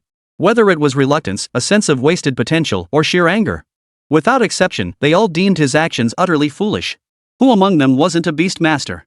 Who had ever seen such a reckless, suicidal fighting style? It was pure self-sabotage. No matter how powerful a beast might be, the gap in ranks was undeniable. Who could withstand such an attack unscathed? Moreover, even if one could endure it, there was no need to place oneself in such peril. Yet the very next moment, they realized they were wrong. And how wrong they were. Whoosh! Whoosh! They barely had time to hear what sounded like whistling through the air before the smoke cleared. Before anyone could grasp what was happening, the purple crystal bats crashed down with a thunderous roar. What happened? How did Lu Lingjun's beast just collapse like that? No idea. I didn't see clearly either. That's a platinum potential beast at the first star 5th tier level. How could it get taken down so easily? It's no different from Zhao Deju's talent. The bewildered crowd rubbed their eyes in disbelief. If it happened once, it could be coincidence. Twice? That was another story. Moreover, with the precedent of defeating the black slaughter leopard, no one dared jump to conclusions too soon. Though they hadn't witnessed the earlier battle, the current scene spoke volumes. Yet with every outstanding performance by Chen Yun, someone would inevitably be dragged out for public shaming.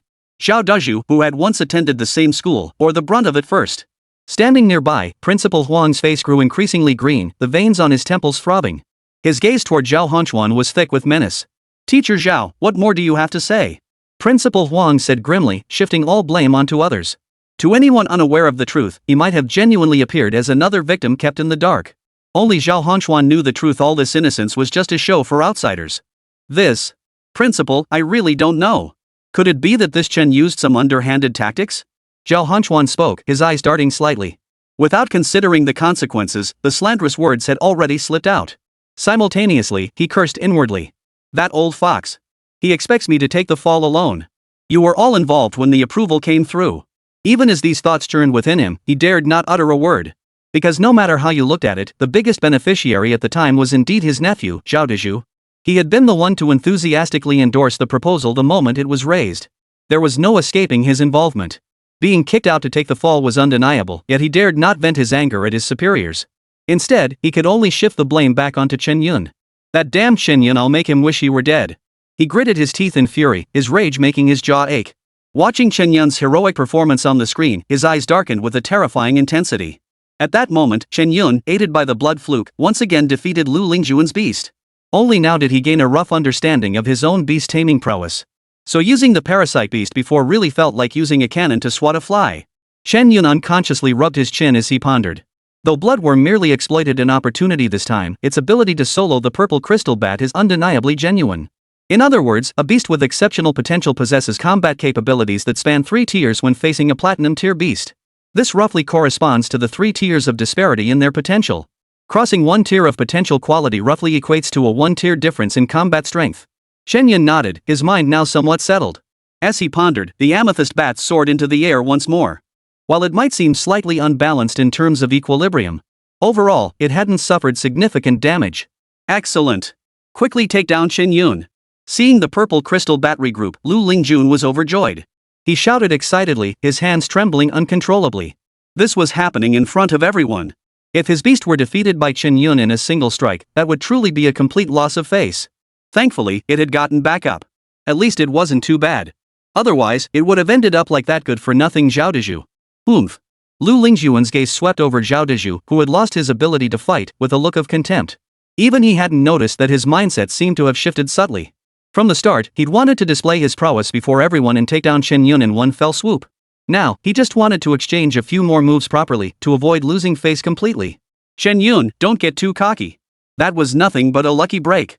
Lu Lingjun sneered coldly, tilting his head back in his signature manner, a trace of disdain curling his lips. These words sent a surge of excitement through the sycophant Zhao Xi's veins. Young Master Lu is truly extraordinary. He murmured to himself, secretly admiring his unyielding spirit. But the very next sentence left him utterly dumbfounded. At that moment, Lu Lingjun spat out a scathing rebuke. You're nothing but a mud-legged peasant. If I unleashed my full power, I doubt you could take me down in 10 moves. The words barely left his lips before Zhao Xi felt his head buzzing. He clearly sensed his master was issuing a threat, and there seemed nothing amiss in the tone. Yet as the words left his lips, something felt off, though he couldn't quite put his finger on it. Using the harshest tone to utter the most cowardly words. Still reeling from the confusion, Chen Yun had already responded. Is that so? Do you really think you can last 10 moves in your current state? That dismissive tone made him wonder if he'd slipped into a dream. Why was the situation taking such a bizarre turn? Chapter 65, Power Revealed. What did Lu Lingjun just say? I don't know. Probably just my eyes playing tricks on me, couldn't make it out. What the hell kind of blurry vision lets you miss something like that? Outside the arena, the students were the most bewildered. Especially the students from Fengzhou No. 2 High School, who were beginning to wonder if they'd heard things wrong. It felt like Lu Lingjun was making a threat, yet somehow it sounded timid. They couldn't make heads or tails of it. They could only attribute all the oddities to the fact that they just emerged from the dungeon and hadn't fully recovered yet. Xiao Kunlun, however, found everything perfectly normal. He sat in the corner sipping his tea, utterly unfazed. Suddenly, his movements halted as he turned his head toward the stage. At that very moment, Jiang Weigua's eyes, slightly cloudy yet still sharp and piercing, met his gaze. Seems old Jiang cares deeply about Chen Yun. Xiao Kunlun raised an eyebrow, a faint smile playing at the corners of his mouth. That kid really is the brightest star wherever he goes. He felt no jealousy at this realization, only that it was the attention Chen Yun deserved. Gold always shines, especially when it's as pure and untarnished as Chen Yun's. Moreover, being noticed by the military was the true mark of fortune. With that thought, Xiao Kunlun slowly raised his cup, offered Jiang Weigua a faint smile, and drained it in one gulp. At that moment, his counterpart was undoubtedly thinking the same thing. I hadn't paid much attention before, but Qinglong Academy has always valued reputation. But from start to finish, this man never once worried about Chen Yun's performance. He must possess some extraordinary talent. Jiang Weigua stroked his beard, running his fingers over the stubble on his chin. A faint smile touched the corners of his mouth. Seeing this, Deputy Officer Lin immediately understood and deeply engraved Chen Yun in his mind. Meanwhile, the battle within the dungeon reached its climax. Not only the clash between Chen Yun and Lu Lingjun, but students from other schools had also reached their final showdowns. Among the remaining contenders, there were scarcely any opportunists left. Almost without exception, every beast rider possessed golden potential. In terms of rank, they were all at least 1-star, 4th-tier beings. Shan Feng. Our two families have always kept to ourselves. Why are you being so aggressive? In a wooded area, Bai Tian ran breathlessly. In her arms, the frost rabbit lay barely clinging to life, as if it might cease breathing at any moment. Her face was streaked with tears, blurring her vision. Yet even so, she gritted her teeth and pushed forward with all her strength. Behind her, a man bearing a striking resemblance to Chen Tian of the Chen family relentlessly pursued her. A savage grin twisted his face. Even as he pursued her, he couldn't resist sizing up her figure. Heh, Bai Tian. Want to know what relentless pressure feels like? Chen Feng sneered contemptuously as the massive rhinoceros beneath him charged forward with a thunderous roar. Branches and shrubs along the path snapped and bent beneath its weight. Feeling the commotion behind her grow ever closer, Bai Tian's panic intensified. What exactly do you want? Are you truly not afraid of our Bai family? Bai Tian knew this was practically meaningless. But at this point, she had to try every possible method. Hearing this, Chen Feng not only failed to slow down but grew even more excited. He urged his rhino mount onward, wishing it had 2 more legs so it could run even faster. Either you sign the contract and keep me company outside, or prepare to fail the exam. Chen Feng sneered, showing no regard for Bai Tian's status whatsoever. As for the Bai family settling scores later, he seemed unconcerned. Whether it was sheer audacity born of lust or genuine recklessness, no one could say. Hearing Chen Feng's response, fear surged within Bai Tian. Just as she gritted her teeth, ready to activate her life-saving device and teleport out of the dungeon. Suddenly, she glanced up and thought she saw something. Drones over there too? Does that mean someone's nearby? Bai Tian felt uncertain, but she still wanted to take a chance. Perhaps they could join forces and put up a little resistance. Meanwhile, on the other side. Chen Yun. I admit you have some skill, but you think you can take me down like this? Dream on. Lu Lingjun gritted his teeth as the purple crystal bat was now covered in wounds. Though the black slaughter leopard wasn't much better off, it was merely a vessel for Chen Yun's beast control. Even if it was destroyed, he could simply replace it with another. The thought alone made Lu Lingjun's heart bleed. The purple crystal bat had fought desperately, and returning would surely require extensive healing, costing a fortune. In contrast, Chen Yun's beast showed not even a scratch. This doesn't make sense. I clearly sensed his beastmaster power waning, so how could he still be this troublesome? At this moment, no matter how hard Lu Lingjun racked his brain, he couldn't fathom what was happening. After fighting for so long, it was clear from the display that it was merely a 1-star, second-tier creature. Yet once the fight began, the 1-star 5th-tier purple crystal bat was getting thoroughly beaten. Wait. That's... At that moment, Lu Lingjun's pupils suddenly contracted. Whether it was his imagination or Chen Yun deliberately exposing a weakness, he suddenly gasped in shock. Exceptional potential. How could you be exceptional grade? Lu Lingjun's eyes widened in terror, as if witnessing something utterly unimaginable. The drone's perspective didn't show it clearly, but he'd been in close combat for a while now. It seemed perfectly normal that he'd notice. He didn't dwell on it deeply, simply accepting everything as normal. Except for that potential rating display that was the most abnormal thing of all. Oh? You actually noticed? Chen Yun feigned surprise, though inwardly he was overjoyed. Earlier, no one had believed his claims. Now, with the blood flute providing cover, it was time to re-establish his standing. Exceptional tier. While not the absolute pinnacle, it was still a level beyond the reach of countless others. What? Exceptional potential? So Chen Yun has been playing dumb all along? Unbelievable. Didn't they say he was only black iron rank? How did he suddenly jump to outstanding rank? This is hilarious. Fengzhou number 3 high school must be green with envy right now. You bet. Who knows what they were thinking, turning down an excellence tier talent to instead promote some rookie platinum beastmaster. Passing a platinum dragon bloodline? If it were me, I wouldn't take it either. With an exceptional tier option available, I'm no fool. The crowd's expressions were filled with mockery, their voices dripping with sarcasm. Principal Huang's face turned green, then purple, then black. Even the weather forecast couldn't match his expression. Zhao Hongchuan, I demand an explanation. Principal Huang trembled with rage, each word squeezed out through gritted teeth. His gaze fixed on Zhao Hongchuan was filled with fierce malice. Had the circumstances permitted, one might have suspected he was ready to tear the man apart. With a cold snort, he turned and walked away. He felt he couldn't stay here any longer. He had no idea what kind of scornful remarks awaited him later. Hearing this, Zhao Hongchuan felt a chill run down his spine. That Chen Yun. He's got an exceptional grade beastmaster tucked away, yet he hasn't let a single whisper slip. Damn it! He must die. At that moment, his hatred for Chen Yun reached its peak.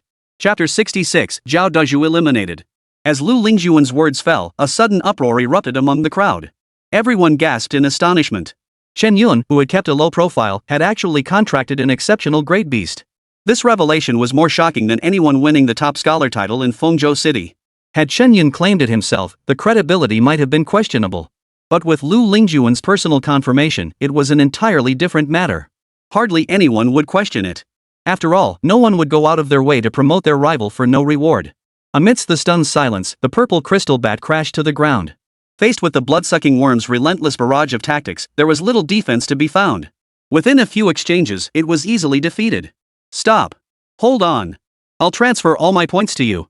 Seeing the situation turn sour, Lu Lingjun didn't hesitate for a moment. He stretched out his arm and cried out urgently. Just let me go. Even if I lose my points, I can earn them back. Chen Yun raised an eyebrow at the words, glancing toward the drone. The potential level of the bloodsucker had already been revealed through the other's words, achieving its intended purpose. He hadn't expected the other party to be so decisive. Compared to Zhao Dezhu, this man was far more intelligent and adept at reading the situation. But Chen Yun wasn't so easily fooled. Shista-soma, get them all out of here. He spoke without the slightest hesitation.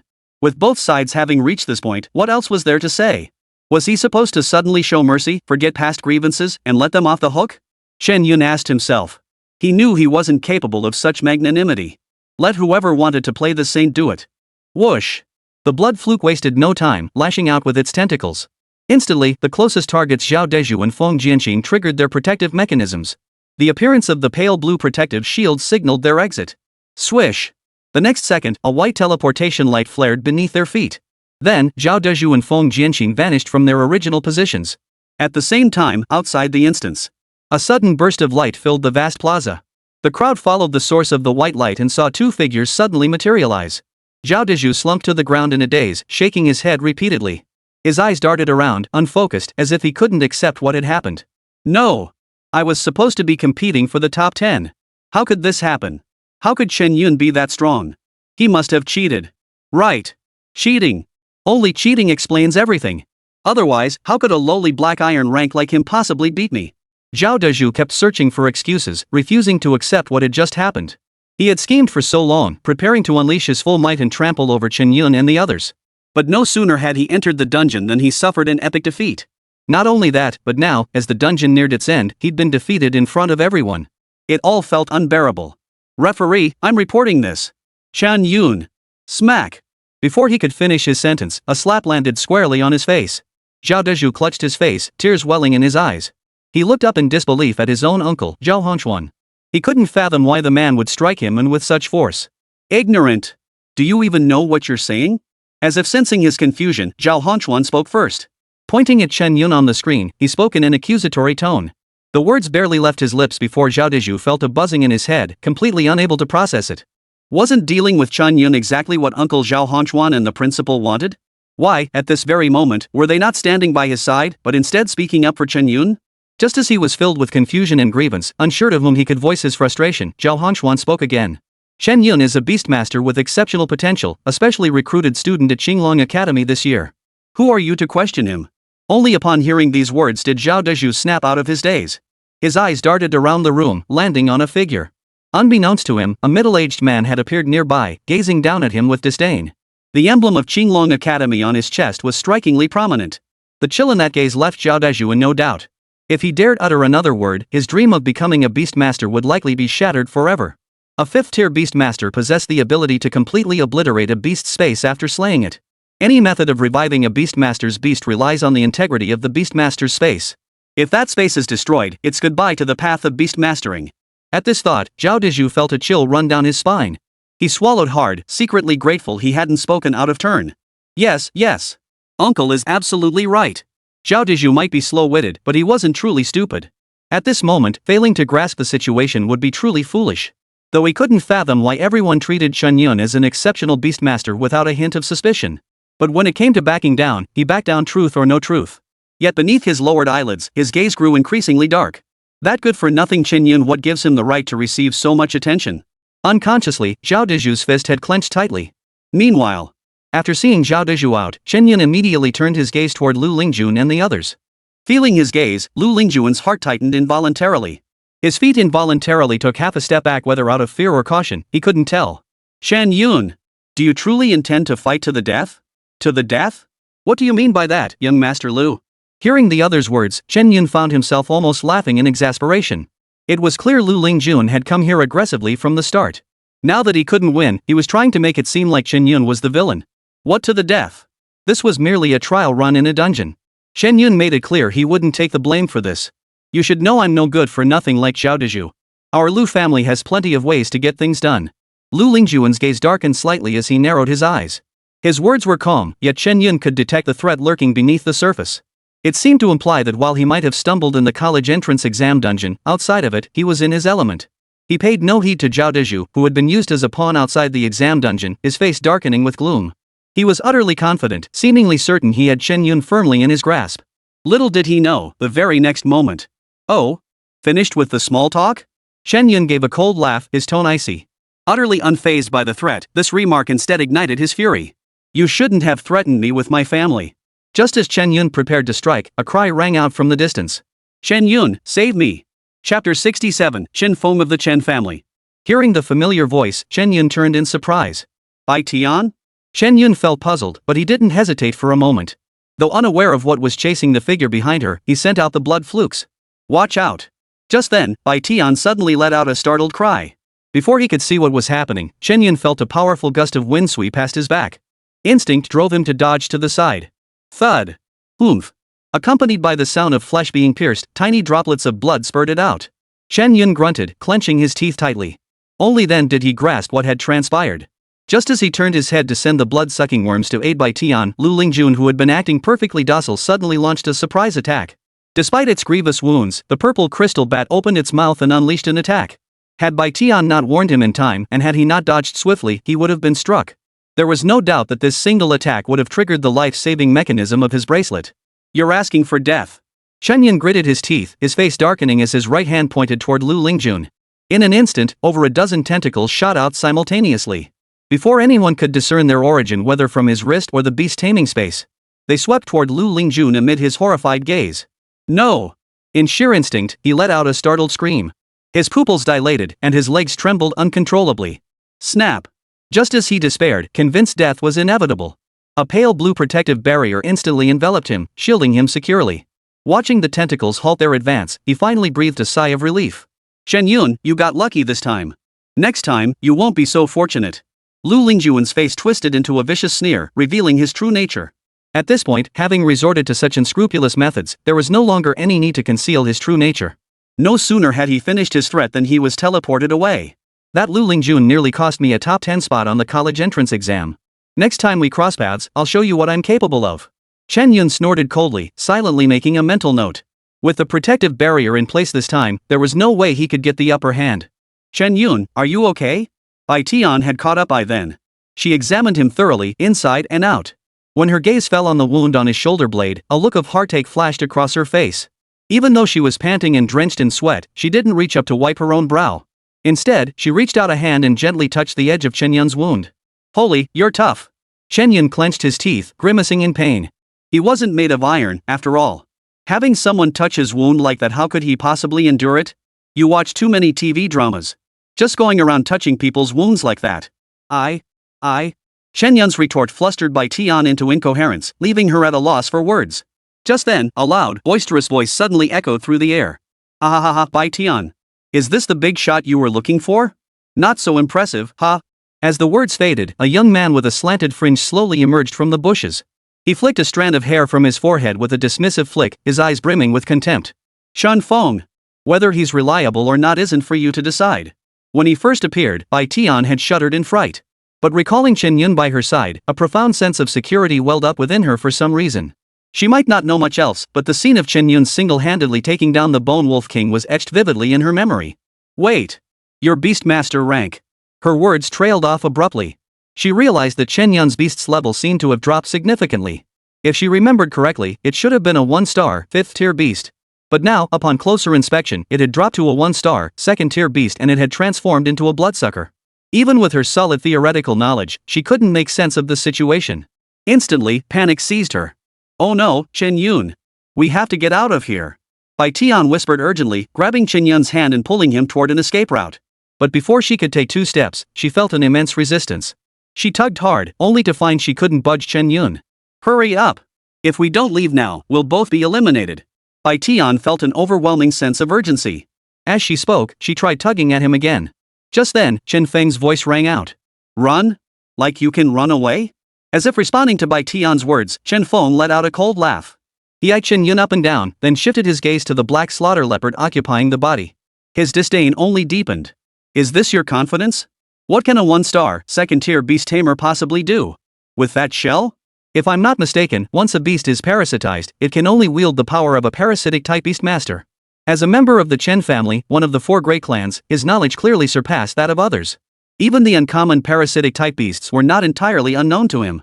Unfortunately, he had overlooked one crucial detail. Chen Yun's parasitic beast was no ordinary parasitic type beast master creature. The so-called ferocious beast was merely an empty shell used by tamers as a vessel. On one hand, they protected the host, on the other, they absorbed nutrients. Is that so? Care to test it? Chen Yun spoke, but his heart sank slightly. The opponent's beast was clearly extraordinary. Not only had it reached a rank of 1-star, 6th tier, but it was also a great rhinoceros capable of both offense and defense. At this level, it was practically invincible. Chen Yun, don't act on impulse. Bai Tian whispered softly, tiny beads of sweat already forming on her forehead. She couldn't tell if it was from anxiety or sheer exhaustion. Not just her, but everyone else felt he had lost his mind. Did that kid just get cocky after sending Lu Lingjun packing? Exactly. You must understand, Chen Feng's beast control is far beyond Lu Lingjun's capabilities. Both have platinum potential, but the Thunderhorn Rhino is far superior to the Purple Crystal Bat, and it's even 1 rank higher. Exactly. With his measly 1-star, second-tier strength, what gives him the right to fight Chen Feng? Just because he pulled off that lucky move earlier? Could this be an internal feud within the Chen family? Finally, something worth watching. Not a soul cared what Lu Lingjun was feeling inside. All they knew was that his face had turned completely dark. You never know what you've got until you see something better. Just like before, when Zhao Dezhu seemed invincible for a moment, but once the fight began, everyone realized he wasn't even a match for Lu Lingjun. Now, Lu Lingjun faced the same fate. Compared to Chen Feng, he seemed somewhat overshadowed. In stark contrast, Chen Tian of the Chen family wore nothing but pride on his face. His attitude toward Chen Yun was completely different now, without a trace of contempt. At that moment, Chen Yun and his group made their move. Try? Do you think you're worthy of my touch? Chen Feng's words were accompanied by a smug expression, his nose practically pointing to the sky. Yet despite his words, his body betrayed him. He clamped his thighs together, commanding the Thunderhorn Rhino to charge forward.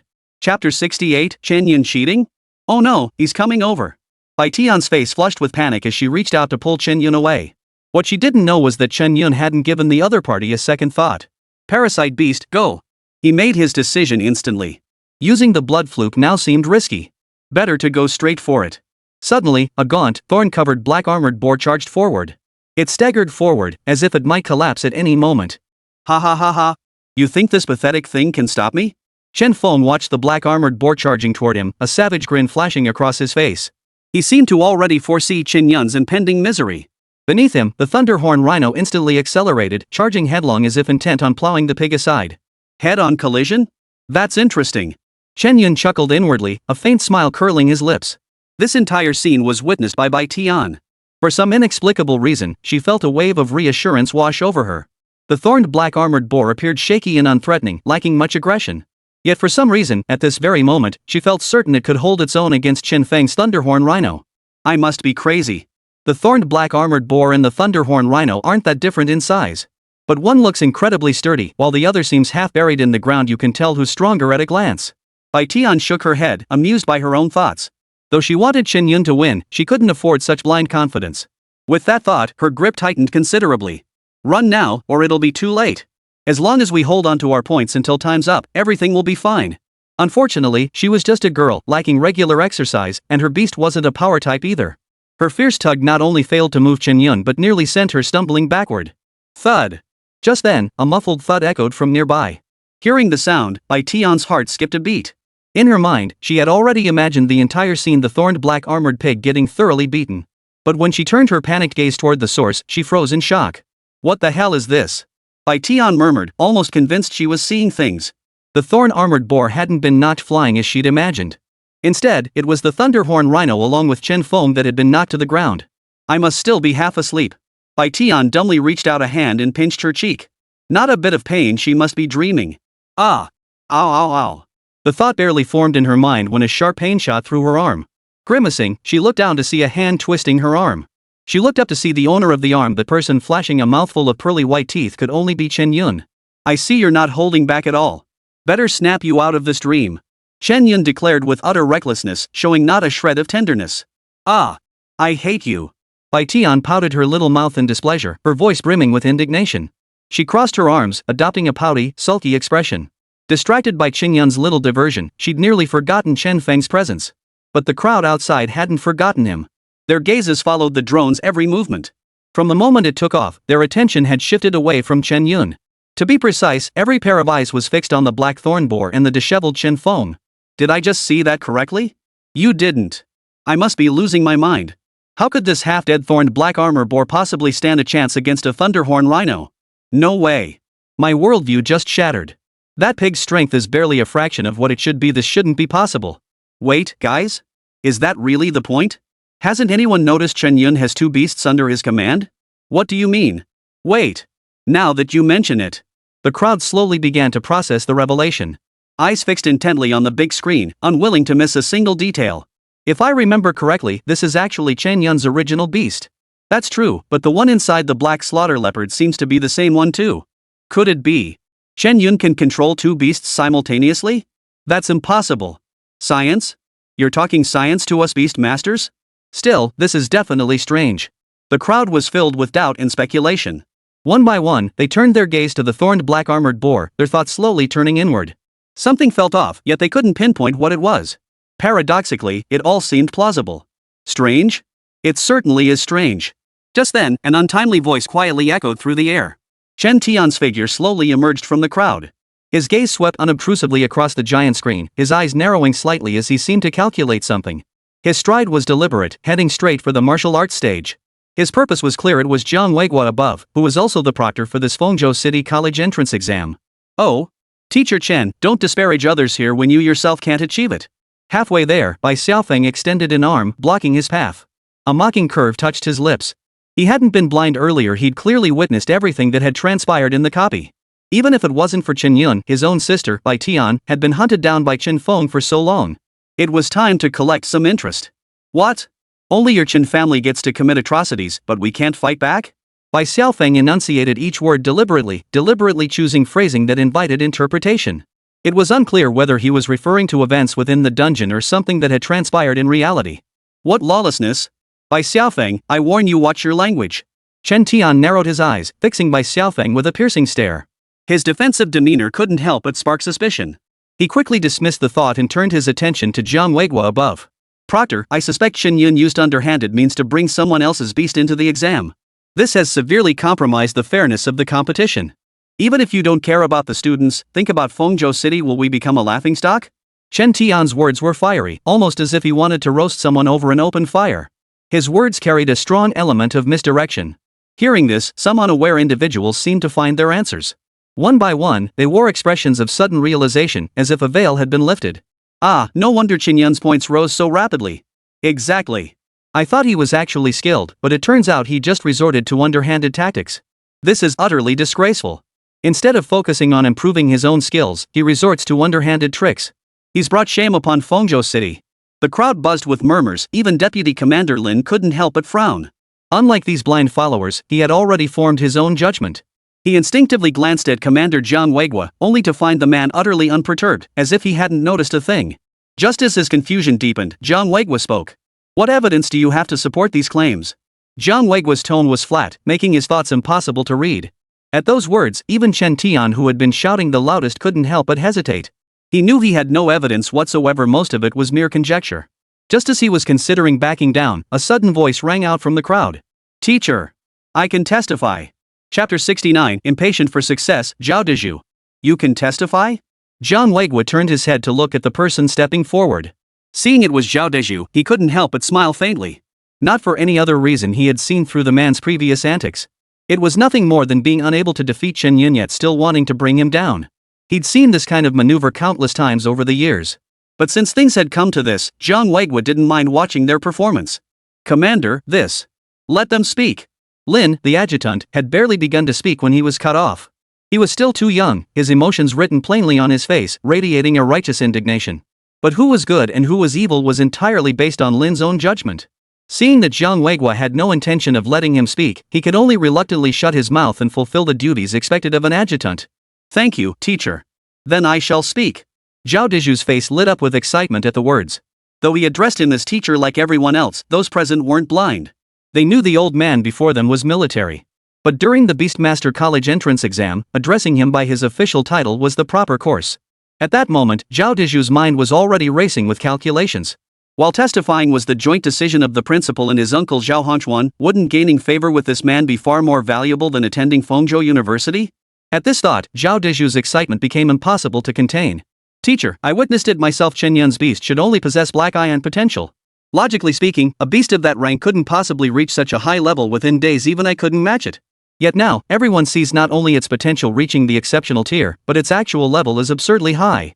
Therefore, I conclude that neither beast belongs to Chen Yun. His true beast must be hidden somewhere. A smug look flashed across Zhao Deju's face as he finished speaking. He lifted his head with a smile, fixing his gaze on Jiang Weigua above, as if awaiting praise. Yet when he finished speaking, the scene he'd imagined playing out in his mind never materialized. Instead, Chen Tian and the others stared at him blankly. You mean, someone lent Chen Yun 2 beasts, and one of them is even an exceptional grade beast? Bai Xiaofeng looked utterly bewildered, struggling to suppress a laugh as he asked.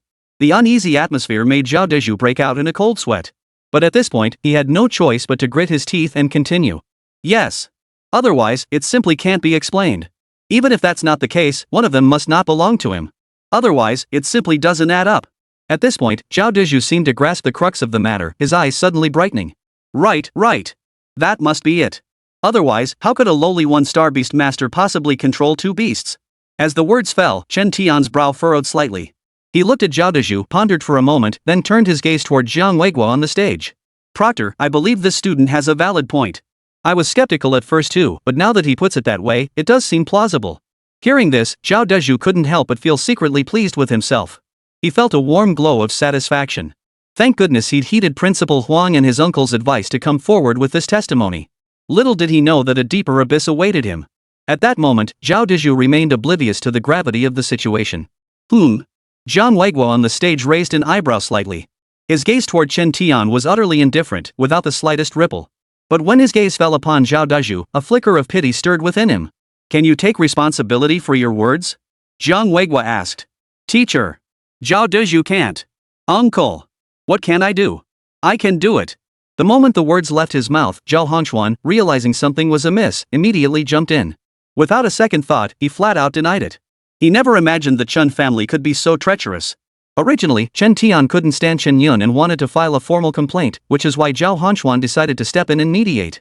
But his nephew Zhao Deju, driven by impatience and ambition, sought to prove himself. That alone wouldn't have been so bad, but what truly shocked him was that Chen Tian had seized the opportunity to distance himself from the matter. With a deft shift in tone, he framed the accusation as mere suspicion, making Zhao Deju appear as the one stubbornly insisting on everything. Everyone, my nephew just suffered a blow earlier and his brain got fried. Please don't take it to heart. At this point, Zhao Hongchuan decided to stay out of it. Why should a lowly teacher from Fengzhou No. 3 middle school get entangled in the struggles of aristocratic families? But inviting trouble is easy, getting rid of it is hard. No sooner had his words fallen than Chen Tian had already devised a countermeasure. Mr. Zhao, what are you saying? I merely voiced my suspicion to the proctor. But this student here seems so certain he must have some evidence. Why not show us? Chen Tian's expression hovered between a smile and a frown. With just a few words, he had completely absolved himself of any blame. In contrast, Zhao Deju remained utterly oblivious to the gravity of the situation. Teacher, I don't have direct evidence, but I can vouch for it on my honor. Zhao Deju. Do you even know what you're saying? Zhao Deju was cut off mid-sentence by Zhao Hongchuan's sharp rebuke. His face twisted with anxiety, unsure how to respond. He lunged forward to cover Zhao Deju's mouth, only to be roughly pushed away. Uncle. This is an opportunity. Have you ever seen a beast master below 4 stars who possesses 2 beasts? Zhao Deju's excitement was palpable, his cheeks flushed with fervor. Hearing this, Zhao Hongchuan paused mid-sentence. Upon careful consideration, it seemed he might actually be onto something. Just then, a cry of pain suddenly rang out across the square. That damned commoner. How could he have such a powerful beast? Impossible. Absolutely impossible. My thunderhorn rhino, even Zhang Qing couldn't possibly surpass me. The crowd turned toward the sound, their hearts suddenly sinking. That figure was none other than Chen Feng from Fengzhou First High School. Am I seeing things? I only looked away from the screen for a moment. What just happened? Wasn't Chen Feng the favorite to win this year? A 1-star 7th tier thunderhorn rhino capable of both offense and defense, how could he be eliminated? Didn't they say it? That bastard Chen Yun cheated, he used someone else's beast. Whoa. Now that you mention it, it does make sense. But how did he even get it in? That's been an unsolved mystery for a century. Whispers rippled through the crowd as theories swirled. And this only solidified Zhao Deju's suspicions. Proctor, I am certain Chen Yun used cheating methods. Chen Feng's strength is plain for all to see, yet even he was easily defeated by Chen Yun. It must mean. He didn't finish his sentence, but everyone understood perfectly well. Jiang Weigua, upon hearing this, did not rush to speak. Instead, his gaze shifted sideways, settling on the figure in the corner Xiao Kunlun, who had remained utterly unruffled throughout. After all, this matter concerned the reputation of Qinglong Academy. The other party had every reason to be anxious. His current demeanor suggested utter confidence. Do you dare take responsibility for your words? Chapter 70, Li Xiaoyu's confidence. Upon hearing Jiang Weigua's question, at that moment, Zhao Deju assumed it was a test being put to him. His heart leapt with joy, further solidifying his suspicions. Teacher. I absolutely guarantee it. Zhao Deju felt secretly pleased, convinced he had snatched an excellent opportunity. At the same time, a tinge of satisfaction welled up inside him. Whether it stemmed from contemplating Chen Yun's impending fate or his disdain for the Chun brothers. Is that so? Very well. Jiang Weigui nodded, saying nothing more. This left the others uncertain of his true intentions. Apart from his aide, Lin, who might grasp a hint or two, no one else dared to speculate. Immediately, all eyes turned to the screen. As time passed, Jiang Weigua's cloudy eyes grew increasingly bright. The rapidly shifting images made him reluctant to miss any detail. The assessment period has ended. The wristbands have ceased scoring. All examinees are requested to exit the premises promptly. At the command, the students inside the dungeon halted their actions. Glancing at the points displayed on their wristbands, some felt uncertain. Unable to view the leaderboard, they could only stare at their own scores, a constant source of anxiety.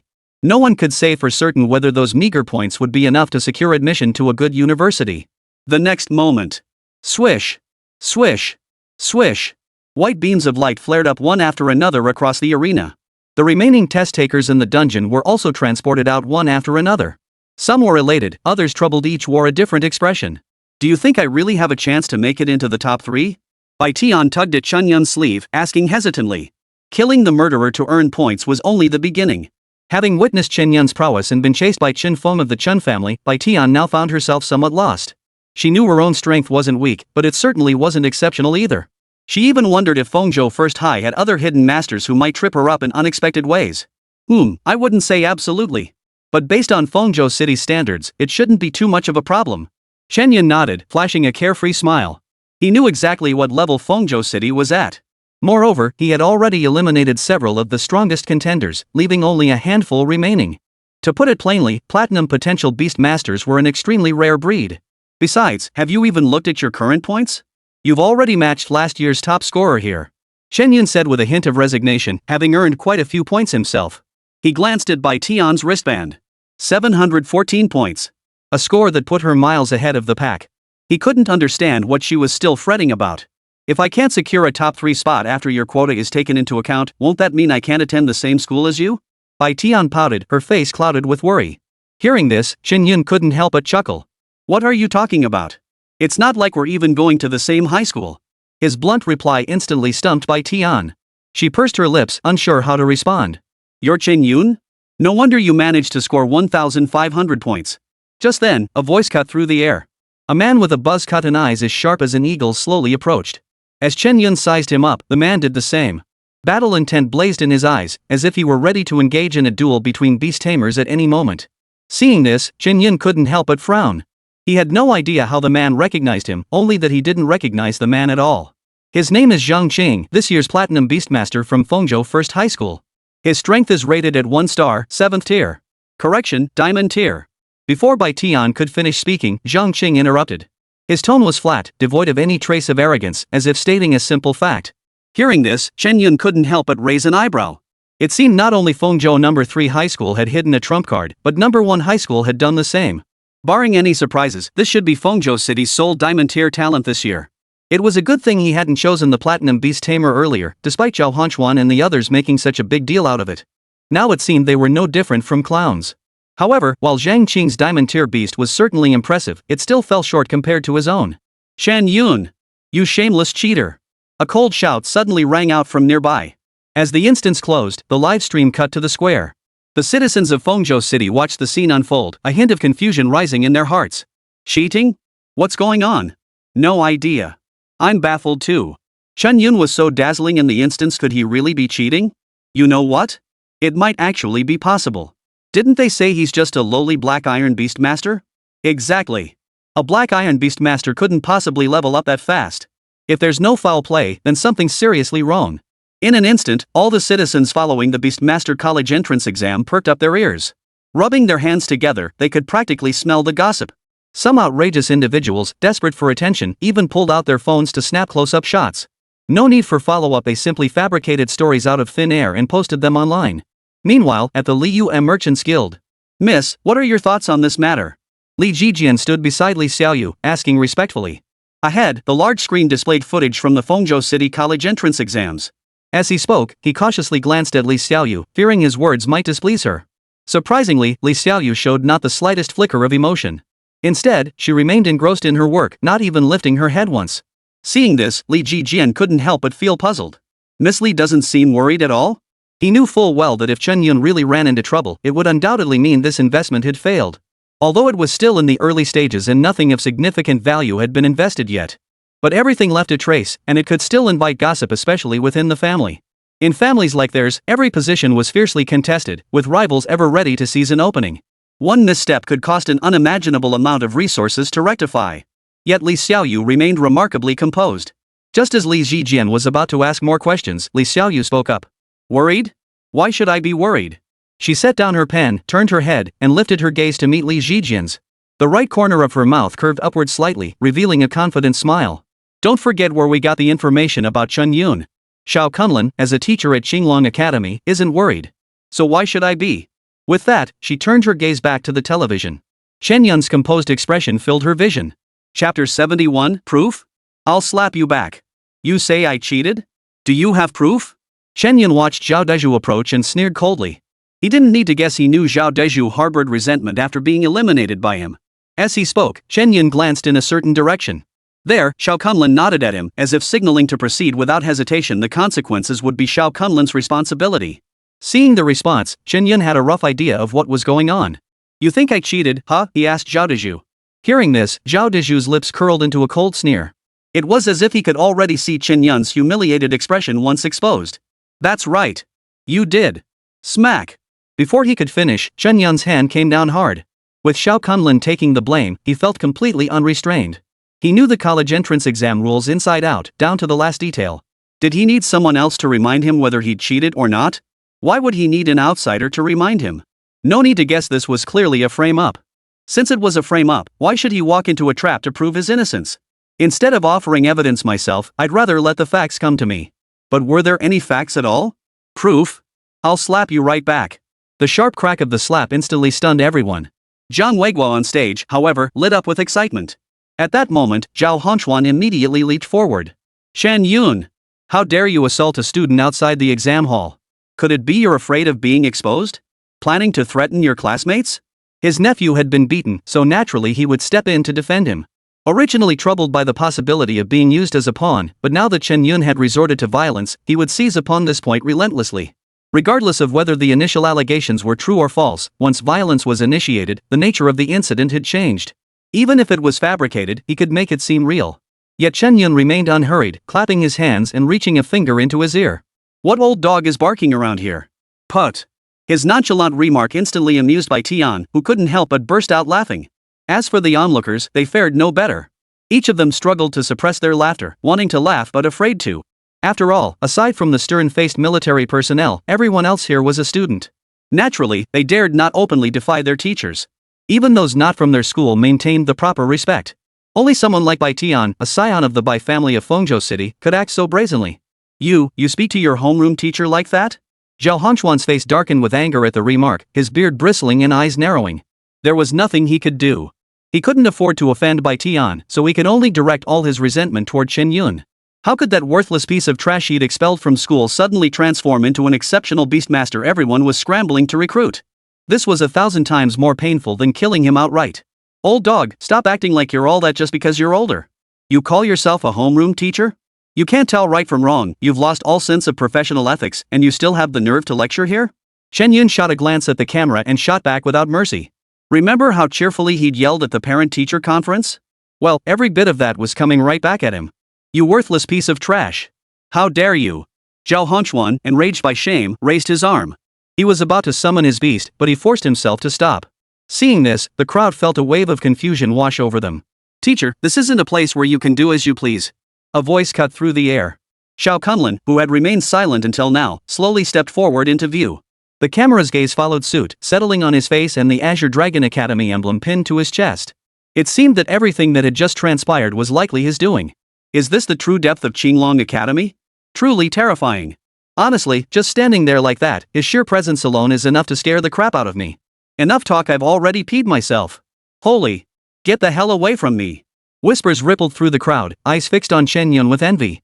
They all wondered what kind of incredible luck Chen Yun had stumbled upon to have such a formidable protector. Even now, many still doubted his claim to possessing an exceptional grade beast tamer. Sir! Are you truly going to get involved in this? Zhao Hongchuan clenched his jaw, demanding. Though he had no confidence in his own abilities, he never forgot where they were. Military bigwigs stood above them, no one dared provoke them. Get involved? Sorry. I've no interest in that. Xiao Kunlun sneered coldly, his eyes brimming with contempt. Not only did he not give Zhao Hongchuan a second glance, but he also ignored Principal Huang standing behind him and the Chen brothers Chen Feng and Chen Tian who had been shouting so enthusiastically moments ago. Having witnessed the entire scene, he could only think these people were ignorant fools, their minds utterly consumed by jealousy. Teacher Xiao, about this matter. It's nothing. Chen Yun tried to say more, but Xiao Kunlun cut him off before he could finish. His gaze swept across the group, fixing each of them in his sights. What? Are you questioning Qinglong Academy's judgment? The single sentence sent a chill through them all. Zhao Hongchuan broke out in a cold sweat, his spine tingling with chill. Had Xiao Kunlun not spoken, he would have nearly forgotten the matter altogether, still treating Chen Yun as a worthless nobody to be trampled at will. Sir! Are you actually going to shield Chen Yun? At this point, Zhao Hongchuan could only grit his teeth. If he didn't, Zhao Deju's false accusation would be confirmed, and he himself would suffer the consequences. Cover up? Why would I need to cover anything up? Xiao Kunlun nearly sneered dismissively. What kind of strength does Chen Yun possess? Do you think I'm unaware? His gaze swept over the crowd, finally settling on Chen Yun. They suspect you didn't use your own beast in the dungeon. Summon both of them out for them to see. Hearing this, Chen Yun froze slightly. Having just emerged from the dungeon, he was unaware of the full circumstances. He could only sense that Zhao Daiju and the others must have been plotting something underhanded, making such a big fuss. After all that fuss, it turned out to be nothing but hot air. Are you sure? Just to see my beast? Chen Yun's expression turned awkward, unsure what to say. But to the others, his expression looked like guilt. What? You wouldn't be backing out, would you? Zhao Daiju said, his voice tinged with excitement. I knew it. You're definitely up to something. His tone sounded like he'd uncovered some hidden secret. He'd forced a reasonable explanation for his own failure. Scared? What's there to be scared of? Chen Yun was amused by his own anger, wondering where the other man got his confidence. He was jumping to conclusions without knowing the full story. But since the other insisted on seeing, he might as well show off his skills. Besides, he'd enjoy seeing the ugly faces of Zhao Hongchuan and his nephew. Chapter 72, Showing His Strength. Open your dog eyes wide and watch. Chen Yun spoke as he raised his arm slightly, summoning both the parasite beast and the bloodsucker. The moment the two possessed beasts appeared, astonishment rippled through the crowd. Are there really two tamed beasts? I thought I was seeing things, but it's actually real. Now that the evidence is out, I'll see how Chen Yun tries to wriggle out of this. Cheating on the Beastmaster College entrance exam? He must be tired of living. The crowd pointed fingers and whispered, looking like righteous crusaders to the uninformed. Before the truth was even uncovered, they'd already jumped to conclusions. Are you all blind? Can't you see for yourselves? Chen Yun rolled his eyes and snapped back. His beasts were right there in front of them, yet they hadn't even given them a proper look before starting their endless chatter. These two beasts are one entity. What's wrong with that? Hearing this, the crowd gasped in shock. Jiang Weigu's pupils contracted, and his figure vanished from where he stood. When he reappeared, he had already passed through the crowd and stood before Chen Yun. Seeing him appear, Zhao Hongchuan's heart immediately leapt with joy. Master, seize him at once. How dare he invent such an outrageous excuse? Zhao Hongchuan seemed to have caught Chen Yun red-handed, his expression brimming with excitement. However, the moment his words left his mouth, he met Jiang Weigu's indifferent gaze. Those slightly cloudy tiger eyes commanded respect without a hint of anger. Teacher, don't measure others' talent with your own ignorance. His words were laced with coldness, offering not an ounce of leniency. At those words, Zhao Hongchuan's face instantly drained of color. His body trembled uncontrollably, not daring to harbor the slightest thought of defiance. Meanwhile, Jiang Weigu's inexplicable remark sparked speculation among the crowd. Did I hear that correctly? What did he just say? Tisk, military personnel are indeed sharp, they can spot Chen Yun's hidden motives at a glance. Exactly. That half-baked teacher Zhao Hongchuan? He deserves every bit of the criticism. The few who had been shouting the loudest earlier immediately changed their tune upon hearing Jiang Weiguo's words. Principles? What principles? Didn't you hear what the military commander said? Sticking to their guns had gotten them nowhere. Better to tag along behind others and at least earn a compliment for being somewhat knowledgeable. Zhao Hongchuan listened to this tirade, seething with anger but unable to utter a word. His face, in less than a moment, had turned from pale white to pitch black.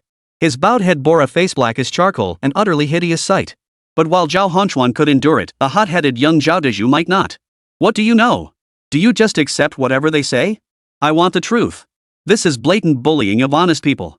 A unified beast taming system? What kind of nonsense is this? Zhao Dezhu's words were sharp, showing no sign of backing down. He understood his predicament all too well. If Chen Yun's claims were true, then his false accusation would be proven solid. Under no circumstances could he let Chen Yun get his way, not even give him a chance to explain. Oh? Is that so? Chen Yun suddenly grinned. Zhao, are you getting flustered? At those words, Zhao Dezhu's body trembled involuntarily. His eyes darted nervously, and his speech became unnatural, stammering and hesitant. How could that be? I was just warning everyone not to fall for it. Even he didn't quite believe his own words as he spoke them. But at this moment, it was the best excuse he could muster. I'm afraid I'll have to disappoint you. Chen Yun shook his head and chuckled softly. He raised his arm and issued a command to the parasite beast. Instantly, the skulls of the black slaughter leopard and the thorned black armored boar slowly cracked open. The forms of the parasite beasts and blood flukes were exposed before everyone. Of course, the parasites weren't necessarily confined to the heads, this was merely to plant a subconscious impression in others. No one could guarantee that someone wouldn't devise countermeasures based on the parasite's specific traits. Better safe than sorry. When the blood fluke and the parasitic beast were fully exposed before everyone, a collective gasp of shock rippled through the crowd. This is actually real? Doesn't this mean Chen Yun is going to take over the world? 2 tamed beasts, one of them even an exceptional grade? I wouldn't dare dream of such a thing. Oh no, now I look like a complete fool. Unbelievable. Someone actually contracted a second beast before reaching 3 stars? The undeniable evidence before them left no room for doubt. Even if they rubbed their eyes repeatedly, it wouldn't change what they saw. What it was, remained what it was. Some couldn't help but swallow hard, their eyes brimming with envy. Whether it was dual-tamed beasts or exceptional potential, either trait alone would be enough to spark fierce competition. And now, both of these extraordinary qualities converged in a single individual. How could their hearts possibly remain calm at such a sight? So, do we even need to keep watching? Watch? Watch what? What's there to guess? It's obviously that Zhao Dezhu slandering him. Exactly. There can't be many blind fools who still don't see it by now. The ironclad evidence lay before them, crystal clear. Even those few who had been stubbornly defiant now dared not utter a word. Are you kidding me? If there were fewer people, one might feign deafness or silence. But now? With irrefutable proof staring them in the face, anyone who kept spinning lies would probably get their head knocked off. Well, any questions? Seeing the crowd's reaction, Chen Yun felt thoroughly satisfied. He couldn't imagine anything more satisfying than this moment. I didn't want to show off my abilities either, but you know how it is, if I didn't pull something out, you wouldn't believe me.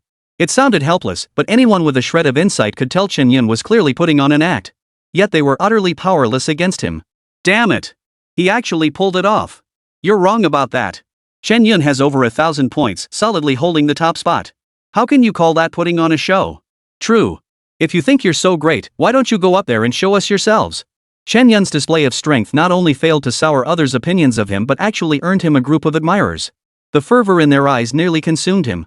As the final words fell, the stubborn critics fell silent. They knew their own limitations all too well. Mimicking his calls might be manageable. But if they actually went up there? They'd be useless.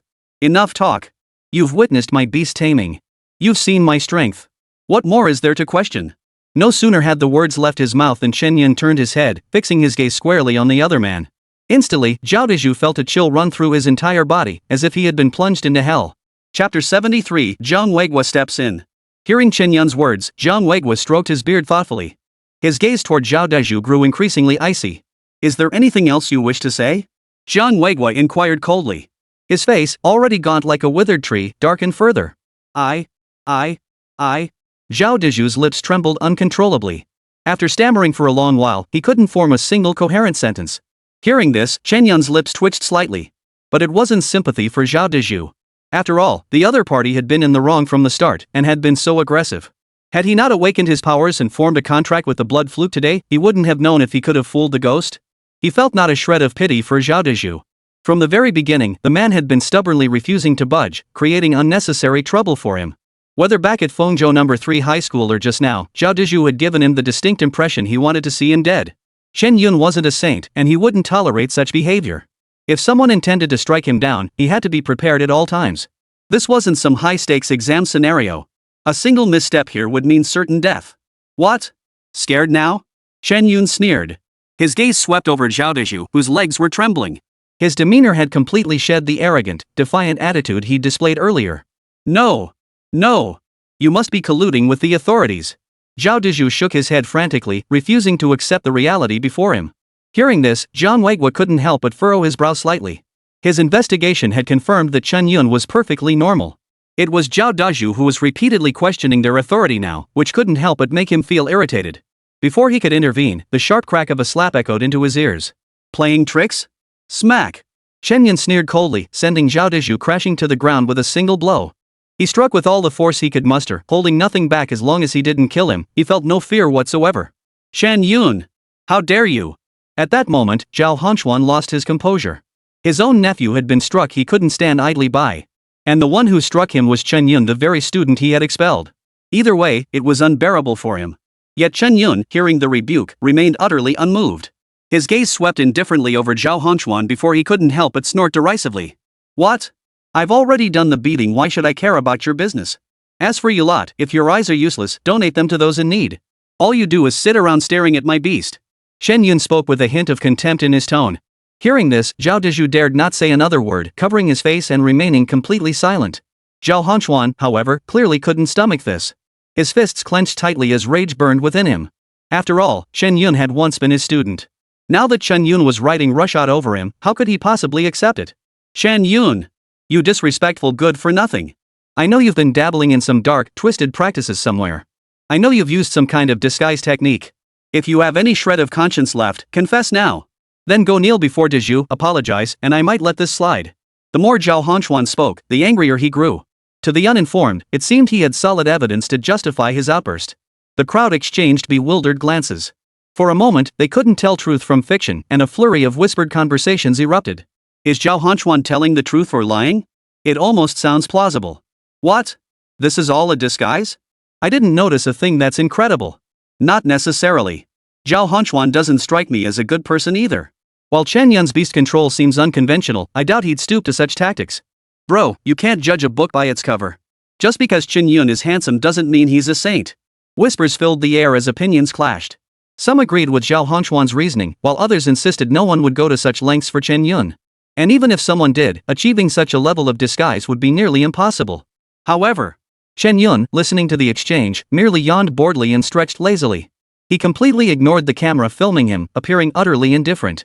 Many watching the screen couldn't help but frown. Finished? Chen Yun asked. I'm done talking. A light, airy remark suddenly disrupted all of Zhao Hongquan's words. His previously fierce demeanor dissolved into a blank stare, followed by a dazed reply. Alright, if you're done, that's fine. Proctor, you decide. Chen Yun stepped aside, making room for Jiang Weigua to take center stage. As for Zhao Hongquan's lengthy rant, he simply ignored it entirely.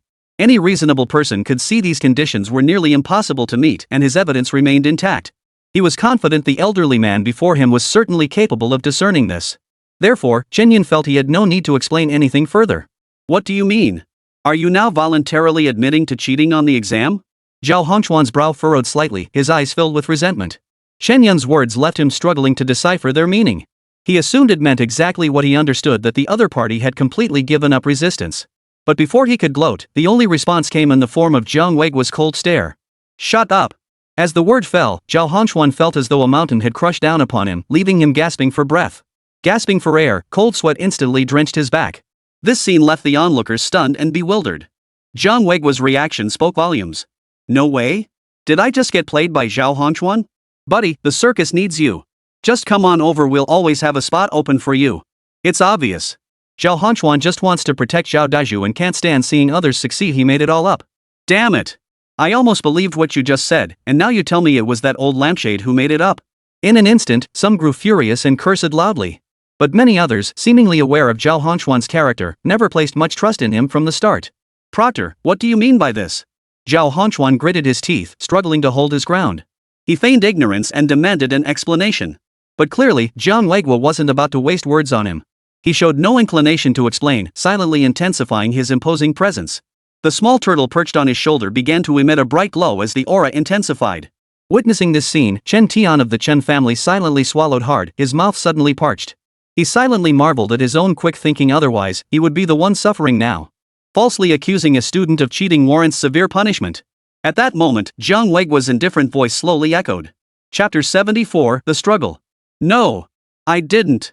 Zhao Hongquan shook his head frantically, trying to deny everything. But at that moment, no one was listening to what he was saying. Although Zhao Dezhu was the one who framed him, Zhao Hongquan was still complicit. Even moments ago, they had relentlessly pressed Chen Yun to accept this false accusation. They weren't blind, they knew exactly what to do. Zhao Hongquan, as a teacher at Fengzhou No. 3 Middle School, I never imagined your character would be so corrupt. You can never truly know someone's heart. Mr. Zhao, you'd better resign yourself to your fate. TSK. If it weren't for the proctor's keen observation, we'd all have been kept in the dark today. When the wall falls, everyone pushes. With Zhao Hongquan's downfall, those connected to him scrambled to distance themselves. Others, mere opportunists, joined the chorus of condemnation. Among them were those who, having been deceived into speaking out against Chen Yun earlier, now felt nothing but shame. Zhao Hongquan, I never imagined you'd stoop so low.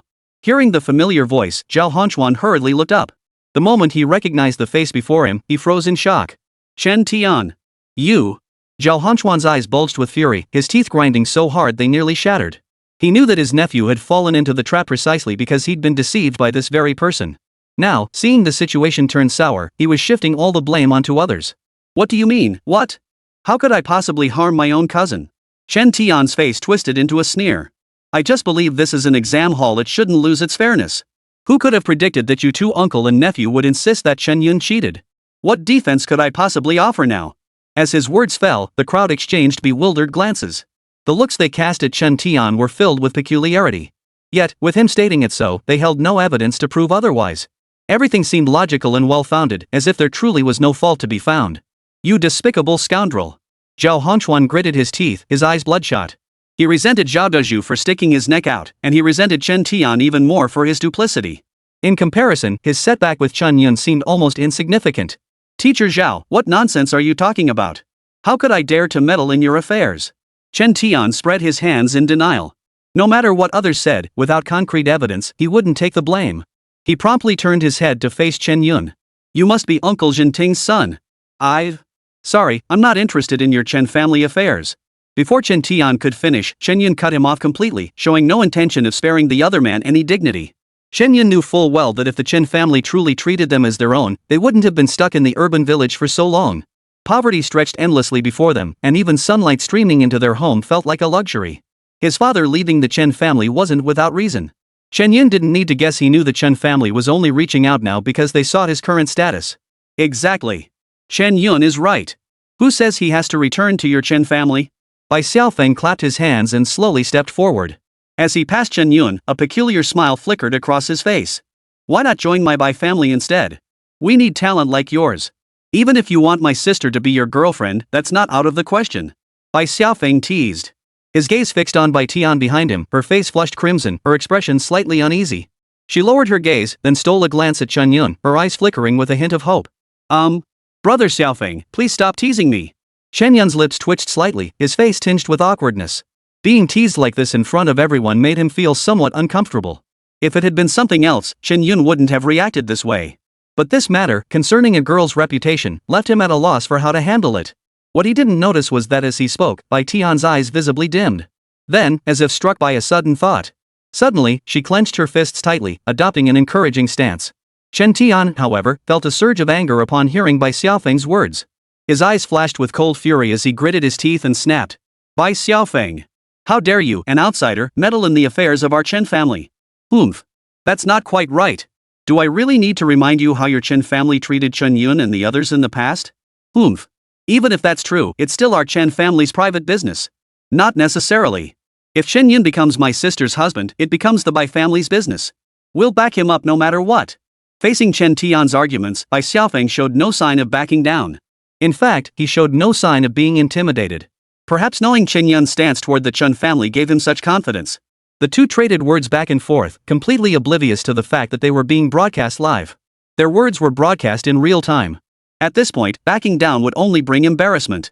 This scene left many watching the Beastmaster college entrance exam utterly envious. Chen Yun is so lucky to actually provoke two major clans into clashing like this. If only I had that kind of fortune. You? I think not. Chen Yun has a beast with exceptional potential, do you? If you hadn't said that, we could still be friends. Honestly, if I were one of those noble clans, I'd probably be even more outrageous than the Chen and Bai families. Everyone voiced their opinions, sharing their perspectives.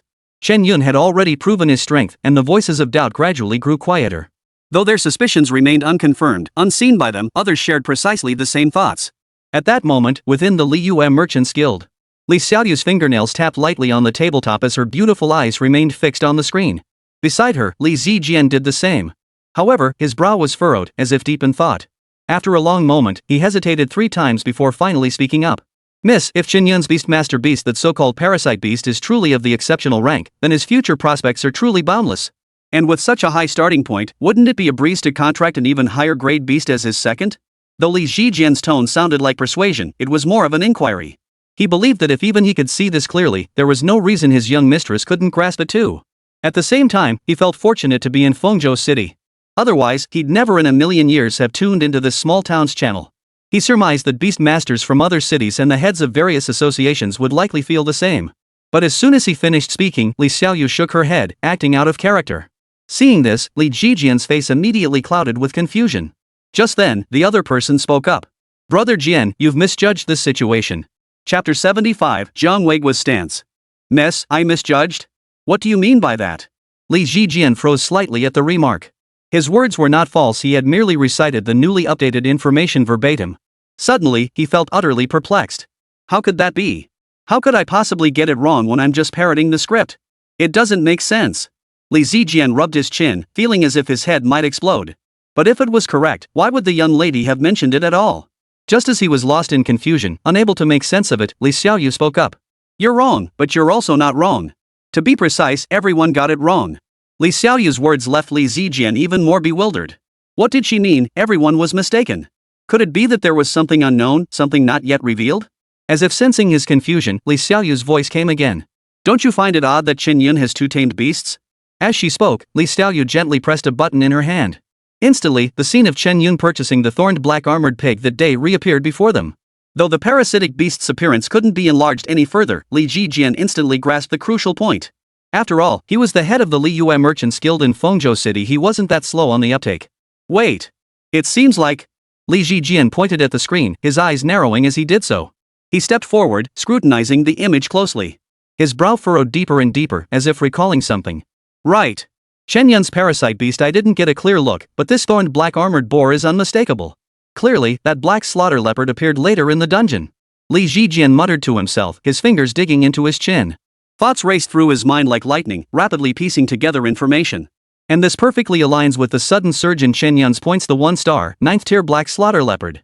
The parasite beast inhabiting the black slaughter leopard's body is clearly weaker than it was initially, yet its exceptional potential is undeniable.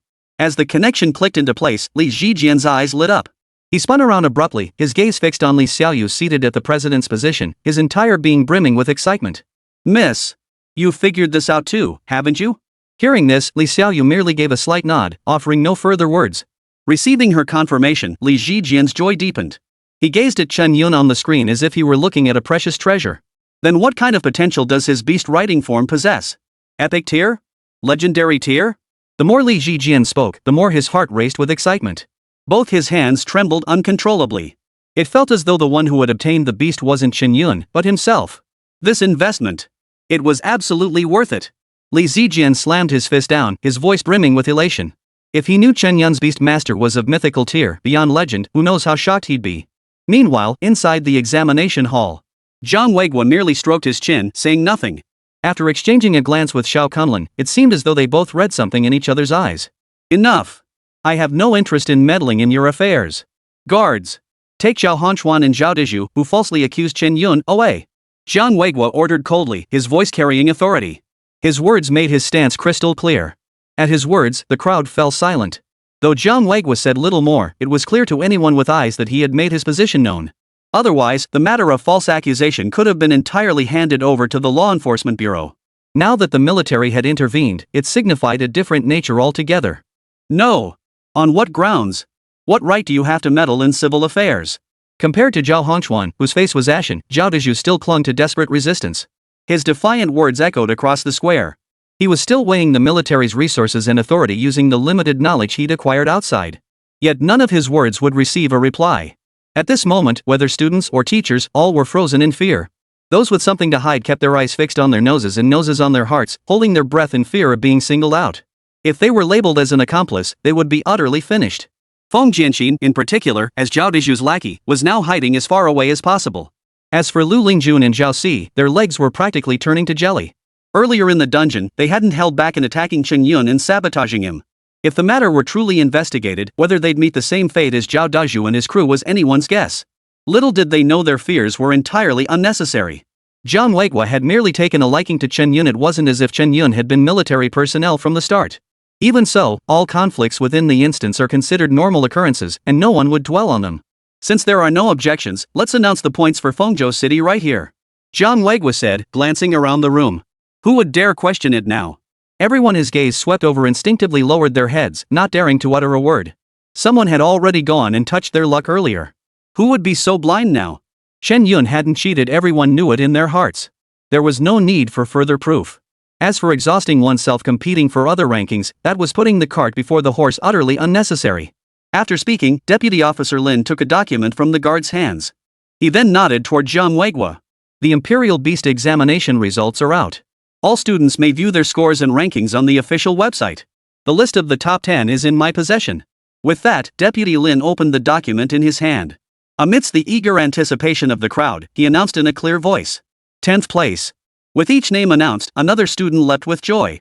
Barring any surprises, Lu Lingjun, who had been eliminated after the points were tallied, would certainly not be on the list. Without academic achievements, mere potential in beast taming was equally worthless in the eyes of prestigious beast taming academies. It only indirectly proved that the individual was bold but lacking in strategy, not worth investing in. 3rd place. Bai Tian. It's me. I really made it into the top 3. As Deputy Lin's voice echoed once more, Bai Tian clutched Chen Yun's hand tightly in excitement.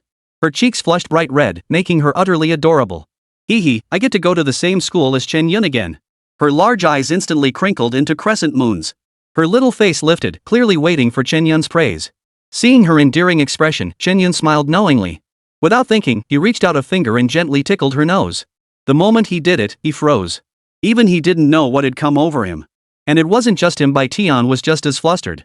Her cheeks, already rosy, now blushed as red as apples. The usually carefree girl now couldn't meet Chen Yun's gaze. Chapter 76, Someone Causing Trouble? Congratulations on achieving 3rd place, Bai Tian. According to regulations, promising talents like you are exempt from summer frontline training. As Deputy Officer Lin's words fell, envious glances shot their way from everyone present. Frontline training, though led by experienced personnel and conducted in relatively secure locations. Yet compared to other options, it still carried inherent risks. The unpredictability there was even more chaotic than the demon beast forest. At least in the monster beast forest, no matter how full of unknowns it was, many of the ferocious beasts had their own territories. The front lines were different. Given its name, it inevitably witnesses monster assaults on cities. Even after the beast tide recedes, stragglers may not all retreat completely. It's common for some to lie dormant or linger persistently. Which means, even a 5-star beast master leading the charge could face imminent danger at any moment. At that point, it would be a total annihilation. Naturally, few newly minted beast tamers would willingly seek frontline training. Wouldn't that be tantamount to courting death? Of course, avoiding it entirely isn't impossible. The first way is simply not passing the Beastmaster Academy entrance exam. Without a university education, the summer frontline training opportunity naturally vanishes. The other path is like Bai Tian's. If one performs exceptionally well and secures a top 3 ranking, they too can be exempted from frontline training. Seeing the envious glances from everyone, Lieutenant Lin could only shake his head in disappointment. At the same time, however, he felt a sense of helplessness. If possible, he certainly wouldn't want his soldiers to be burdened with leading students who weren't even seasoned recruits. Not only did they lack any sense of danger, but they might even start thinking they were something special and refuse to follow orders. They're all pampered children. What can you possibly expect from them? Immediately, Lieutenant Lin refocused his attention and continued announcing the rewards. Following tradition, 3rd place receives 3 stems of 1-star bone-breaking grass and a spot at Qinglong Academy. Yay! Awesome! Bai Tian shrieked with excitement, her smile impossible to contain.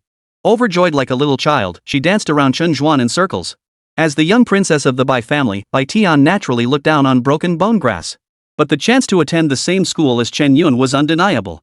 Besides, the official reward was, frankly speaking, just a token gesture. The real rewards would only be distributed by the academy after enrollment. Just as she was grinning foolishly, Bai Tian suddenly noticed something odd. Wait a minute. I have 714 points, yet I'm only third? Before making the list, she'd worried whether she could meet the standard. But now that she'd secured third place, new doubts surfaced. Who could possibly have scored higher than her besides Chen Yun? Her question was answered quickly. Second place. Zhang Cheng. Exempt from frontline training. The rewards were largely similar. As Deputy Commander Lin finished speaking, Zhang Qing's points appeared on the large screen. 995 points. In an instant, the crowd collectively gasped in astonishment. Holy crap! That score is practically on par with the top geniuses in the capital. It's more than that. Do you think everyone can break 1,000 points? Even combining the Imperial Capital and the Magic Capital, there are only about 30 such individuals. Whoa! Now that you mention it, Zhang Cheng is absolutely soaring. Not just soaring, he's practically walking on clouds. The teachers grew increasingly excited as they discussed it, with those from Fengzhou First High School the most enthusiastic. Smiles stretched across every face, their mouths practically twisted into grins. Except for the Chen Tian and Chen Feng brothers still seething after being eliminated by Chen Yun in the dungeon. Bro, how many points did Chen Yun get just now? He didn't come in first, did he? Chen Feng asked in a hushed voice, afraid their voices might be overheard. During the latter half of the competition, they'd been too busy watching Chen Yun make a fool of himself to pay attention to the leaderboard. By the time they realized it, the leaderboard had been locked, so he hadn't seen it at all. Ha! Zhang Qing's nearly at 1,000 points and he's only second? Then first place must be. Holy crap! You reminded me, I totally forgot. I remember Chen Yun was number 1 earlier. How many points did he have again? Ahem, don't look at me, I forgot to check too. Embarrassment spread across their faces as they stared at the locked leaderboard, their expressions turning awkward. Zhang Qing, however, had checked the leaderboard the moment he exited the dungeon, so he knew the information. Congrats! Even those prodigies in the capital can't hold a candle to you. Zhang Qing bowed slightly to Chen Yun with a faint smile. As the words fell, the crowd collectively gasped in shock. What's Zhang Cheng playing at? Doesn't he hold the capital's elite in contempt? No idea. But look at Teacher Xiao, he doesn't seem surprised at all. Seems like it. Did he just accept it? Is Chen Yun really that strong? You're asking me? How should I know? I didn't check the rankings just now, so how could I tell you? Zhang Qing's words instantly sparked a rebellious reaction in most people. Just because we didn't see it doesn't mean you can make things up. The capital's overwhelming dominance was something they'd long accepted as a given. Deep down, they never truly believed Chen Yun could surpass the capital's scholars.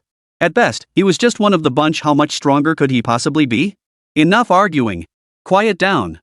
Listen to what the teacher has to say. The words fell, and everyone froze. All eyes turned to Deputy Commander Lin, awaiting his next move. Seeing this, even Deputy Lin, a man accustomed to grand occasions, felt his heart pound rapidly. It wasn't the pressure of being watched, but the number of characters above. First place. Chen Yun. Lieutenant Lin took a deep breath before slowly uttering the words. Immediately, everyone's gaze shifted to the large screen. When they saw the number displayed, everyone froze in shock. 1,598 points. Wait. Did I see that right? Nearly 1,600? How on earth did they manage that? Even robbing Lu Lingjun wouldn't cover it. Yeah. Not many people are that stupid. And stacking points maliciously isn't allowed. Something's wrong. There must be a problem. Immediately, someone pointed an accusing finger at Chen Yun and shouted angrily. As soon as the words fell, many stood confused, unsure which side to take. Having witnessed the previous incident, almost no one was easily swayed now. Even those who suspected foul play remained silent, waiting to see how others would react. Chen Go, if we recall correctly, you're from the Chen family, right? Yeah. You're probably just looking for another chance to stir up trouble, aren't you? Don't be silly. We're not as dumb as Zhao Dezhu, letting you use us. Chapter 77, Chen Yun's counterattack. The student who had stepped forward watched as others pointed fingers at him, cold sweat pouring down his forehead. The situation wasn't unfolding as they'd anticipated. As he contemplated what might happen next, his face paled visibly. Shan Go. What nonsense are you spouting over there? Get back in line this instant. All eyes turned to him, but before he could react, a sharp rebuke cut through the air. Turning toward the voice, he recognized Chen Tian without a doubt. Hearing this, Chen Go felt as if he'd been granted a reprieve. He immediately tried to retreat, blending back into the crowd.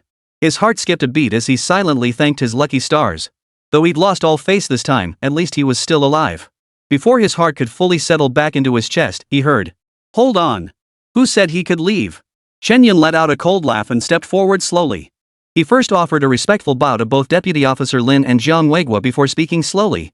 He wasn't a military man, and a full salute seemed inappropriate for handling such mundane matters. After receiving nods of acknowledgement from both men, Chen Yun continued, "Are you lot addicted to slandering me?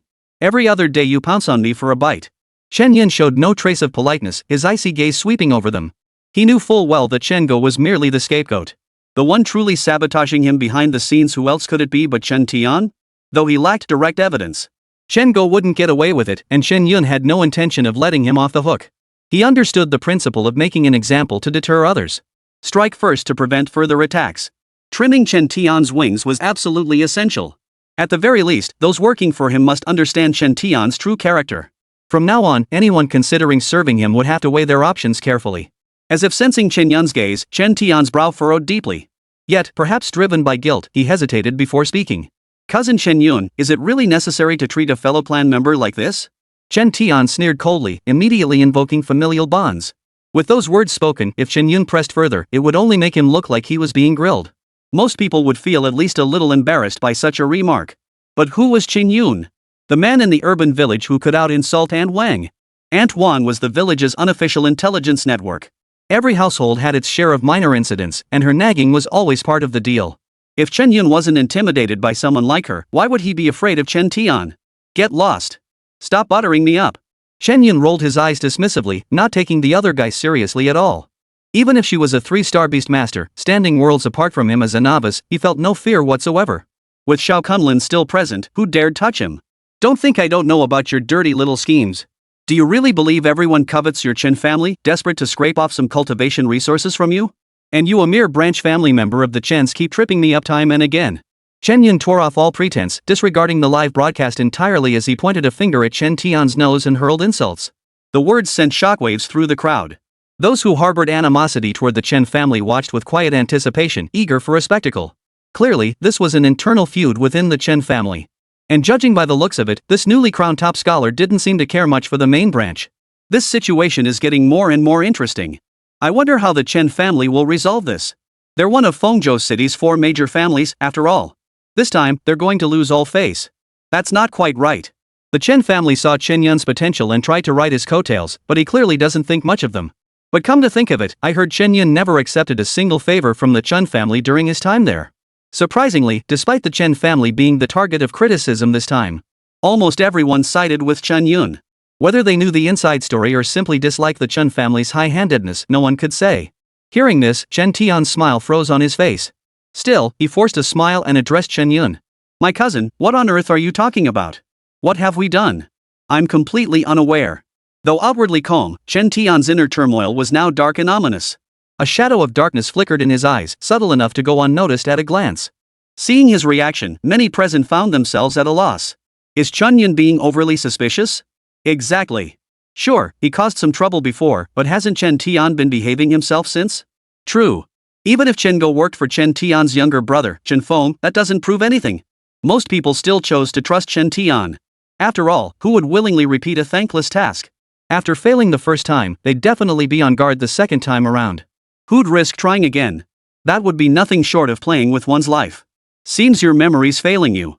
I won't bother jogging it for you, I'm sure everyone here knows the truth. Chen Yun sneered. How could he not understand? When Zhao Hongchuan was dragged away, that look in his eyes couldn't have been mistaken. In that direction, besides Chen Tian who was standing close by, who else could it be? Who Chen Go works for is none of my concern.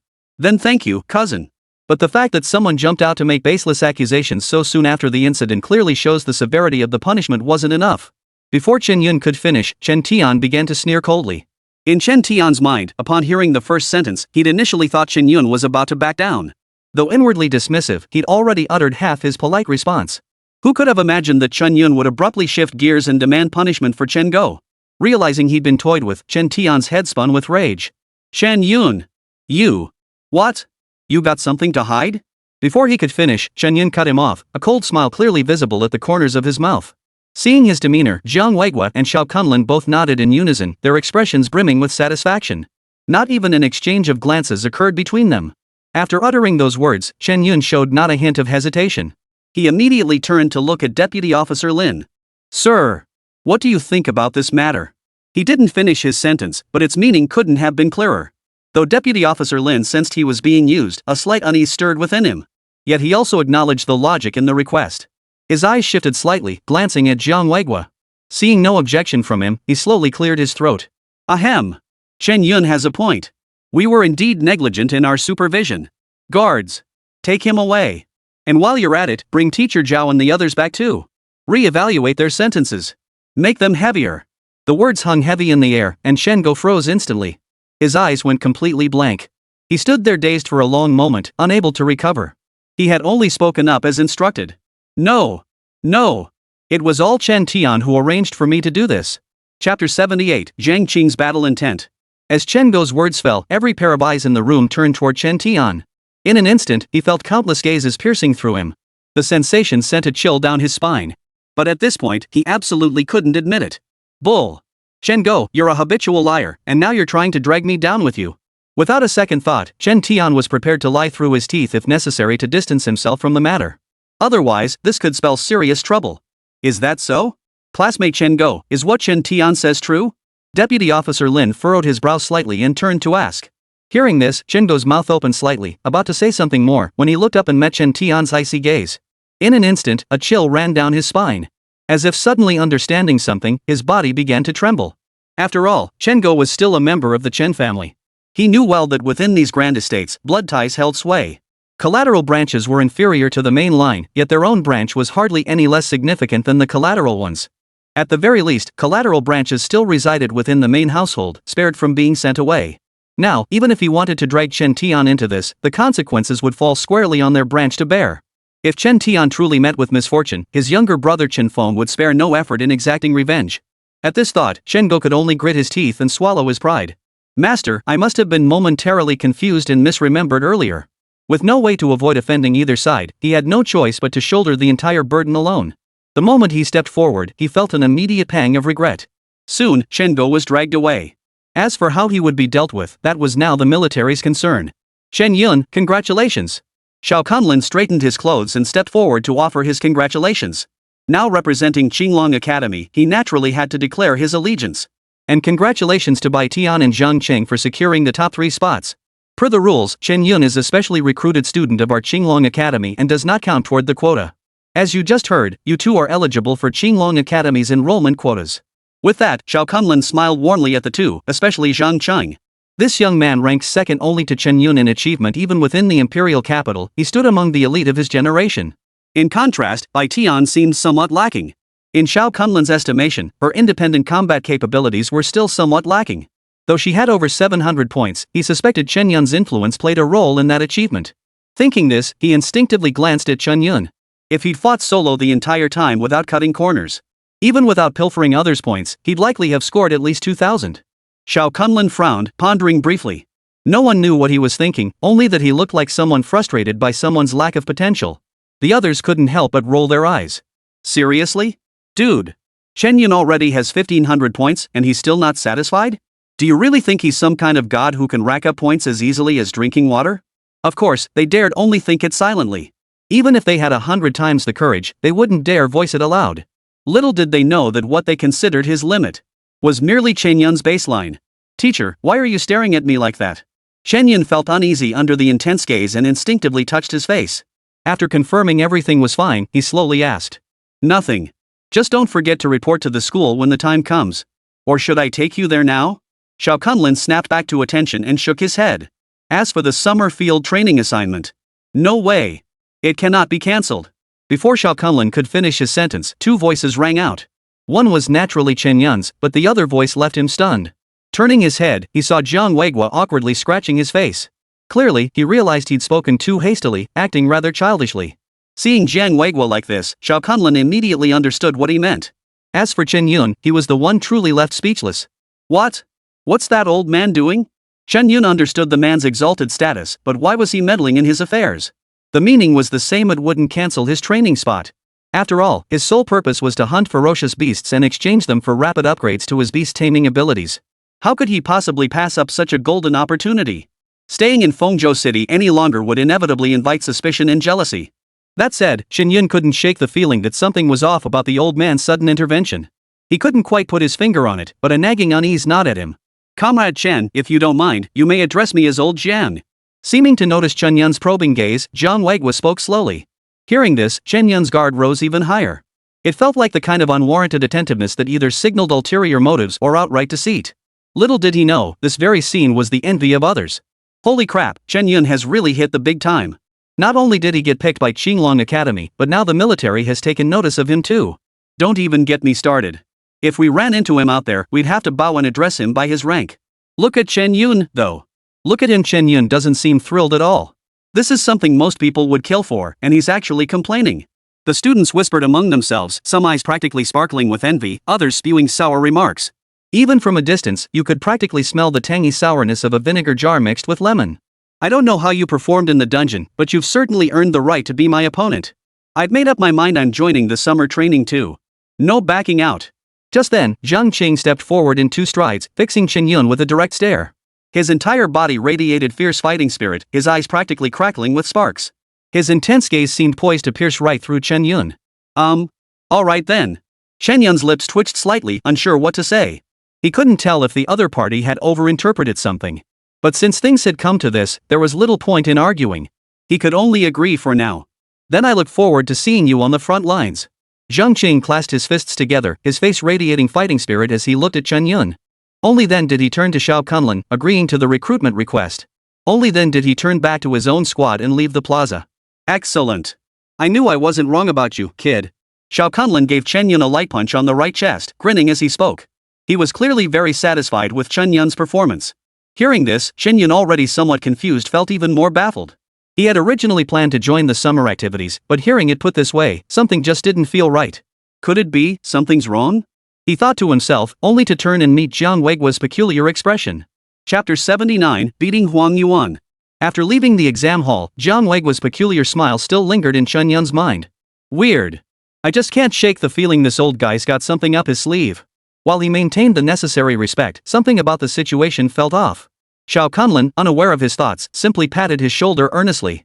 Once you're on the front lines, don't disgrace the reputation of Qinglong Academy. Yeah, I won't. Chen Yun nodded in response. For some reason, he couldn't shake the feeling that there was more to his words than met the eye. But for now, I still have something to retrieve. What is it? At those words, Xiao Kunlun paused in surprise. Dongcheng District. A private dining establishment beside a bustling street. Thud. Huang Yuan slammed his chopsticks down, trembling with rage. Watching the same footage replayed over and over on the TV, his rage was utterly uncontrollable. Brother Yuan, what's wrong? Several spoiled young men beside him looked on in confusion. They watched cautiously, afraid to touch his furrowed brow. That Chen Yun. How could he possibly be Fengzhou City's top scholar? And by such a huge margin? Huang Yuan slammed his fist on the table, his entire body trembling uncontrollably. The others, clueless, could only offer comforting words while calling out. Waiter! Bring us another pair of chopsticks. The words had barely left his mouth when the door creaked open. Several seconds passed, yet no one came to deliver the chopsticks. Are you deaf? A spoiled young man shouted angrily, whirling his head around. Instantly, a face familiar beyond recognition came into view. He rubbed his eyes in disbelief, then looked back at the TV in the private room. Holy! What the hell? Isn't that Chen Yun? As the exclamation rang out, Huang Yuan's heart skipped a beat. Turning back, he shuddered in fright. Hello there. Huang Yuan, right? When are you going to give me my 2-star broken bone grass? Chen Yun cut straight to the chase the moment he entered. Over the past few days, he had thoroughly investigated the other party's background. Huang by surname, and with some modest assets. Within Fengzhou, who else could it be besides the lineage of Principal Huang from 3rd middle school? With old grudges already between them, encountering Huang Yuan, a relative of that same lineage, left no room for leniency. Besides, these were gains he'd earned through a wager. He accepted them with a clear conscience. After all, had he failed the Beastmaster College entrance exam, he would have lost his admission letter to Qinglong Academy. Why should he let the other party reap all the benefits? WH? What 2-star bone-breaking grass? You?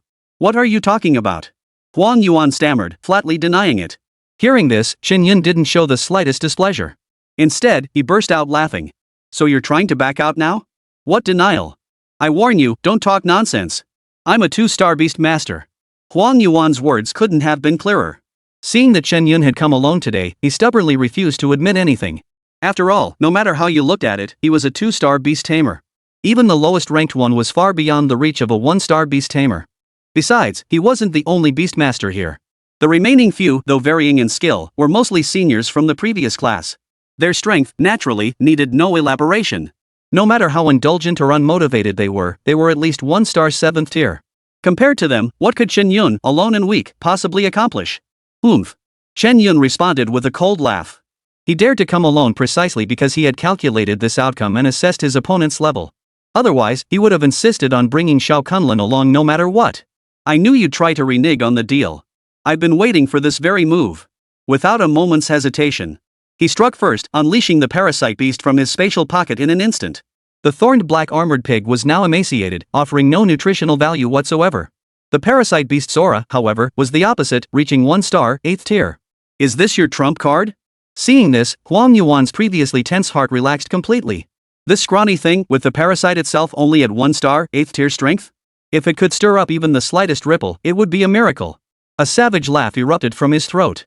Gazing at the parasite beast charging toward him, he growled lowly. I'll show you the gap between us. Smack! Before he could finish speaking, a whip lashed across his face. There was no room for reaction whatsoever. The blow sent stars dancing before his eyes. Villains die by talking too much. Chen Yun's expression remained calm and composed. Compared to his demeanor in the dungeon, he now appeared significantly more mature. All notions of honor and morality, all talk of fair duels, were cast aside. Though Chen Yun held an 80% confidence against a 2-star, 1st-tier beastmaster, he refused to gamble on it. Once the decision to fight was made, both sides were enemies. What sense of reason could possibly exist between enemies? Holy! Chen Yun's gone mad. Seeing Chen Yun's ferociousness, the spoiled brats froze in place, too scared to advance. They could only watch helplessly, hurling a few threats, but if they were asked to step forward themselves, they wouldn't hesitate for a second. Chen Yun! You dare! Exactly. Do you know who he is? He's the youngest son of your 3rd middle school principal.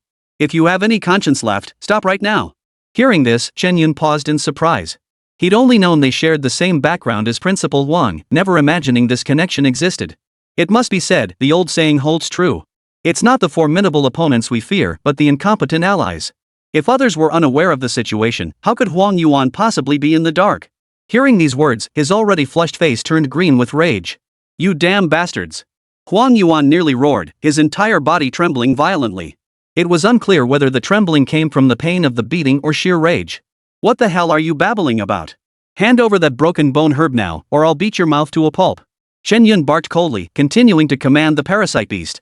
At that moment, Huang Yuan completely caved. Stop. Here. Here it is. At this point, he dared not show the slightest bit of defiance. Compared to his own life, the broken bone herb was nothing but an external possession. Better safe than sorry. Handing over the bone-breaking grass today didn't mean he couldn't get it back later. Thus, under Huang Yuan's resentful gaze, the broken bone herb was slowly handed over to the parasite beast's tentacle. Chen Yun refused to give the creature an inch of space, keeping a constant watch on its movements to prevent it from summoning its beast. 2-star bone-breaking grass, secured. Only when it was firmly in his grasp did a faint smile finally appear on Chen Yun's face. Just then, hurried footsteps echoed outside the door. Chapter 80, Yi Tinghua's Divine Assist. Who dares cause trouble within Fengzhou City? A shrill female voice boomed, like a lioness roaring from the east. Huang Yuan, hearing the voice, felt as if he'd been granted a pardon. His previously gloomy face brightened considerably. You're done for. It's the law enforcement squad. Huang Yuan gritted his teeth, suppressing the pain in his jaw and face, and snarled. The next moment, a squad of law enforcement officers strode in. Leading them was a woman with a commanding presence. Yi Tinghua? Chen Yun? Just as everyone thought they were being rescued, 2 voices of confusion rang out. In an instant, Huang Yuan's face turned ashen again. Damn it! These newcomers actually know Chen Yun? How the hell are we supposed to handle this? Just then, Yi Tinghua spoke up. You hit someone again? She scanned the area, taking stock of the injured. With her keen observational skills, though she might not be the sharpest tool in the shed when it came to handling situations, she still possessed a certain knack. With just one glance, she immediately discerned the general alliances. They just stood by and watched you hit someone? Officer Yi, let me set the record straight. They were trying to gang up on me. I was just defending myself. Though he now had connections and wasn't afraid of trouble, Chen Yun still upheld his time-honored tradition of staying out of the fray. If turning black into white worked, he'd turn black into white. If he could avoid taking a loss, he wouldn't take even the slightest one. Whether it was necessary or not, he wouldn't give anyone ammunition to use against him later. Having learned from past mistakes, Yi Tinghua was relatively less reckless this time. At the very least, upon seeing Chen Yun, she showed no immediate intent to arrest him. Chief Yi, if you don't believe me, ask them. Seeming to catch Yi Tinghua's skeptical gaze, Chen Yun pointed at the group of spoiled brats. At his words, the group froze, none daring to speak. They glanced between Huang Yuan and Chen Yun, momentarily at a loss for words. Their families were ordinary at best, they couldn't withstand such turmoil. Even Huang Yuan wasn't exactly a big shot. Big brother. How could we dare speak? You're this year's top scholar in Fengzhou City, how could we dare criticize you? Besides, this wasn't even a major issue to begin with. If it drew the attention of Qinglong Academy, we'd be finished. Their faces were twisted with anguish, as if they were constipated. They were just fooling around, not idiots. They knew exactly what was at stake. Right, sir. We were just trying to beat up Chen Yun, but we realized we couldn't win. That's right. It's all Yuan's fault for refusing to pay up. That's why it came to blows. Right. I'll put up 30,000 as compensation. I'll put up 50,000. I'll put up. In an instant, the private room resembled an auction hall. One after another, they scrambled to bid, as if afraid of being even a split second too slow. This scene made Yi Tinghua frown deeply. Though she didn't know why, the situation had taken a peculiar turn. Still, since they wished to settle this privately, she saw no reason to intervene. Suddenly, as if struck by an idea, she turned to look at Huang Yuan. Wait a minute. There seems to be another opening here. Yi Tinghua's eyes lit up, her face beaming with delight. Business is business, and personal matters are personal matters. Although she had rented the house to Chen Yun's family, she couldn't be careless when it came to her investigation. Besides, Chen Yun had a prior record in her eyes. Of course, that was only true for her. Therefore, whenever she spotted any opportunity, she naturally wouldn't let it slip away. Sir, what do you say? Yi Tinghua spoke as gently as possible, hoping to put him completely at ease. Little did she know that the moment Huang Yuan heard her words, his body jerked violently. It's over. It's over. Is it my turn now? After hearing the offers from his good-for-nothing friends, he had no confidence left. Besides, the whole mess was his fault to begin with, he'd already sold everything off. She's so cunning. That woman is utterly cunning. She knows Chen Yun, yet pretends to uphold the law impartially. Exactly. She's pretending to question me, but really she's fishing for a confession. The moment I deny it, she'll lock me up. Wait. She's not questioning me. She's making me quote prices. In an instant, thoughts raced through Huang Yuan's mind. Cold sweat beaded up on his forehead, dripping down his face. What's wrong, sir? Seeing Huang Yuan hadn't responded, Yi Tinghua asked again. Just then, Huang Yuan blurted out in a trembling voice. 100,000. I'll pay 100,000. Plus the 2-star soul-severing grass, I'll return it all to you. His frantic expression and urgent tone suggested he feared that even a moment's delay might lead to some terrible consequence. Huang Yuan's body trembled as he gasped for breath. To an outsider, it would look like he'd just finished a long run outside and sat down. This scene left Yi Tinghua staring blankly. The bizarre scene left her momentarily unable to recover. The speed of his attitude shift was truly baffling.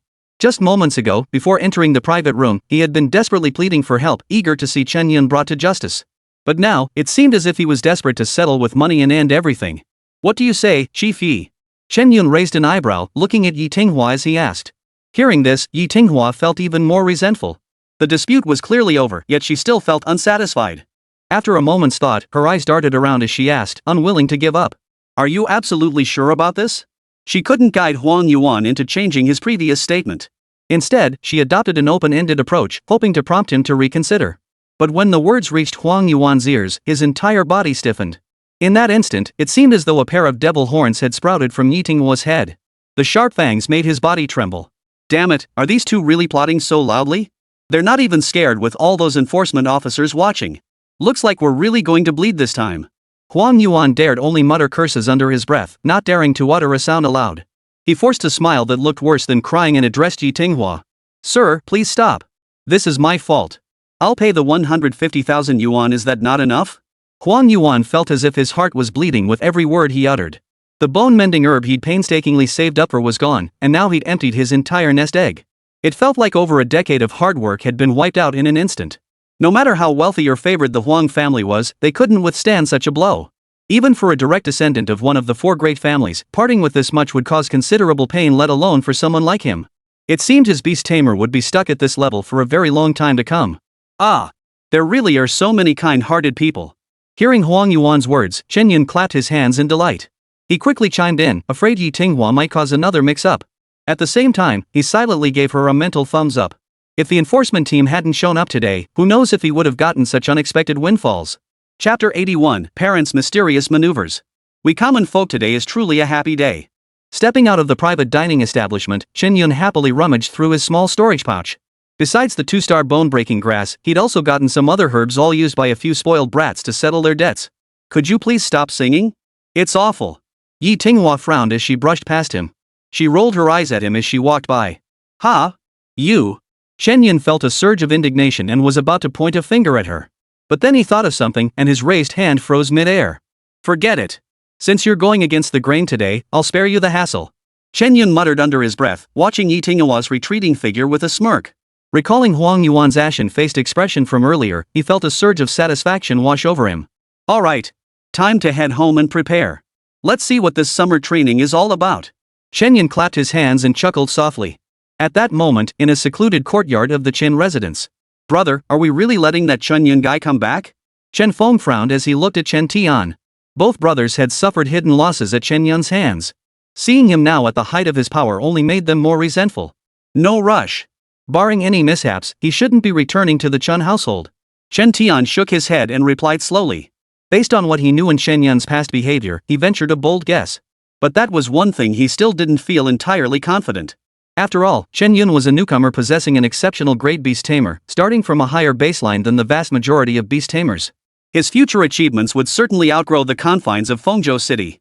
Chen Tian refused to believe the Chen family would let such talent slip away, allowing him to join another faction. If we can't have him, we'll destroy him. By then, we might not even need to lift a finger ourselves. The thought struck him like a revelation. To be fair, Chen Tian didn't believe the Chen family possessed such magnanimity. Otherwise, Chen Jinting wouldn't have severed ties so abruptly back then. Brother, so you're saying we don't even need to lift a finger? Chen Feng looked utterly perplexed, his words tugging at his wounds and causing him to clutch his face in pain. He never imagined that losing in the dungeon was one thing, but the man who beat him up would become this year's top scholar in Fengzhou City. From every angle, it left him thoroughly displeased. No. Even if the main family might act later, we can't afford to be complacent now. Chen Tian shook his head, his eyes hardening. His eyes narrowed slightly, as if scheming some devious plan. Chen Yun is going on that summer training, right? We'll sabotage him. Best case scenario, he dies out there.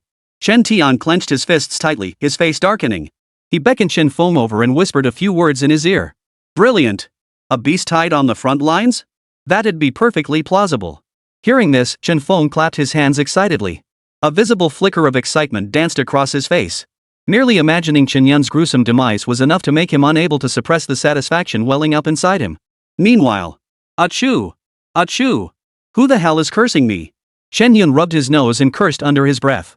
Holding a bag brimming with gifts, he pushed open the door with a clatter. Dad! Mom! I'm home! Chen Yun's face beamed with uncontrollable joy. He could already picture his parents watching the entire college entrance exam results broadcast, seeing their son become the top scorer and their utterly overwhelmed reactions. Back already? No big deal if you didn't do well on the exam. Losing is just losing. Chen Jinting sat on the sofa, cracking sunflower seeds as he spoke casually. Though his words carried a hint of concern, his demeanor betrayed none of the expected worry. It seemed as though Chen Yun's failure had been anticipated all along. Lose? Lose what? Chen Yun froze at the remark. He had just secured the top spot in the exam, how could he be so easily confused? Xiao Yun, you're back? The college entrance exams must have been exhausting. Come, have some fruit. Just then, Wu Qianya emerged from the kitchen carrying a fruit platter. After placing it on the table, she wiped her hands vigorously on her apron before grabbing Chen Yun's hand. Her eyes were filled with concern as she looked at Chen Yun. You shouldn't have acted on impulse back then. Otherwise, we still have an acceptance letter from Qinglong Academy even if it's for liberal arts. But never mind. With our family's circumstances, even if you got in, it wouldn't have made much difference. Wu Qianya rambled on to herself, leaving Chen Yun utterly baffled and bewildered. Somehow, the way things are unfolding feels a bit different from what I imagined. You guys haven't even watched the news, have you? After a moment's thought, Chen Yun asked tentatively. Sure enough, the moment the words left his mouth, a flicker of embarrassment crossed his parents' faces. We did watch it. Chen Jinting scratched his nose. But we didn't see you for ages, so it felt pointless. We turned it off. Yeah, we couldn't see Xiao Yun at all. It was pointless to keep watching. Wu Qianya nodded in agreement, quickly chiming in. Hearing this, Chen Yun couldn't help but roll his eyes. His parents' knack for blatant lies was truly beyond words. Chen Yun might not know much else, but the drone's indicator lights were practically infallible. Besides, others already knew pretty much everything about his performance in the dungeon. Which meant there was no shortage of footage of him. Enough. You two didn't even watch it. Right? Chen Yun rolled his eyes and snapped irritably. With that, he dumped all the gifts he was holding onto the table. Didn't you hear who won the top scholar title in Fengzhou City this year? Ha! Now that you mention it, I think his name was Chen Yun? Hearing Chen Yun's words, Shen Jinting paused to recall. He had only glanced at it briefly on his phone before losing interest. After all, how could he not know his own son's talents? Even without clicking through, he knew it couldn't be him. Exactly. Now you know, right? Shen Yun's lips curled into a proud smile. But the next second, his expression froze. I knew it. It's just a coincidence of the same name. Shen Jinting clapped his hands sharply and continued, so these are gifts someone mistakenly gave you? Xiao Yun. You absolutely can't accept these. If they find out later, we'll be in big trouble. Wu Qianya was even more frantic, fearing Chen Yun would cause trouble. After all, no matter how you looked at it, accepting gifts indiscriminately was simply wrong. As the two chattered on, Chen Yun's expression darkened further. How could his own parents not believe he had the ability? Why was it so hard for them to trust him? If they just watched the competition once, they wouldn't be acting like this. Mom and Dad. The way you two met is quite the story. Chen Yun's lips twitched slightly as he helplessly pulled out his phone and searched. He flipped it over, displaying the screen before them. See? Now you know I wasn't lying. Chapter 82, Preparations before the trial. Whoa! It's actually real? Xiao Yun, how could you possibly become the top scholar? Chen Jinting's face was frozen in shock, struggling to believe what he was seeing. Even after scouring various websites, the results remained unchanged. The appearance of the beast remained largely unchanged, but the potential indicator had shifted to the exceptional tier. Every detail delivered a massive shock to his mind, making him doubt his own eyes. He even wondered if he might be dreaming. Chen Yun, who had already been rolling his eyes, now felt utterly speechless. Dad, couldn't you have wished for something better? Am I not your son? TSK. So you figured it out after all? Shen Jinting replied, a pensive look crossing his face. Chen Yun's heart skipped a beat, an ominous foreboding creeping over him. He even began to doubt whether his memory had become jumbled, if certain things had been selectively forgotten. His heart pounded wildly, almost unable to believe what he'd heard. But in the next instant, Chen Jinting flashed a mischievous grin, raising an eyebrow. Nope. You're your mom's kid. Damn it. The moment the words left his mouth, Chen Yun realized he'd been tricked. Who could have guessed that his father had been plotting all this time just to pull a fast one on him? He doubted anyone would believe it if he told them. But now, the truth was staring him right in the face. Enough. You're the only one who knows how to tease a kid. Wu Qianya shot Chen Jinting a withering look and yanked his ear. The pain made Chen's father grimace and squint, his eyes darting toward Chen Yun in a desperate plea for rescue. Seeing this, Chen Yun kept his eyes fixed on his nose and his nose on his heart, pretending not to notice. But inside, he was already laughing all the way to heaven. That old rascal, daring to tease me like that. Watching his father's humiliated expression, he even felt a little secret satisfaction. After a moment of commotion, Chen Yun composed himself and declared solemnly. Enough of this nonsense. I'm here to tell you that this summer, I'm going on a trial. The unique nature of my beast taming requires access to numerous ferocious beasts. Staying in the demon beast forest would inevitably raise suspicions. While parents are alive, one should not wander far if one must travel, it should be with purpose. Chen Yun shared this news with Chen Jinting and the others to ease their worries. Since you've made up your mind, then go ahead. We fully respect your choice. Chen Jinting nodded solemnly. Hearing his request granted, a faint smile touched Chen Yun's lips. Time flies like an arrow, days and months pass like shuttles. Before they knew it, several days had passed. Before they knew it, the gathering time for the summer training frontline had arrived. Unusually, during these days, they encountered no problems whatsoever. This is strange. It's been a bit too peaceful. Chen Yun stroked his chin thoughtfully. It should be a tremendous blessing, yet something felt terribly off. It doesn't make sense. Even if Lu Lingjun isn't stirring up trouble, the Chen family showing absolutely no signs of action is hard to swallow. Given Chen Tian and Chen Feng's temperaments, they absolutely couldn't just sit idly by. Chen Yun was absolutely certain these two weren't the type to stay quiet. Earlier, when he had clearly taken the lead and was preparing to receive his reward, they had sent someone to smear his reputation. And now, right here on the Chen family's turf, they were unusually quiet. The more he thought about it, the more off it felt. Forget it. We'll cross that bridge when we come to it. If they dared to cause trouble, he wouldn't mind giving them a proper send-off. Chen Yun thought to himself, calming his mind. Within the beast taming space, the aura emanating from the parasite beast and the blood fluke grew increasingly potent. The parasite beast has reached 1-star 9th tier, just one step away from breaking through. Only by condensing its beast essence can it make the leap to a 2-star beast.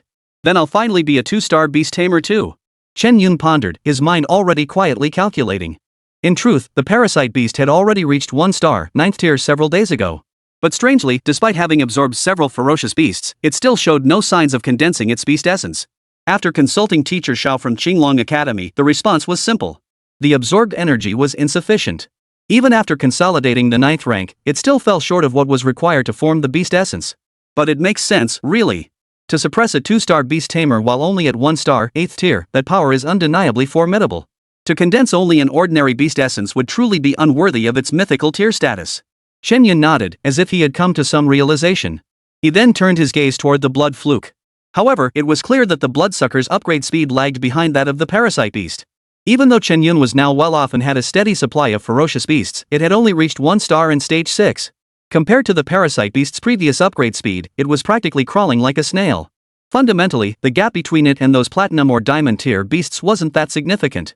Had the parasite beast possessed such conditions back then, it likely would have reached 1-star 9th tier before the college entrance exams. It's only an exceptional grade after all. Comparing it to the parasite beast is really putting it to the test. Chen Yun nodded, then withdrew his focus. A soldier led the way ahead. Winding left and right, he was led to a room. Knock knock knock. The soldier knocked softly on the door and waited quietly for a response. Come in. A robust voice soon echoed from within. Only after receiving permission did the soldier open the door, allowing Chen Yun to enter alone. Upon entering, Chen Yun immediately realized he wasn't alone in the room. Or more accurately, he wasn't the only student present. Ha? Who are they?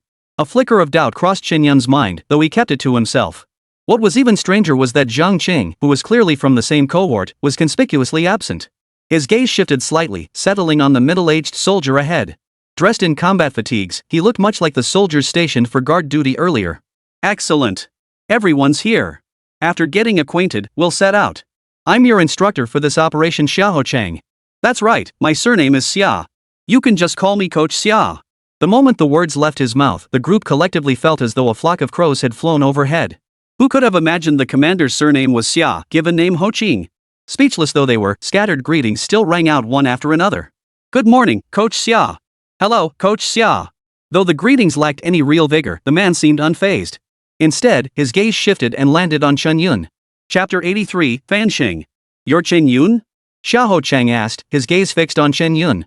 His probing gaze scanned Chen Yun from head to toe. Yes, Coach Xia. Though Chen Yun couldn't fathom the other man's thoughts, he wasn't foolish enough to defy him. On the contrary, drawing on his past life's experience, he understood the value of obedience. Not in the sense of being meek and submissive at work, but rather like during military training, obedience to orders. Good. Xiao Chang merely responded with a puzzled remark before falling silent. This scene left Chen Yun feeling utterly bewildered. He wasn't alone in his confusion, the others were equally bewildered. Get ready. The front lines are under pressure. We're moving out immediately.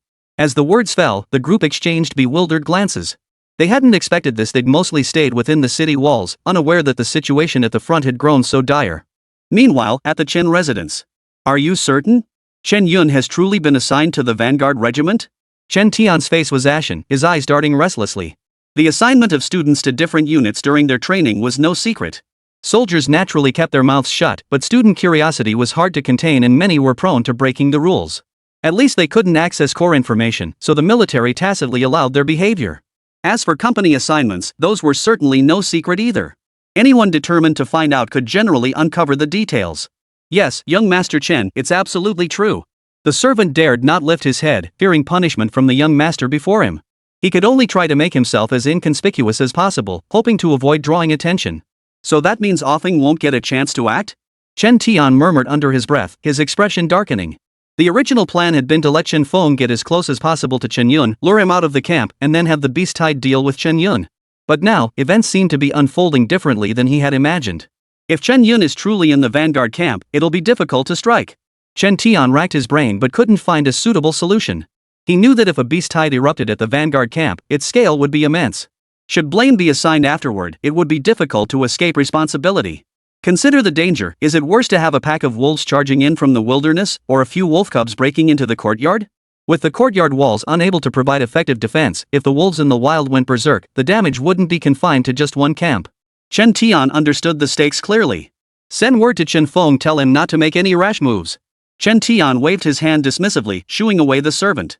Gazing toward a distant point, his eyes darkened with gloom. Oomph. A worthless nobody not even worthy of being called collateral blood. Don't even think about taking resources from the Chen family. Elsewhere. A giant azure bird soared through the white clouds, darting past like a bolt of lightning. Who'd have thought he'd be a special recruit of Qinglong Academy too, the Chen Yun who made such a splash a few days ago. On the bird's back, a young man was chatting animatedly with Chen Yun. The others sat in small groups, each with their own circle. Xiahou Cheng observed this but refrained from interfering. His mission was merely to escort them to the front lines. Casualties were not prohibited. Such clique forming before the mission even began was actually quite common, especially when everyone considered themselves geniuses. Others might be unaware, but Xiahou Cheng knew full well. Among the 10 present, though none hailed from the imperial or demon capitals, each boasted college entrance exam scores exceeding 1,000 points. Chen Yun, in particular, had achieved a staggering 1598 points. In his view, it was already rare for someone like Chen Yun to find common ground with another person. Let's formally introduce ourselves. I'm Fan Xing, from Haichuan. The scruffy young man said, extending a hand toward Chen Yun. Chen Yun hesitated for a moment.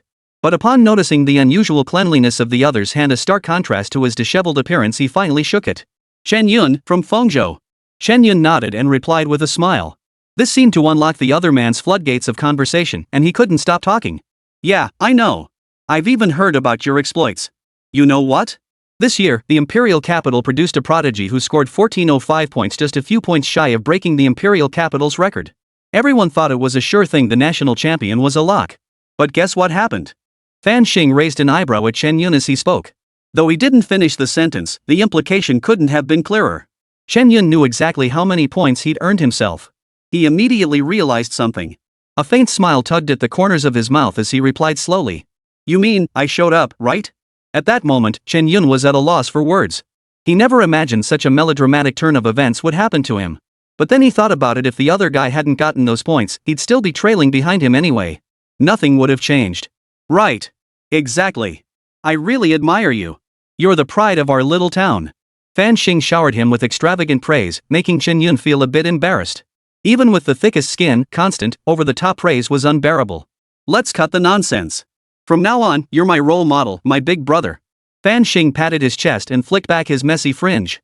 If his face weren't clean-shaven, he could have squatted by the roadside and begged for food. Hey, Yun, are you hungry? Chen Yun frowned at Fan Xing's sudden question. How did the conversation suddenly shift to food? He hadn't felt hungry until now, but now that it was mentioned, he actually started to feel peckish. The thought barely formed in his mind when a tantalizing aroma tickled his nostrils. Turning his head, Chen Yun froze in place. Somehow, Fan Xing now held a roasted duck in his hand. Its crispy, golden brown skin looked mouth-wateringly delicious. Holy crap! You used a storage bag to carry food? What were you thinking? Chen Yun was utterly speechless. While storage bags could keep items relatively stable and prevent spoilage, but food stored inside could still absorb odors from other items. Just then, Fan Xing shook his head. Bro, you're wrong. I don't have a storage bag, I use a storage ring. It's got plenty of space. What's wrong with putting a roast duck in there? Whoa, that actually makes sense. Chen Yun raised an eyebrow, unsure how to respond. It sounded perfectly reasonable. Not a chance. In any normal household, storage rings cost over 100 times more than storage bags, and that's for the smallest size. Hey! What's Yun worried about? It'll be totally fine, I only use mine for food. As he spoke, Fan Xing raised his hand, palm facing Chen Yun. For a moment, something seemed to blind him. See? This one holds gear and clothes, this one stores food, and this one. Fan Xing proceeded to explain the function of each ring, one for each finger except the thumb. Chen Yun's eyelids twitched uncontrollably as his gaze drifted back to the other's shabby clothes. Damn it! This rich bastard. Chapter 84, what does background mean? What's wrong, brother Yun? You look a bit off. Fan Xing looked at Chen Yun's ashen face and asked in confusion. Little did he know that it wasn't just Chen Yun, even Xiahou Cheng's mouth was twitching slightly at the moment. After all, he'd seen his fair share of prodigies and rich kids. But none like Fan Xing, not only a prodigy but also wealthy. Most crucially, dressed like that, who would have guessed he could pull out 4 storage rings at once? Even for scions of prominent families, obtaining a single one was as difficult as climbing to the heavens. Who else could match him? It's nothing. Just a little liver pain. Chen Yun forced a smile that looked more like a grimace, deeply feeling the cruelty of this world. Some are born in Rome, while others are born to be beasts of burden. He worked so hard hunting ferocious beasts, even swindling others. Even so, he couldn't earn a fraction of what the other guy made. Oh, I get it. Nourishing pig liver soup. With that, Fan Xing pulled another item from his storage ring. Presenting it like a precious treasure, he placed it before Chen Yun. This pig liver comes from a 3-star iron-helmeted demon pig, the most nutrient-rich part of its body. It protects the liver and strengthens the body. The herbs aren't worth mentioning, just 2-star and 1-star stuff, not much use. The more Fan Xing spoke, the harder it was for Chen Yun to hold back his astonishment. At that moment, it wasn't just Xiahou Cheng, even the other students looked as if they'd seen a ghost. Each of them stared at the large earthenware pot in Fan Xing's hands, wishing they could take a few hearty gulps themselves. After all, this was the vital organ from a 3-star ferocious beast. Perhaps for a 2-star beastmaster, the effect wasn't particularly noticeable, but they were all just fledgling beastmasters. 1 or 2 of them were even still 1-star. To them, this stuff was pure gold. Damn it, you must be from some big family, right? Chen Yun's lips twitched uncontrollably as he snapped back irritably. Still, a gift is a gift, and he wasn't about to turn it down. He took a bite, and the first sensation was tender smoothness, even a hint of sweetness. In the next instant, Chen Yun felt a warm current surge through him, spreading to every limb and bone. The purest essence of it all converged toward his liver. Damn it! Is this what it's like to be a rich bastard? Experiencing the miraculous effects of food for the first time, Chen Yun couldn't help but curse under his breath. Just then, Fan Xing spoke up. Instantly, everyone, whether intentionally or not, pricked up their ears. They all wanted to know what kind of power this scruffy young master possessed, who dared to use even a 3-star ferocious beast as an ingredient. The next moment, Fan Xing's voice echoed out. Wait, no. I'm not from some grand family. My family only has about 20 people. Fan Xing counted on his fingers, his eyes flickering as if recalling something. Before long, he confirmed the number of people in his household. As his words fell, everyone's interest waned instantly. Some even rolled their eyes. I thought he had some special talent. Turns out he's just pretending to be rich. Exactly. Looks like his whole family's propping him up. That ring probably came from somewhere too. True, it might be real, but probably not entirely genuine. The sarcastic remarks made Chen Yun frown slightly. Unaware of Fan Xing's circumstances, he'd assumed the other was some spoiled rich kid and had accepted his offerings without a second thought. Little did he know the man wasn't some wealthy tycoon at all. That bowl of soup might very well be the most precious thing Fan Xing possessed. And the sarcastic remarks from these people made him want to punch someone. Just then, Fan Xing's innocent voice rang out again. My grandfather is a 7-star beastmaster. These are just things he casually gave me, he doesn't need them anyway. Put. Hearing this, Chen Yun spit out the pork liver soup he hadn't yet swallowed. Even Xiahou Cheng stumbled uncontrollably. His control over the giant green bird faltered, nearly sending it spiraling into a nosedive. Fortunately, as a seasoned veteran of countless battles, he quickly regained control. Cough cough.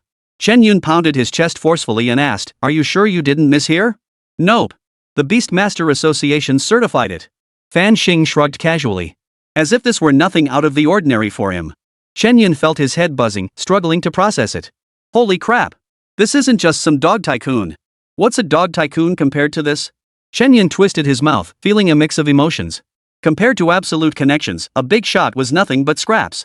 What does it mean to be a 7-star beastmaster? Chen Yun is currently stuck at 1 star, striving hard to break through to 2 stars. Even Xiao Kunlin from Qinglong Academy is only a 5-star. The star teacher of Fengzhou University, hailed as a legendary figure, barely qualifies as a quasi-6-star beastmaster. If Fengzhou City produced a 7-star beastmaster, wouldn't that be the absolute pinnacle? What defines true backing? This is what true background looks like. Forget it, this is exhausting. Chen Yun felt that the path of beast taming still held a long and arduous journey ahead. A 7-star beastmaster? He dared not even dream of such a thing now. But just as Chen Yun finished venting his frustration, Fan Xing suddenly seemed to catch on to something important. Heart? Got it. Got it, got it, got it. Stop. Damn it, shut it down. Hearing the other's words, Chen Yun instantly understood what they were up to. Without a second thought, he cut him off. If not for that innocent, college student-like look in his eyes, Chen Yun would have suspected this little bastard Fan Xing was just here to show off his wealth. Fine. Hearing Chen Yun's words, Fan Xing smacked his lips with lingering reluctance. Who knew what he was thinking? But since the roast duck's already out, I can't be bothered to put it back. How about we just split it now? I've got plenty more anyway, enough to last me a long time. Without waiting for Chen Yun's response, he sliced it clean in half. In an instant, a small basin filled with marinade. Seeing how prepared the other person was, Chen Yun was struck for the first time by the sheer determination of a foodie. Though he didn't understand it, he respected it. He took the roast duck from the other person and bit into it fiercely, as if the duck itself were the real dog eater. Ha! Something's off. This roast duck. Chen Yun's eyes widened in disbelief. Seeing this, Fan Xing followed suit, though his mouth was filled with grumbling. Isn't this supposed to be a 3-star red feather duck? Did the old man trick me? Hearing this, Chen Yun instantly felt a wave of exasperation wash over him. Sure enough, just as he'd suspected, this roast duck was no ordinary beast. Rarity makes things precious. Who could have imagined that the extremely rare crimson-winged duck among beasts of prey would be mass-produced as roast duck? How could they possibly save face? Forget it. I'm exhausted. Chen Yun had completely let go of his frustration. Now, he felt that whatever the other party pulled out of their storage ring wouldn't surprise him in the slightest. In fact, it all seemed perfectly reasonable. Quack! At that moment, the giant green bird let out a piercing cry. The others turned in confusion to see Xiaohoqing slowly rising to his feet, swallowing discreetly. Everyone! The vanguard is approaching. Prepare yourselves. Chapter 85, Treacherous Terrain. Is this the vanguard battalion? Chen Yun scanned the scene, his eyes meeting nothing but devastation. It resembled a camp, but all the equipment was portable. The entire complex was constructed from demountable materials. I get it. After all, we're in the vanguard camp, we could evacuate at any moment. If we used regular materials, it would be a huge loss once everyone leaves. Noticing Chen Yun's puzzled expression, Fan Xing eagerly raised his hand, eager to explain. As if afraid that a moment's delay would let someone else take the floor. Exactly, Fan Xing is right. Xiaohoqing nodded in agreement with the other's viewpoint. This was knowledge not found in textbooks, so it was only natural that Chen Yun wasn't familiar with the situation. Coach Xia, what should we do now? Chen Yun pondered for a moment before asking. They weren't professionals yet, and the rules weren't that strict for them. Familiarize yourselves with the surroundings first. Return to assemble in 15 minutes. At that time, tasks will be assigned to you. Xiaohoqing replied without hesitation. As long as they didn't wander off or enter restricted areas, there weren't many restrictions. This was a privilege reserved solely for the top-ranked students in the Beastmaster College entrance exam. In other words, geniuses deserve to be treated differently. Let's go. Yun, let's explore the surroundings. Fan Xing urged eagerly upon hearing this. His eyes darted around, his face brimming with curiosity. Let's head over there. Chen Yun said, pointing to a relatively tall peak near the camp. As the highest peak in the vicinity, it offered a slightly clearer view of the surrounding area.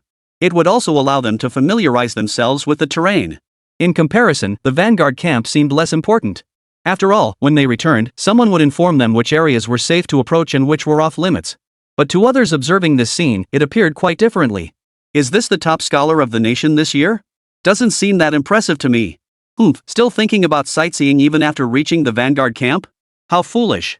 Ignore him. He's just a show-off. Let's get familiar with the camp first so we don't run into trouble later. As they spoke, they had unconsciously huddled together. Chen Yun and Fan Xing, however, found themselves excluded. Every student present ranked among the top scholars, and pride naturally filled their hearts. Even though Chen Yun had pulled far ahead in points, in their eyes, it made little difference. Perhaps he'd simply been lucky, encountering high-level beasts one after another to rack up points quickly. These ignorant kids. Fan Xing frowned slightly and muttered under his breath. Hearing this, Chen Yun shot him a surprised glance. He hadn't expected such words to come out of the other's mouth. Let's go.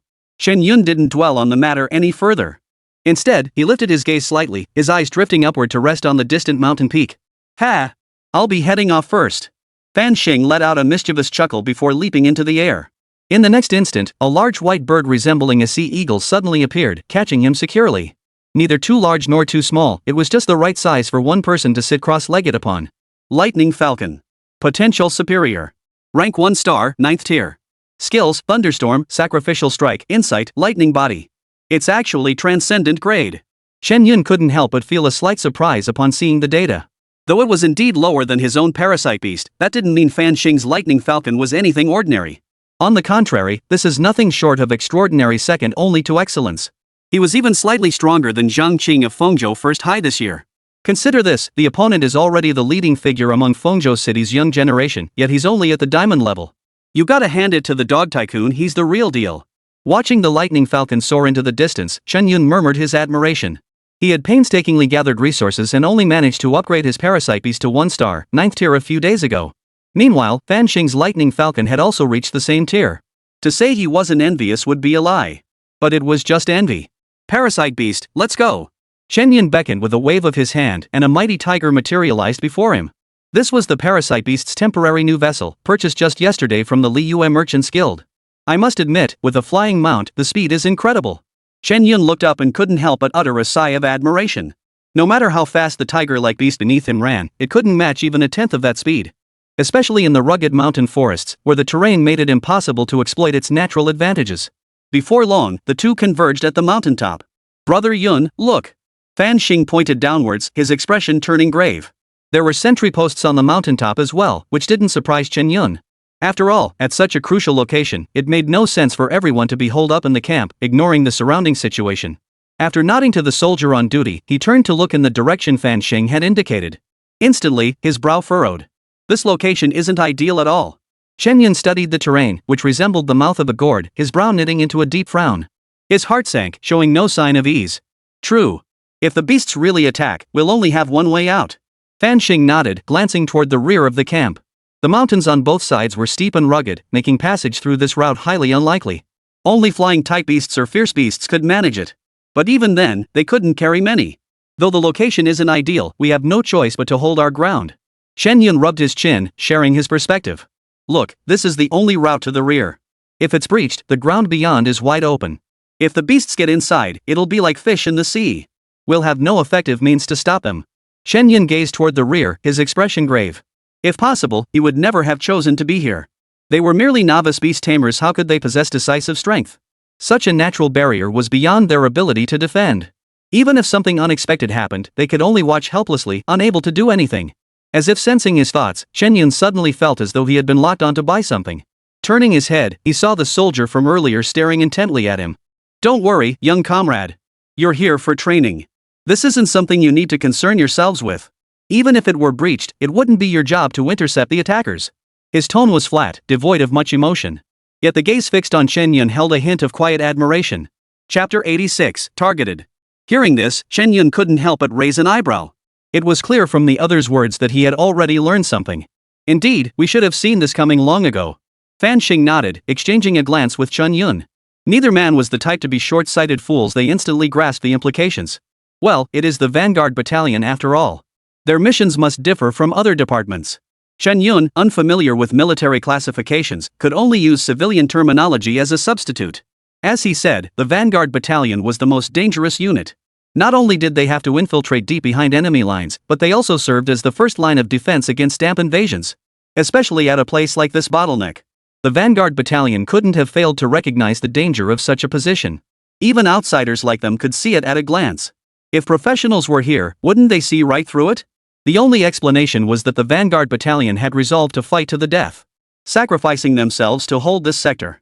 Of course, if flying beasts were to cross over, the Vanguard camp would be powerless to intercept them. They could only strike at the beasts as much as possible. Those that managed to slip through would be dealt with by the rear guard. That should be sufficient. We have a general understanding of the situation now. Chen Yun gazed into the distance, where mist obscured the view, making it hard to see clearly. Yet it wasn't hard to deduce that the fog likely concealed the beasts' gathering grounds. As for the specific tiers of beasts within, that remained unclear. All he knew was that, at his current level, venturing inside would be nothing short of suicide. Woohoo! Let's go! Fan Xing let out a strange cry and leaped onto the back of the lightning falcon.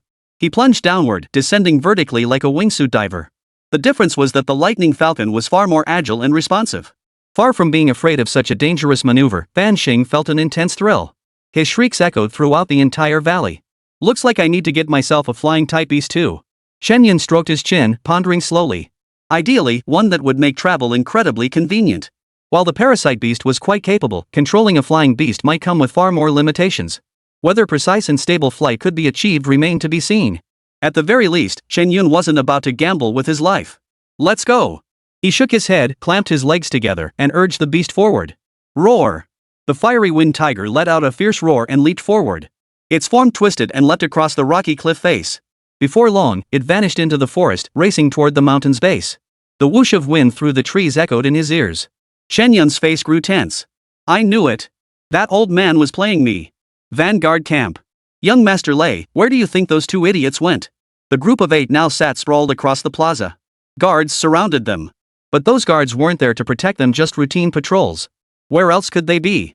Did you hear that bird call earlier? The leader of the group sneered dismissively. He sat comfortably in his chair, enjoying the breeze fanned by others. On this scorching summer day, a mere hint of cool breeze felt like pure bliss. As he spoke, he peeled a grape and popped it straight into his mouth. Young Master Lei, could that bird call just now have been from Chen Yun's beast? You fool! Who doesn't know Chen Yun's beast now? It's clearly a parasitic beast. So then, it must be that guy Fan Xing? The group murmured among themselves, some eager to prove themselves. For some reason, they seemed to be looking to him for direction. Lei Kaiyu raised an eyebrow, a flicker of displeasure crossing his eyes. As far as I know, Fan Xing's beast is an extraordinary grade lightning falcon. His strength surpasses all of us here, and the lightning falcon is among the elite of the extraordinary tier. He spoke with a hint of implication, though his true meaning remained unclear. However, upon hearing this, the few people beside him all wore thoughtful expressions. Those present here weren't weak by any means. Especially since they were all hand-picked by the military and admitted to the 4 major academies. Yet from Qinglong Academy, only Chen Yun and Fan Xing were present. Moreover, with both possessing exceptionally outstanding records, it was hard not to attract the attention of those with ulterior motives. So what if he's supernatural tier? It's not like we're any different. How strong could an electric light falcon really be? If I recall correctly, at least 2 of our beasts have natural advantages against it. Exactly. We absolutely cannot let them take the squad leader positions. The group plotted openly, seemingly unconcerned about being overheard. And indeed, that was the case.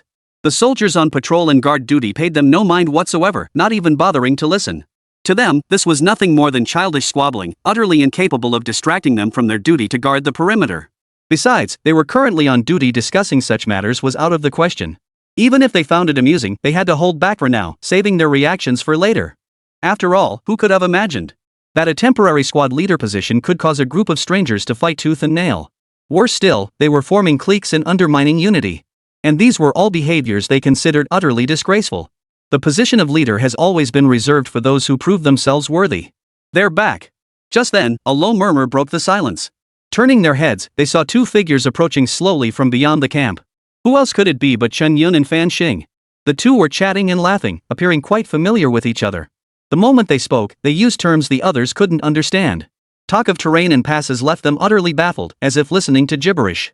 After straining to listen, they realized no one else could hear the conversation. Immediately, someone grew impatient. Chen Yun!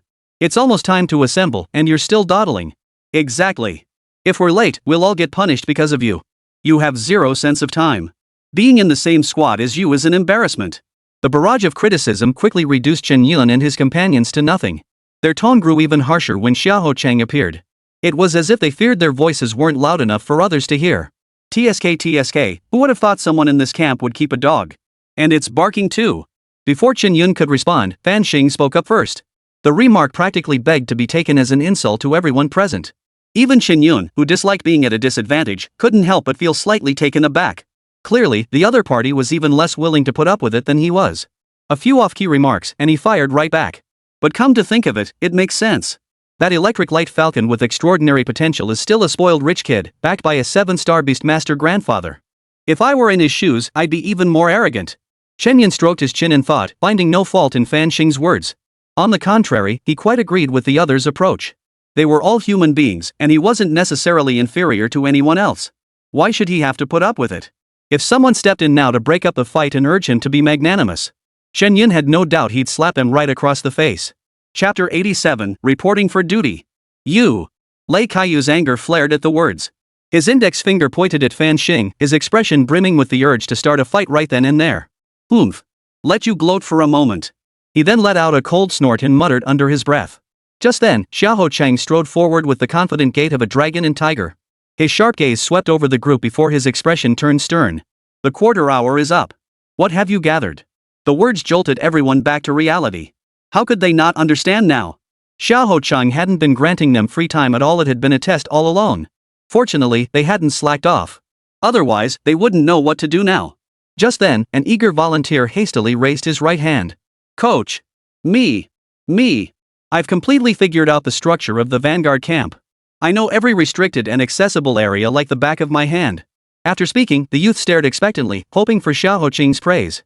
But to his utter surprise, his confident answer not only failed to earn the expected praise but instead left Xiahou Chang slightly disappointed. The slight shake of his head clearly signaled that this answer was far from satisfactory. Seeing this, everyone exchanged bewildered glances. For a moment, they couldn't quite fathom the coach's thoughts. Seeing that his earlier response had no effect, Lei Kaiyu's eyes darted around as if contemplating something. After a second or two, he spoke slowly. Coach, we just took a walk around and surveyed the camp's layout. I believe we are fully capable of handling the sentry duty. Lei Kaiyu's tone was resolute, as if he'd steeled himself for hardship. His demeanor didn't resemble that of a student here for training, rather, he looked like a job seeker skilled at communicating with superiors. His words clearly stated his position. Let Xiahou Cheng assign the tasks, they would take them all on. Even if they couldn't match the soldiers here, they would strive to close the gap and avoid falling too far behind. Whoa! Young Master Lei has such a grand vision. If young Master Lei hadn't enlightened me, I'd still be in the dark. Isn't that exactly what Coach Xia meant? Look at Chen Yun and Fan Xing, those two idiots probably haven't figured it out yet. That's only natural. Who says higher rankings mean better at reading people? Look at those two, they're completely clueless. Those two actually think Coach Xia's free time means they can go out and play. I could hear their voices from over here just now. The clique kept fawning over Lei Kaiyu. Meanwhile, they didn't forget to criticize Chen Yun and Fan Xing, belittling them to nothing. They'd even reached their final verdict without waiting for any explanation. Just as they reveled in their own drama, crafting their ideal narrative. Suddenly at that moment. Put! A sudden sound like air escaping. Fan Xing covered her mouth with one hand, her face flushed crimson from holding back laughter. That look on his face was like he'd just witnessed something utterly hilarious, and he couldn't help but burst out laughing. Fan Xing, what do you think you're doing? Exactly. If you won't do your own job, does that mean you're stopping others from doing theirs? You guys slacking off is your problem. But us following young Master Lei? We've got the inside scoop on everything happening in the camp. Exactly. We're honest and hard-working now, unlike you arrogant know-it-alls. Fan Xing's mocking laughter felt like he'd stepped on their tails, instantly setting them off. One by one, they lashed out at him furiously. They didn't spare Chen Yun either. Their verbal attacks boiled down to deep resentment at being overshadowed. Since they weren't competing on the same stage, they felt Chen Yun's title as national top scholar was somewhat inflated. Naturally, they refused to acknowledge his status. Throwing in a few insults along the way was just par for the course, normal procedure. What's the matter? Can't I even smile? Fan Xing shrugged indifferently. He seemed to have anticipated their reactions all along. His casual words, however, made them feel disdainful, and they immediately prepared to fight. Hey! Why get worked up over him? Lei Kaiyu waved his hand, feigning magnanimity as he tried to calm them down. But the fleeting flash of displeasure in his eyes betrayed him. He's just spouting off. How we perform still depends on Coach Xia. At this, a confident smile returned to Lei Kaiyu's face. It seemed he already anticipated receiving praise soon. The smugness between his eyebrows was utterly impossible to conceal. Look at him gloating. Fan Xing whispered, winking at Chen Yun. She looked like she was enjoying the spectacle, completely unfazed by the other side's numbers and not taking them seriously at all. But clearly, his guess was right. Just then, Xiahou Cheng slowly shook his head. Disappointment was clearly visible on his face. Put! At that moment, Fan Xing could no longer hold back. Unable to hold back, he burst out laughing. The sound of laughter reached their ears like a mad provocation. Lei Kaiyu, bearing the brunt of it, could no longer endure. Veins throbbed on his forehead. Before Xiahou Cheng could even speak, he blurted out first. You've gone too far. I've put up with you long enough. Lei Kaiyu pointed angrily at Fan Xing and roared. To an outsider, it would seem he'd suffered some profound insult to react this way. Why are you looking at me? You created this mess yourselves, do you expect me to take the fall for it? Fan Xing's face was filled with contempt, as if he utterly despised Lei Kaiyu and the others. Seeing this, Xiahou Cheng made no move to intervene. Instead, his gaze shifted toward Chen Yun and the others. Whether he was relishing the spectacle or harboring ulterior motives remained unclear. Chen Yun, tell me your side of the story. Xiahou Cheng paused to consider his words before continuing. Upon hearing this, Chen Yun nodded, ignoring the murderous glances from Lei Kaiyu and the others. He neither saw trouble nor feared it. A bunch of disorganized, undisciplined individuals thrown together at the last minute, they weren't worth his concern. Coach, earlier Chen Yun reported everything he and Fan Xing had witnessed in meticulous detail. The more he spoke, the brighter Xiahou Cheng's eyes grew, and the expressions on the others' faces became increasingly vivid. Lei Kaiyu, in particular, wore an increasingly sour expression, as if suffering from constipation. At that moment, he desperately wished he could find a way to bring Chen Yun down from his dazzling stage. He had assumed this trial would be his solo performance. Lei Kaiyu had already mapped out how he would shine and capture the military's attention. But now, it seemed all his plans had gone down the drain. Seeing Xiahou Cheng's eyes practically glowing, it was as if he was about to treat Chen Yun like a precious treasure. To the uninitiated, one might think Chen Yun was some rare beast capable of propelling a beast tamer to the heavens. Chen Yun! You forced my hand. Only one will laugh last, and that person will be me. Lei Kaiyu's face darkened as he murmured under his breath. Chapter 88, Transcendent Contract Space. Good. Very good. As Chen Yun finished his final report, Xiahou Cheng couldn't help but applaud. Of course, given Chen Yun and Fan Xing's performance, perhaps not a single person here could match them. But among these new recruits undergoing trials, they weren't just a cut above the rest, they were truly exceptional. See? That's the difference. Our vanguard camp could shift positions at any moment, and the layout of the camp itself is constantly changing. Instead of wasting your energy here, you should be learning the surrounding terrain. That way, whether we need to retreat or go out on reconnaissance, it'll be much easier. Xiahou Cheng spoke with a hint of frustration, as if lamenting wasted potential. He seemed deeply dissatisfied with their complacent, lackadaisical attitude. Don't think I don't know we're all beast masters. Even if you explored the entire camp, it wouldn't take more than 10 minutes. And I gave you a quarter of an hour, a full half hour. Lei Kaiyu and the others had been about to protest. But before their mouths could open, Xiahou Qing's words had already shut them down, leaving them speechless. Rebuttal? With what could they possibly counter? Xiahou Cheng wasn't speaking without evidence. As a member of the vanguard unit, he undoubtedly knew far more than they did. The truth was exactly as he had stated, they had indeed been slacking off. In an instant, 2 or 3 of the more sensitive ones hung their heads in shame. They pursed their lips, unsure what to say. This is hilarious. What were those guys thinking? Fan Xing nudged Chen Yun with his elbow. He whispered in a voice only the two of them could hear. Hearing this, Chen Yun merely shook his head. It's only natural. After all, we're all from different cities, and most of us are top scorers. No one wants to back down. But I just can't figure it out. Could it be that the summer training program has some special rewards? Otherwise, fighting over such trivial things is truly unnecessary. Chen Yun was utterly perplexed, his mind filled with questions. If there were tangible benefits, that would be another matter. But if it's just to balance out some petty resentment, it's really unnecessary. Take Lei Kaiyu and the others earlier, for instance. They insisted on showing off, only to end up in an awkward mess. They didn't get anything worthwhile, and they even got scolded. Of course there is. Fan Xing was just about to respond when a hearty laugh echoed from nearby. Everyone turned their heads in surprise. The tent flap was lifted from within, and a figure slowly emerged. Commander! Xiahou Qing's movements showed no hesitation as he promptly raised his hand in salute.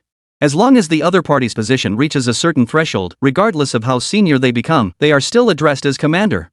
Instantly, the group felt even more bewildered and alarmed. What's the big deal? Someone of even higher rank is here to explain. When the figure finally appeared, Chen Yun couldn't help but raise an eyebrow. Lieutenant Lin? It's been a few days, but Chen Yun, you've truly made me look at you with new respect. Before Chen Yun could fully process his confusion, the other had already greeted him. It was none other than the young aide who had accompanied Zhang Weiguo, the old Jiang, on the day of the college entrance exam. They had met several times before his departure, and each retained some impression of the other. What surprised Chen Yun was that they'd crossed paths again after only a few days. The Dragon Nation spanned vast territories, with battlefronts stretching thousands of miles. The vanguard battalions were countless, and this area wasn't even within Fengzhou City's jurisdiction. To encounter him here was truly beyond Chen Yun's expectations. No need to be surprised, I came here specifically to find you. Seeming to sense Chen Yun's confusion, Adjutant Lin cut straight to the point. The words sent a chill through the group. They nearly lost their footing and collapsed to the ground. But given the inappropriate setting, they forced themselves to endure, legs trembling despite themselves. To show weakness now would undoubtedly invite contempt from everyone present. Damn it, isn't Chen Yun just a peasant? How the hell does he know people in the military? You're asking me? Who the hell should I ask? If I knew, would I be standing here with you lot, making fools of ourselves? Damn it, why are you looking at me? Like I'm the one who knows. The group murmured in low voices, their scalps prickling with unease. Who could have imagined that even with Chen Yun's background laid bare for all to see, such a twist could still occur? His father was an outcast in his family, and he'd been poor his entire life. Neither of those points seemed remotely connected to the military. Lei Kaiyu, in particular, was drenched in sweat. He wiped his forehead with a towel, and the sweat practically dripped off it. Damn it all to hell. The intel was wrong. No matter how powerful my family background is, I'm just a small-town local tyrant. How could I possibly compare to these people? Lei Kaiyu kept wiping his face. For some reason, the weather felt unusually stifling. Sweat poured down uncontrollably. Lieutenant Lin, what exactly is this reward you mentioned? Chen Yun asked with a smile. Since their earlier whispered conversation had been overheard anyway, there was no point in hiding anything. He was genuinely curious what could possibly make these elite individuals put on such a show. Nothing extraordinary, really. In previous years, it would have been an opportunity to enter the transcendent contract space. Extraordinary contract spaces? Chen Yun furrowed his brow slightly, searching his mind carefully. Unfortunately, no relevant memories surfaced. It felt utterly unfamiliar. Exactly. Within the transcendent contract space, every beast is at least transcendent tier. Once you reach the level required to contract a second beast, you can access this privilege at any time. And the squad leader will receive an additional Jade token. Possessing this token grants a small chance to attract even higher tier beasts. As Deputy Lin's words fell, Chen Yun suddenly understood everything. In essence, it all boiled down to self-interest. With guaranteed baseline rewards, squad leaders could still use the Jade token for another shot at higher tier beasts. With good luck, obtaining an exceptional grade beast wasn't entirely out of the question. No wonder. Chen Yun murmured softly. Wealth stirs the heart, and even more so when it comes to beasts. In this world, possessing a more powerful beast essentially meant possessing everything. Beasts with exceptional potential far surpassed extraordinary grade beasts in both growth rate and future potential. But then, as if catching a key phrase, Chen Yun's face clouded with confusion. Lieutenant Lin, if I recall correctly, you just mentioned previous years. Does that mean there's been some special change this year? As Chen Yun's words fell, everyone's ears perked up involuntarily. They hung on his every word, eager to hear what came next. At this, Deputy Officer Lin suddenly smiled. His voice seemed to pierce through the layered peaks, echoing endlessly through the valley. Indeed. You've arrived just in time. Chapter 89, The Captain's Contest. I caught up? Chen Yun pointed at himself, somewhat confused by the other's meaning. Could it be that this reward held some special significance? Exactly. Deputy Lin nodded. But I can't reveal the specifics of the reward just yet. Seeing Lin's mysterious expression, everyone grew even more curious. The randomness of the beast contract was considerable. Among those present, only Chen Yun knew of the parasitic beast's extraordinary nature, the rest had essentially gotten lucky. But if there were a place where one could contract another extraordinary grade beast with absolute certainty, that would be an entirely different matter. And now, Deputy Lin was telling them just that. Beyond the extraordinary contract space, an even better reward awaited them. This made them wonder, no matter how great the reward, could it possibly surpass the stability of binding an extraordinary grade beast? Facing the probing stares of the group, Deputy Lin merely smiled. Don't even think about it. Only if you perform well enough within the next month and a half will you earn the right to know. Even if he was itching to spill the beans, he couldn't. For this matter touched upon certain secrets, a matter of great importance. Had Elder Jiang not taken a liking to Chen Yun, he himself would still be in the dark. All this secrecy, could it possibly defy the heavens? In contrast, Fan Xing seemed far less concerned. Ignoring everyone else's reactions, he whispered to Chen Yun. Or so he thought that no one else could hear. Upon hearing this, Xiao Qing's face flushed with embarrassment, his pride stung. With their boss right there, these two really weren't afraid to stir up trouble. There's nothing earth-shattering about it provided you can secure that qualification first. Otherwise, it's all just empty talk. Lieutenant Lin, however, seemed unconcerned. Shaking his head dismissively, he paid no heed to Fan Xing's words. He had heard a thing or two about this young master before him. His family's influence wasn't vast, but their capabilities were not to be underestimated. What he didn't mention was that if word of this leaked out, it wouldn't just be Fan Xing, even the people behind him would be tempted. Indeed, Deputy Lin is correct. Chen Yun nodded in agreement. No matter how tempting the reward sounded, it was meaningless if he couldn't secure it. If they revealed it now and failed to secure the reward later, wouldn't that be awkward? So, Deputy Lin, what exactly is our mission? Chen Yun cut straight to the point. Since this was a trial, there must be a mission. Otherwise, why bother coming here? To sightsee and enjoy the scenery? Upon hearing this, Deputy Lin didn't respond immediately but turned to look at Xiao Qing. Seeing this, Xiao Qing immediately caught on. Right. Barring any surprises, our primary task will be routine patrols. Additionally, being part of the vanguard unit means reconnaissance missions to the front lines are inevitable. Xiao Chang made orderly arrangements, such matters were second nature to him. Hearing this, the others couldn't help but breathe a slight sigh of relief. As novice beast tamers, they naturally prioritized safety whenever possible. After all, no one wanted to encounter a ferocious beast right off the bat. Also, we must select a squad leader from among you now. The primary responsibilities would be assigning daily tasks and coordinating between teams. Xiao Qing said, his gaze sweeping over Chen Yun and the others. Instantly, the expressions of the others grew solemn. Except for Fan Xing, who appeared as carefree as ever, maintaining his usual indifferent, unconcerned attitude. Clearly, this so-called squad leader position held little interest for him. Hey, Yun, why don't you go for it? I'll back you up. Fan Xing chimed in, clearly relishing the drama and showing no regard for the others. To him, it seemed like Chen Yun securing the squad leader position was a foregone conclusion. Not interested. It's a thankless job. Let whoever wants it take it. Chen Yun shook his head, equally unenthusiastic. Before the rewards were announced, he hadn't given it a second thought. What could possibly be more advanced than a transcendent contract space? Chen Yun rolled his eyes inwardly, feeling somewhat unimpressed. He'd already witnessed mythic tier wonders, why bother with such petty trifles? Lieutenant Lin's long speech was essentially no different from a boss in a company who liked to make empty promises. Instead of all that talk, it would be more practical to just hand out some actual rewards. The pair's blatant indifference infuriated Lei Kaiyu and his crew. All the underhanded maneuvers they just pulled off were meant to eliminate the two most competitive contenders. Not only had they been humiliated, Now, without a second thought, they outright rejected the squad leader position. This move essentially told them that all their previous efforts had been nothing but a joke. Chen Yun, Fan Xing, you two are taking yourselves way too seriously. Immediately, someone stepped forward. His face was twisted with fury, as if he'd been mocked. Hearing this, Chen Yun and Fan Xing exchanged bewildered glances, their faces clouded with confusion. For a moment, they couldn't fathom what the other person was trying to achieve. They had both clearly stated their positions. They had no interest in competing for the squad leader role, yet the other party didn't seem particularly pleased. Hey! Are you guys out of your minds? Fan Xing's explosive temper flared instantly. He looked like a street thug, ready to jump someone at any moment. The moment we got back, you two started giving us that weird, passive-aggressive vibe, like you think we can't compete for the squad leader position. Now that we've granted your wish, you're actually unhappy? Are you poisoned? Fan Xing's words cut deep, his words dripping with venom. He didn't even bother to consider the presence of Deputy Officer Lin and Xiahou Qing, ruthlessly exposing their shortcomings without a shred of courtesy.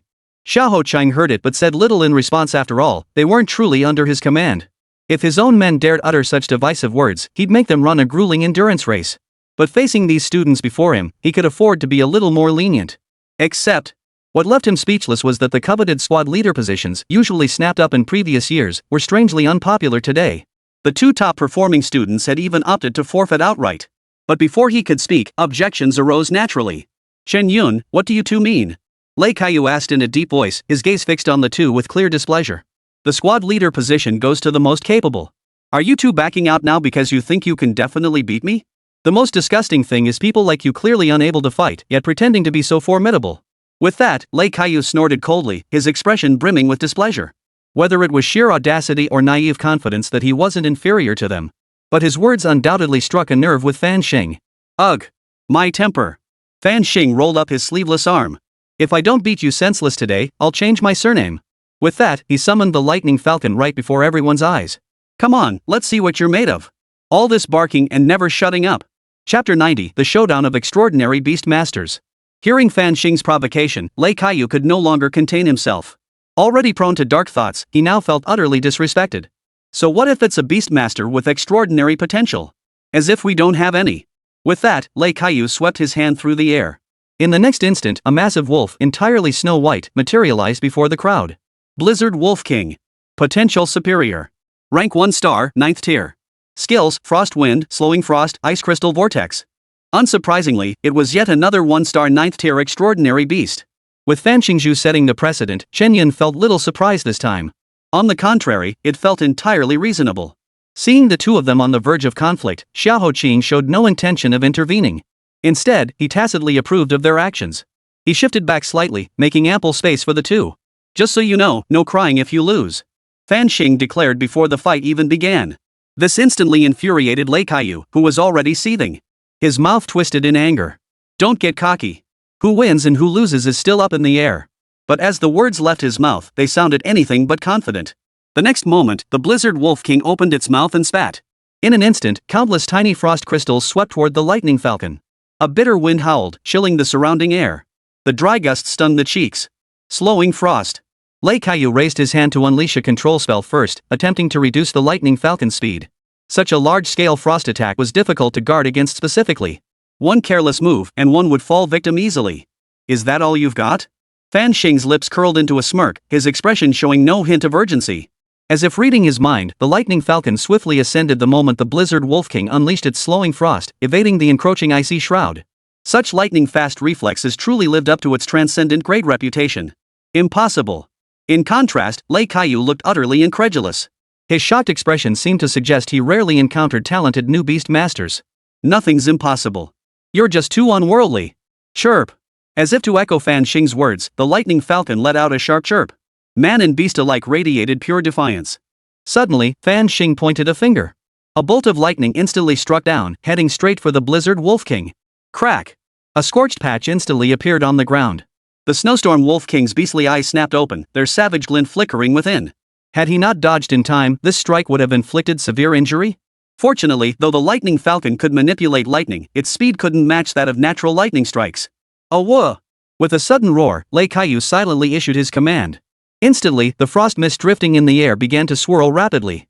Floating ice crystals swirled toward the lightning falcon midair. Ice Crystal Vortex. As Lei Kaiyu's voice faded, an intense gravitational pull suddenly emerged from all directions. It felt as though some force was desperately pulling the lightning falcon into the vortex. If caught, it might be shredded beyond recognition by the ice crystals within. Fan Xing didn't take any chances, immediately unleashing his full power. Lightning Falcon, activate lightning body. His voice grew deep and cold as he commanded. The words had barely left his lips when lightning began to swirl around the lightning falcon. The next instant, a streak of yellow light swept past. By the time he could focus again, the lightning falcon had completely escaped the ice crystal vortex's range. Oh! Elementalization. Chen Yun, who was watching the battle, felt a slight surprise in his heart and couldn't help but take a few more glances. This ability filled him with envy. It was a truly versatile skill capable of both offense and defense.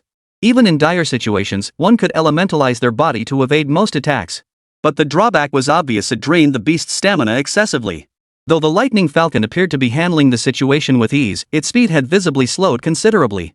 If this happened a few more times, Lei Kaiyu wouldn't even need to intervene. The falcon would likely be defeated outright. As Chen Yun pondered, the two combatants were already locked in a fierce grapple.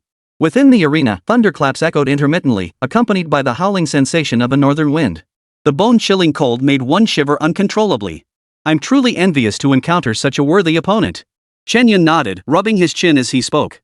If he were to step in, failing to knock them both to the ground within a few moves would mean his skills had definitely grown rusty. The parasitic beast within the beast control space seemed to sense his thoughts, nodding in agreement.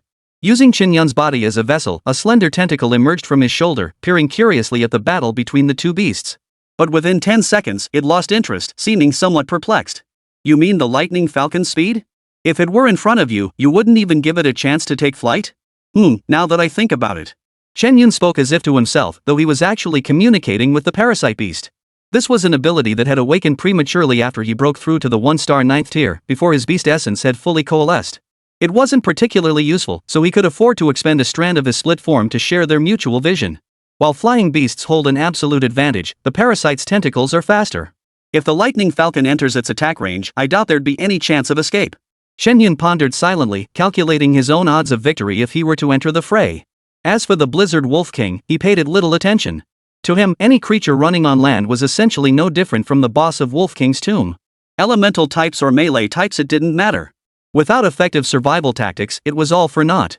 To put it bluntly, if you face the Blizzard Wolf King, the parasite won't budge unless you slam it into the ground. Snap. A whoa! Another bolt of lightning struck, accompanied by a piercing wolf howl. A faint, acrid scent seemed to fill the air. Chen Yun looked up to see the snowstorm Wolf King lying on the ground, covered in bruises and convulsing. Seeing this, Lei Kaiyu panicked and rushed over, crouching down to support the snowstorm Wolf King. Clearly, this contest between the newcomers ended with Fan Xing's victory. However, the lightning falcon wasn't much better off. Icicles clung to its entire body. Particularly on its abdomen, a gruesome wound gaped, embedded with an ice spike. Fan Xing. Victory! Without a moment's hesitation, Xiahou Qing declared the result. His single command ended the farce between the two. If treatment wasn't administered promptly, the cost would be far more than tenfold. Now, what else is there to say? Fan Xing stood towering over Lei Kaiyu as he spoke. At his side, the lightning falcon hopped along, listening intently with an air of pride. Chapter 91, Rejecting Involution, starting with yourself. Since you've secured victory in this battle, according to our rules, you are now the captain of your squad. Xiahou Qing looked at Fan Xing, his eyes filled with approval. His perspective differed markedly from that of Deputy Officer Lin. The military camp placed greater emphasis on performance. Until they witnessed Chen Yun's true capabilities, their stance wouldn't change much. However, Fan Xing seemed uninterested in the squad leader position. He waved his hand dismissively and turned to look at Chen Yun. Brother Yun, I think you're the right person for the squad leader role. The words hung heavy in the air. Xiahou Qing froze, and Lei Kaiyu wasn't faring much better. Having already lost the match, they felt stifled and frustrated. Now, it felt like they'd been thoroughly humiliated. The position he'd longed for and coveted so intensely was being snatched away so easily by someone else. Not only that, but he'd stepped over his shoulders to get there. If that were all, it might have been bearable. The real issue was that Fan Xing didn't seem to care about the squad leader position at all. Without a second thought, he handed the position over to Chen Yun. This series of actions felt like a stinging slap across his face, burning with pain. Fan Xing, did you do that on purpose? Before Chen Yun could even respond, Lei Kaiyu couldn't hold back any longer. His face twisted into a ferocious grimace, flushed crimson. He seemed to be teetering on the edge of explosive rage, ready to ignite at the slightest provocation. What do you mean, on purpose? Fan Xing furrowed his brow, confused by the accusation. I think Brother Yun is stronger than me, and I don't care for this squad leader position anyway. I gave it to him, what's the problem? Fan Xing looked at Lei Kaiyu, a hint of disdain in his tone. Then, as if something occurred to him, his eyebrow shot up slightly. What? You're not upset, are you? You're just a defeated opponent. What right do you have to influence my decisions? His words were blunt, leaving no room for compromise. And indeed, Fan Xing harbored no goodwill toward Lei Kaiyu whatsoever. From the very beginning, when they hadn't bothered to confront him, Lei Kaiyu had acted as if they were easy targets. Not only did he pull underhanded tricks, but he also tattled to Xiahou Chang. Fan Xing had always despised such people, especially those who loved to snitch. You! Faced with such a tirade, Lei Kaiyu trembled with rage. His knuckles turned white, ready to lash out at any moment. But Fan Xing, seeing this, paid him no mind. His beast rider had already been defeated, leaving him incapable of continuing the fight. Even if there were, Xiahou Chang wouldn't stand idly by. A loss is a loss. Resorting to underhanded tactics would only invite greater contempt. Perhaps Lei Kaiyu recognized these 2 points as well, which is why he could only swallow his pride. Chen Yun, what's your take? Asked Deputy Commander Lin, turning to him. Although the proposal had come from Fan Xing and hadn't yet been approved by Xiahou Chang, as the superior officer, Lin still held some decision-making authority. He could act unilaterally without consulting others. That said, he still chose to consult first. Upon hearing this, Chen Yun silently shook his head. No way. Young, don't play dumb with me. If they can't see through it, how could I possibly be unaware? Seeing his refusal, Fan Xing was the first to lose his temper.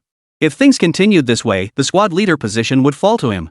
Even if it went to someone else, it would be hard to convince the team. Right now, Chen Yun was undoubtedly the most suitable candidate. But Chen Yun's stance was resolute. Without a moment's hesitation, he flatly refused. Why should I take credit for a battle you won? Chen Yun rolled his eyes and retorted irritably. From the very beginning, he had no intention of stealing the spotlight. If he really became the squad leader, he'd end up cleaning up after the rest of the team. The mere thought of it made his scalp tingle. Whoever wanted that thankless job could have it, he certainly didn't. He'd much rather stay a regular squad member and enjoy the freedom. Hey! Yun, don't be like that! Fan Xing immediately protested, his voice filled with urgency. You're way better than me. You should definitely be the squad leader. The moment the words left his mouth, discontent erupted. Fan Xing defeated Lei Xiao, everyone saw it. What does Chen Yun even amount to? Exactly. With Fan Xing's skills, I wouldn't even give myself a 20% chance of winning. I know my limits. But Chen Yun. Just say it, you're implying Chen Yun is a fraud, right? I think so too. I never said that. But now that you mention it, I agree. The group teased him openly, causing Xiahou Qing's brows to furrow slightly. The new recruits from the summer training camp were great in every way. Their aptitude far surpassed that of the freshmen under his command. But when it came to discipline, they fell far short. Especially those who had ranked at the top of their college entrance exams. Each one looked down their noses at everyone else, none willing to yield to another. He wanted to discipline them, but felt somewhat powerless to do so. The orders from above were clear.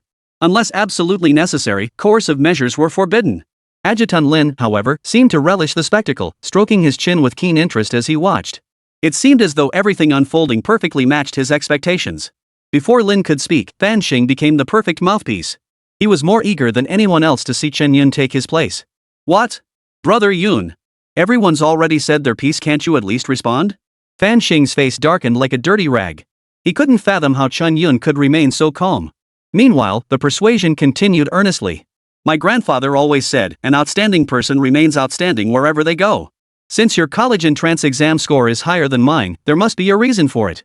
Don't just look at us here, you're first and I'm second. But in reality, you're the top student in the entire country this year, while I can't even crack the top 10. Fan Xing had a crystal clear understanding of his own standing. Especially when it came to rankings. Once you reached a certain level, the difference between first and second place was like heaven and earth. Don't underestimate the gap between a single ranking spot. It could represent a huge difference in actual ability. And he was outside the top 10, while Chen Yun was at the very top. Chen Yun raised an eyebrow slightly, but silently gave him a thumbs up. Keep it up. I believe in you. He didn't give Fan Xing any chance to elaborate, rejecting his proposal outright. Say no to internal competition, starting with myself. Are you kidding? Why would I ditch a cushy desk job to do menial work? If I really become a squad leader, won't I have to babysit you guys like a nanny? How am I supposed to hunt down murderers then? Chen Yun muttered inwardly, already forming a rough judgment. With the Parasite Beast star upgrade imminent, who had time for such trivialities? Finally, with no other options left, Fan Xing played his trump card. Brother Yun. Just take the squad leader position. We can talk about the price. Chapter 92, 1 against 7? As Fan Xing's words fell, everyone froze in unison. Xiahou Chang's expression darkened. Here in front of their own people, he was blatantly offering a bribe. And all for the sake of getting Chen Yun to take that squad leader position. Instantly, his resentment toward Chen Yun deepened. You want Chen Yun to be squad leader, don't you? Xiahou Qing's brow furrowed deeply, displeasure flashing across his face. Fine. Let him go up. But only if he can defeat any three of them. Hearing this, Chen Yun froze in surprise. Wait, I never agreed to this. This is an order. No matter what happens today, you must complete 3 matches. For every match you lose, the punishment doubles. Suddenly, Chen Yun felt like trouble had fallen from the sky while he was sitting at home. For some inexplicable reason, darkness seemed to descend before his eyes. He hadn't done anything wrong, yet he could smell the tension in the air and it was clearly directed at him. In that moment, Chen Yun felt nothing but profound speechlessness. Words failed him, and he didn't know how to express what was on his mind.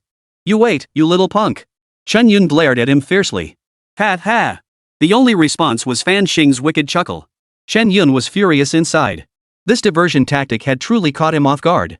Who could have guessed that Fan Xing's sneaky maneuver would nearly backfire on him? Truly, a friend's clever chain of schemes had led him straight to the guillotine. No.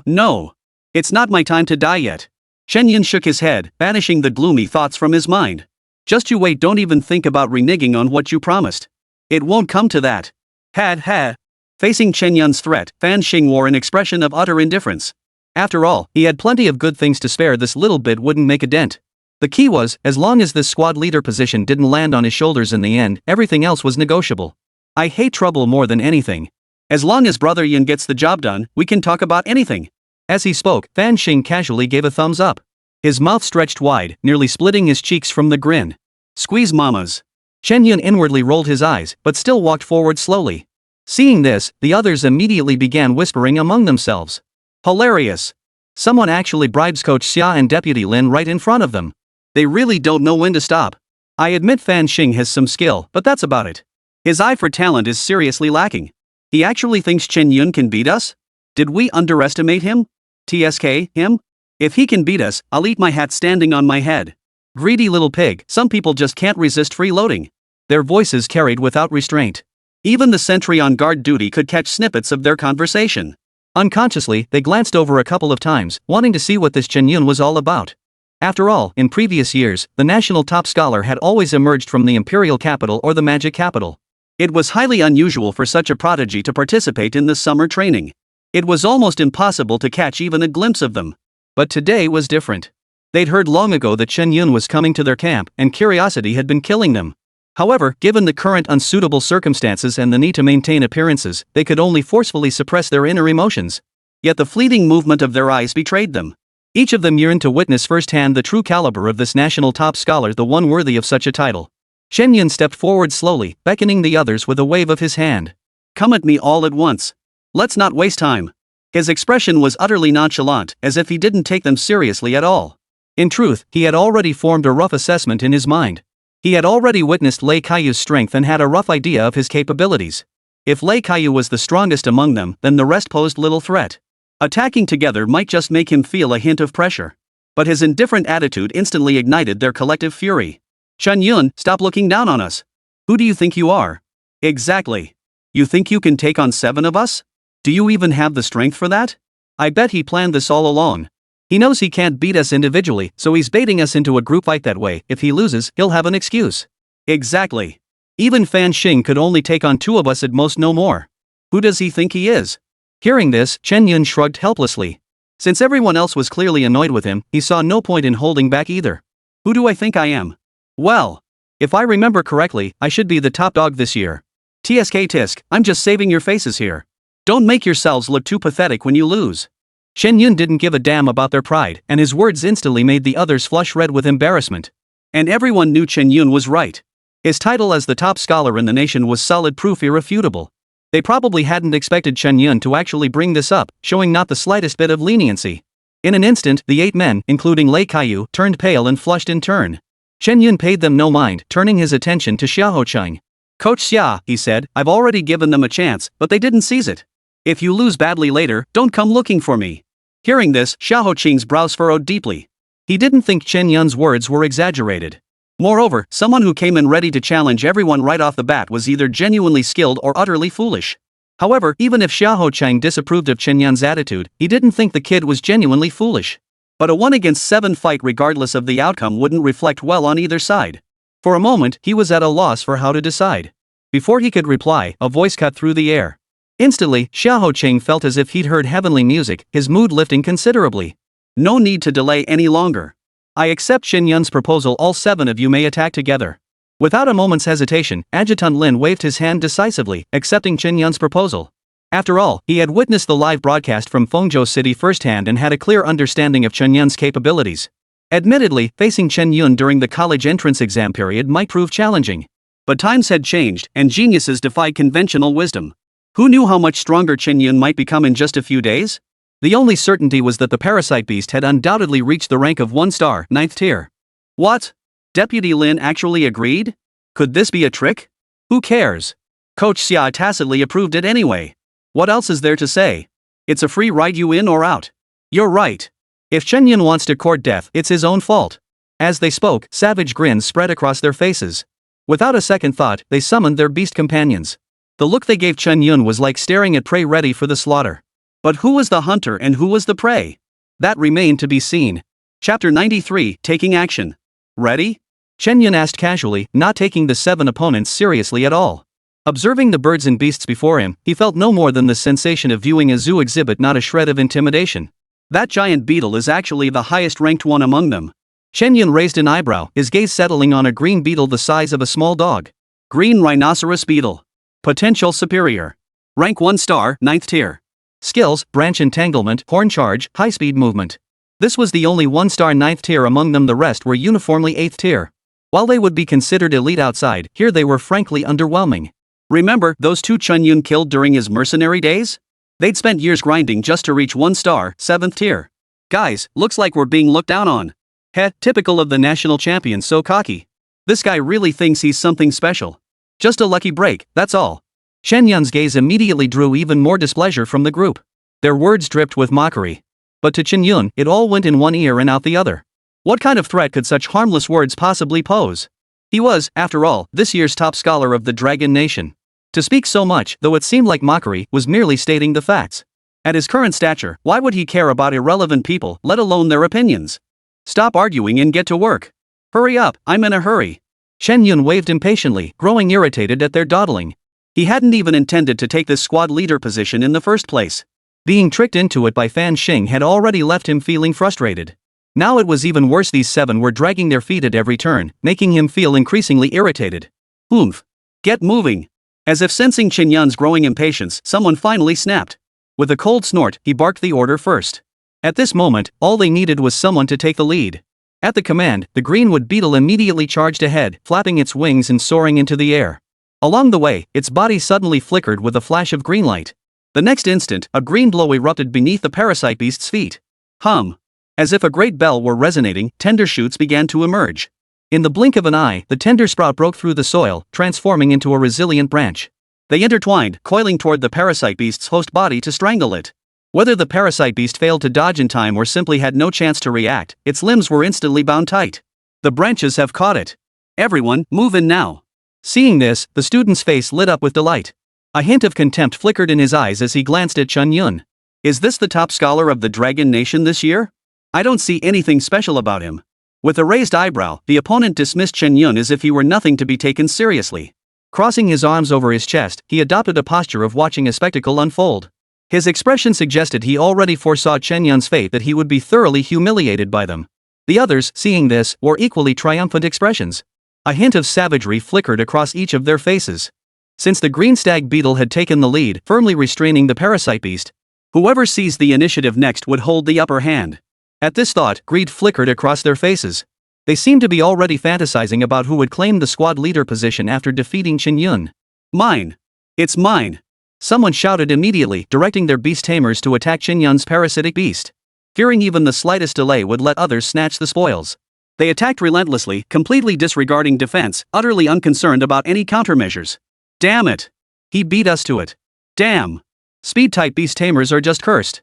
Some gritted their teeth inwardly, seething with resentment. In their eyes, Chen Yun's defeat was a foregone conclusion. And all the benefits would be snatched up by those who acted faster. Come on, Yun. Show them what you're made of. Facing such a crisis, Fan Xing showed not a trace of worry. Instead, he continued waving his flag and cheering. His enthusiastic demeanor made one wonder if these few could actually defeat Chen Yun. This doesn't add up. Fan Xing doesn't seem that foolish. Xiahou Cheng furrowed his brow, deep in thought. Considering Fan Xing's earlier behavior, he suddenly felt puzzled. He knew full well that the man merely appeared careless and a bit dim-witted on the surface. In reality, Fan Xing's mind was as clear as a mirror, even displaying a cautious, wait-and-see attitude. Xiahou Cheng couldn't believe someone like that would be so clueless. No. Fan Xing must have seen the college entrance exam replays. He must know something. If Chen Yun acted a bit arrogant, that could be explained. But there's no reason Fan Xing would too. This thought seemed to confirm something for Xiahou Cheng. He turned to look at Deputy Officer Lin, only to find the latter unusually calm. Lin watched the battle unfold without a trace of urgency. After all, from the very beginning until now, the person who had placed the most faith in Chen Yun was undoubtedly Deputy Officer Lin. It made no sense that at this critical juncture, he showed no reaction whatsoever. This time, these young ones are finished. Realizing everything, Xiahou Cheng silently mourned for the figures in the arena for half a second. Sure enough, the next moment. Smack! Smack! Smack! A series of sharp slaps echoed through the air.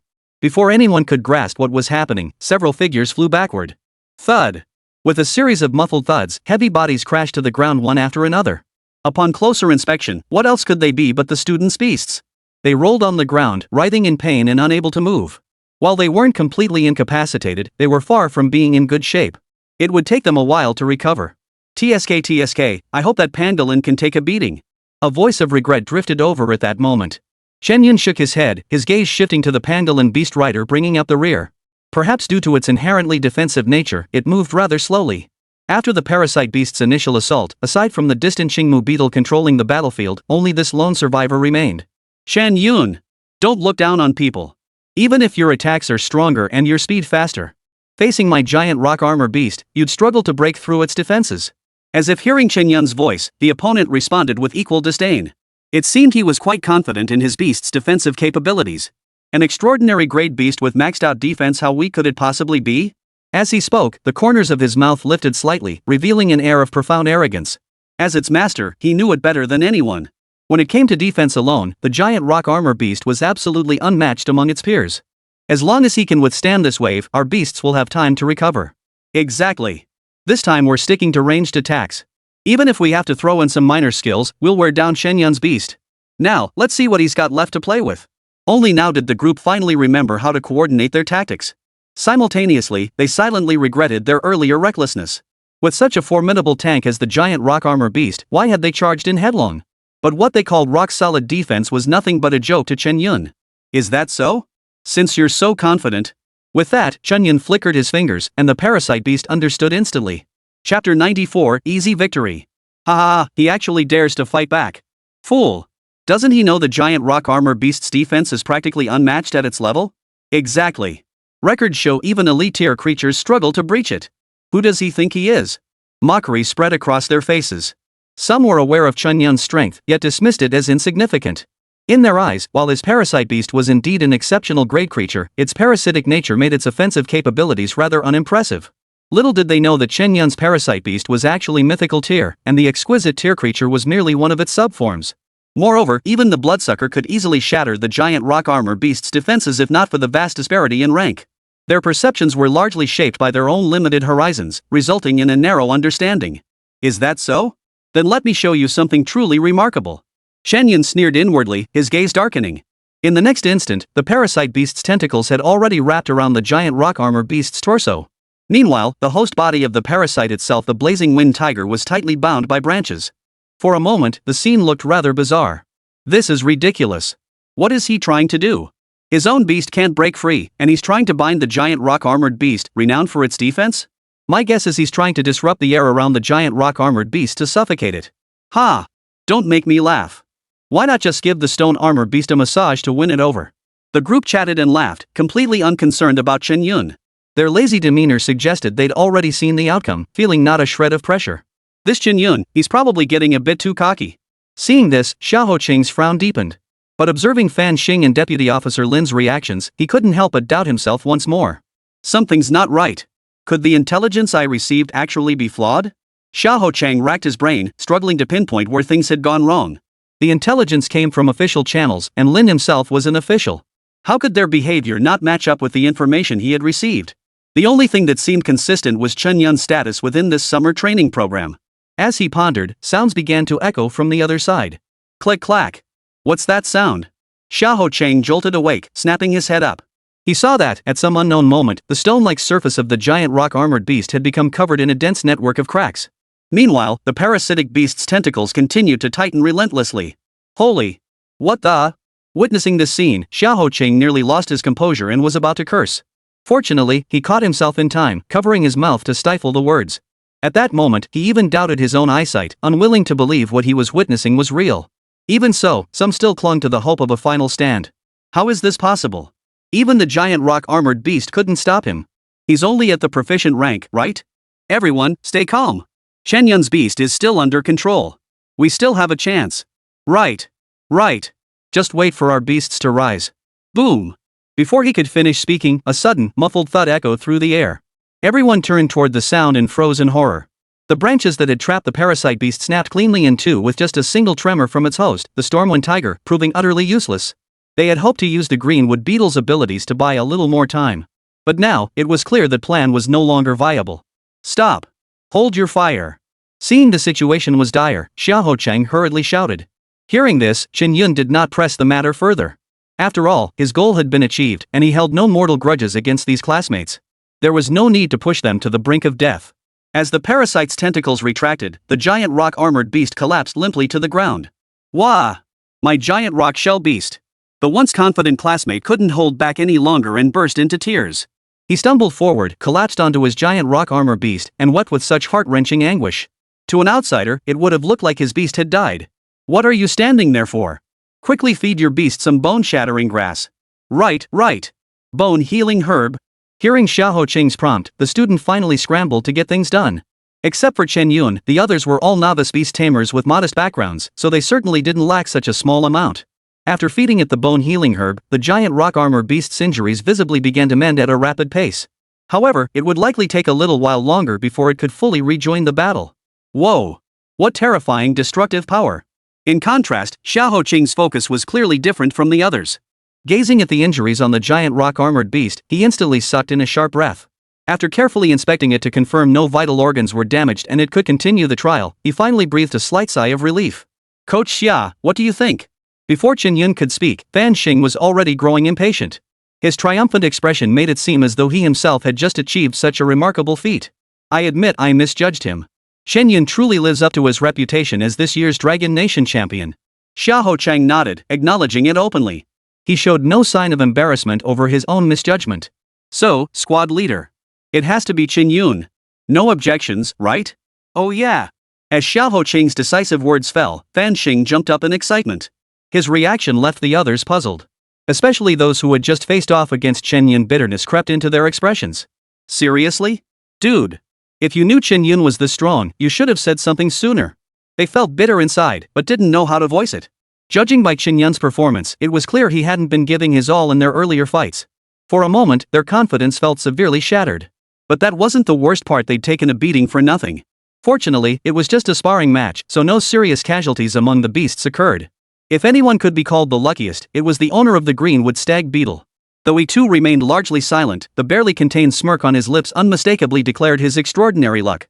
He played defense throughout the entire match, and in the end, his beast hadn't even been injured. Even though he lost, he was still a winner in life. Ahem, Captain Chen Yun, I admit I misjudged you earlier. I apologize. Muyu stepped forward with the greenwood beetle, bowing slightly. The speed at which he changed his tune left everyone utterly speechless. One moment they were locked in fierce combat, the next he was addressing him as Captain. Captain Chen. This time, we lost. That's right, we truly didn't recognize a mountain when we saw it. The captain's position is rightfully yours. I, Chen Duo, admit defeat wholeheartedly. There's nothing more to say. As Muyu finished speaking, the others chimed in agreement. Seeing the sincerity in their eyes, Chen Yun felt nothing but a headache coming on. He really didn't want to be captain. Chapter 95, Lei Kaiyu, the man everyone wants to beat. Don't worry, Brother Yun, you'll get your share. Fan Xing winked and patted Chen Yun's chest reassuringly. Hearing this, Chen Yun couldn't really say anything more. After all, they'd already made their intentions clear. He'd already taken the position, there was no turning back now. Under these circumstances, it was better to accept it gracefully. Congratulations, Chen Yun. Deputy Officer Lin smiled, walking over to pat Chen Yun on the shoulder. His expression radiated approval, reminiscent of a senior mentor looking upon a promising junior. Actually, I really didn't want it, Chen Yun said helplessly.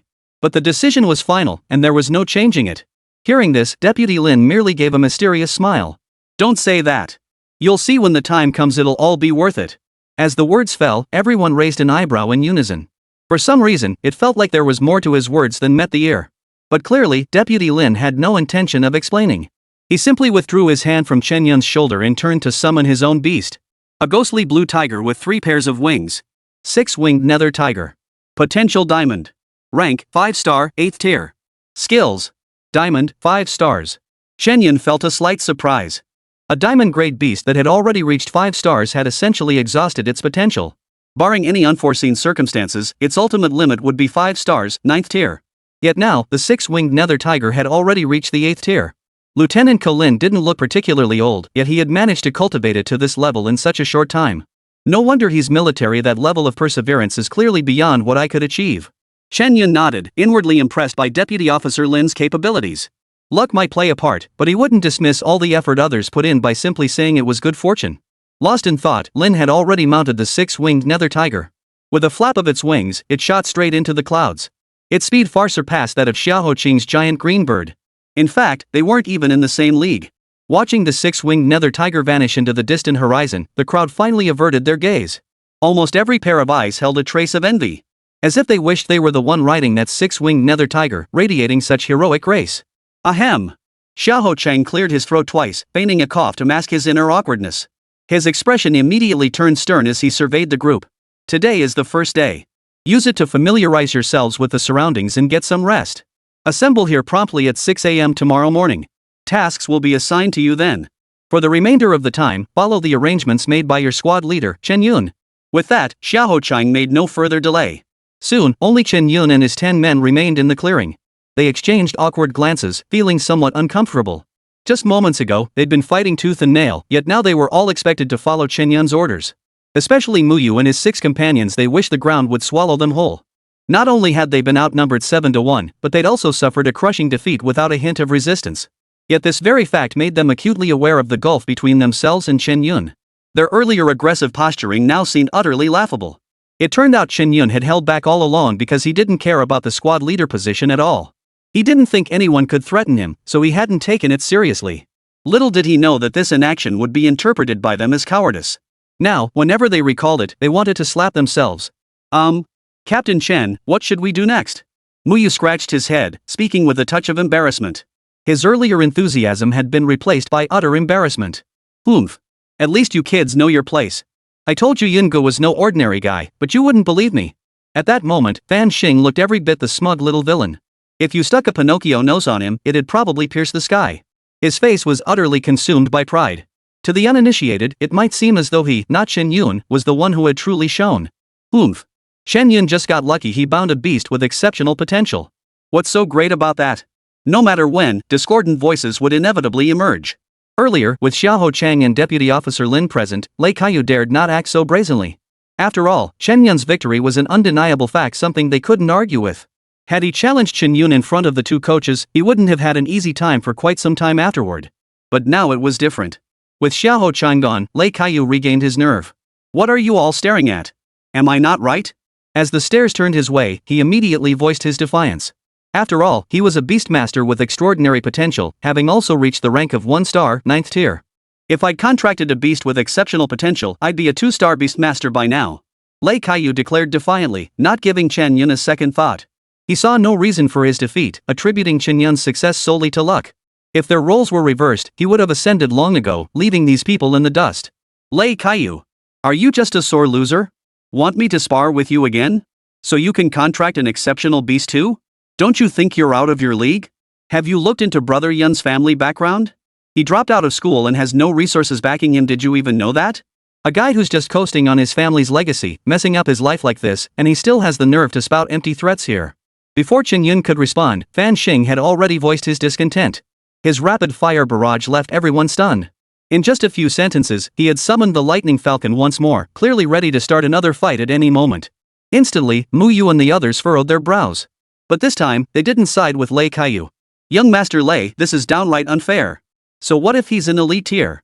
Don't you realize you have your family backing you? How can you even compare? Exactly. You win some, you lose some. And losing to Chen Yun isn't exactly shameful. Lei Kaiyu, earlier you pressured us to make things difficult for Chen Yun. We didn't think much of it then, but now it's clear you're truly disgusting. The crowd unleashed a torrent of criticism at Lei Kaiyu, mercilessly tearing away his mask of hypocrisy. Some even felt deceived, shifting all blame onto him. In an instant, Lei Kaiyu became the pariah everyone wanted to beat. You, all of you. When the wall falls, everyone pushes. At this moment, Lei Kaiyu was so enraged his cheeks burned crimson. Pointing a finger at the group, he could barely speak. Oomph. Just you wait. Time will prove I'm right. Chen Yun. You just got lucky. Don't get too cocky. Lei Kaiyu snorted coldly, then turned and walked away. Without waiting for Chen Yun's instructions, he left the camp and disappeared into the woods beyond. Seeing him dash off so rudely, the others exchanged stunned glances. But since it was free time, it wasn't appropriate to challenge the captain's authority or say anything negative. Yun, be careful. I have this feeling that guy's got something up his sleeve. Who knows when he might stab us in the back? Fan Xing furrowed his brow deeply and whispered to Chen Yun. Chapter 96, the grand finale. In the blink of an eye, over 10 days had passed. Everything had remained peaceful during this period until Lei Kaiyu received a phone call. Is this young Master Lei? Who is this? Lei Kaiyu frowned at the unexpected call on the other end of the line. While his status wasn't exactly noble, it certainly didn't mean just anyone could know his number. This is Chen Feng from the Chen family of Fengzhou City. Fengzhou City? Chen Feng? Upon hearing this, Lei Kaiyu's eyes narrowed slightly. Those two words felt strangely familiar to him. His pupils contracted sharply, as if a connection had suddenly clicked into place. What is Chen Yun to you? Lei Kaiyu's words were blunt, without the slightest pretense. He understood that if the other party was close to Chen Yun, they wouldn't have revealed their identity so quickly. On the contrary, he would likely have concealed it and then threatened him. Chen Yun? He's nothing but a cast-off of the Chen family. It seems young Master Lei isn't exactly on good terms with Chen Yun either? Ha? You want to use me as your pawn? Lei Kaiyu wasn't stupid. Although this matter had been brewing for some time, it would be hard to justify if outsiders found out. After all, this was the Vanguard Corps. Unless someone deliberately dug into it, they wouldn't know that much. Rest assured, our Chen family will handle this ourselves. Handle it yourselves? Do you take me for a 3-year-old? Not at all. Young Master Lei, all you need to do is provide the exact location. Hearing this, Lei Kaiyu couldn't help but fall into deep thought. If it was truly as they claimed, it seemed he had nothing to lose. All he needed to do was provide a set of coordinates. Even if it came to an investigation later, the trail would lead back to the Chen family first. With that realization, Lei Kaiyu decisively agreed to the proposal. Little did he know that on the other end, Chen Feng stared at the coordinates on his phone, a cold smile curling his lips. Chen Yun, even if you have an exceptional grade beast tamer, so what? With that, he composed a message and sent it off. Little did he know, every move he made was under close surveillance. Every move he made had been under scrutiny by the relevant authorities ever since he and Lei Kaiyu from the Vanguard Corps made contact with the outside world. Logically speaking, if Chen Yun were merely a novice exceptional grade beast tamer, he wouldn't warrant any attention. Unless, of course, someone vouched for him. Brother Jiang, aren't we making a mountain out of a molehill here? As far as I know, this Chen Yun is just an elite beast master. While he shows promise, that doesn't mean everything. You know how it is, this excellence rank might just be the peak of Chen Yun's potential as a beastmaster. Inside the conference room, an elderly man with similarly graying hair and beard was conversing with Jiang Weigua. Were it not for their military uniforms, one might mistake them for two old neighbors chatting away. Who would have guessed that one of them was the top commander frequently seen on television? No. All I can say is, you've misjudged him too. Don't you find it strange? Why can't even I discern the rank of his parasitic beast? Yet the sub-entity it split off, I can clearly see it's of the exceptional grade. The more Jiang Weigua spoke, the deeper his frown grew. It was as if he held the answer to a puzzle he could have confirmed, yet lacked any direct evidence to prove its validity. At this point, even the first leader couldn't help but raise an eyebrow. How is that possible? Something even you can't discern must be at least legendary grade. This tiny Fengzhou city has produced such a prodigy, we must protect him. He didn't need to think twice. Trusting Jiang Weigua implicitly, he felt the man had no reason to deceive him. He was the chief commander, he could afford to wait. But the people couldn't. Beasts now encircled the major cities, and the people lived on the edge of a knife. Even if there was only the slightest chance, he had to take the gamble. What if it was real? Report. Reporting to the commander. Reporting to Elder Jiang. The Chen family is making a move. They seem intent on eliminating Chen Yun. At that moment, a soldier under Jiang Weiguo's command rushed in breathlessly. Originally, they were only tasked with monitoring the vanguard battalion's every move, but unexpectedly, a real incident had occurred. The soldier promptly relayed all the intercepted intelligence. Before Jiang Weiguo could respond, Commander Number One's eyes blazed with fury. Bang! The Chen family has the audacity. He slammed his palm down on the table with such force. In an instant, the table shattered into pieces. It was hard to imagine that such a feat could be accomplished by a man on the brink of death. Even a beast tamer who could channel feedback from their beasts wouldn't reach such a level. The soldiers fell silent, for they could tell that Commander Number One was absolutely furious. Someone immediately reinforce the XX Vanguard Battalion and raid the Chen family compound in Fengzhou City. Imprison every involved party and anyone caught with dirty hands all await punishment. The swift and decisive action drew even Jiang Weiguo's admiration. He himself, at least, lacked such decisiveness. This display also underscored how perilously close the Dragon Nation truly was to the brink of crisis. Some matters demanded immediate action. Once the beast tide arrived, there would be no chance for regret. Fengzhou City, Chen Family Manor. Chen Tianzhan lay comfortably on the sofa, enjoying being fed by his maid. He was already fantasizing about how, after Chen Yun's death, the Chen family would finally begin to value him. Little did he know that his foolish actions would bring disaster upon the entire family. Why is it so noisy outside? Suddenly, Chen Tian's brow furrowed slightly. In a daze, he thought he heard sounds from outside. Just as he was puzzling over it. Bang! Freeze! Searching the premises. A thunderous crash echoed as the door was kicked open. The soldiers didn't even bother with formalities. Their command shattered Chen Tian's illusions in an instant.